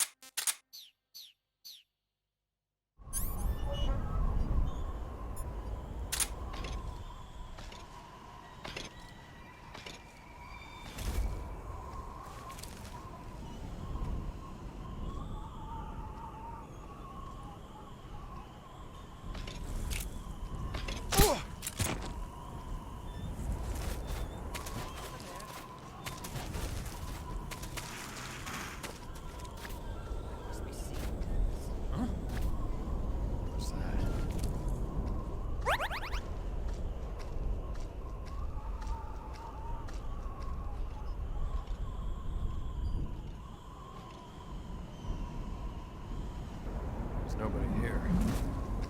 Ah, should have dropped on him.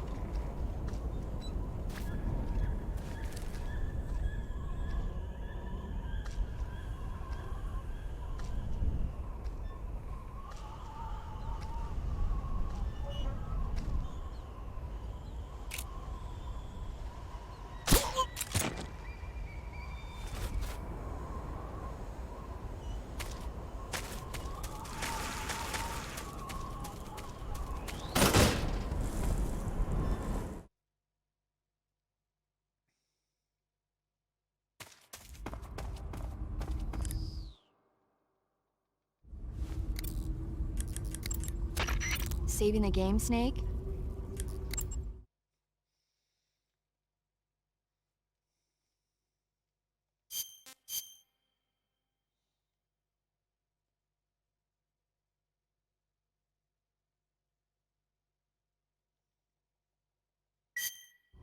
Snake, have you seen The Magnificent Seven?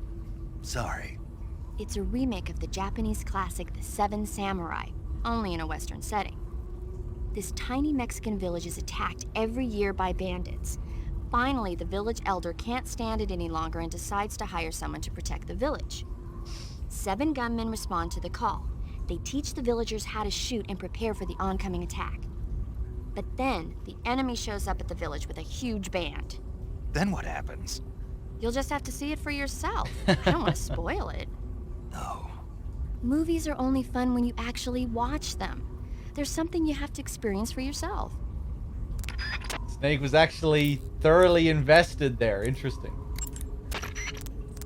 Nothing from Eva.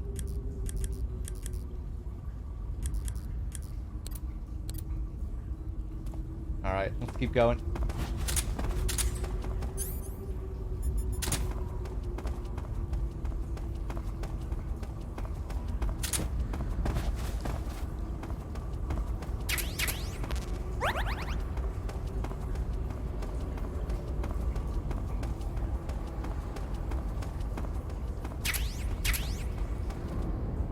Alright, so what will we go with for the cutscene? This next cutscene changes depending on what item you bring into it. If you're carrying a torch, Snake will be using a torch in the cutscene. And it's pretty funny. How he holds it with his CQC pose. Or we can use thermals or night vision. I think the torch is the most interesting. And I think I showed night vision last time, so... yeah, let's go with the torch. And watch Snake burn his face off.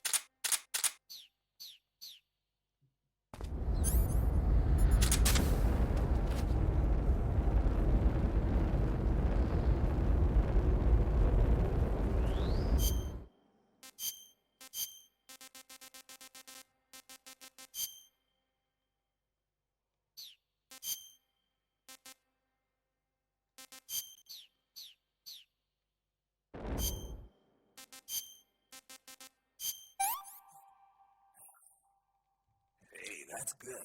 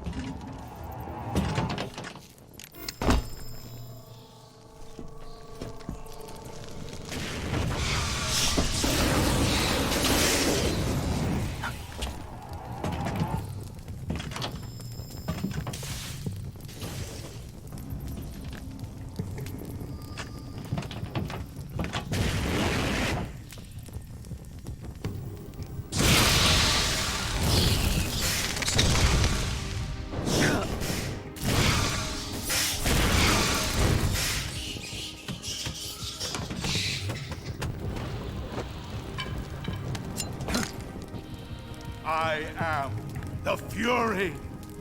The flames of my rage will incinerate you. I came back from space. As I returned, I had one vision. The world set ablaze. And do you know what I saw there?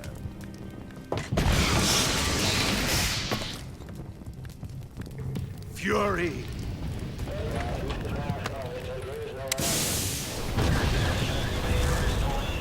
A great and terrible fury at being alive. Now you're going to feel the scorching heat of that horrible blackness.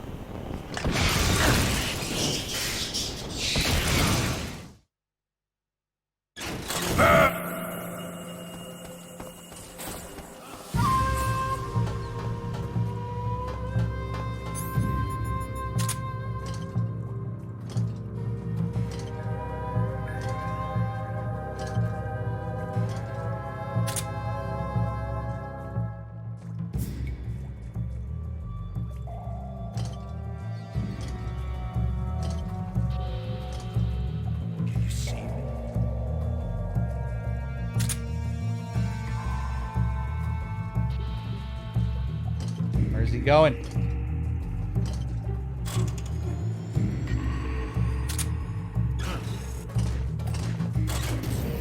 Ho! One of my favorite fights in terms of atmosphere, music, and it can be quite exhilarating at times because he's pretty random. Are you just gonna hide all day? Sometimes he'll go all over the place. He can be hard to predict.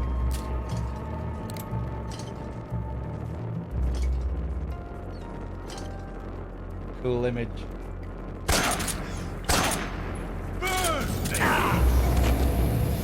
Oh.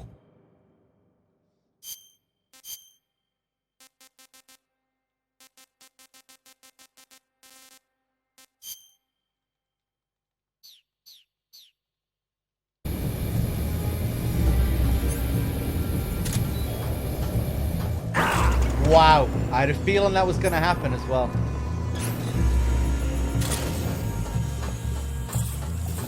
The box is really good for this fight as well, for putting out the flames. and for moving through the fire as well.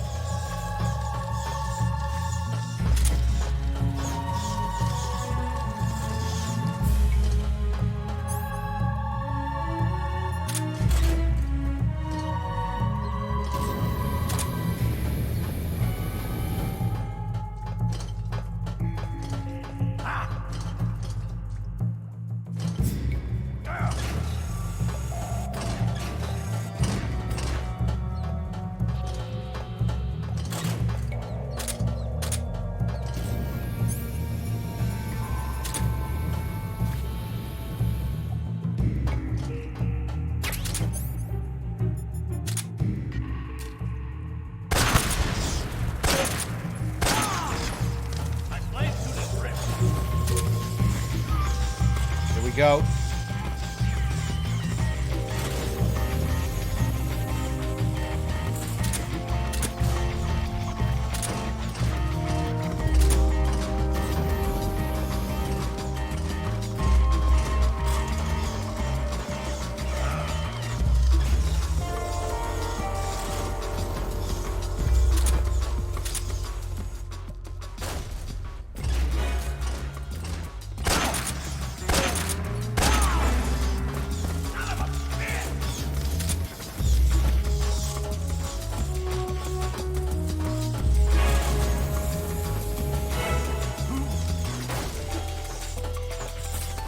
No idea where he is. Having trouble seeing.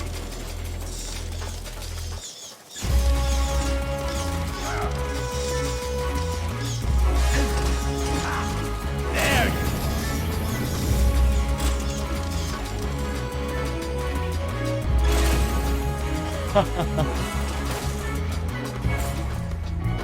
Wow. Over there! Oh, he's still there.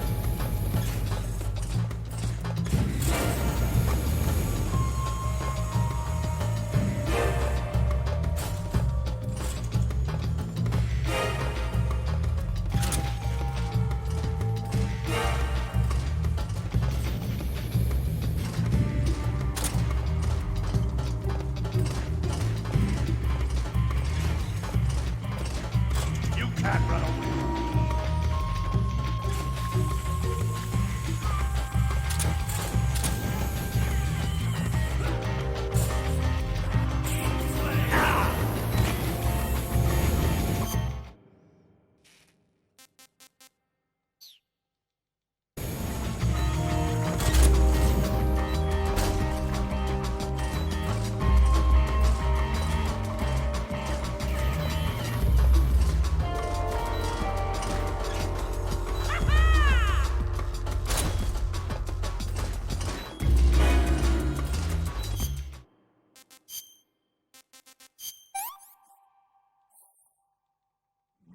Delicious.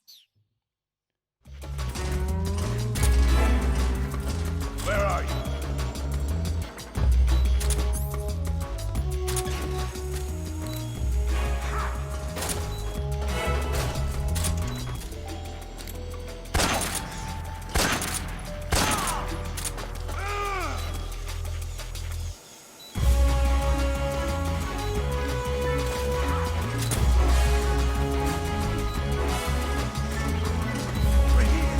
Man, he isn't stopping at all to do his big charge.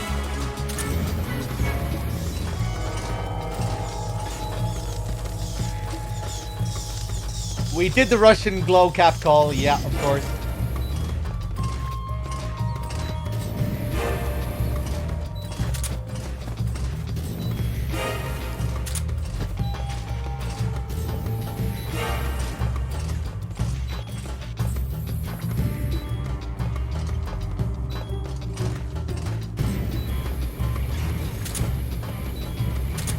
Oh!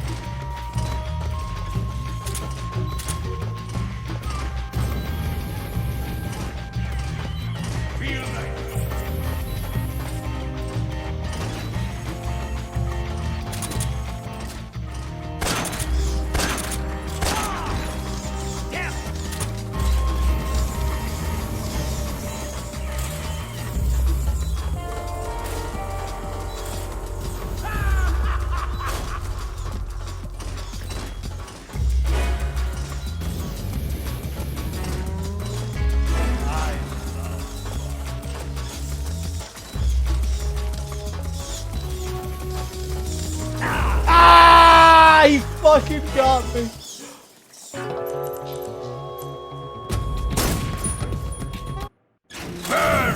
All right.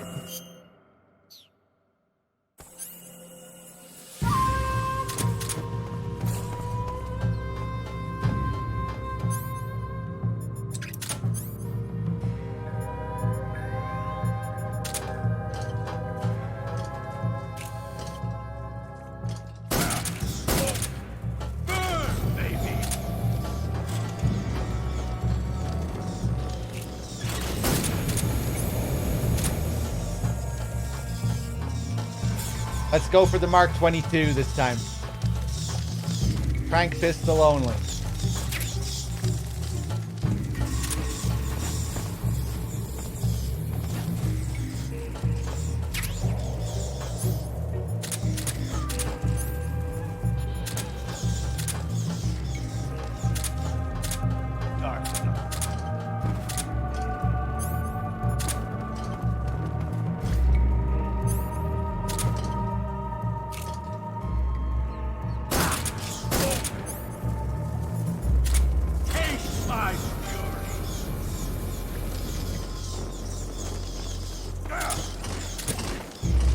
Oh. Oh! Should have went for another shot there.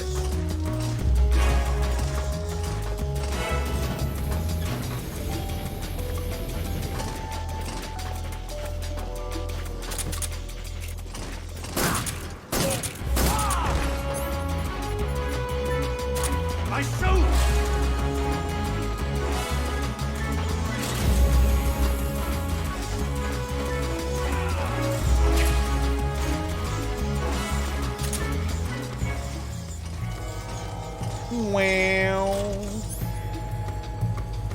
The box helps tremendously with the fire, yeah. If I'm on fire, it'll put out the flames, and it's just better for moving through the fire as well.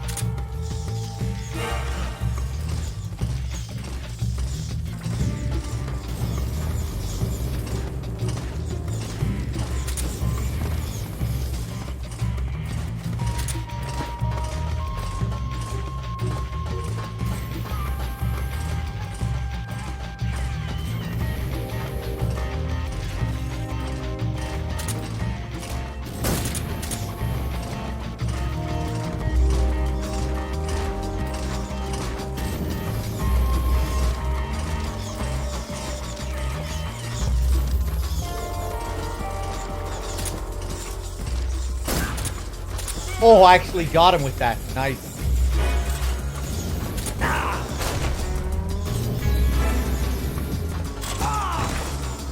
Son of a bitch!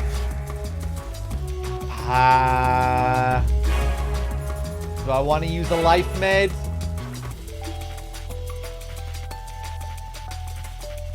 Nah.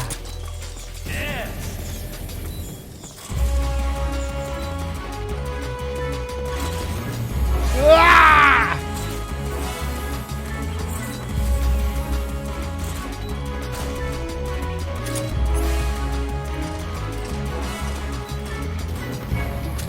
Maybe. Here I come. 5, 4, 3, 2. I'm out of fucking stamina. I'm not sure if that shot landed. I don't think it did. Fuck! And I got that shot. I didn't want to risk staying there, though. After I took the shot, I just moved immediately, just in case I fucked it up. Ah! You bitch!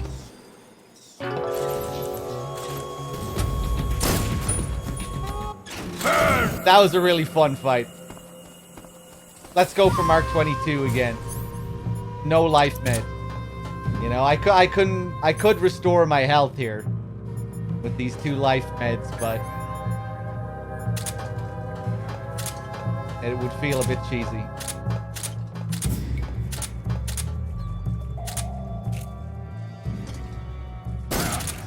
Eat flame!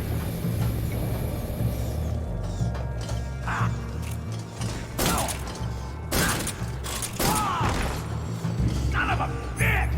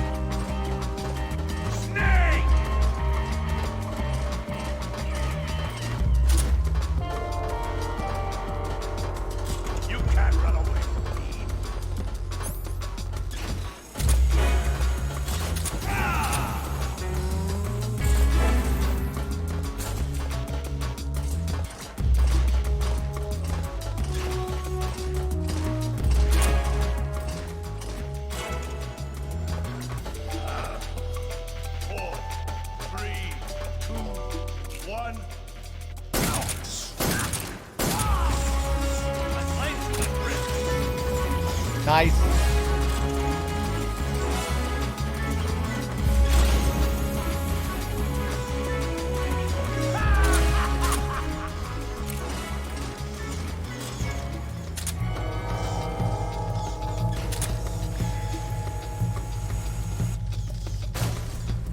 Over there! Ah!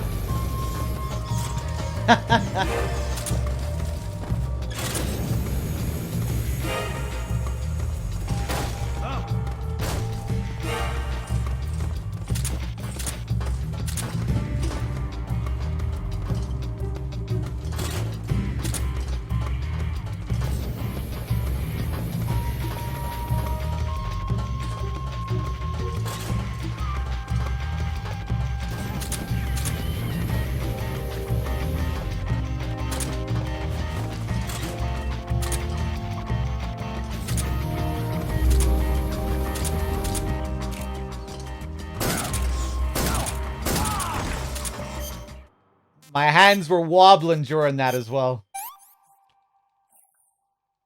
That's damn good.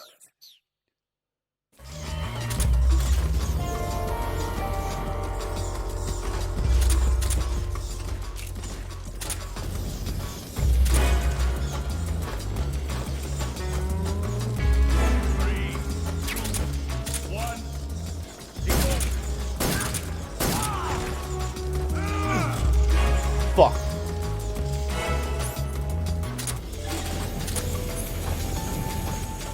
Oh.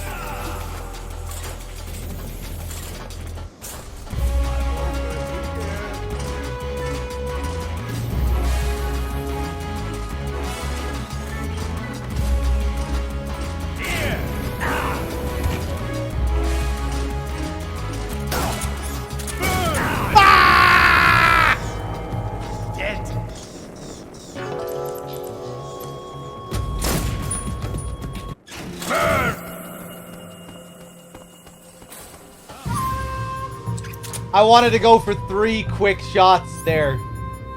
I just fucked up the tactical reload. I kind of panicked. I was thinking about rolling into him. I thought, oh, I could probably just get 3 quick shots here. Eat! Taste my fury! Okay, this is it.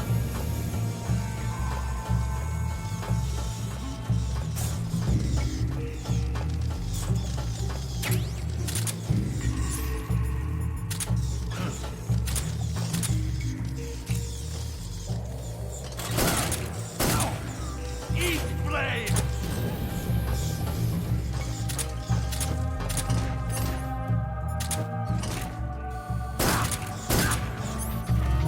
Burn, baby!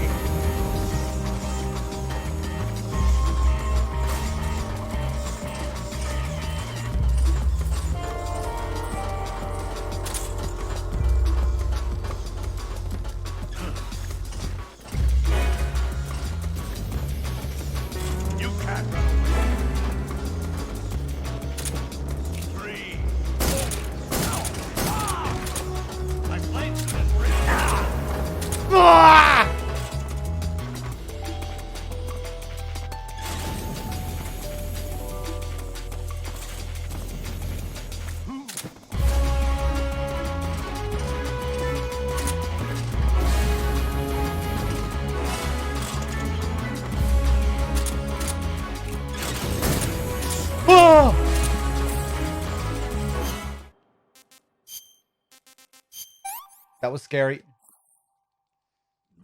Delicious. Wow.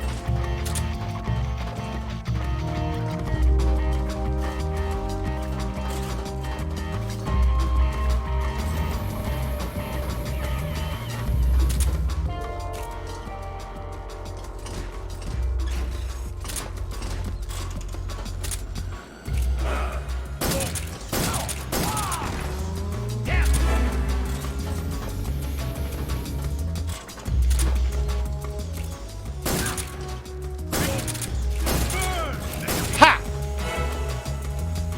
What the fuck? Where did he go? Ah! What?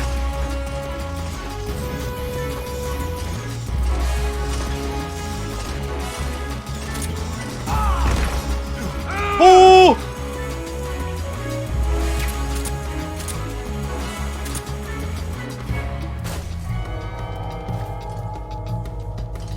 Give in to your anger. That was sick. We both go flying over the edge. Ah! Oh, I thought I dove off for good that time. I thought I overshot it. I thought it was a double KO. Boss, this is the end of the Cobras. You've got to live on. You're the only one left. I'm off. To join the sorrow.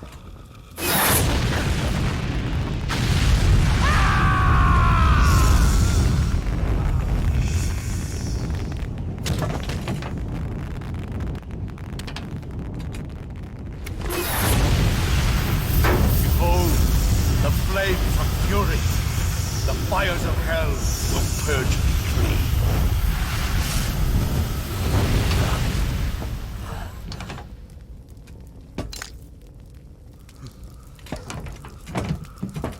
I can see it.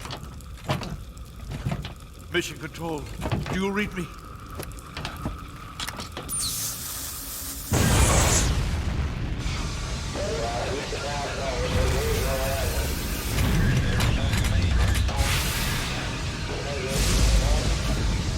I'm coming home. I see the earth.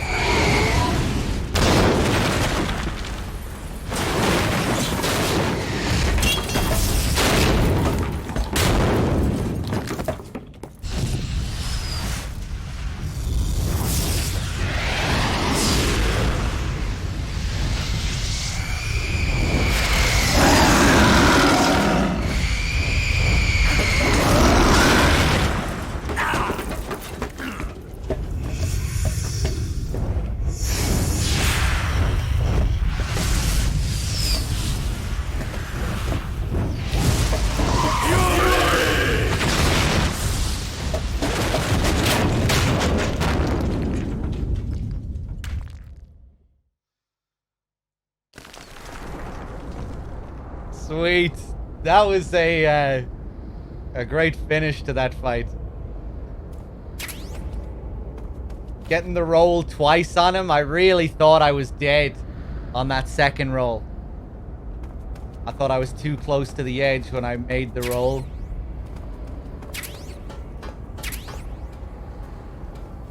That was fun. I love the Fury as well. His death scene, just pure insanity. Richard Doyle as well is fantastic. He really does, he does a lot with a little. You know, he isn't really given much to work with, but Does such a good job with the character, I think. Great voice actor.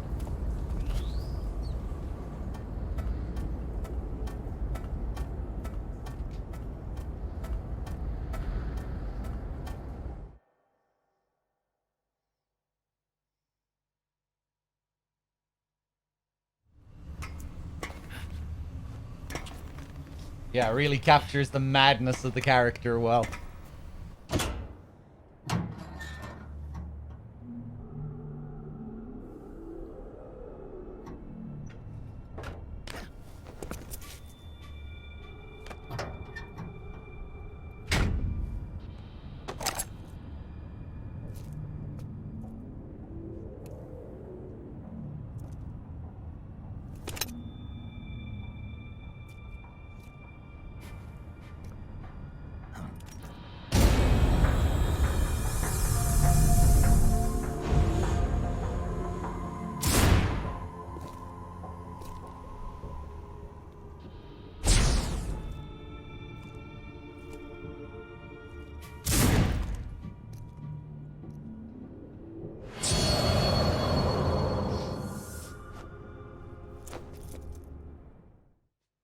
Yeah, the Fury is at the start of the game. He is in the chopper with all the other Cobras.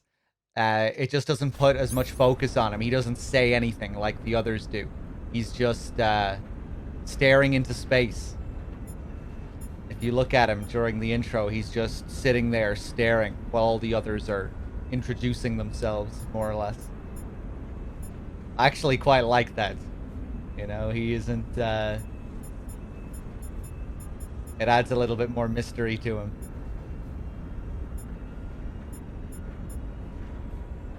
Yeah, it's easy to miss, but he's there. He's there.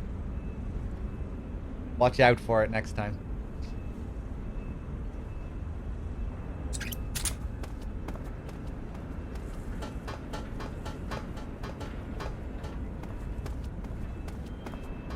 Groznygrad.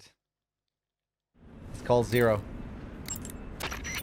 Good. You've finally made it inside Groznygrad. Finally. Stay alert. This is the enemy's main base. The security here is on a scale you haven't encountered yet. No kidding. Your objective is the weapons lab. It's the giant building in the center of the fortress. Sokolov is in the west wing of that building. To get into the area where Sokolov is imprisoned, you'll need to find Major Rykov, steal his clothes, and disguise yourself as him. Rykov is supposed to be in the east wing of the weapons lab. Start out by sneaking into the east wing of the weapons lab, then neutralize Rykov and take his clothes. The weapons lab is to the northeast of the area you're in now. Head northeast.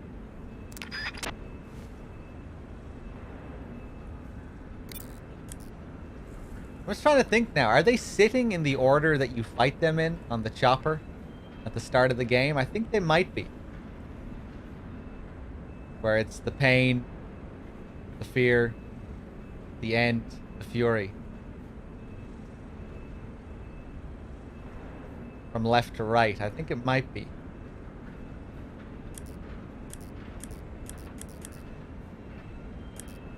I never really thought about that before. That's cool if that's the case. I know the Fury is next to the end, and they're both on the right side. Just can't really remember if the pain is on the far left. And of course, the sorrow isn't there at all.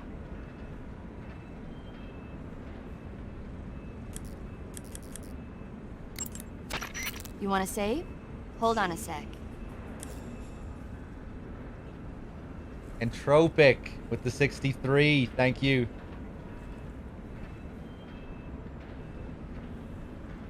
Uh, 6 feet with the 2 months as well. Thank you.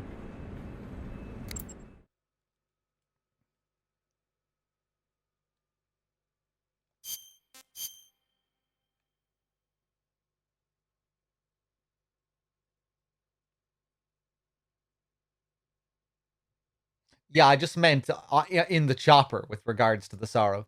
We see his ghost on the bridge, and we see Snake, his have skeleton you ever seen My under the Mother bridge. Was a Teenage Spider Queen from Mars? I can't say that I have. Neither have I. What? You winding me up, paramedic? I think I saw something.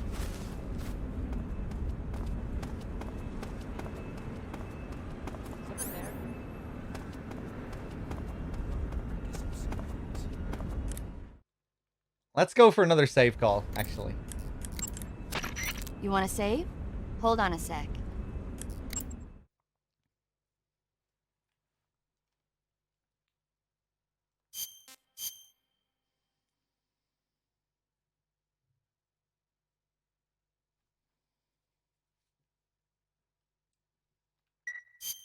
Paramedic, what was that movie you were talking about earlier? Which one? My mother, the teenage whatever. Oh, that. Sorry. The Major was talking to me at the time and I wasn't really paying attention. Don't worry. I'll get it right next time.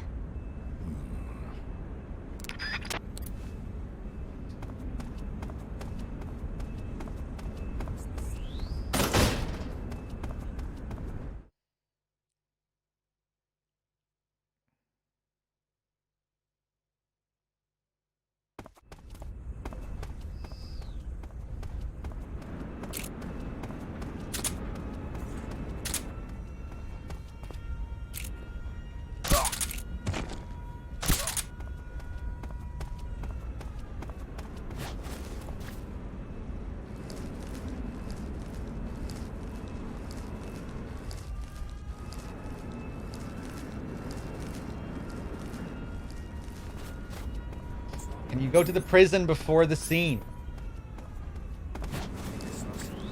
Let's take a look.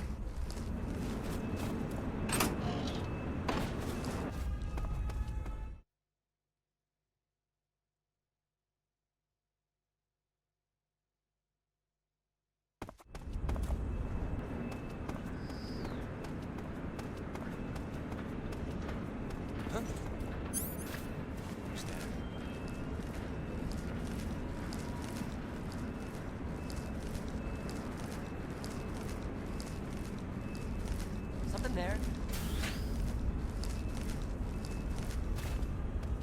Sure can.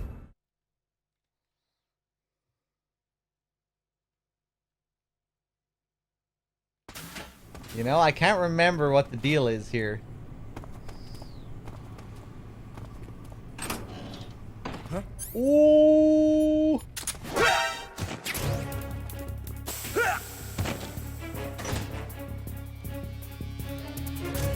Fuck. This is HQ.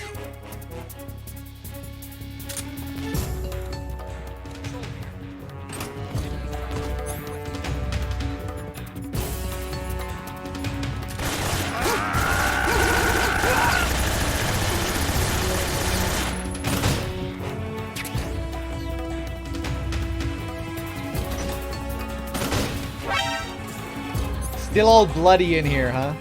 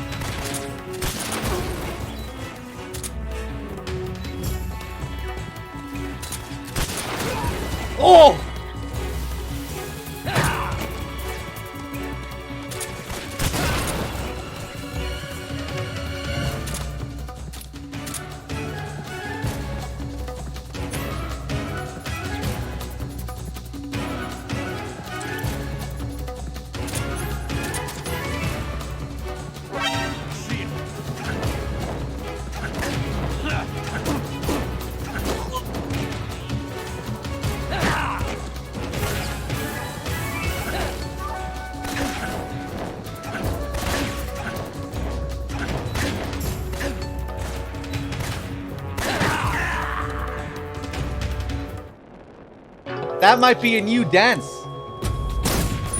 I didn't realize you could twirl with the torch and use it like that. Wave it like that. Oh, that's fancy. What about when we kneel as well? Oh, hold on.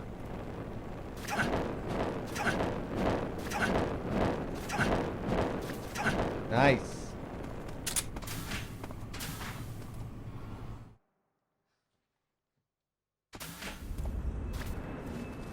All right, back to serious business.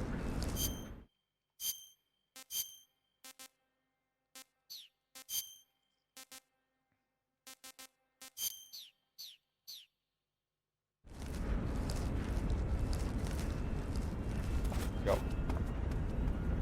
Oh, different setup now here. The guards are in different positions. That's interesting.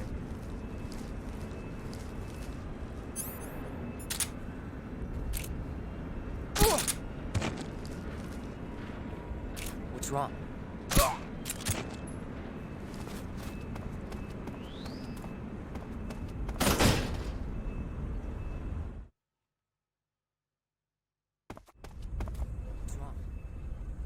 Big Saru probably does do that. He does a lot of fucking around in this game.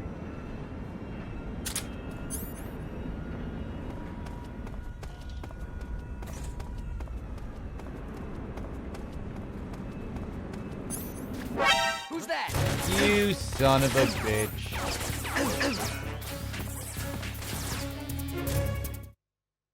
All right. So, now that we can enter alert mode, we'll be able to see something with Rykov that we don't normally show.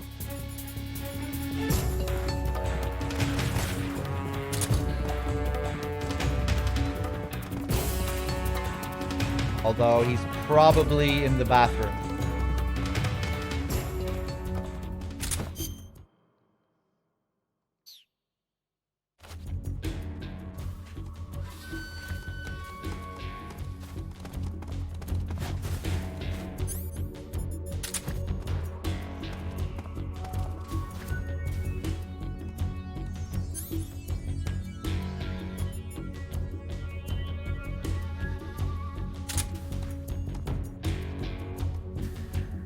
I'm fucked.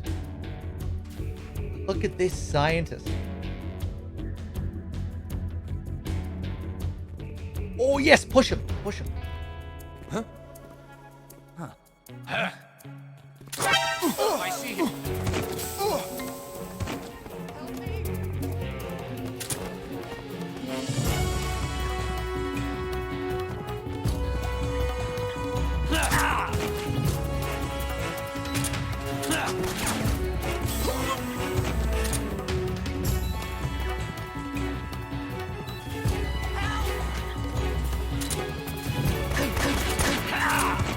There it is! The flip! And the combo!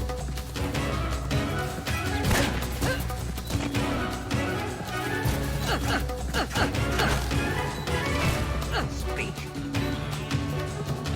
Water. The colonel is weak against water. Speak. The colonel. Trouble. Right mushroom.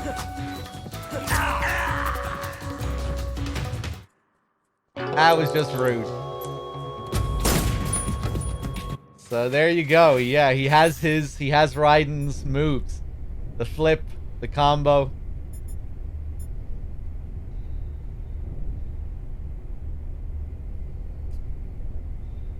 Okay. If you have stealth camo, which we don't have because we're on new game, and we still need to get all the items and everything on extreme.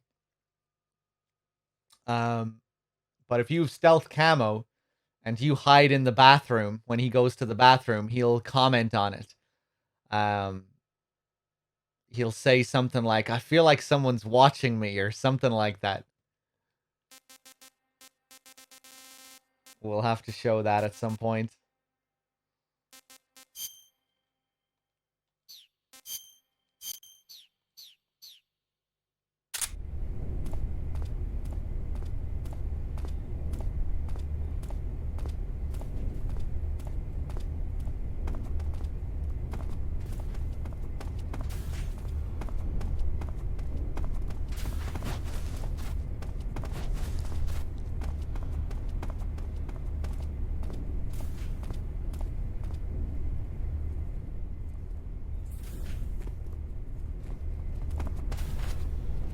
Okay, he should come out here any second. A few other little Easter eggs we can do.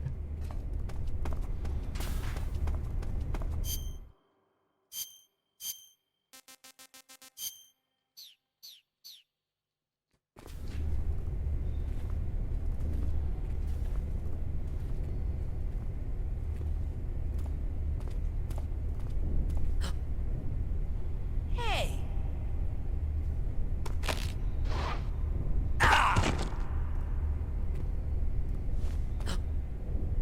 Hey! What are you doing? How beautiful.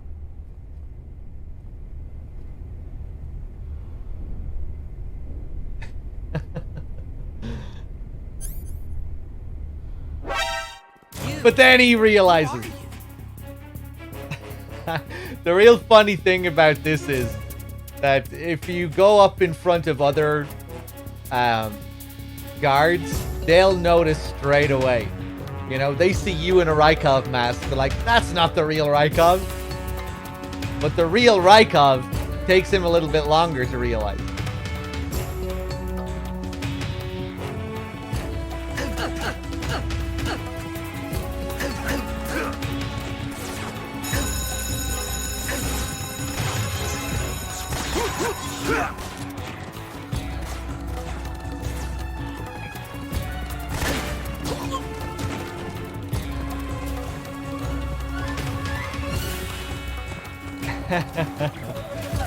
He has the run and everything, the pose.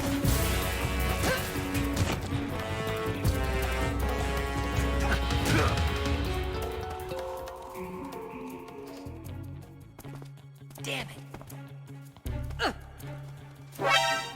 You.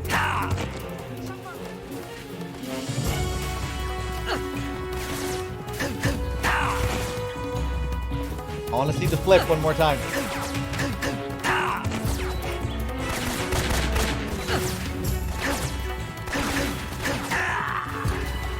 Fuck.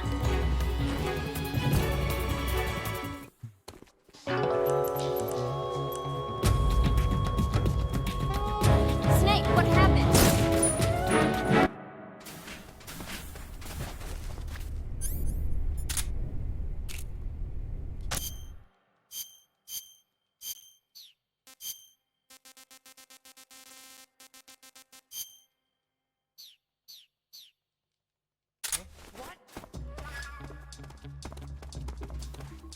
I don't think his fake death pill reaction is all that interesting, but I can't really remember, so let's try it out.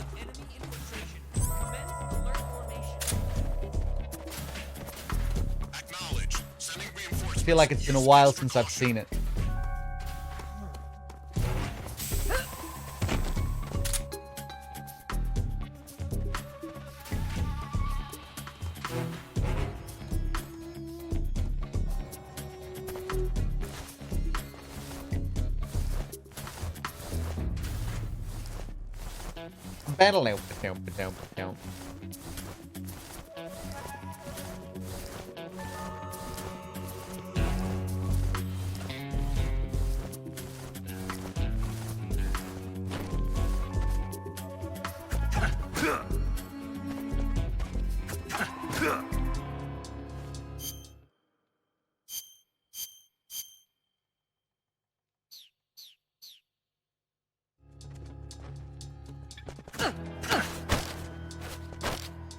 Speak.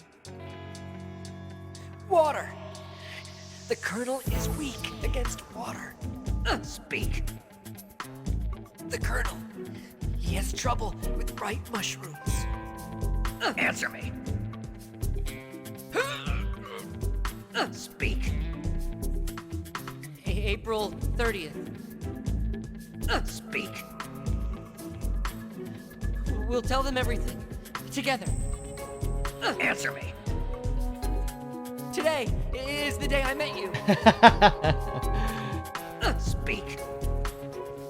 No, never heard the name before. These are all quotes from the end of MGS2. Speak. Who's that? Who the fuck are you?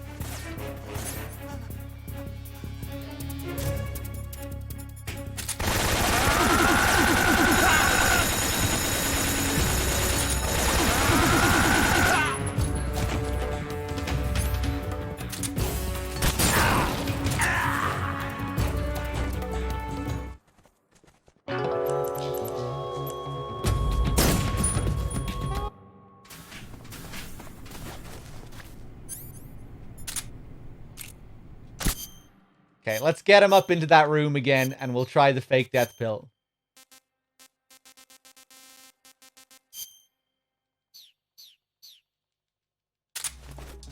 That was his last line, anyway. This is HQ. What's going on? Our signs are commence alert formation.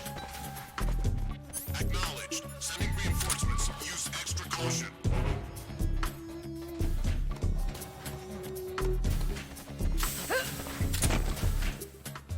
Major!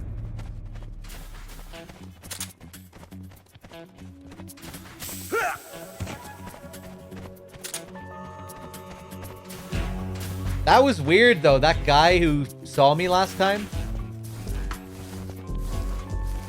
I'm not sure what the deal was there. Because I'll often do this particular strategy, and I don't think I've ever had that happen before.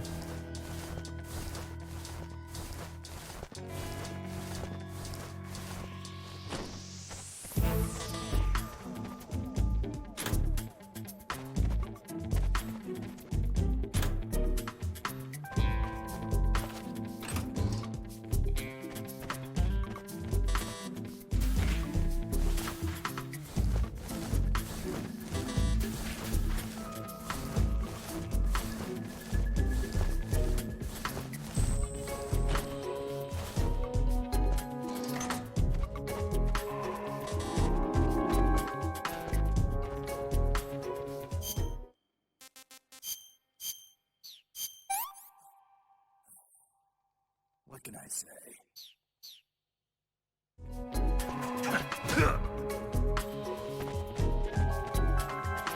We could try the Spatza, see how he reacts to Snake asleep.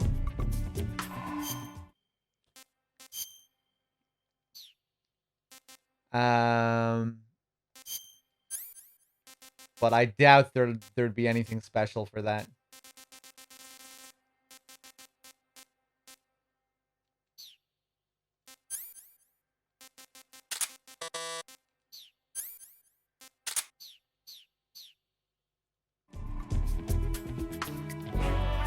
Oh, I should have waited for the caution. That doesn't matter.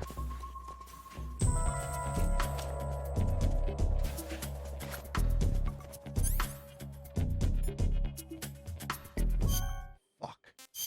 Can't use the fake death pill as a scientist.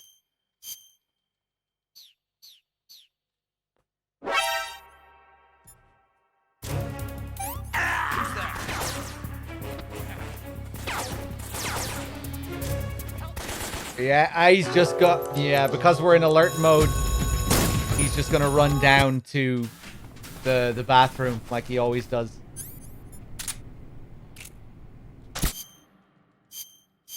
Alright, let's try it again.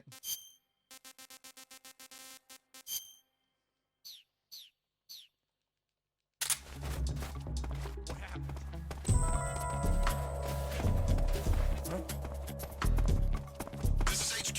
What's going on? Our signs of infiltration. Commence alert formation. Acknowledged. Sending reinforcements. Use extra caution. Fuck! No, you vassal! No!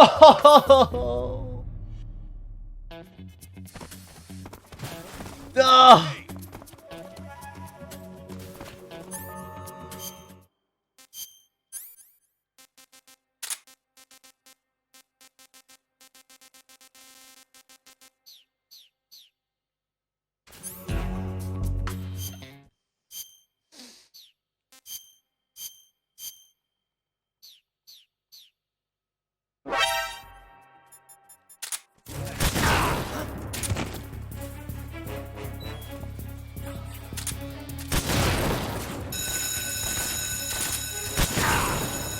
Okay, last attempt. I really don't think he's gonna have any interesting reaction to this anyway, but fuck it.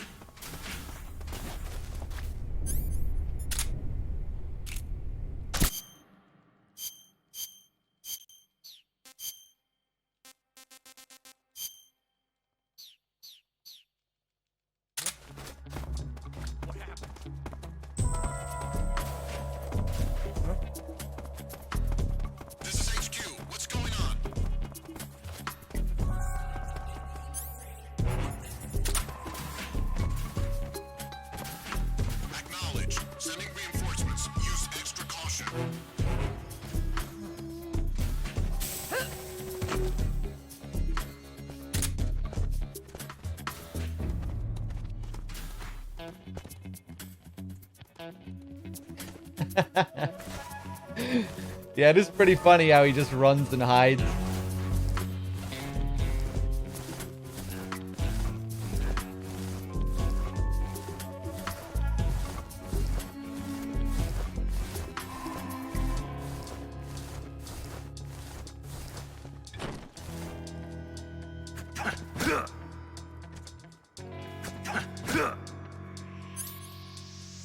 Actually, do I want to wake him up?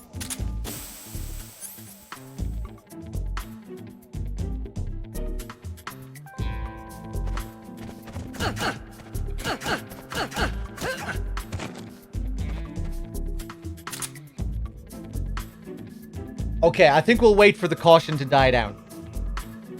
We'll be extra careful with it this time.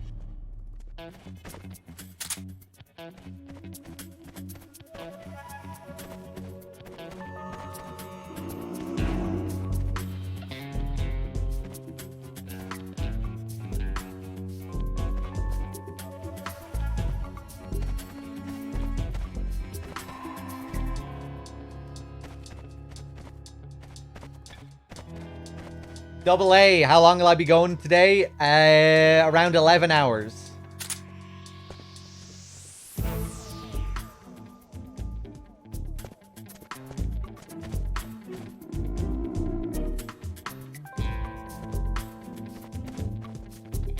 Canceling the alert. Return to your position.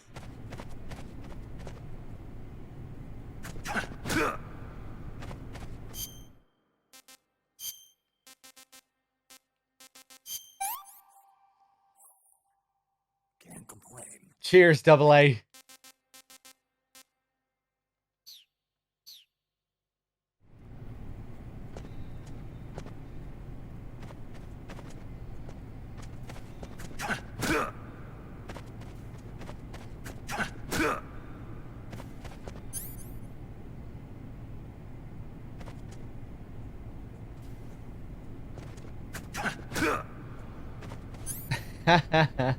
Sylvester. I don't know. I'd probably do that for free.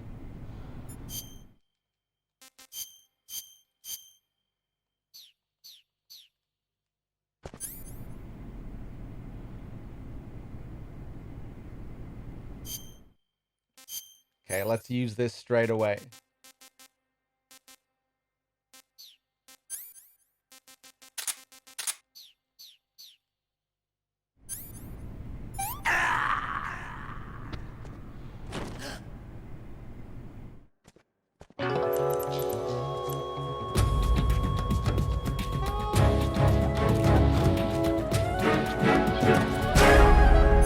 That's it.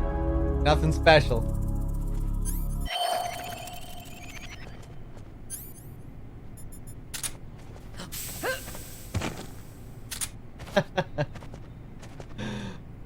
I mean, I guess that is still kind of funny. Huh. Ah, who cares? Still pretty good. Oh, we'll make sure to kill him as well, because his ghost is terrifying.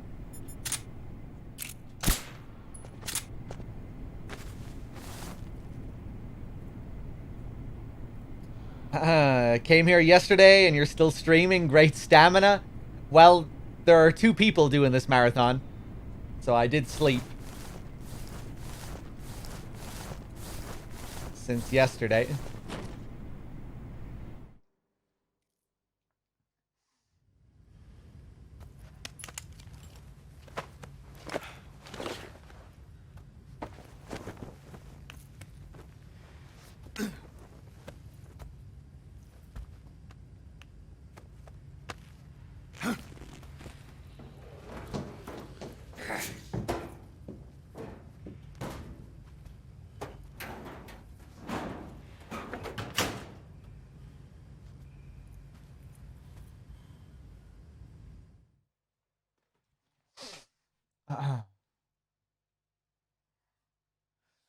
Why does this guy look like Raiden? Because when MGS2 released, way back in the day, there was a huge fan backlash towards Raiden and the game in general. So, in MGS3, they have a character that parodies Raiden. That sort of plays with that fact. Wait till you see now. The next call we do will tie in with it as well. Where Zero echoes how people felt about Raiden.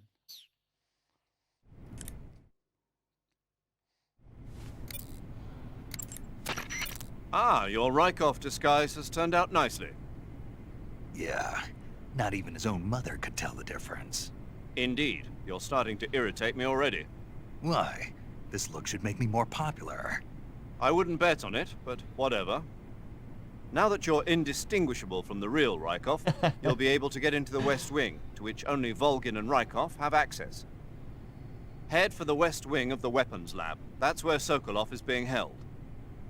Enter the main wing from the 2nd floor of the East Wing. Pass west through the main wing, and you'll come to a connecting passageway. The West Wing is at the other end of that passageway. Infiltrate the West Wing and rescue Sokolov. Let's call paramedic as well. Snake Eye. Huh? Hello there? Paramedic, it's me. Snake? Oh, it's you. For a minute there, I thought you were someone else. Why are you so nervous? You've seen this mask before, right? Yeah, but it looks so cool. Huh? Cool. You know, kind of like a Venusian. A Venusian? I mean, not the crab kind, the other kind. Paramedic, do you really think a guy you've never seen before would suddenly call you on this frequency? I know it sounds ridiculous, but still. What if it was a being from another planet? You can't rule out that possibility.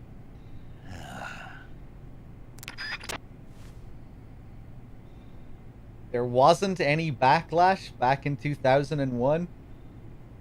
The internet didn't even exist. How old are you?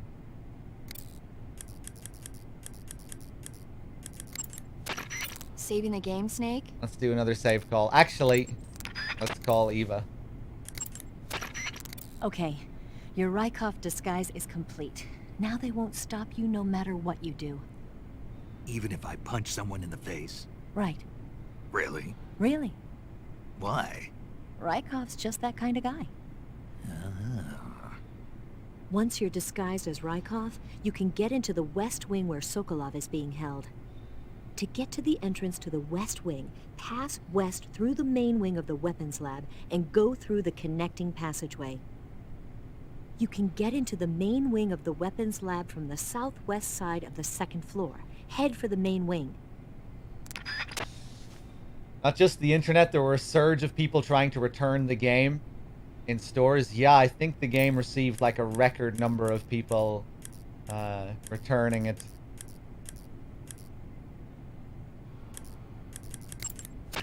Saving the game, Snake? Yeah, the Raiden bait and switch was really devastating for a lot of people.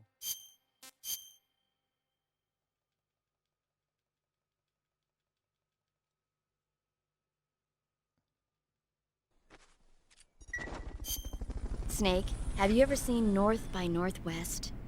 Missed that one. It's about this ordinary guy who runs an ad agency.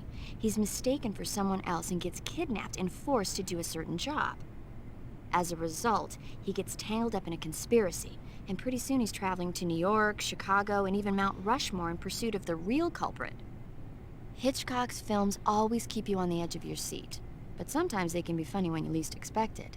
That's why I love them. Have you seen all of his films? All of them? Oh, not even close. He's been making movies since before I was born. I guess I might have seen some of them on TV. But the first movie I ever saw in the theater was a Hitchcock film. We all went and saw it as a family. It was Rebecca. This was when you were a kid? Yeah, my parents loved watching movies, so they took me along. I didn't quite understand the plot, but for some reason I thought it was really scary. Actually, I remember the candy bar they bought me on the way home better than the movie itself. That's when you fell in love with movies? You could say that. It was like an irresistible force at that point. I was completely swept away. I always wonder if that's from Kojima's own experience. Feels very personal, that call.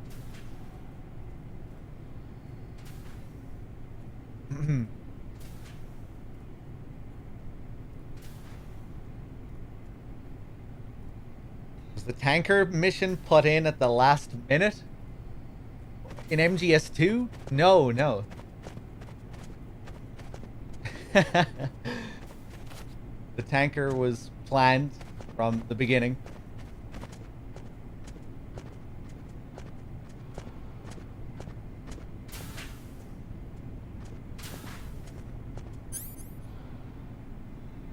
Yeah, originally they were going to do an aircraft instead of the oil rig.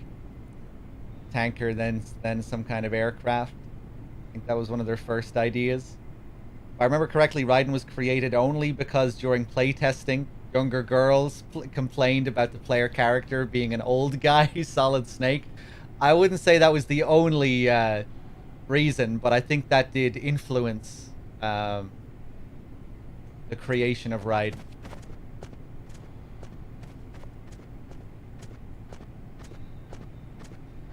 Although I can't imagine they were too concerned when it came to trying to attract the female player base for some reason.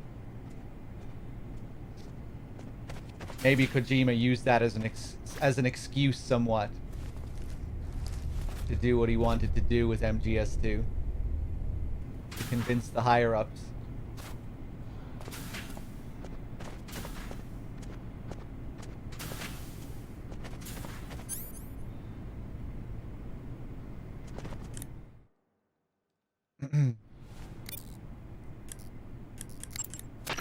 Don't worry about Rykov.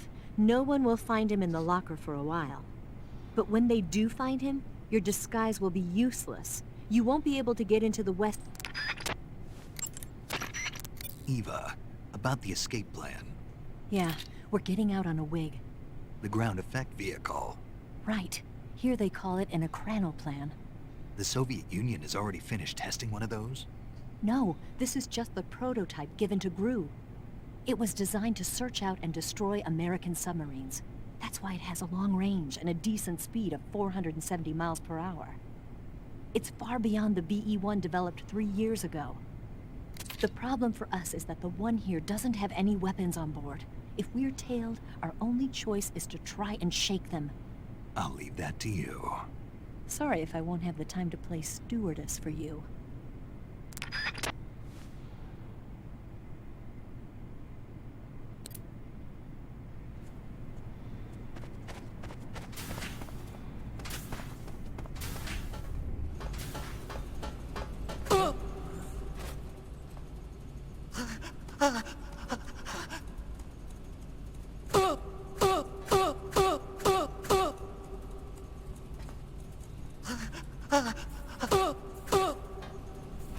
Salute!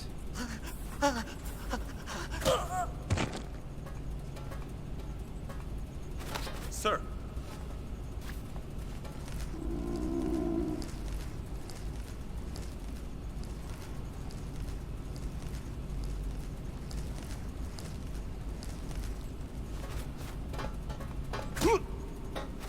Thank you, sir.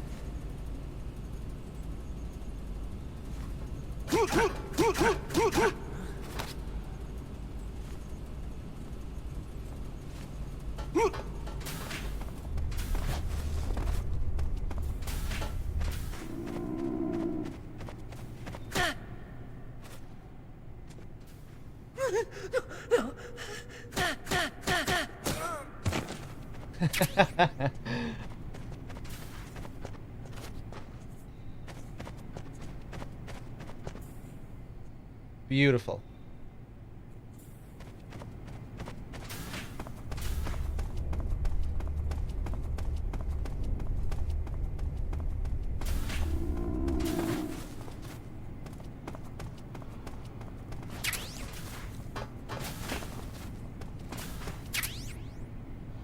New weapon. Ah, you got the scorpion.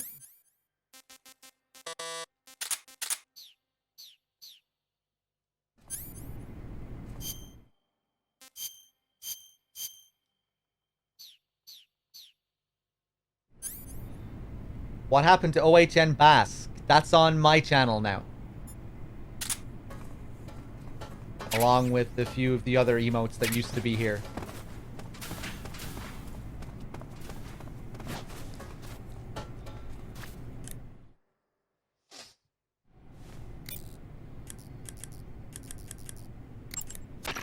You want to save? Hold on a sec.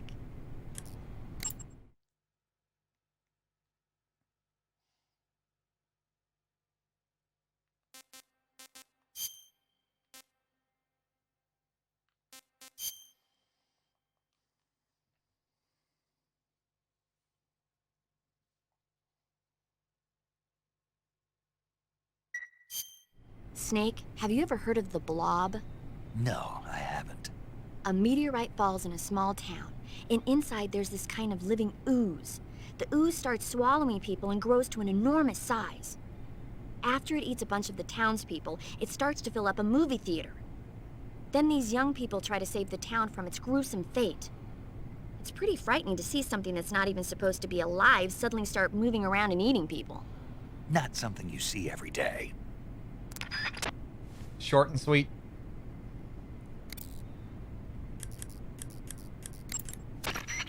You say Grannon's shoes were rigged with a transmitter? That sounds like something the KGB's been working on lately. It's exactly like you described. A miniature transmitter that's small enough to put in a shoe. Grannon said he got the shoes from a woman called Tatiana. You think she's a KGB spy? Could be. Or maybe it's some kind of ploy to throw suspicion on her. Anyway, it's your job to find out. Good point. Sigint. Yo. Eva said she set up a ground effect vehicle for us to make our escape. So I heard. The ground effect vehicle, or WIG, is something like a cross between an airplane and a boat. It uses ground effect to fly. Ground effect basically means that when the craft skims the surface of the ground, the air between the ground and the wing is compressed, which gives the wing an extra boost. From what Western intelligence agencies have been able to gather, the Russians are pretty serious about developing these WIGs. Apparently they're planning on using them for anti-submarine patrols. I guess I can see why. The WIG's long cruising range and high-speed capabilities make it a good choice for that kind of mission.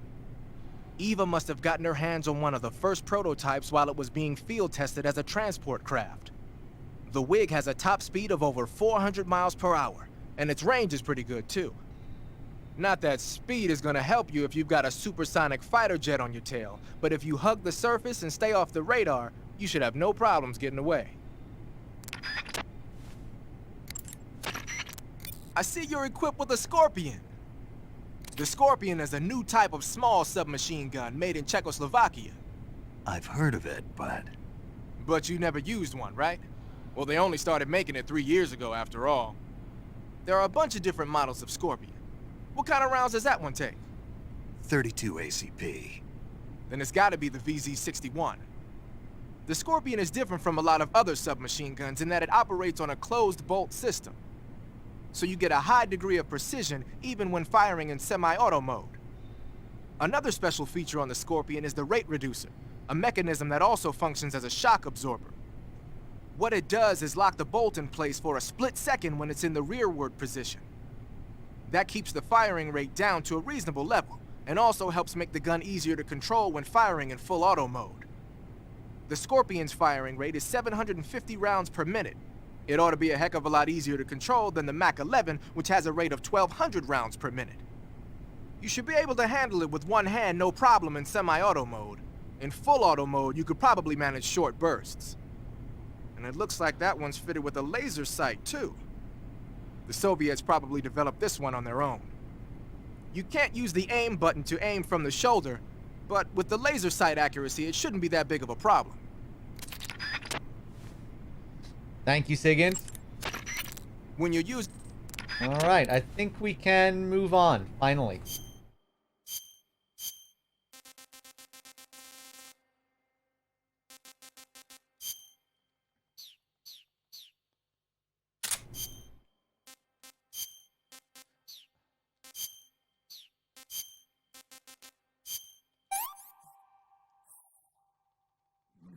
Delicious.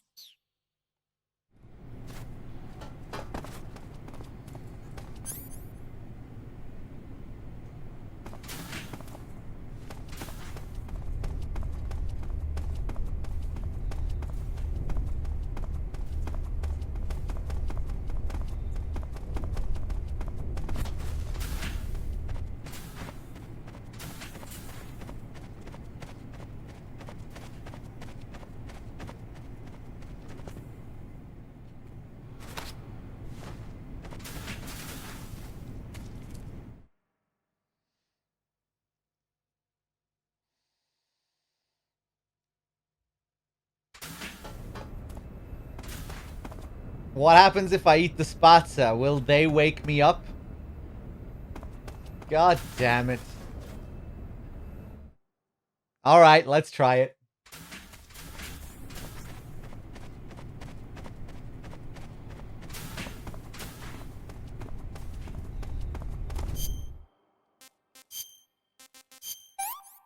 He's probably just gonna stand there and salute. He's just gonna salute forever.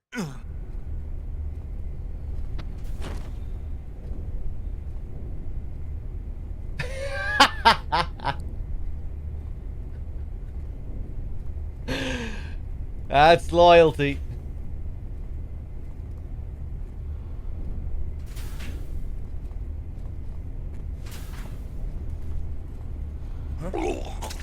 What's that sound?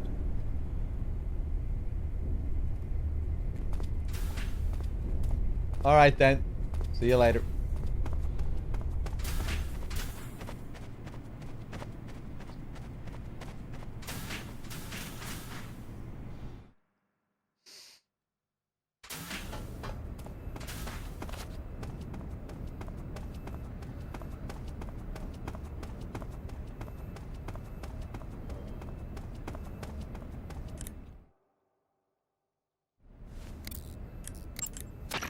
You want to save? Hold on a sec.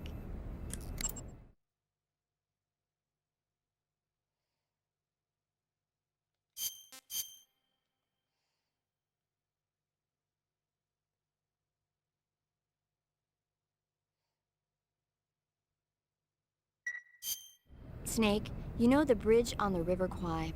Haven't seen it.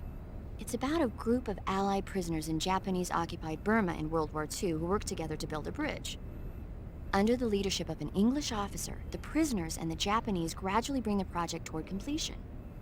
But at the same time, the Allied forces are hatching a plan to blow up the bridge. War and futility go hand in hand. I suppose so. I didn't think you were the type to go for war movies, though. Actually, this guy invited me to go see it with him. A date? I guess you could call it that. Still, you just don't seem like the type. Well, he seemed to like war movies. He was a Navy boy. I was still an intern back then. They brought him in with a broken leg. He said, when I'm all healed up, will you go see a movie with me to celebrate? If it's okay. He was so shy. Where is he now? With the 7th Fleet. I see.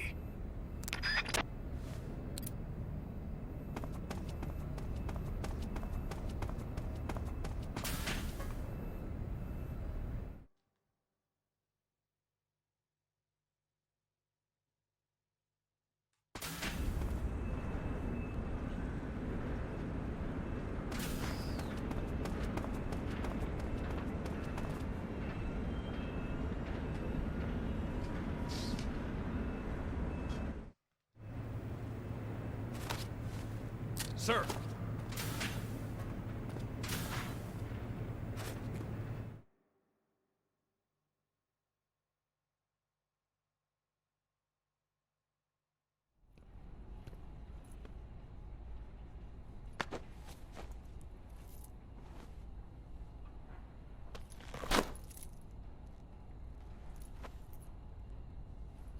Here it is.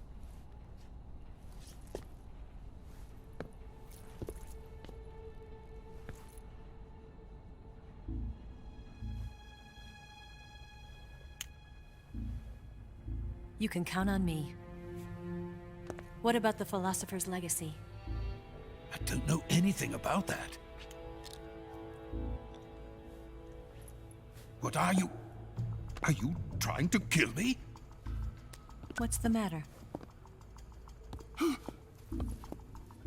I know nothing, I swear it. No one but the Colonel knows of the legacy. I see. No, don't! Oh.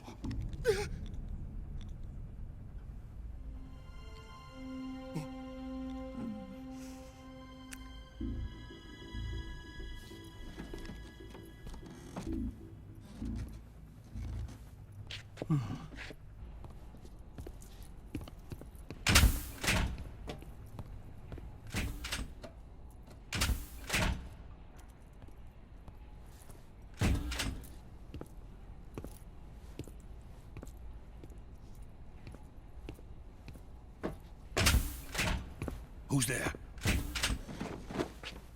You're the man from the CIA. What are you doing here? I told you before, didn't I? I'm going to get you out of here. A man of honor, just like your commander. But I'm afraid you're too late. Too late? Don't tell me. The Shagohods. Exactly. The final preparations for Phase 2 are complete. Sokolov, what exactly is Phase 2? To put it in technical terms, it's a composite range extension system for medium-range ballistic missiles.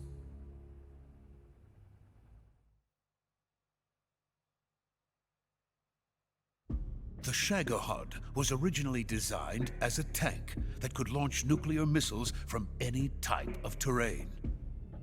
There was just one problem we couldn't figure out how to solve. The ICBMs we have today are simply too big for the Shagohod to carry. But the military would not hear of it. They demanded a weapon that could launch a nuclear missile directly into the American homeland. That is when I came up with the idea for Phase 2. But there's no way you could load an ICBM onto the Shagohod. So how'd you do it? By accelerating the Shagohod itself. Accelerating it? In Phase 2, a rocket booster unit is attached to the frame of the Shagohod. The unit incorporates the same technology used in the Vostok rocket that sent Major Gagarin into space. Using this booster, the Shagohod can achieve a land speed of over 300 miles per hour. That monster can go more than 300 miles per hour? Yes. And from this state of accelerated motion, it launches a nuclear missile. So, the Shagohod acts like the first stage of a rocket. Yes, precisely. The range of the missile launched by the Shagohod thus increases from 2,500 miles to 6,000 miles.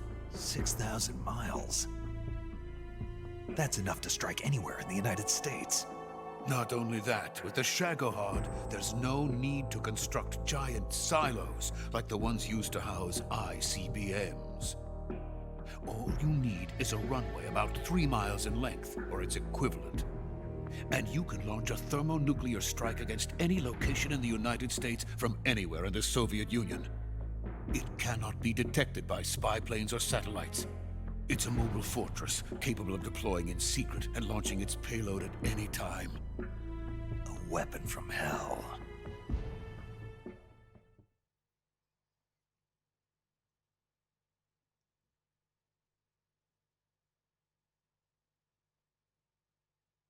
A completed prototype now sits in the hangar.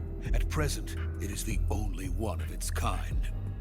But Volgin is planning to mass-produce them based on that prototype. And deploy them all over the Soviet Union. Yes, and that's not the end of it. He's going to ship them to Eastern Europe, to Asia, to all the countries of the Eastern Bloc. Even worse, he intends to use the Shagohod as bait to foment armed uprisings among dictators, ethnic insurgents, and revolutionary groups throughout the Third World. His funds are nearly limitless. He could start mass production tomorrow if he wanted. The reason that tensions between East and West have settled into a Cold War is because each side fears the other's power. Deterrence. The idea of using threats to keep one's enemy in check is the perfect word to sum up this state of affairs. But the Shagohod goes far beyond the level of threat. It will render the concept of deterrence utterly meaningless. If such a weapon is unleashed on the world, it will not be long before all nations are engulfed in conflict. The Cold War will end, and the entire planet will be consumed by the fires of war. Volgin and the Shagohod will be at the center of it all. So you see, it's already too late. No, it's not too late. What do you mean? We've still got a chance. All we have to do is destroy the prototype and the whole facility before they can mass produce it. But just tell me what I need to do to destroy this place. All right. The liquid fuel used in the rocket engine is stored in a tank. If you can blow it up somehow, some C3 ought to be enough to blow the entire hangar to smithereens. C3? You mean that cutting-edge plastic explosive? It could be molded into any shape. The bomb of the future. Where can I get it? There was some in the armory here, but it's gone now. It was stolen by a female spy who was here a minute ago. Eva? No, that's not her name. Her name is Tatiana. She made her way in here by becoming Volgin's lover. I thought she was your lover. Mine? Oh no, she is Volgin's lover. This is my lover.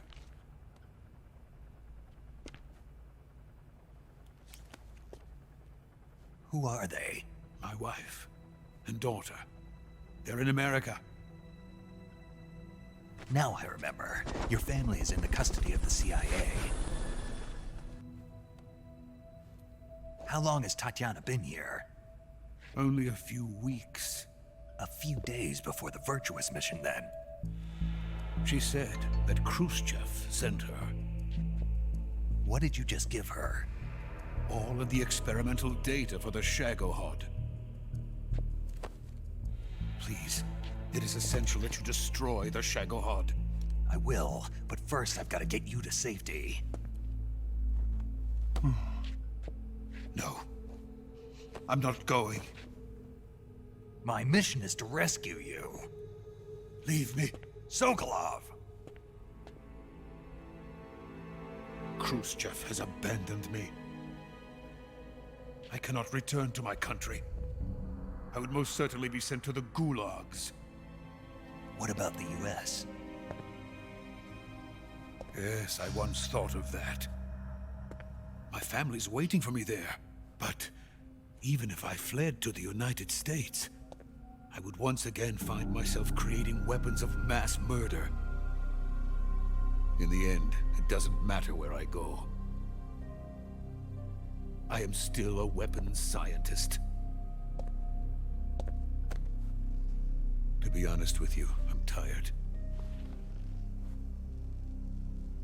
Every day, I help create things that should never be used. Things that should never have existed in the first place. Every day, without sleep. Without a word of praise from others. And my creations do not even benefit mankind.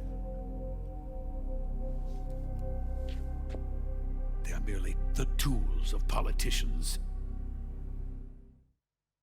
All I wanted to do was build space rockets. But it was not to be. The space race between America and Russia became the prey of politicians. The space race and the arms race are one and the same. Missiles, rockets, what's the difference? Scientists are always being used. Please, watch over my family.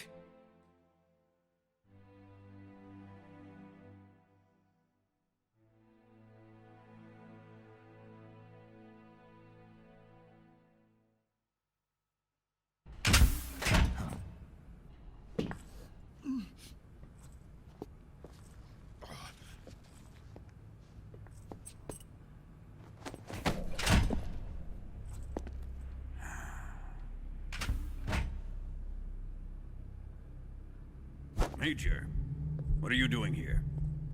I've been waiting for you in my room.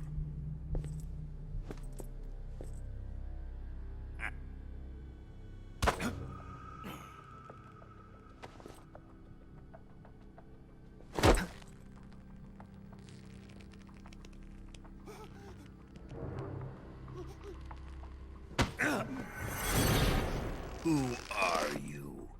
Don't play dumb with me. If you think you can fool me, you're sorely mistaken. I know the Major better than anyone else.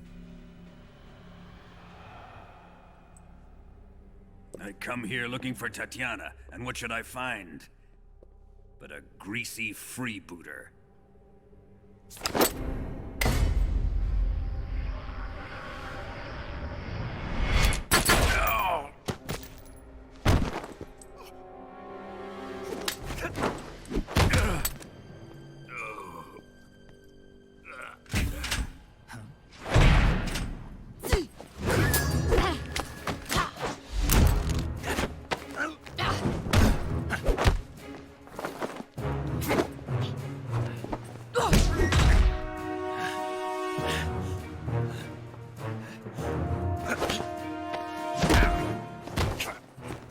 This fairy disguise.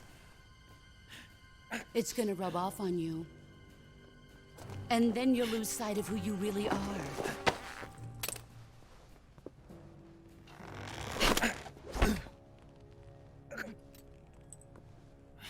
Stay out of this.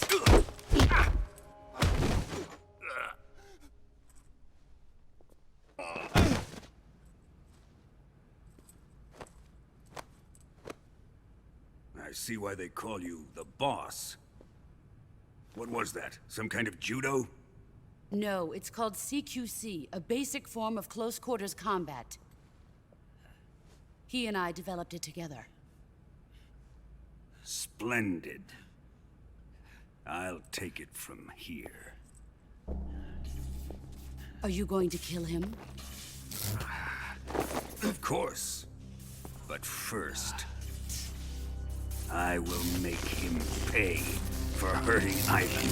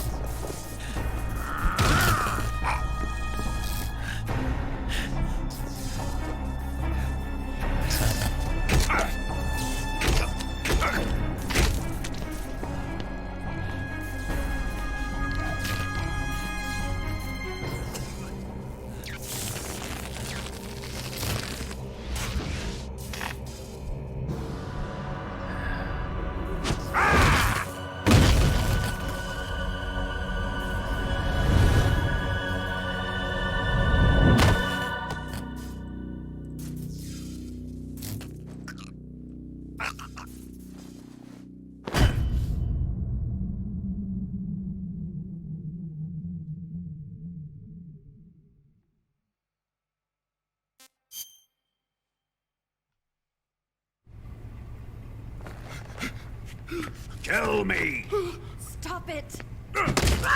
who have you been talking to? He doesn't know what you're talking about. You'd better start talking. Please, stop this!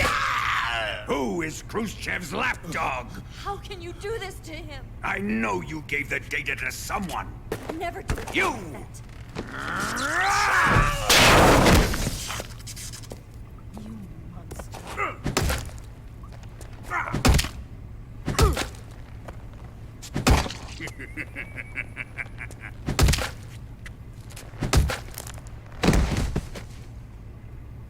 I guess he's dead.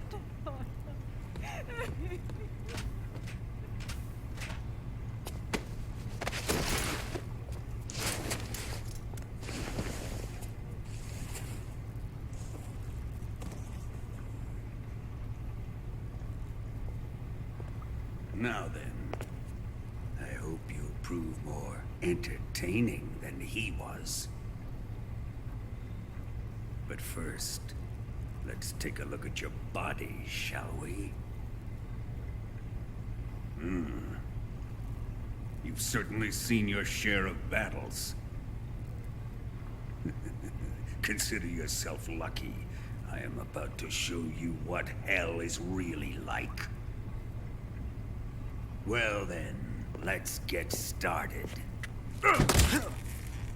What is your target? Is it the Shagohod? Or Sokolov? Or maybe it's the Legacy? Answer me! Who is helping you? Who let you in here? You're a tough one, but even you must have your limits. And I am a patient man.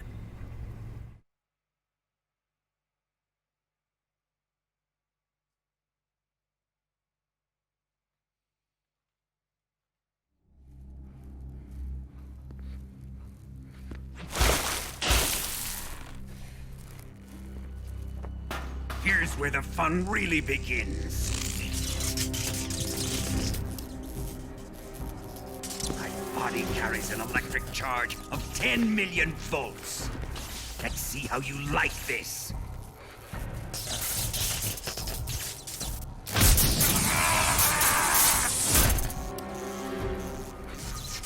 Now answer me.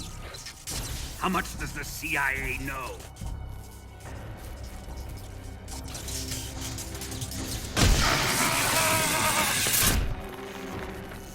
They're after my legacy, aren't they?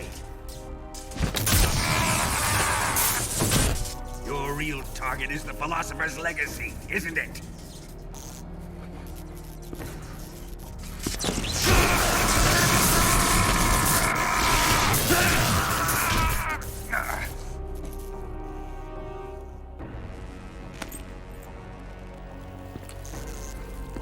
Yes, yes. Let yourself go.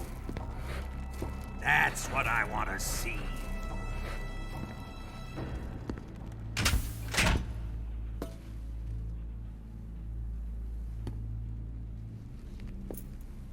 It's no use. He's not going to talk. He's been trained not to break. Trained by me.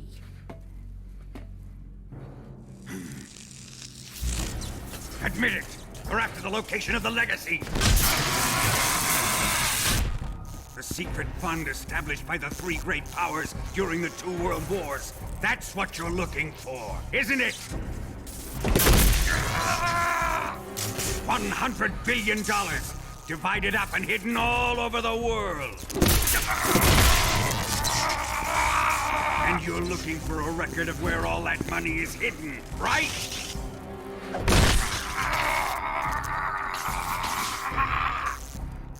No matter. Philosopher's Legacy is safely in my possession, in the underground vault of Groznygrad. You'll never live on it.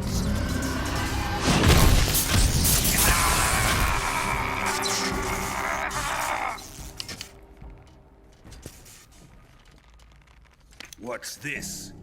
A transmitter? Who's responsible for this? I am. I planted it on him to keep track of his movements. Why? So the Cobras could ambush him. If they knew where he was gonna be, they wouldn't have gotten themselves slaughtered. It pains me to do this, boss, but under the circumstances, I'm afraid I must ask you to show me some proof that you and he were not in collusion. You don't trust me, is that it? Not that, but he is your apprentice. What do you want me to do? Let's see. Cut out his eyes. I don't like those blue eyes of his. There's nothing more important to a soldier than his eyes. You made him a soldier, and now you will unmake him. Yes, it'll make for a touching display. He's all yours. Do it! Ruin him, just as he did the Cobras.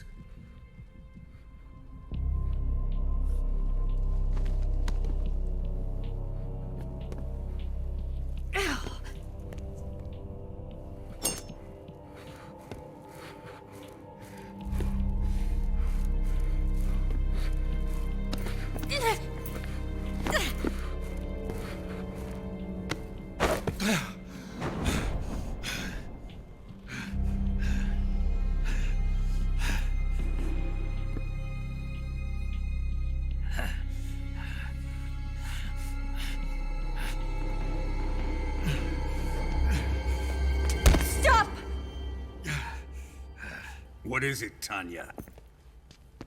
He's suffered enough. Well, well. Why are you protecting him?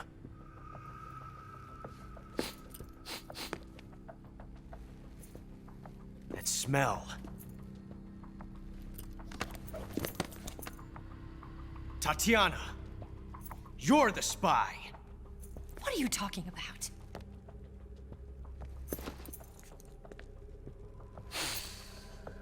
I know that smell. Stop it! Taking a fancy to her, eh, Ocelot? No, I have no interest in this woman. I want to test her.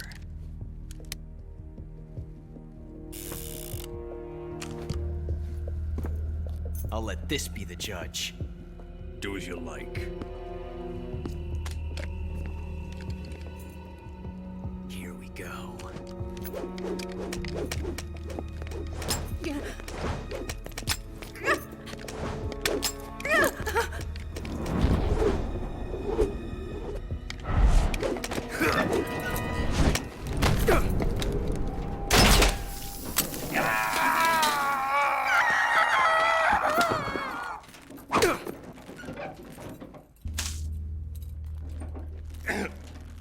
There, satisfied now?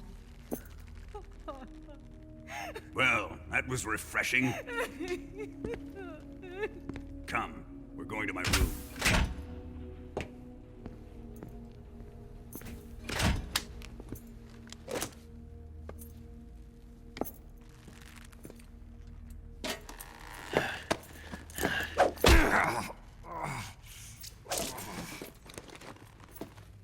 So you survived the Colonel's torture, eh?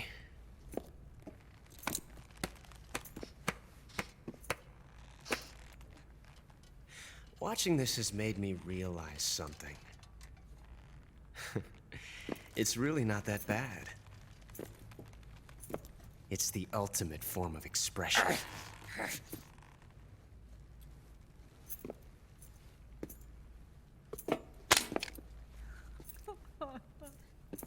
You got lucky this time, Tatiana.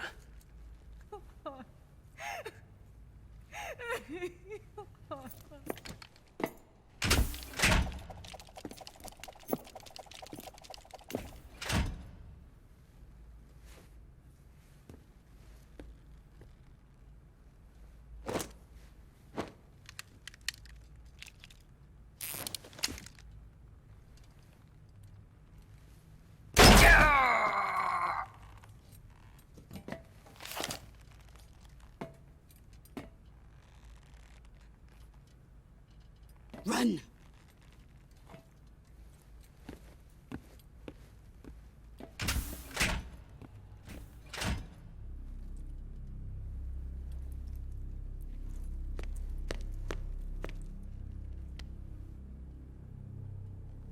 I've prepared an escape route for us. Go out and head west. Pass underneath the connecting passageway and go north. You'll find an open manhole there. You're... Quiet! Go through the manhole down into the sewers. The door at the north end of the sewers is unlocked. You can use it to get outside the fortress. I've got your equipment. We'll meet up later. Eva... But I can't get too close to your cell. You'll have to figure a way out of there yourself.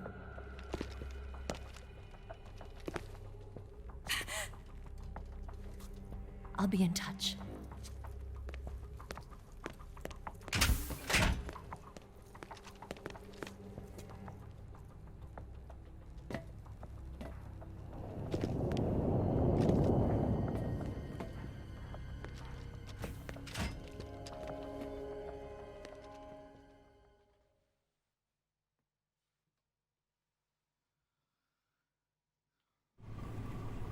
All right, we're back.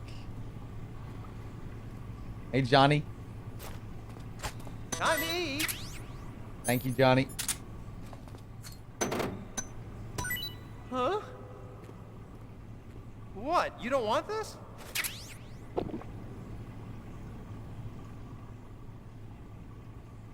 All right, let me just check my Streamlabs here. Dr. Wowie, thank you for gifting a sub to Enclave.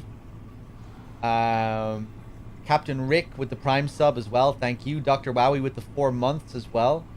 Right10 with the 4 months. And Tropic. Pretty sure I thanked you, Entropic, for your 63. 6 feet with the 2. Cheers, everyone. So, the boss shoots us in the leg there. But what she actually does is give us a fake death pill. Gunshot wound inflicted by the boss. Bullet has become lodged in body.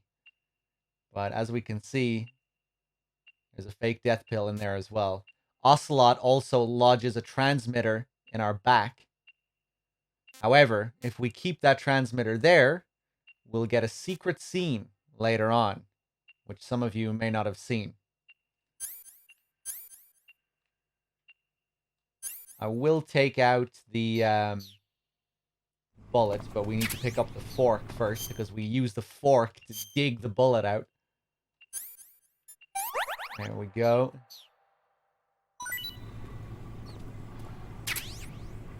And she gives us this so we can escape with it. We can trick Johnny with the fake death pill. That's one way of escaping.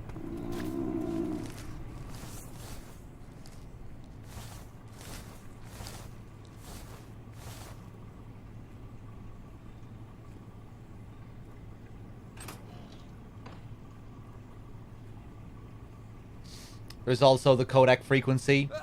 You can vomit as well.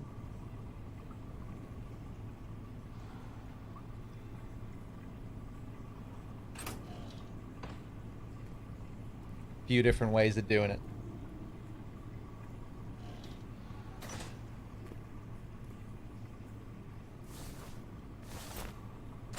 Chow time!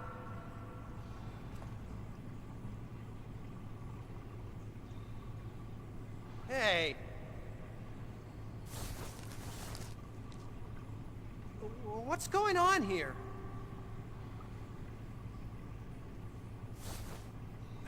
Knock it off! Hey! Oh? Sometimes he'll kneel down and look under the bed. Maybe if I back off a bit. Or maybe he heard my stomach. Alright, let's throw this out.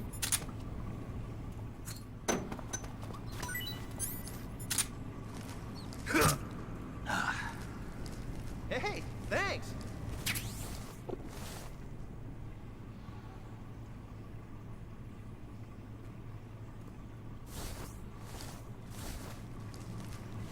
This is Johnny's grandfather. We'll learn a little bit more about the Johnny family in a couple of minutes.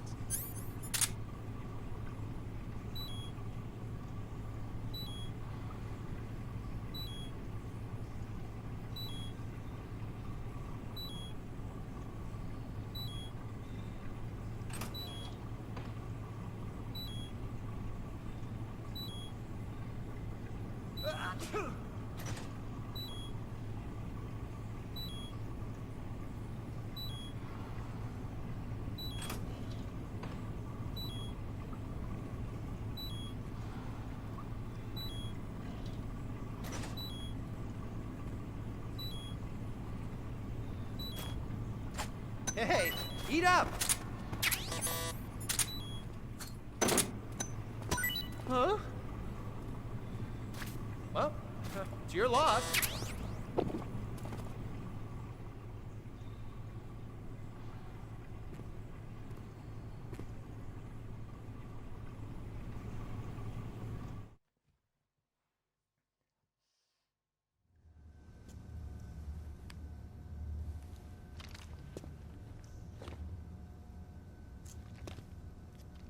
Hey, you're not such a bad guy after all. I guess not all Americans are dogs. You mean it? Yeah. You know, before the war started, I used to live in America. I even had a wife and a kid. You must be pretty lonely. Yeah, I am pretty lonely. Really lonely. What's your kid's name? Johnny. Johnny. Nice ring to it. Really? You like it? Well, if you say so, I'll believe you. Actually, my name is Johnny too. All the firstborn sons in my family are called Johnny. My dad's a Johnny, and my son's son will probably be a Johnny too. A whole clan of Johnnies. Why do we have a Cold War anyway? Our two countries used to be such good friends. Yeah, I hear ya. I just want to see my family again. Must be rough. Yeah. Not as rough as you have it, though.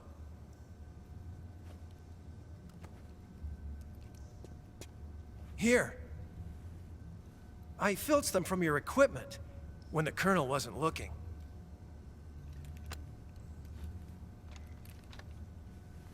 It's the least I can do.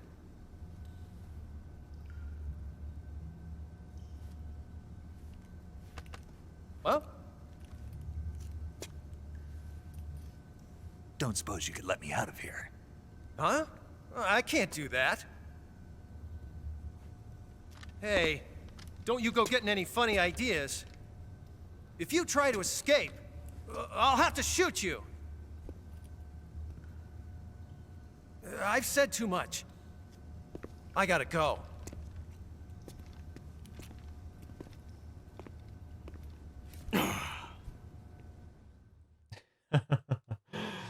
I love his voice. Perfect. Just want to give him a big hug.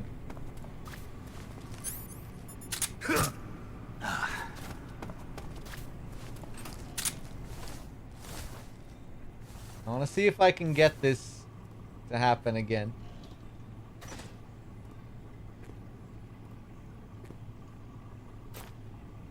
Time to eat. Oh, no, don't tell me he got out of here. Nice. There we go. You best behave yourself. There it is.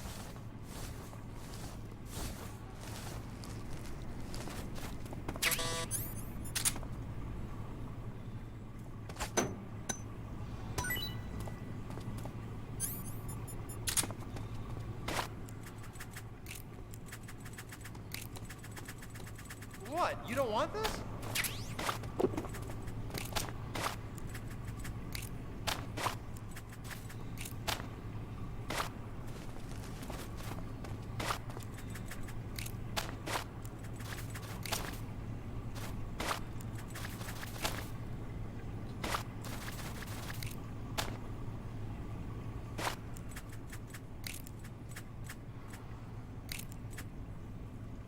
Yeah, unfortunately, we can't do the Nightmare minigame. I really need to get one of those backwards compatible PS3s that DRK has. So I can start showing that as well. Unfortunately, it's not a part of the HD collection. But normally you would get it just by saving here and reloading.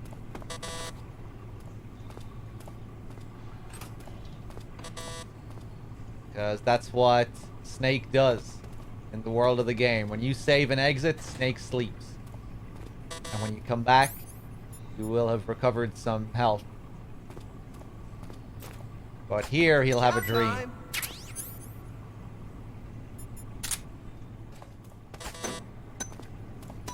Huh? Hey, thanks.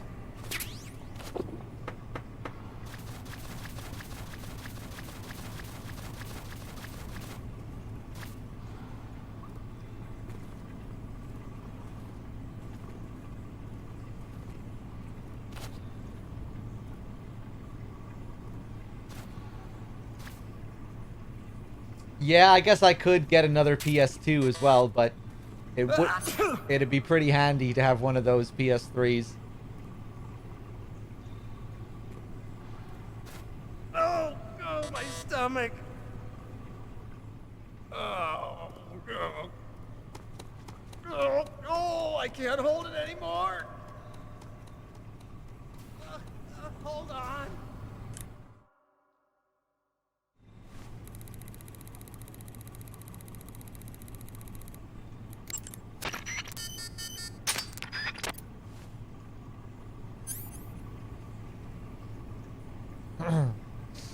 This is a PS2 game, Brizzle.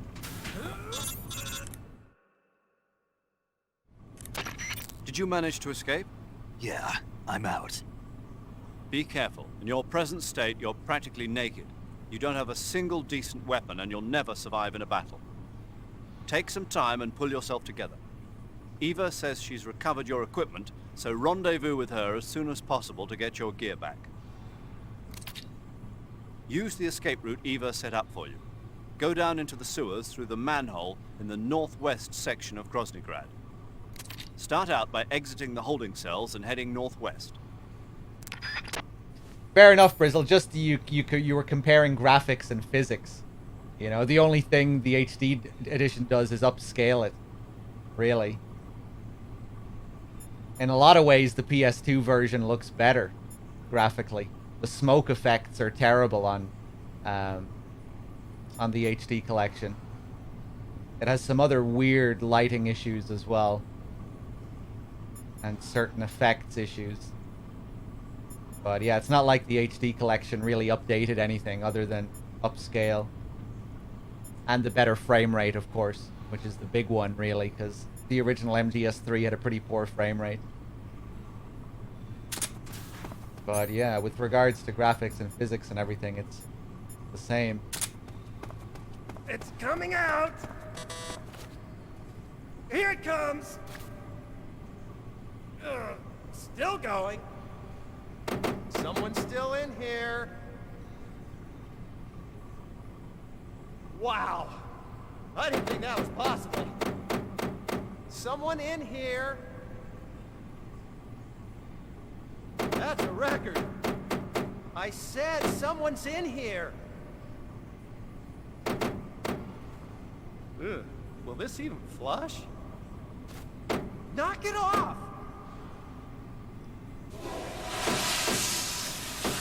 Don't break my concentration.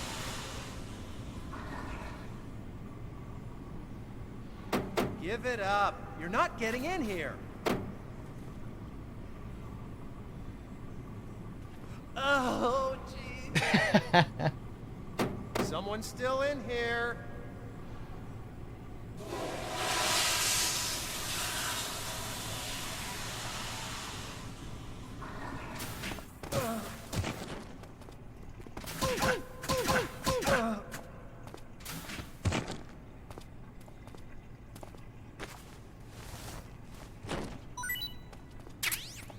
Thank you. I'll take those smoke grenades.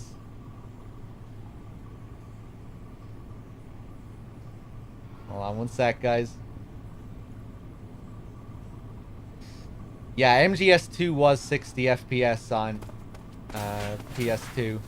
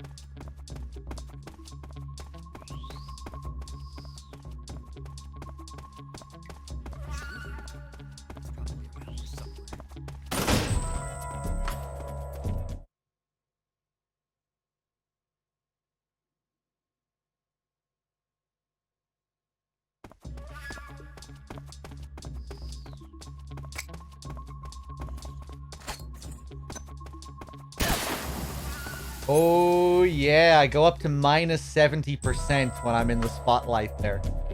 That's crazy.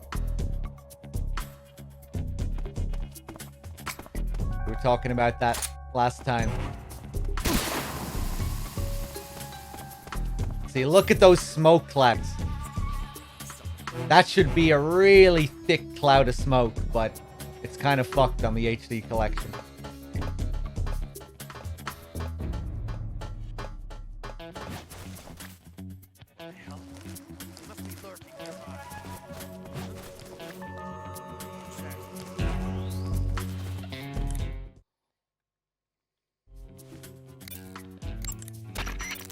Snake, you're really gonna feel the cold with no clothes on. The Major's right. You'll burn stamina a lot faster when you're naked. Be sure to eat regularly. Do you want to save?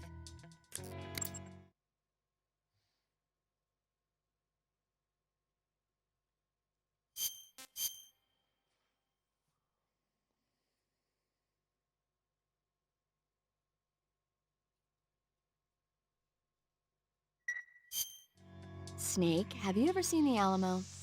No, I haven't seen that one. Snake is It's sick a true of her story shit. about a band of American volunteers. holed Really up not in a good fort time called the for this, Alamo. I don't think. They fight against the Mexican army for the freedom of Texas. Remember the Alamo. Now the Alamo is Los Alamos, the center of the atomic bomb project. How ironic. The movie calls really don't gel well with the last act of the game, I don't think. When things are starting to get pretty serious. Feels kind of weird stopping and talking about movies. Snake, you're already in the sewers? Eva. Yeah, I just got down here. I'm coming to meet you now. The door at the north end is open, right? Snake? Let me guess. There's a problem. Yeah. What is it this time? The Colonel found out you escaped. He did, huh? I figured as much. Yeah, and now all of Grozny Grad is on red alert. Just my luck. But once I'm out of the fortress... You can't get out. I can't? When the fortress went on red alert, they sealed off the sewers. You've got to be kidding me. I'm serious. And that means the escape route I laid out is sealed off, too. Right. And they just sent a unit out looking for you. Down here? Uh-huh. They'll be there any minute now. You've got to get out quick. But isn't the exit sealed off? You should be able to get out by heading straight north. Book it, Snake. If they find you, you're dead.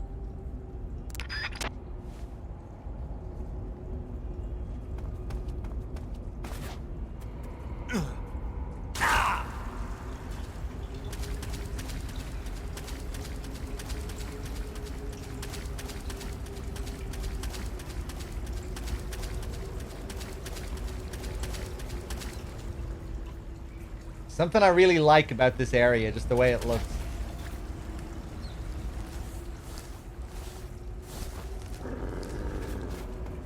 Yeah, and love the music at the end when it starts to kick in.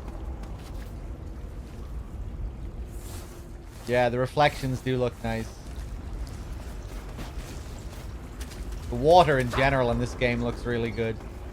The water in 2 looked great as well.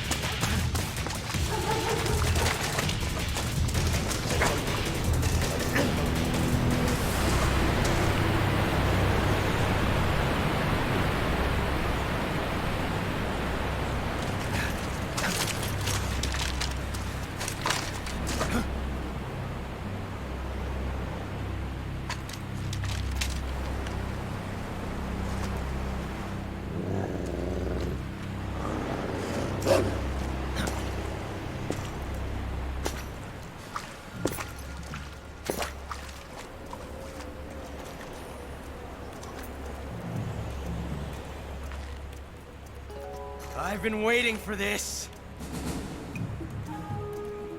Nobody interfere.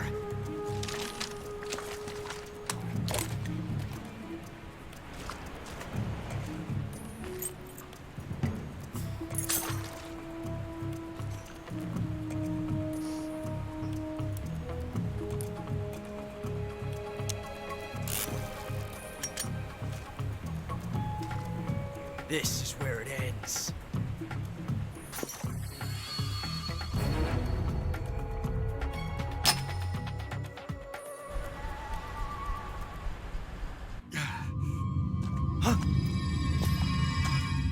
Snake!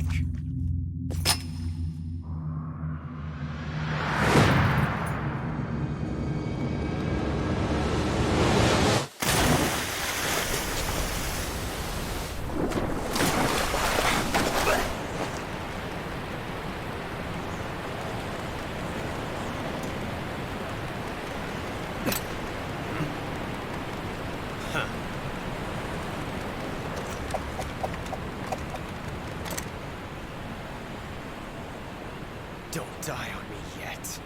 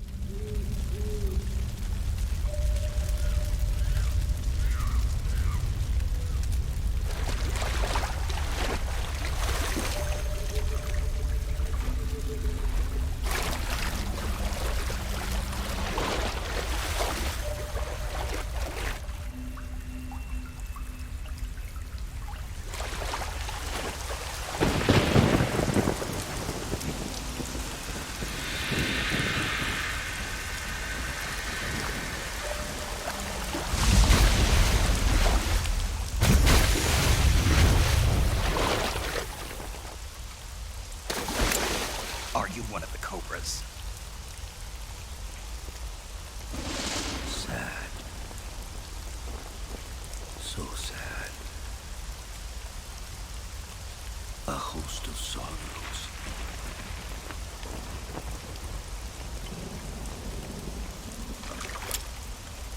And you are one of them.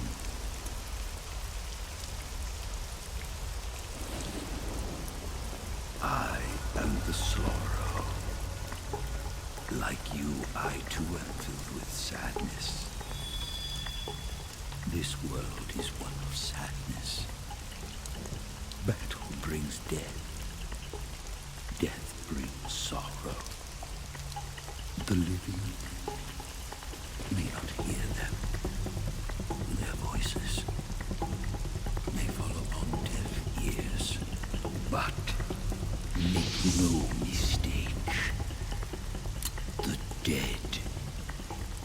are not silent. Now you will know the sorrow of those whose lives you have ended.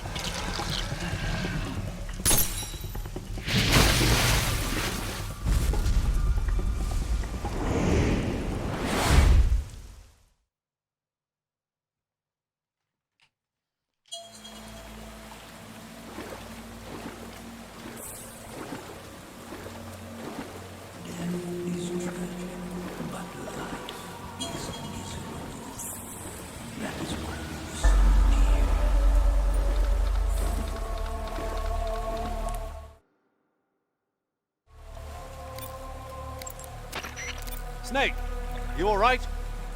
Snake! Snake! Snake? Oh my god. Snake! Snake! Snake! Come on, say something! Snake! Snake! Snake, you have to get up! Snake! Snake! Snake! Does she say that if I do save as well? Really cool thing about this fight as well is that, again, tying into the game's clock, the clock stops during this fight. Which is really cool. Because you're dead. We're traveling to the other side. Snake, what happened to you? Snake? Snake! The healing radio works here, yeah.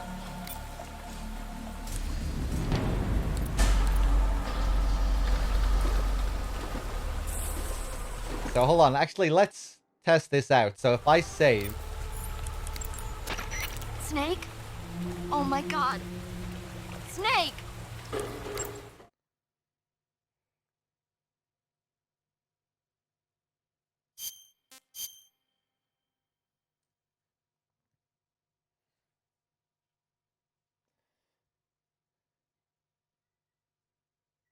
So it's 16:04:11. Snake! We'll save again when we get to the end, and I think it should be the same. 16:04:11.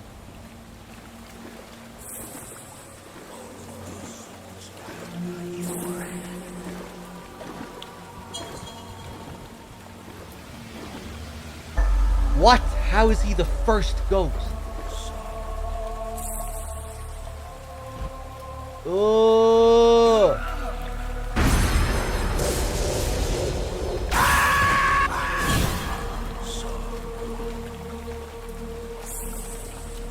Oh!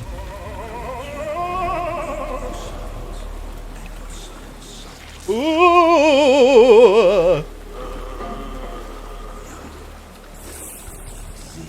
How? There he goes. I love how cliche and campy this is, with the ghost sounds and the chomping skulls. But it's kind of unnerving at the same time as well at times. Really strange atmosphere. But, you know, those ghost sounds, like something out of an amusement park haunted house ride. Ooh! Spooky!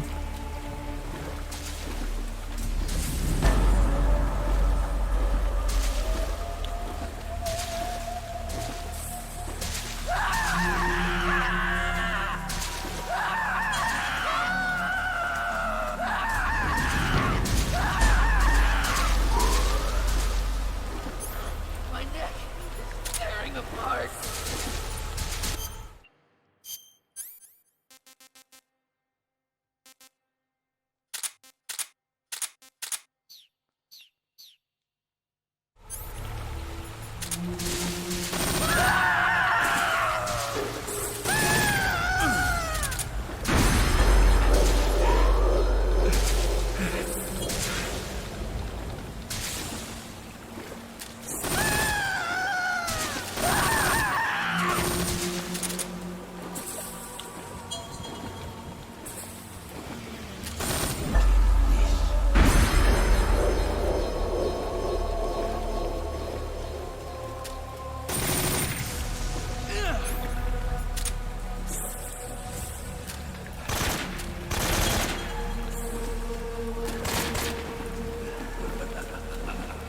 The laugh.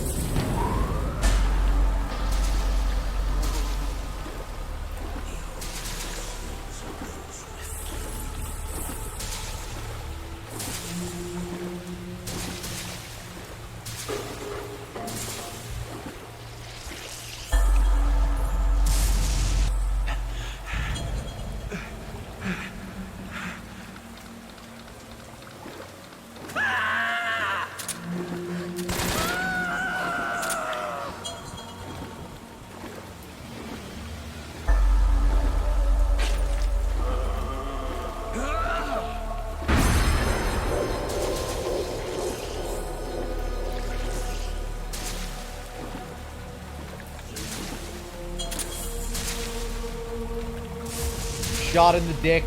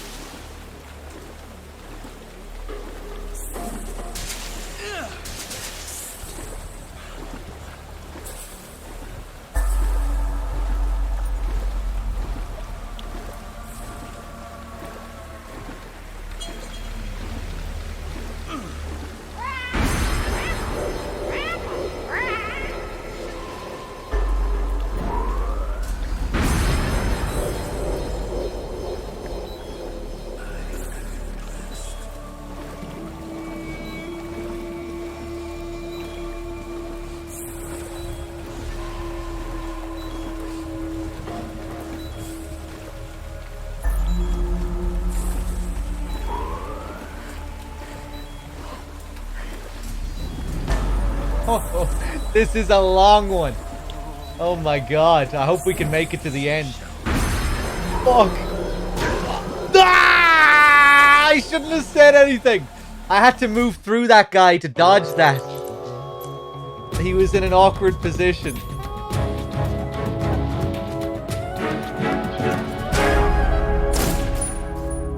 No, I'm not going to go to the very end. I do want to save again, though, just to see. Snake, you have to get...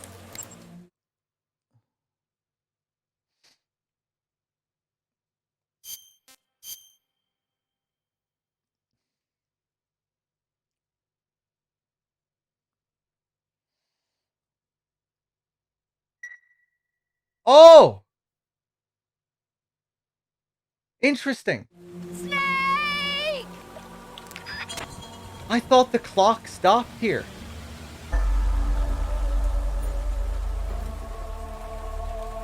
Maybe it's maybe again it's something. Maybe it's another issue with the HD collection. Although I haven't tested this before, and it was something that I learned fairly recently. Bad Humans, are you in the chat? I think Bad Humans should know about this.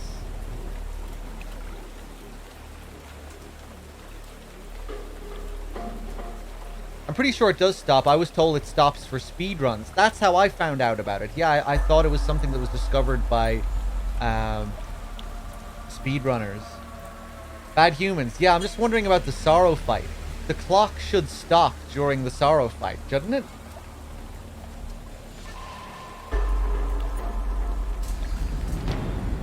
The in-game clock. I saved at the start of the Sorrow fight.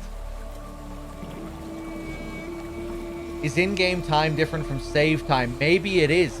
I just figured that save time was game time.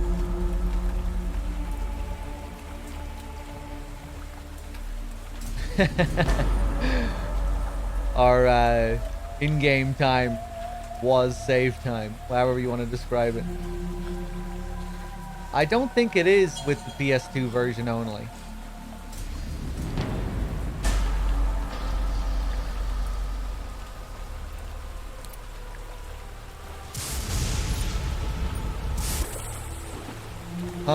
Interesting.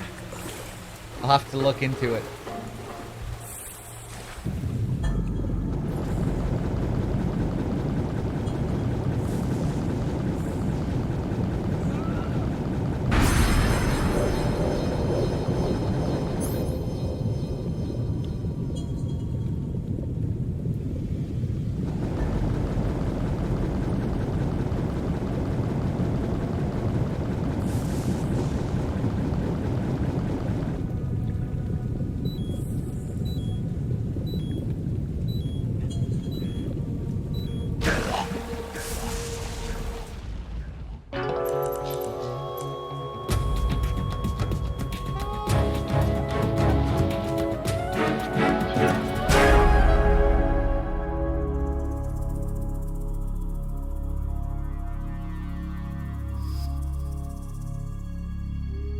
Right, that's not really what I'm getting at, though, Silent Martyr. I'm just wondering about if there are two separate in-game clocks. If the save time is different to the time that's calculated by the stat screen at the end of the game.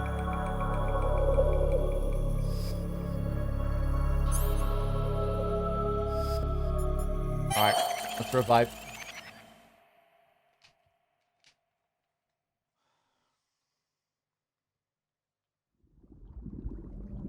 Boss, you have to shoot me. I can't. Shoot me. You want to finish your mission, don't you? Then you'll have to shoot me. The spirit of the warrior will always be with you. Don't be sad. We'll meet again someday.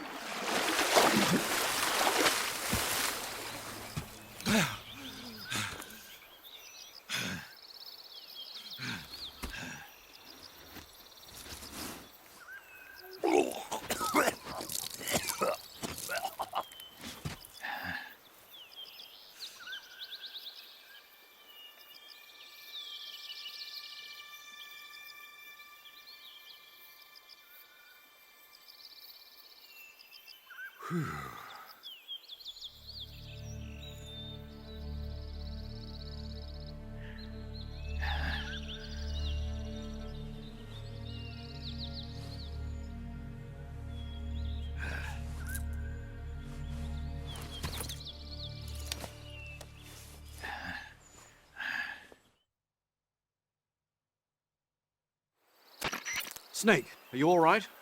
That was a close call. What the hell happened to me? You were halfway drowned at the bottom of the river. Almost crossed over to the other side. Other side? So that really was. Something on your mind, Snake? Major, was there a man in the Cobra unit called the Sorrow? Yes, I've heard of him. He was an uncanny soldier who fought alongside the boss. What kind of man was he? The Sorrow was a man with, well, special powers. He had ESP, which was the subject of extensive research in the Soviet Union at the time. He was especially gifted as a medium. A medium? Someone who can communicate with the spirit world and evoke the spirits of the dead. In other words, he could talk to ghosts. They say he could find out what was going on in a battle by talking to dead soldiers. What about him and the boss? What was the story between them? I don't know the details. Why don't we ask Sigyn? Yo, I finished checking up on this Sorrow guy a while ago. Thought you guys already knew, though. Knew what? That he's dead. He's been dead for 2 years now. Died 2 years ago? At Selino-Yarsk. You know, those cliffs you were at. And the boss is the one who did him in. The boss? Yep. 2 years ago, the boss was sent by the CIA on a secret mission to Selino-Yarsk. That's when she met the Sorrow, who'd gone back to the Soviet Union after the Cobras broke up at the end of the war. Except this time they were enemies. And then what? The boss killed the Sorrow herself and accomplished her mission. At least, that's what the records say.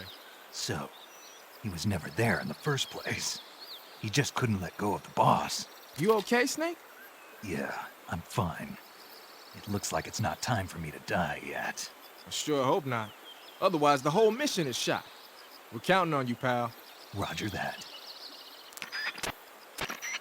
Eva? Snake, you didn't call. I was worried. Are you all right? Yeah, I took a pretty freaky detour. What are you talking about? Nothing. Forget it. Let's just say I'm back. Good. But how did you escape from the sewers? I jumped into the river. From all the way up there? You're out of control. Yeah, I got carried away by the current and almost drowned. Great. That's perfect. What do you mean that's perfect?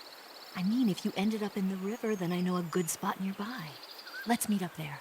Where is it? Keep going upstream until you get to a waterfall. A waterfall, huh? Right. Behind that waterfall, there's a cave. We'll meet in there. The cave behind the waterfall upstream. Got it. See you there. All right.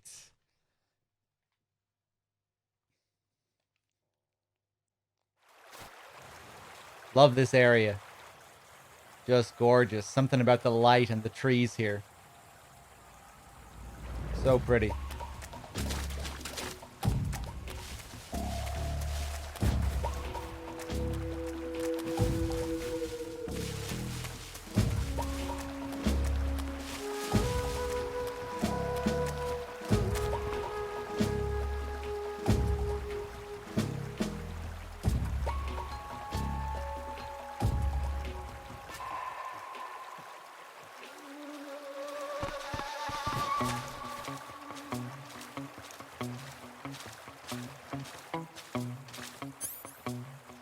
And because we have the transmitter lodged, we have to deal with these guys. If we had no transmitter, there would be no Cobra unit.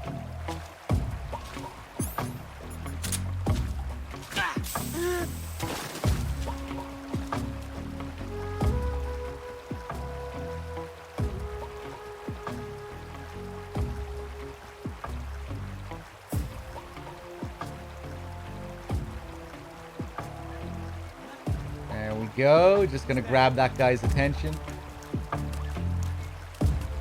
Does anything happen if you remove it here? It means you miss out on a special scene. A secret scene. Which we'll see during the next cutscene.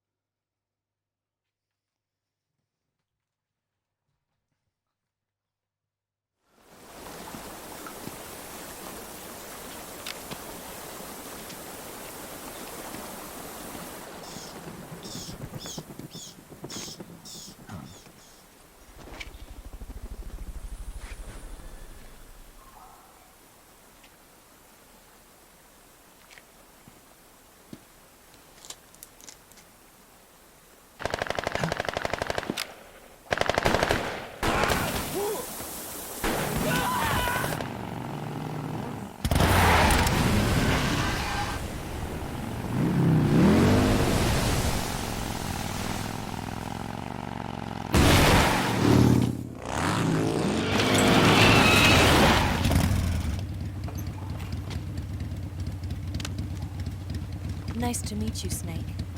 I'm Tatiana.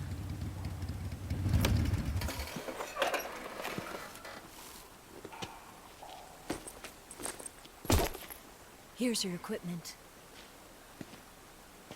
Eva, you could use a towel. So could you.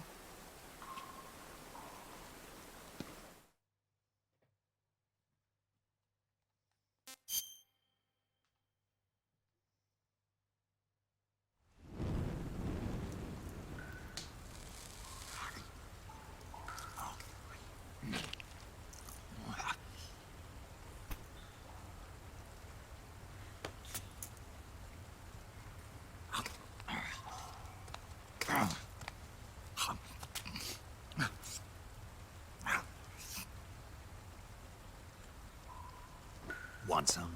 No thanks. Don't like snakes? Not for dinner. Didn't you have to eat them at the KGB? In my training, we always got the good stuff. French, Italian, that kind of thing. A regular Matahari. The least you could do is call me Cynthia. Tell me something. How does it feel to spy on your own country? I can't say it feels good, but it's my job. Can't even eat a snake during a mission, huh? I wouldn't mind eating you.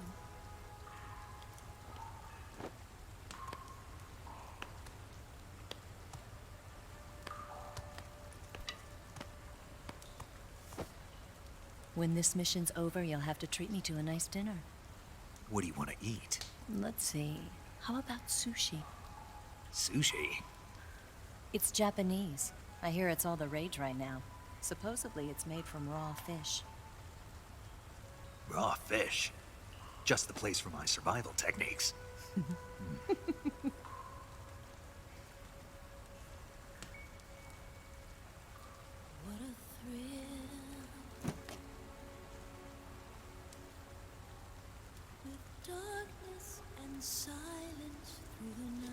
Snake?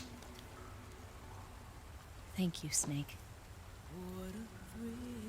I'll be your eyes from now on. I'm searching and I'm melting to you. What a fear in my heart, but you're so supreme. Thank you, Snake.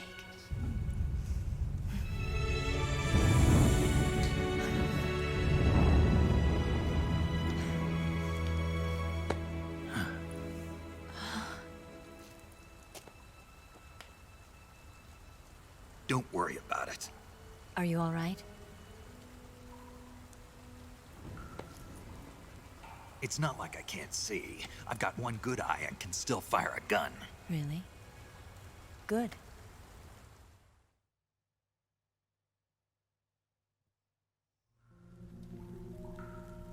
Snake, come here for a minute. There's something in here. It's so hard. Oh. When did it get like that? Hold still. Let me do it. You know, I've been trained to do this kind of thing myself. Just relax and let me handle it. Okay. I can't believe how small it is. Yeah, but it gets the job done. Really? Here, lift up your hips. Like this? Yeah. How's that? You're pretty good at that. Yeah, everybody tells me that. Hold steady, I'm not done yet. There, a transmitter. Is that how they do it in the KGB? Sometimes. Would you rather I did it American style? But how'd you know there was a transmitter lodged there? That's some female intuition you've got.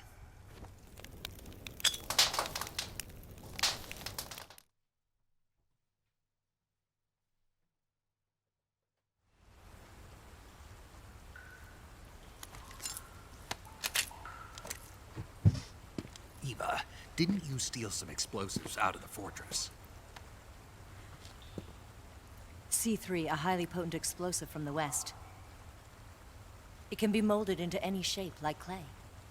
With just this much, you could blow up the Shagohod and the lab along with it. Is that right? Yeah, but there's a trick to using it. Tell me about it.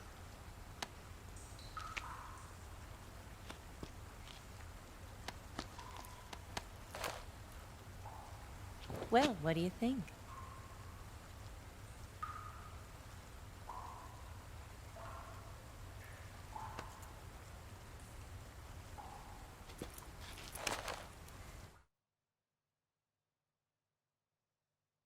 The Shagohod's booster unit uses liquid fuel. The fuel tanks are in the main wing of the weapons lab in the hangar housing the Shagohod itself. So I should blow up the tanks. That's the basic idea. It should be enough to blow up the entire hangar. There are 4 fuel tanks. In order to destroy the hangar, you'll have to set explosives on each of those tanks. All 4 of them? It should be no sweat for you. Besides, the scientists had the day off today. So the hangar's completely deserted. Not quite. They've still got guards posted there. So what do I do after I set the C3? The bombs run off a timer. Once the timer has been set, the countdown will begin. When the timer reaches 0, the bombs will all go off at once. How long do I have? 20 minutes. Once the Phase 2 trials are finished, I wouldn't be surprised if they kill all the scientists to prevent them from talking. So you've got to act fast. I'll take care of it.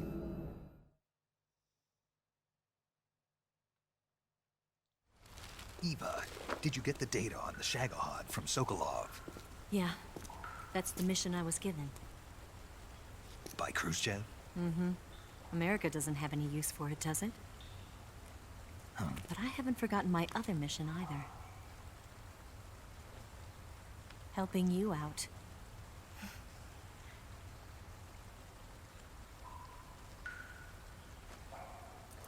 Follow this cave and go up the ladder at the end. You'll come out inside Groznygrad, just southwest of the weapons lab.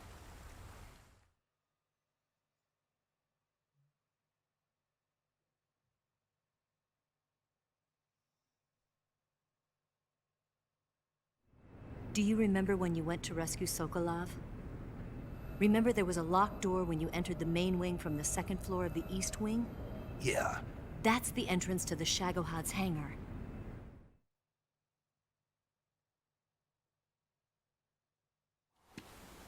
Use this key to open that door. The door right when I entered the main wing? Got it. What about you? I'll get things ready for our escape.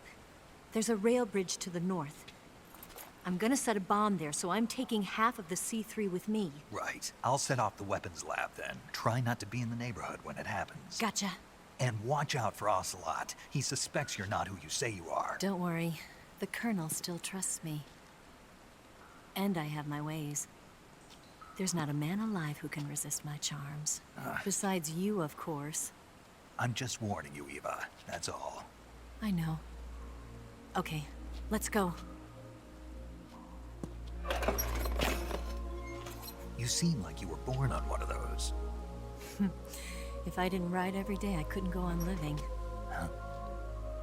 When I'm riding, the wind hits me so hard that it hurts. That pain keeps my mind off the pain of having to be someone else. It's not easy always fooling myself like this. It's only when I'm on the bike that I'm free to be the real me.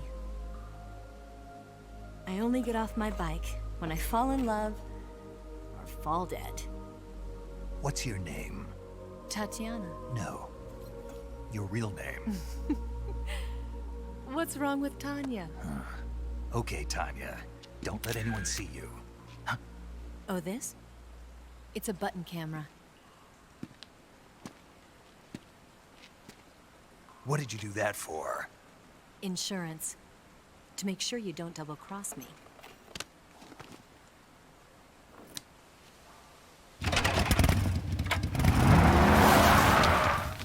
Hey. What? You're gonna get wet again.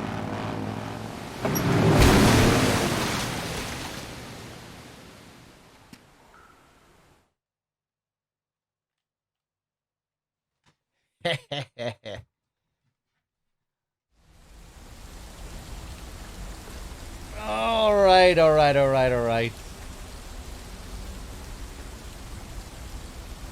Let me see here. Fresh tendrils. Thank you for gifting the sub to Snake Eater. Skynet with the 4 months. Thank you. Hitman with the 60. Thank you. Big Medic with the 12 with the year. Green Bean with the $1 as well. Thank you. Sorry, I'm a bit late on that Green Bean, but I'll be streaming for like another hour and a half, I would say, roughly. Cheers, guys.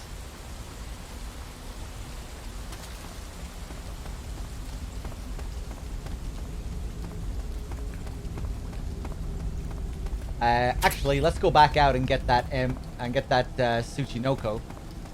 And get another camo out here as well.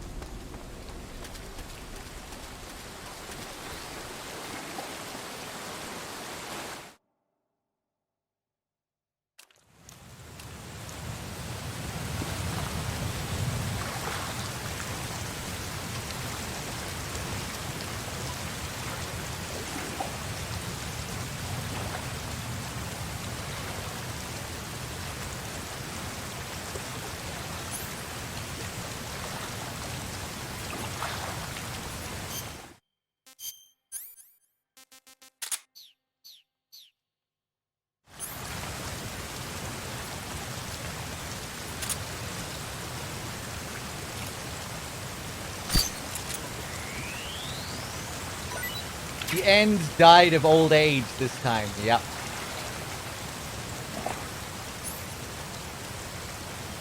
Alright, let's do a bit of fishing. If I have a grenade.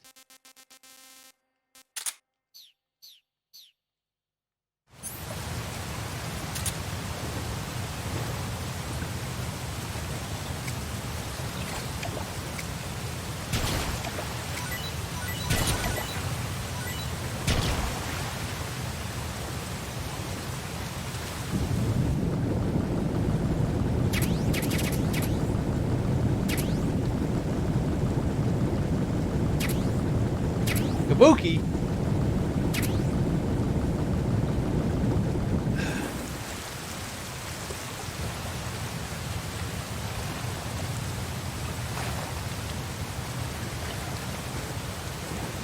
I've been meaning to ask this earlier, but the end doesn't appear in the river when he dies of old age. I think he does. I can't remember. Did we get to the end? Last time we didn't finish it last time. We got close to the end and it was just so long I wasn't bothered walking all the way up again. He doesn't. Is it just the parrot? Ah, I forgot about that. That's pretty interesting.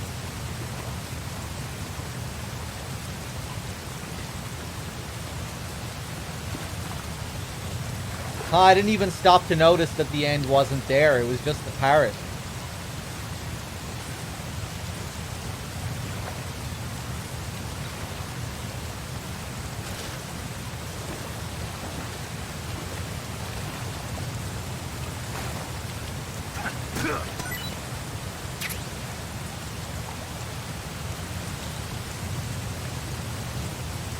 Interesting.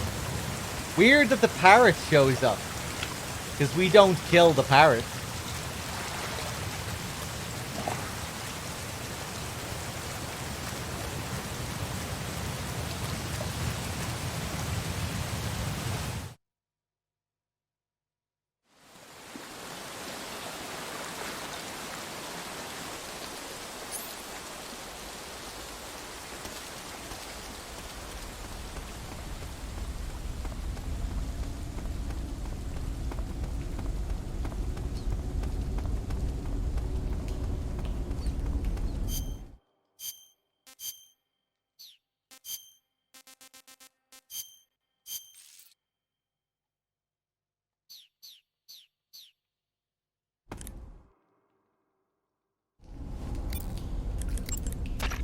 That idea Sokolov had of planting C3 on the liquid fuel tanks, not a bad idea. The fuel he was referring to is probably UDMH, unsymmetrical dimethylhydrazine. It's highly flammable but difficult to handle. If you can blow it all up at once with C3, it'll take the entire weapons lab with it, no doubt. But that's only if you manage to plant the C3 in the right place on each tank. So don't screw it up. Snake, what's that face paint you're wearing? Kabuki. Kabuki? Right. It's used in traditional Japanese theater. Apparently, it gives whoever's wearing it some kind of mystical power. Get out of here! That's what I heard. From who? Paramedic. Figures. Well, whatever it doesn't make for very good camouflage. Really? Yeah. You should switch to another kind of paint. I was just starting to like it.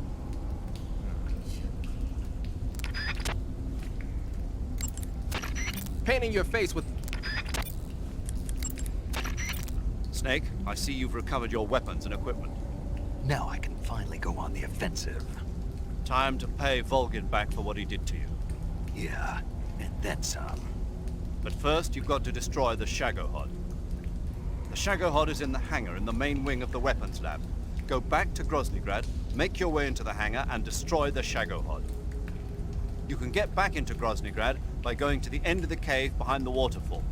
Head back to Groznygrad.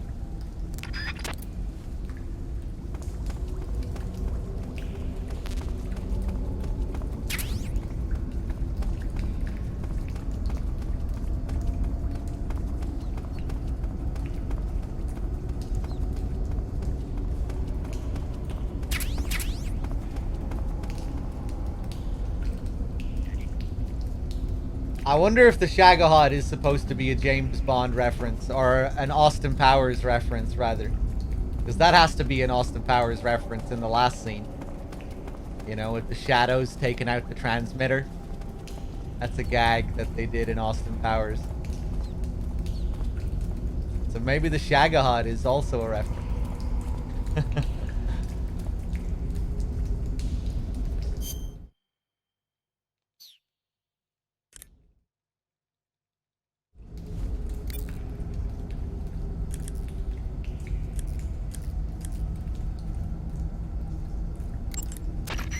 Paramedic. Yeah? I ate one of those spots of mushrooms you were talking Oh, about. Jesus. Real? Yeah, we got that one ages ago. I see you've caught yourself a big-eye trevally. The big-eye trevally is a type of mackerel. The adult fish lives around coral reefs, but the young can be found in freshwater areas such as estuaries and rivers. Good to know. So, how do they taste? The guidebook doesn't say. Huh. Well, if they're a kind of mackerel, they should be okay to eat, right? You'd think so, but... But what?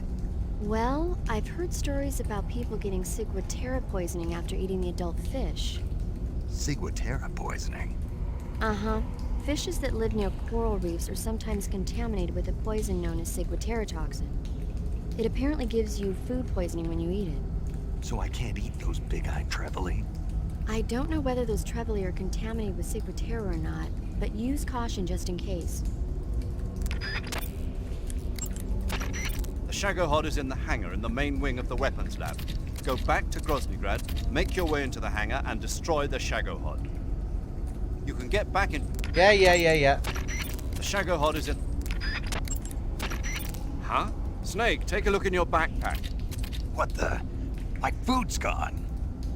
Major, what the hell is going on here? Don't ask me, ask Eva. Eva? So angry. Makes sense. He's been pretty crazy about that food for the whole game.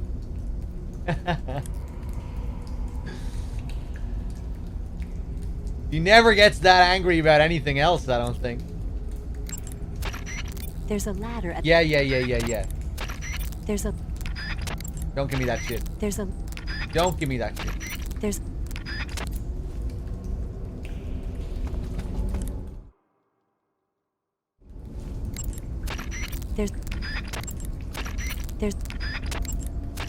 There's a... Are you serious? What is going on? We should be able to trigger a call here.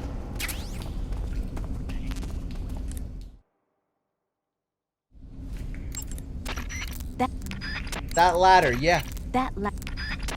Crazy that there's a different fucking call for when you're right beside the ladder, so she can say that ladder. That Fuck you! Oh, what are you doing? Let me out.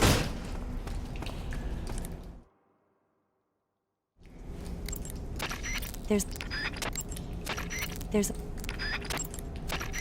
a... This is really strange. There's... I've never seen this happen before. Weird.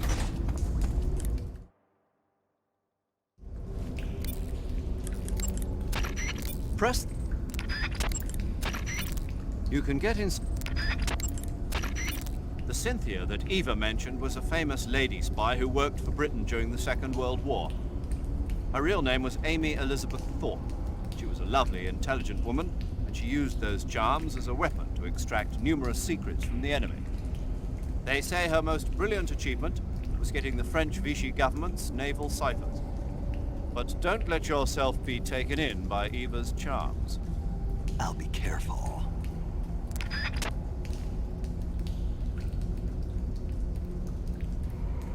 This whole thing with Cynthia and Matahari is kind of interesting.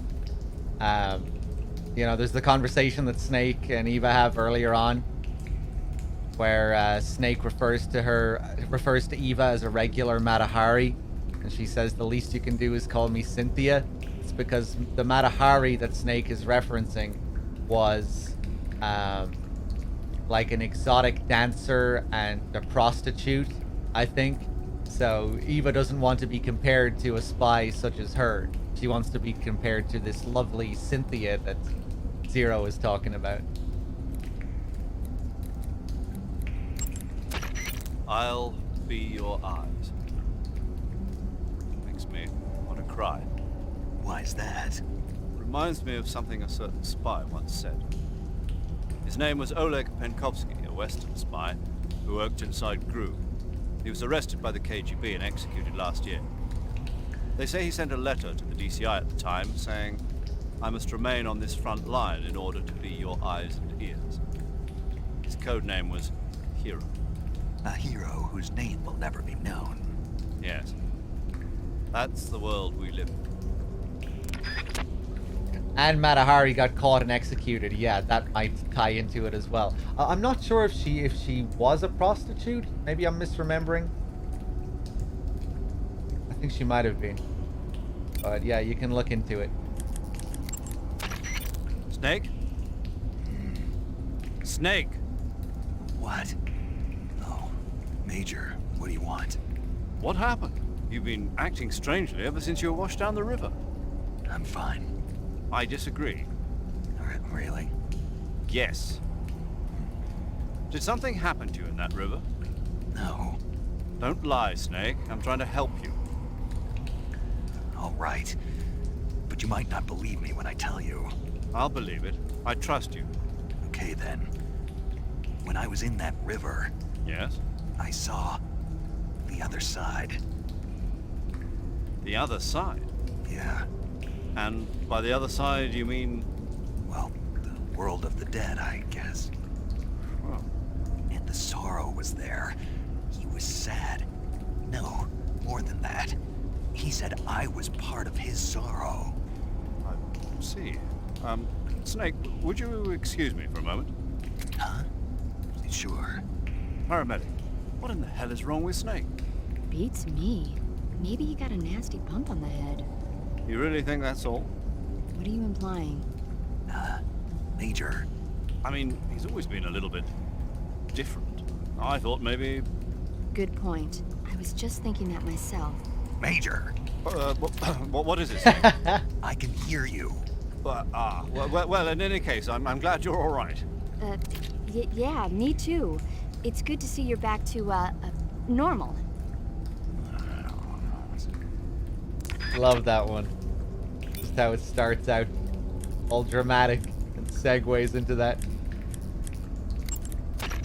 While hanging, use the left... There's a... There's a... You bitch. There's a ladder at the back. I wonder if it's because of, because I didn't do enough calls with her earlier on. I usually do more calls with her during the mountain sequence. There were a few that I should have done earlier that I just forgot about. And I know Eva's calls can be kind of weird like that. Like if you don't do enough optional calls with her when you first get her on your team, you won't be able to get the call where she talks about Ocelot.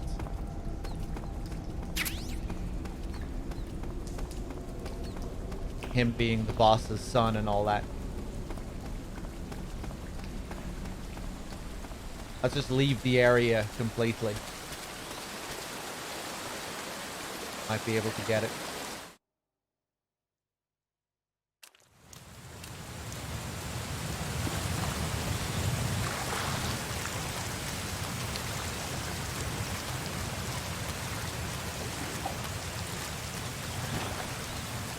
I was just so obsessed with the strikes during the mountain sequence, I forgot.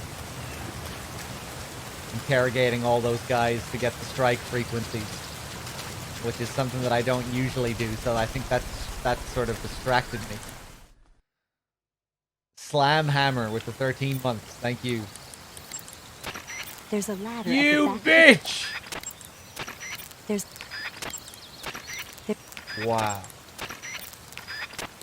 Okay, maybe when we climb up the ladder, we'll be able to get it.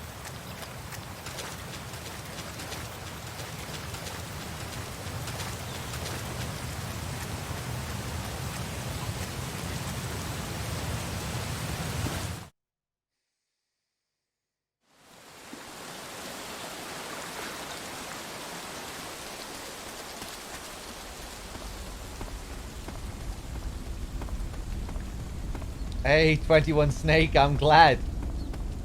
Same here.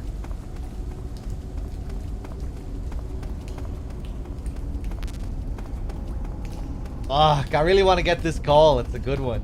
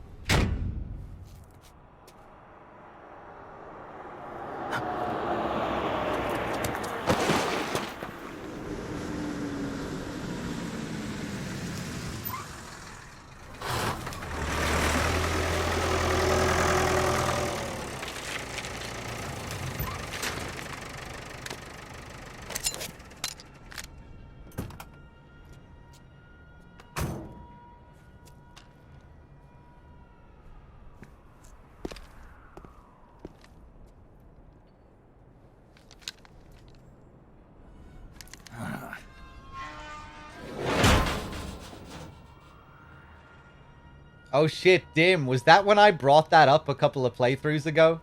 I remember I brought that up a few MGS1 playthroughs ago.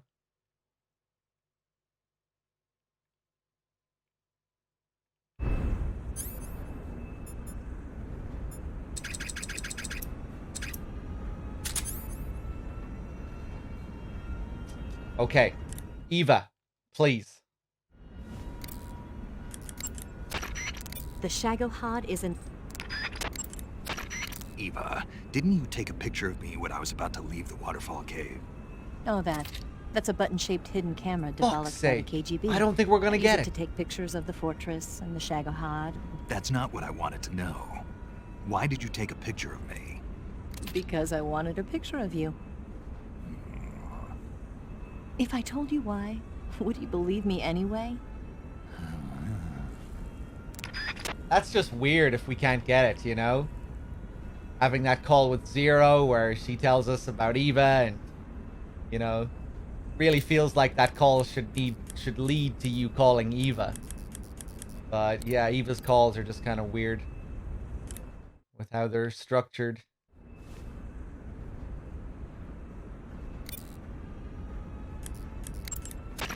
Snake, they know you disguised... Eva, remember how you said today was a day of rest for the scientists in the hangar? Yeah? What did you mean by that? Until yesterday, there were tons of scientists and maintenance personnel working in the hangar. But because Volgan was forcing them to work day and night, a lot of the scientists were collapsing from exhaustion. So now that the prototype is finished and things are a little less hectic, they gave the scientists a day to rest. I see.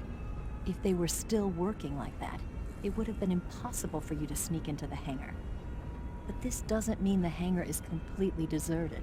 I'm pretty sure there are still a few guards and maintenance personnel left. Stay alert.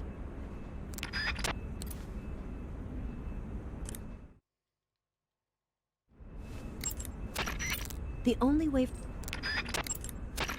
Eva, What's up? about our escape plan. Uh-huh. How exactly are you planning to get to the lake? What? Don't you trust me? That's not what I meant. Okay then, I'll explain it to you. To the north of Groznygrad, there's a forest called Lazarevo.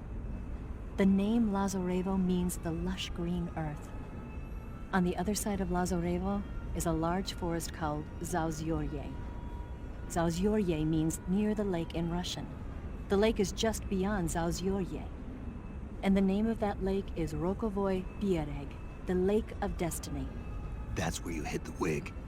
Yeah, we'll use it to make our getaway. Once we've completed our missions, that is.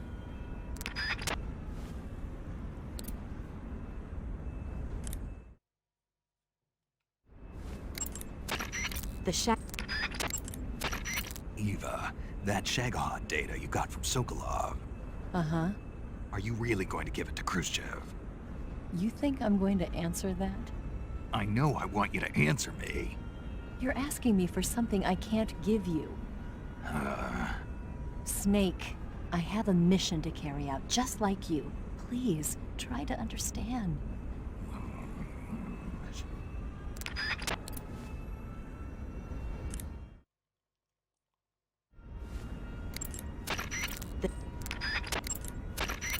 Eva, what happened to Ocelot?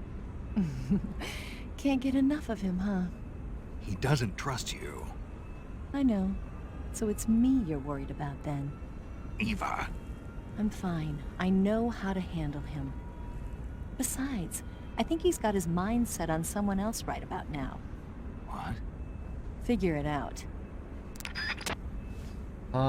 Maybe it's that we didn't get that call, and you have to get that call before getting the call about the food, because that also ties into Ocelot and his obsession with Big Boss. The name Groznygrad means the terrible fortress. And that's exactly what it is. An impregnable monster of a fortress built using Colonel Volgan's enormous fortune. In the center of the fortress is a weapons lab that acts as the nerve center of the place. In the southeast, there's a prison. In the northwest, there's an armory. And in the northeast, there's a provision storehouse. The weapons lab in the center is where Granin, Sokolov, and their fellow scientists carry out their high-tech weapons research. The flying platform and attack chopper you saw are two of their accomplishments. And now they're about to finish the work on the Shagohod. They call it the Terrible Fortress for a reason. Oh, Fresh Tendrils, are you asking if I read Dante's Inferno? No, I haven't. I haven't.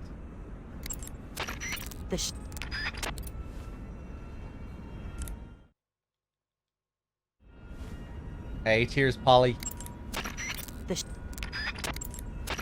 The only way for... Okay, I think we're good. I'm just gonna have to spam calls if we want to get her last picture. I'll have to give it a read one of these days.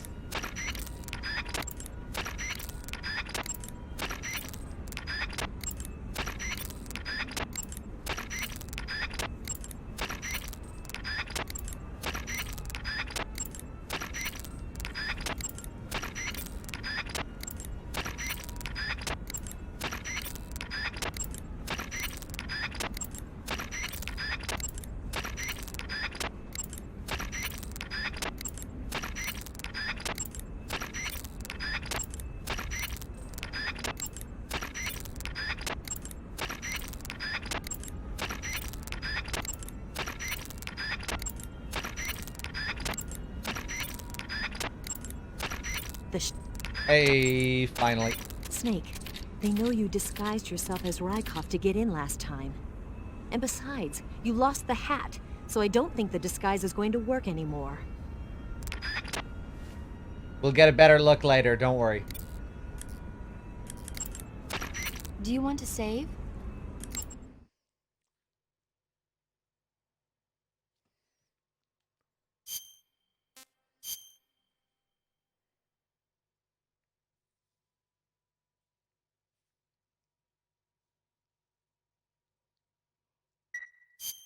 Snake, have you seen Curse of the Werewolf? Nope. There's this young woman who's in the service of a nobleman. She can't stand the cruel treatment she's given and runs away from the castle. She collapses in the woods, but is saved by a scholarly couple from a nearby town. In the end, she dies giving birth to a baby boy. That boy undergoes a strange transformation every time the moon is full. Before he knows it, he's turning into a werewolf and killing people. The terrible curse grows so bad that he can no longer control himself and starts to hurt the ones he loves. Poor guy. It's frightening when you can't take responsibility for your own actions. You be careful too. Don't do anything you might regret later. That's why I call and save with you, right? It's more than just that. Don't you ever forget to look where you're going and rush out where the enemy can see you. Or use too much ammo or too many items. Acting without thinking can be dangerous. Always pay attention to your surroundings and know what's going on around you. Huh? Snake, above you! Huh? Nice reflexes. Keep that up and you'll do fine. Right. Shut up, paramedic. Testing my reflexes at a time like this. That really does feel patronizing. I see you've caught yourself a maroon shark. The maroon shark is found mostly in Southeast Asia, but it's not actually a shark. It's related to the carp. It's also known as the red-finned cigar shark, the river barb, and the sultanfish. Interesting. So how does it taste? According to the guide, it's good, but it's kind of oily and it has a lot of little bones. Fine with me. I never worry about the little things. So I gathered. I see you've caught yourself an arowana. The arowana is an ancient fish that lives in tropical freshwater areas. Because of its large size, I don't think you'll be able to capture one alive. Ancient fish like the arowana are living fossils. They've hardly changed their form since the Devonian and Jurassic periods. Other ancient fish besides the arowana include the coelacanth, the starlet, and the knifefish. Almost all organisms on Earth have evolved in various shapes and forms, but these fish have kept the same form for hundreds of millions of years. Baffling, isn't it? Sure. Well, I can see you're not interested. Not at all. I'm fascinated by ancient fish. Why? They're supposed to be huge, aren't they? You're wondering whether they'd make a good meal. Yeah. So, do they? The guide says they taste just fine for a fish. Great. Treating serious... Eat food. Okay, now we just need to get paramedics. To take a rest, all... I know this is a bit of a pain, guys, but unfortunately, some of these calls aren't very well paced. Paramedics, particularly. Oftentimes, you have to stop and just do a load of calls with her at the very end. Same with Eva as well, to a certain extent. When you... But... Treating... It's necessary if we want to get that final picture. They... To take...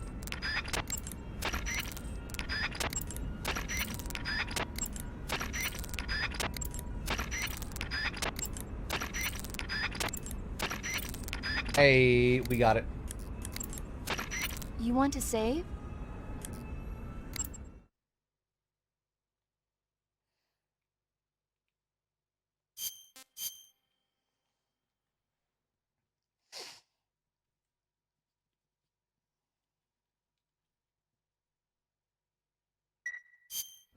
Snake, have you ever seen the thing? No, don't think so. The corpse of an alien life form is found in the Arctic and taken back to a base. When the corpse thaws out, it comes back to life and starts attacking the scientists and soldiers in the base. Scientists and soldiers, huh? They sure have it rough. The victims in these kinds of movies are usually soldiers or scientists. They get their blood sucked by the alien. If I see any aliens, I'll be sure to keep my distance. Knowing you, you'd probably catch it and eat it.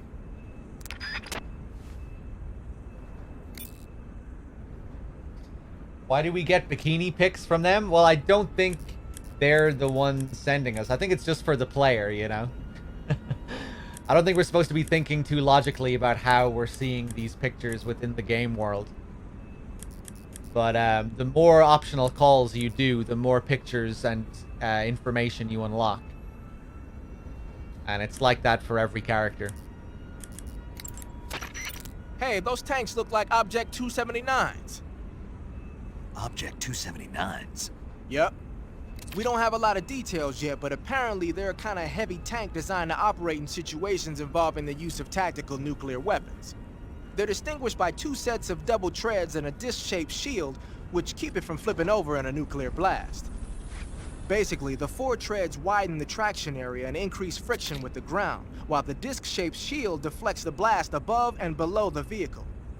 The tank is armed with a 130mm cannon. It's also got a 1,000 horsepower diesel engine, which gives it a decent top speed. As far as we knew, it hadn't been formally adopted because of the high cost of production. But it looks like we were wrong. Anyway, those don't seem to be ready for deployment yet.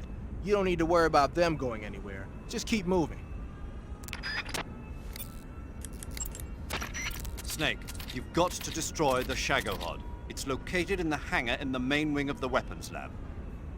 To get into the hangar, use the door just inside the main wing as you enter it from the 2nd floor of the east wing. Start out by heading to the east wing of the weapons lab. Snake, you've got to destroy the Shagohod. It's located in the hangar in the main wing of the weapons lab. To get into the hangar, use the door just inside the main wing as you enter it from the... Loves shepherd's pie. Hates hamburgers.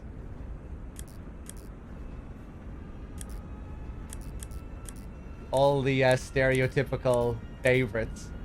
With Sigint as well. Basketball and buffalo wings.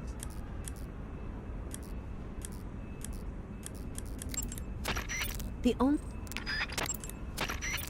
Alright. Hey, those tanks look... Pattern clothing. Hey.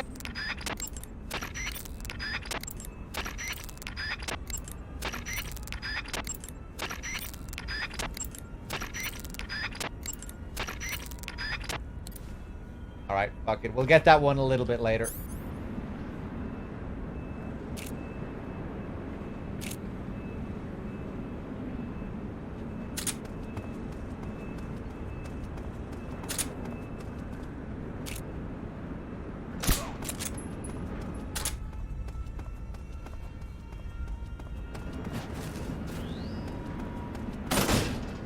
I'm hoping DRK will be here for 4, Ghost or not.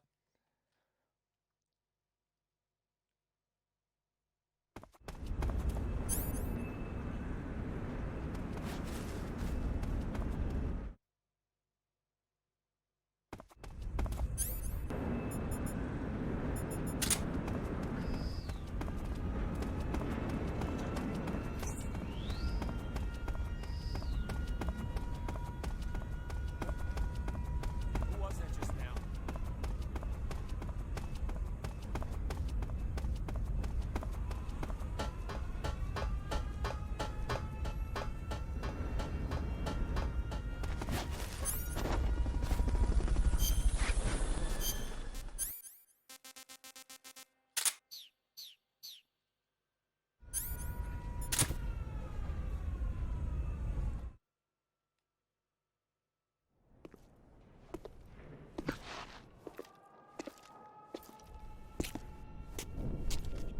The main wing hangar, huh?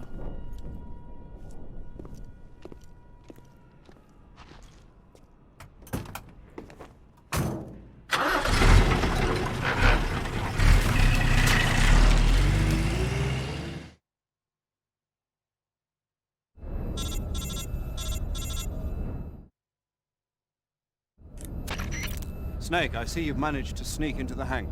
Yeah, the Shagahod's in here. The completed Phase 2 Shagahod represents a grave threat to the West. We can't allow it to be mass-produced. You've got to destroy it. Eva's got the data on the Shagahod. Do you think that's safe? Well, I wouldn't exactly say it's safe, but Khrushchev is a shrewd leader. I can't imagine he'd use it for anything other than deterrence. Volgin, however, is a different story. He's planning to use the Shagahod to turn the Cold War into a blazing hot one. We can't let him have it. Agreed. That leaves just one more mission for you to carry out. The boss. Exactly. For now, just focus on destroying the Shagahod. Yes, sir. I'll let Sigint fill you in on how to destroy it. Yo, like Eva was saying, if you're looking to blow the whole place sky high, the best way is to take out those liquid fuel tanks with the C3. You know there's 4 tanks in there, right? You have to put C3 on all 4 of them. To plant a C3 charge, all you gotta do is equip the C3 and press the weapon button while standing in front of a tank. Just like TNT. But make sure you don't plant it in the wrong place. You barely got enough C3 as it is, right? Good point. I'll make sure not to plant it anywhere else. Good, man. And be careful. Liquid fuel has a nasty habit of going off at the slightest shock. So don't go using any heavy firepower near the tanks unless you're aiming to get yourself barbecued. I'll keep that in mind. The C3 charges all have to go off at once if you want to bring down the hangar in one fell swoop. So if I were you, I'd wait until after you plant the last charge to start the timer mechanism. All right. I'll make sure I finish planting all 4 charges before I start the timer. Once the timer's set, you've got 20 minutes until it explodes, right? So make sure you get your ass out of that place by then. I think that's about all I've got. The rest is up to you. Good luck, pal. We're counting on you, Snake. Alright, before we do this, let's go back just to get a few other camos.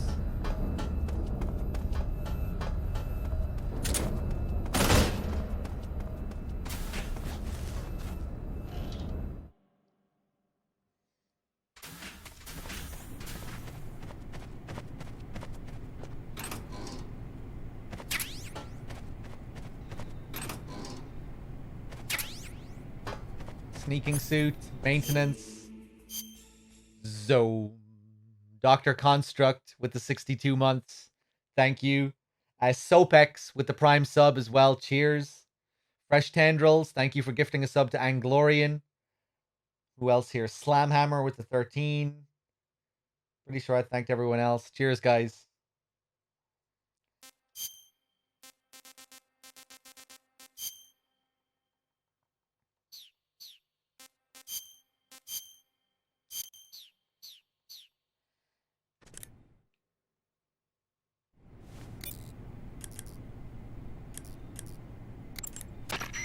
Those are some funky clothes you're wearing. Yeah, it's called a sneaking suit. Sneaking suit? What's that all about? I'm not sure, but it looks like what the boss was wearing. Huh. Well, whatever it is, it's a fine piece of work. The suit seems to be made of some kind of special bulletproof fiber. Wearing it should reduce all the damage you take by half. The waterproofing and heat and moisture insulation are top-notch. Just having it on will reduce the amount of stamina you burn. It even increases your overall camo index. You got yourself a keeper, Snake. Yeah, maybe we should make it the official uniform of Fox. Wink, wink, nudge, nudge. Because of the sneaking suit in later games that get used by Foxhound operatives.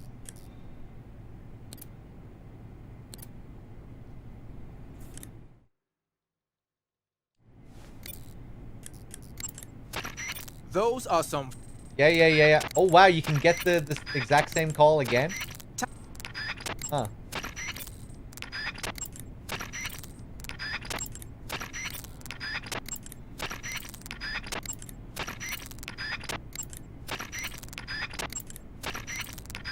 Hey, what's up, Knight?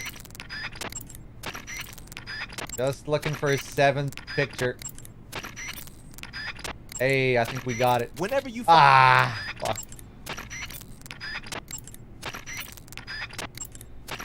When you fire continuously with a gun like the assault rifle, the recoil will cause your shots to veer off target. But if you crouch or lie down, you can suppress the recoil and keep a tight fire pattern. So when you gotta hit that bullseye, take a low position. Favorite UMA, Snowman. When you fire continuously with a gun like the assault rifle, the recoil will cause your shots to veer off target.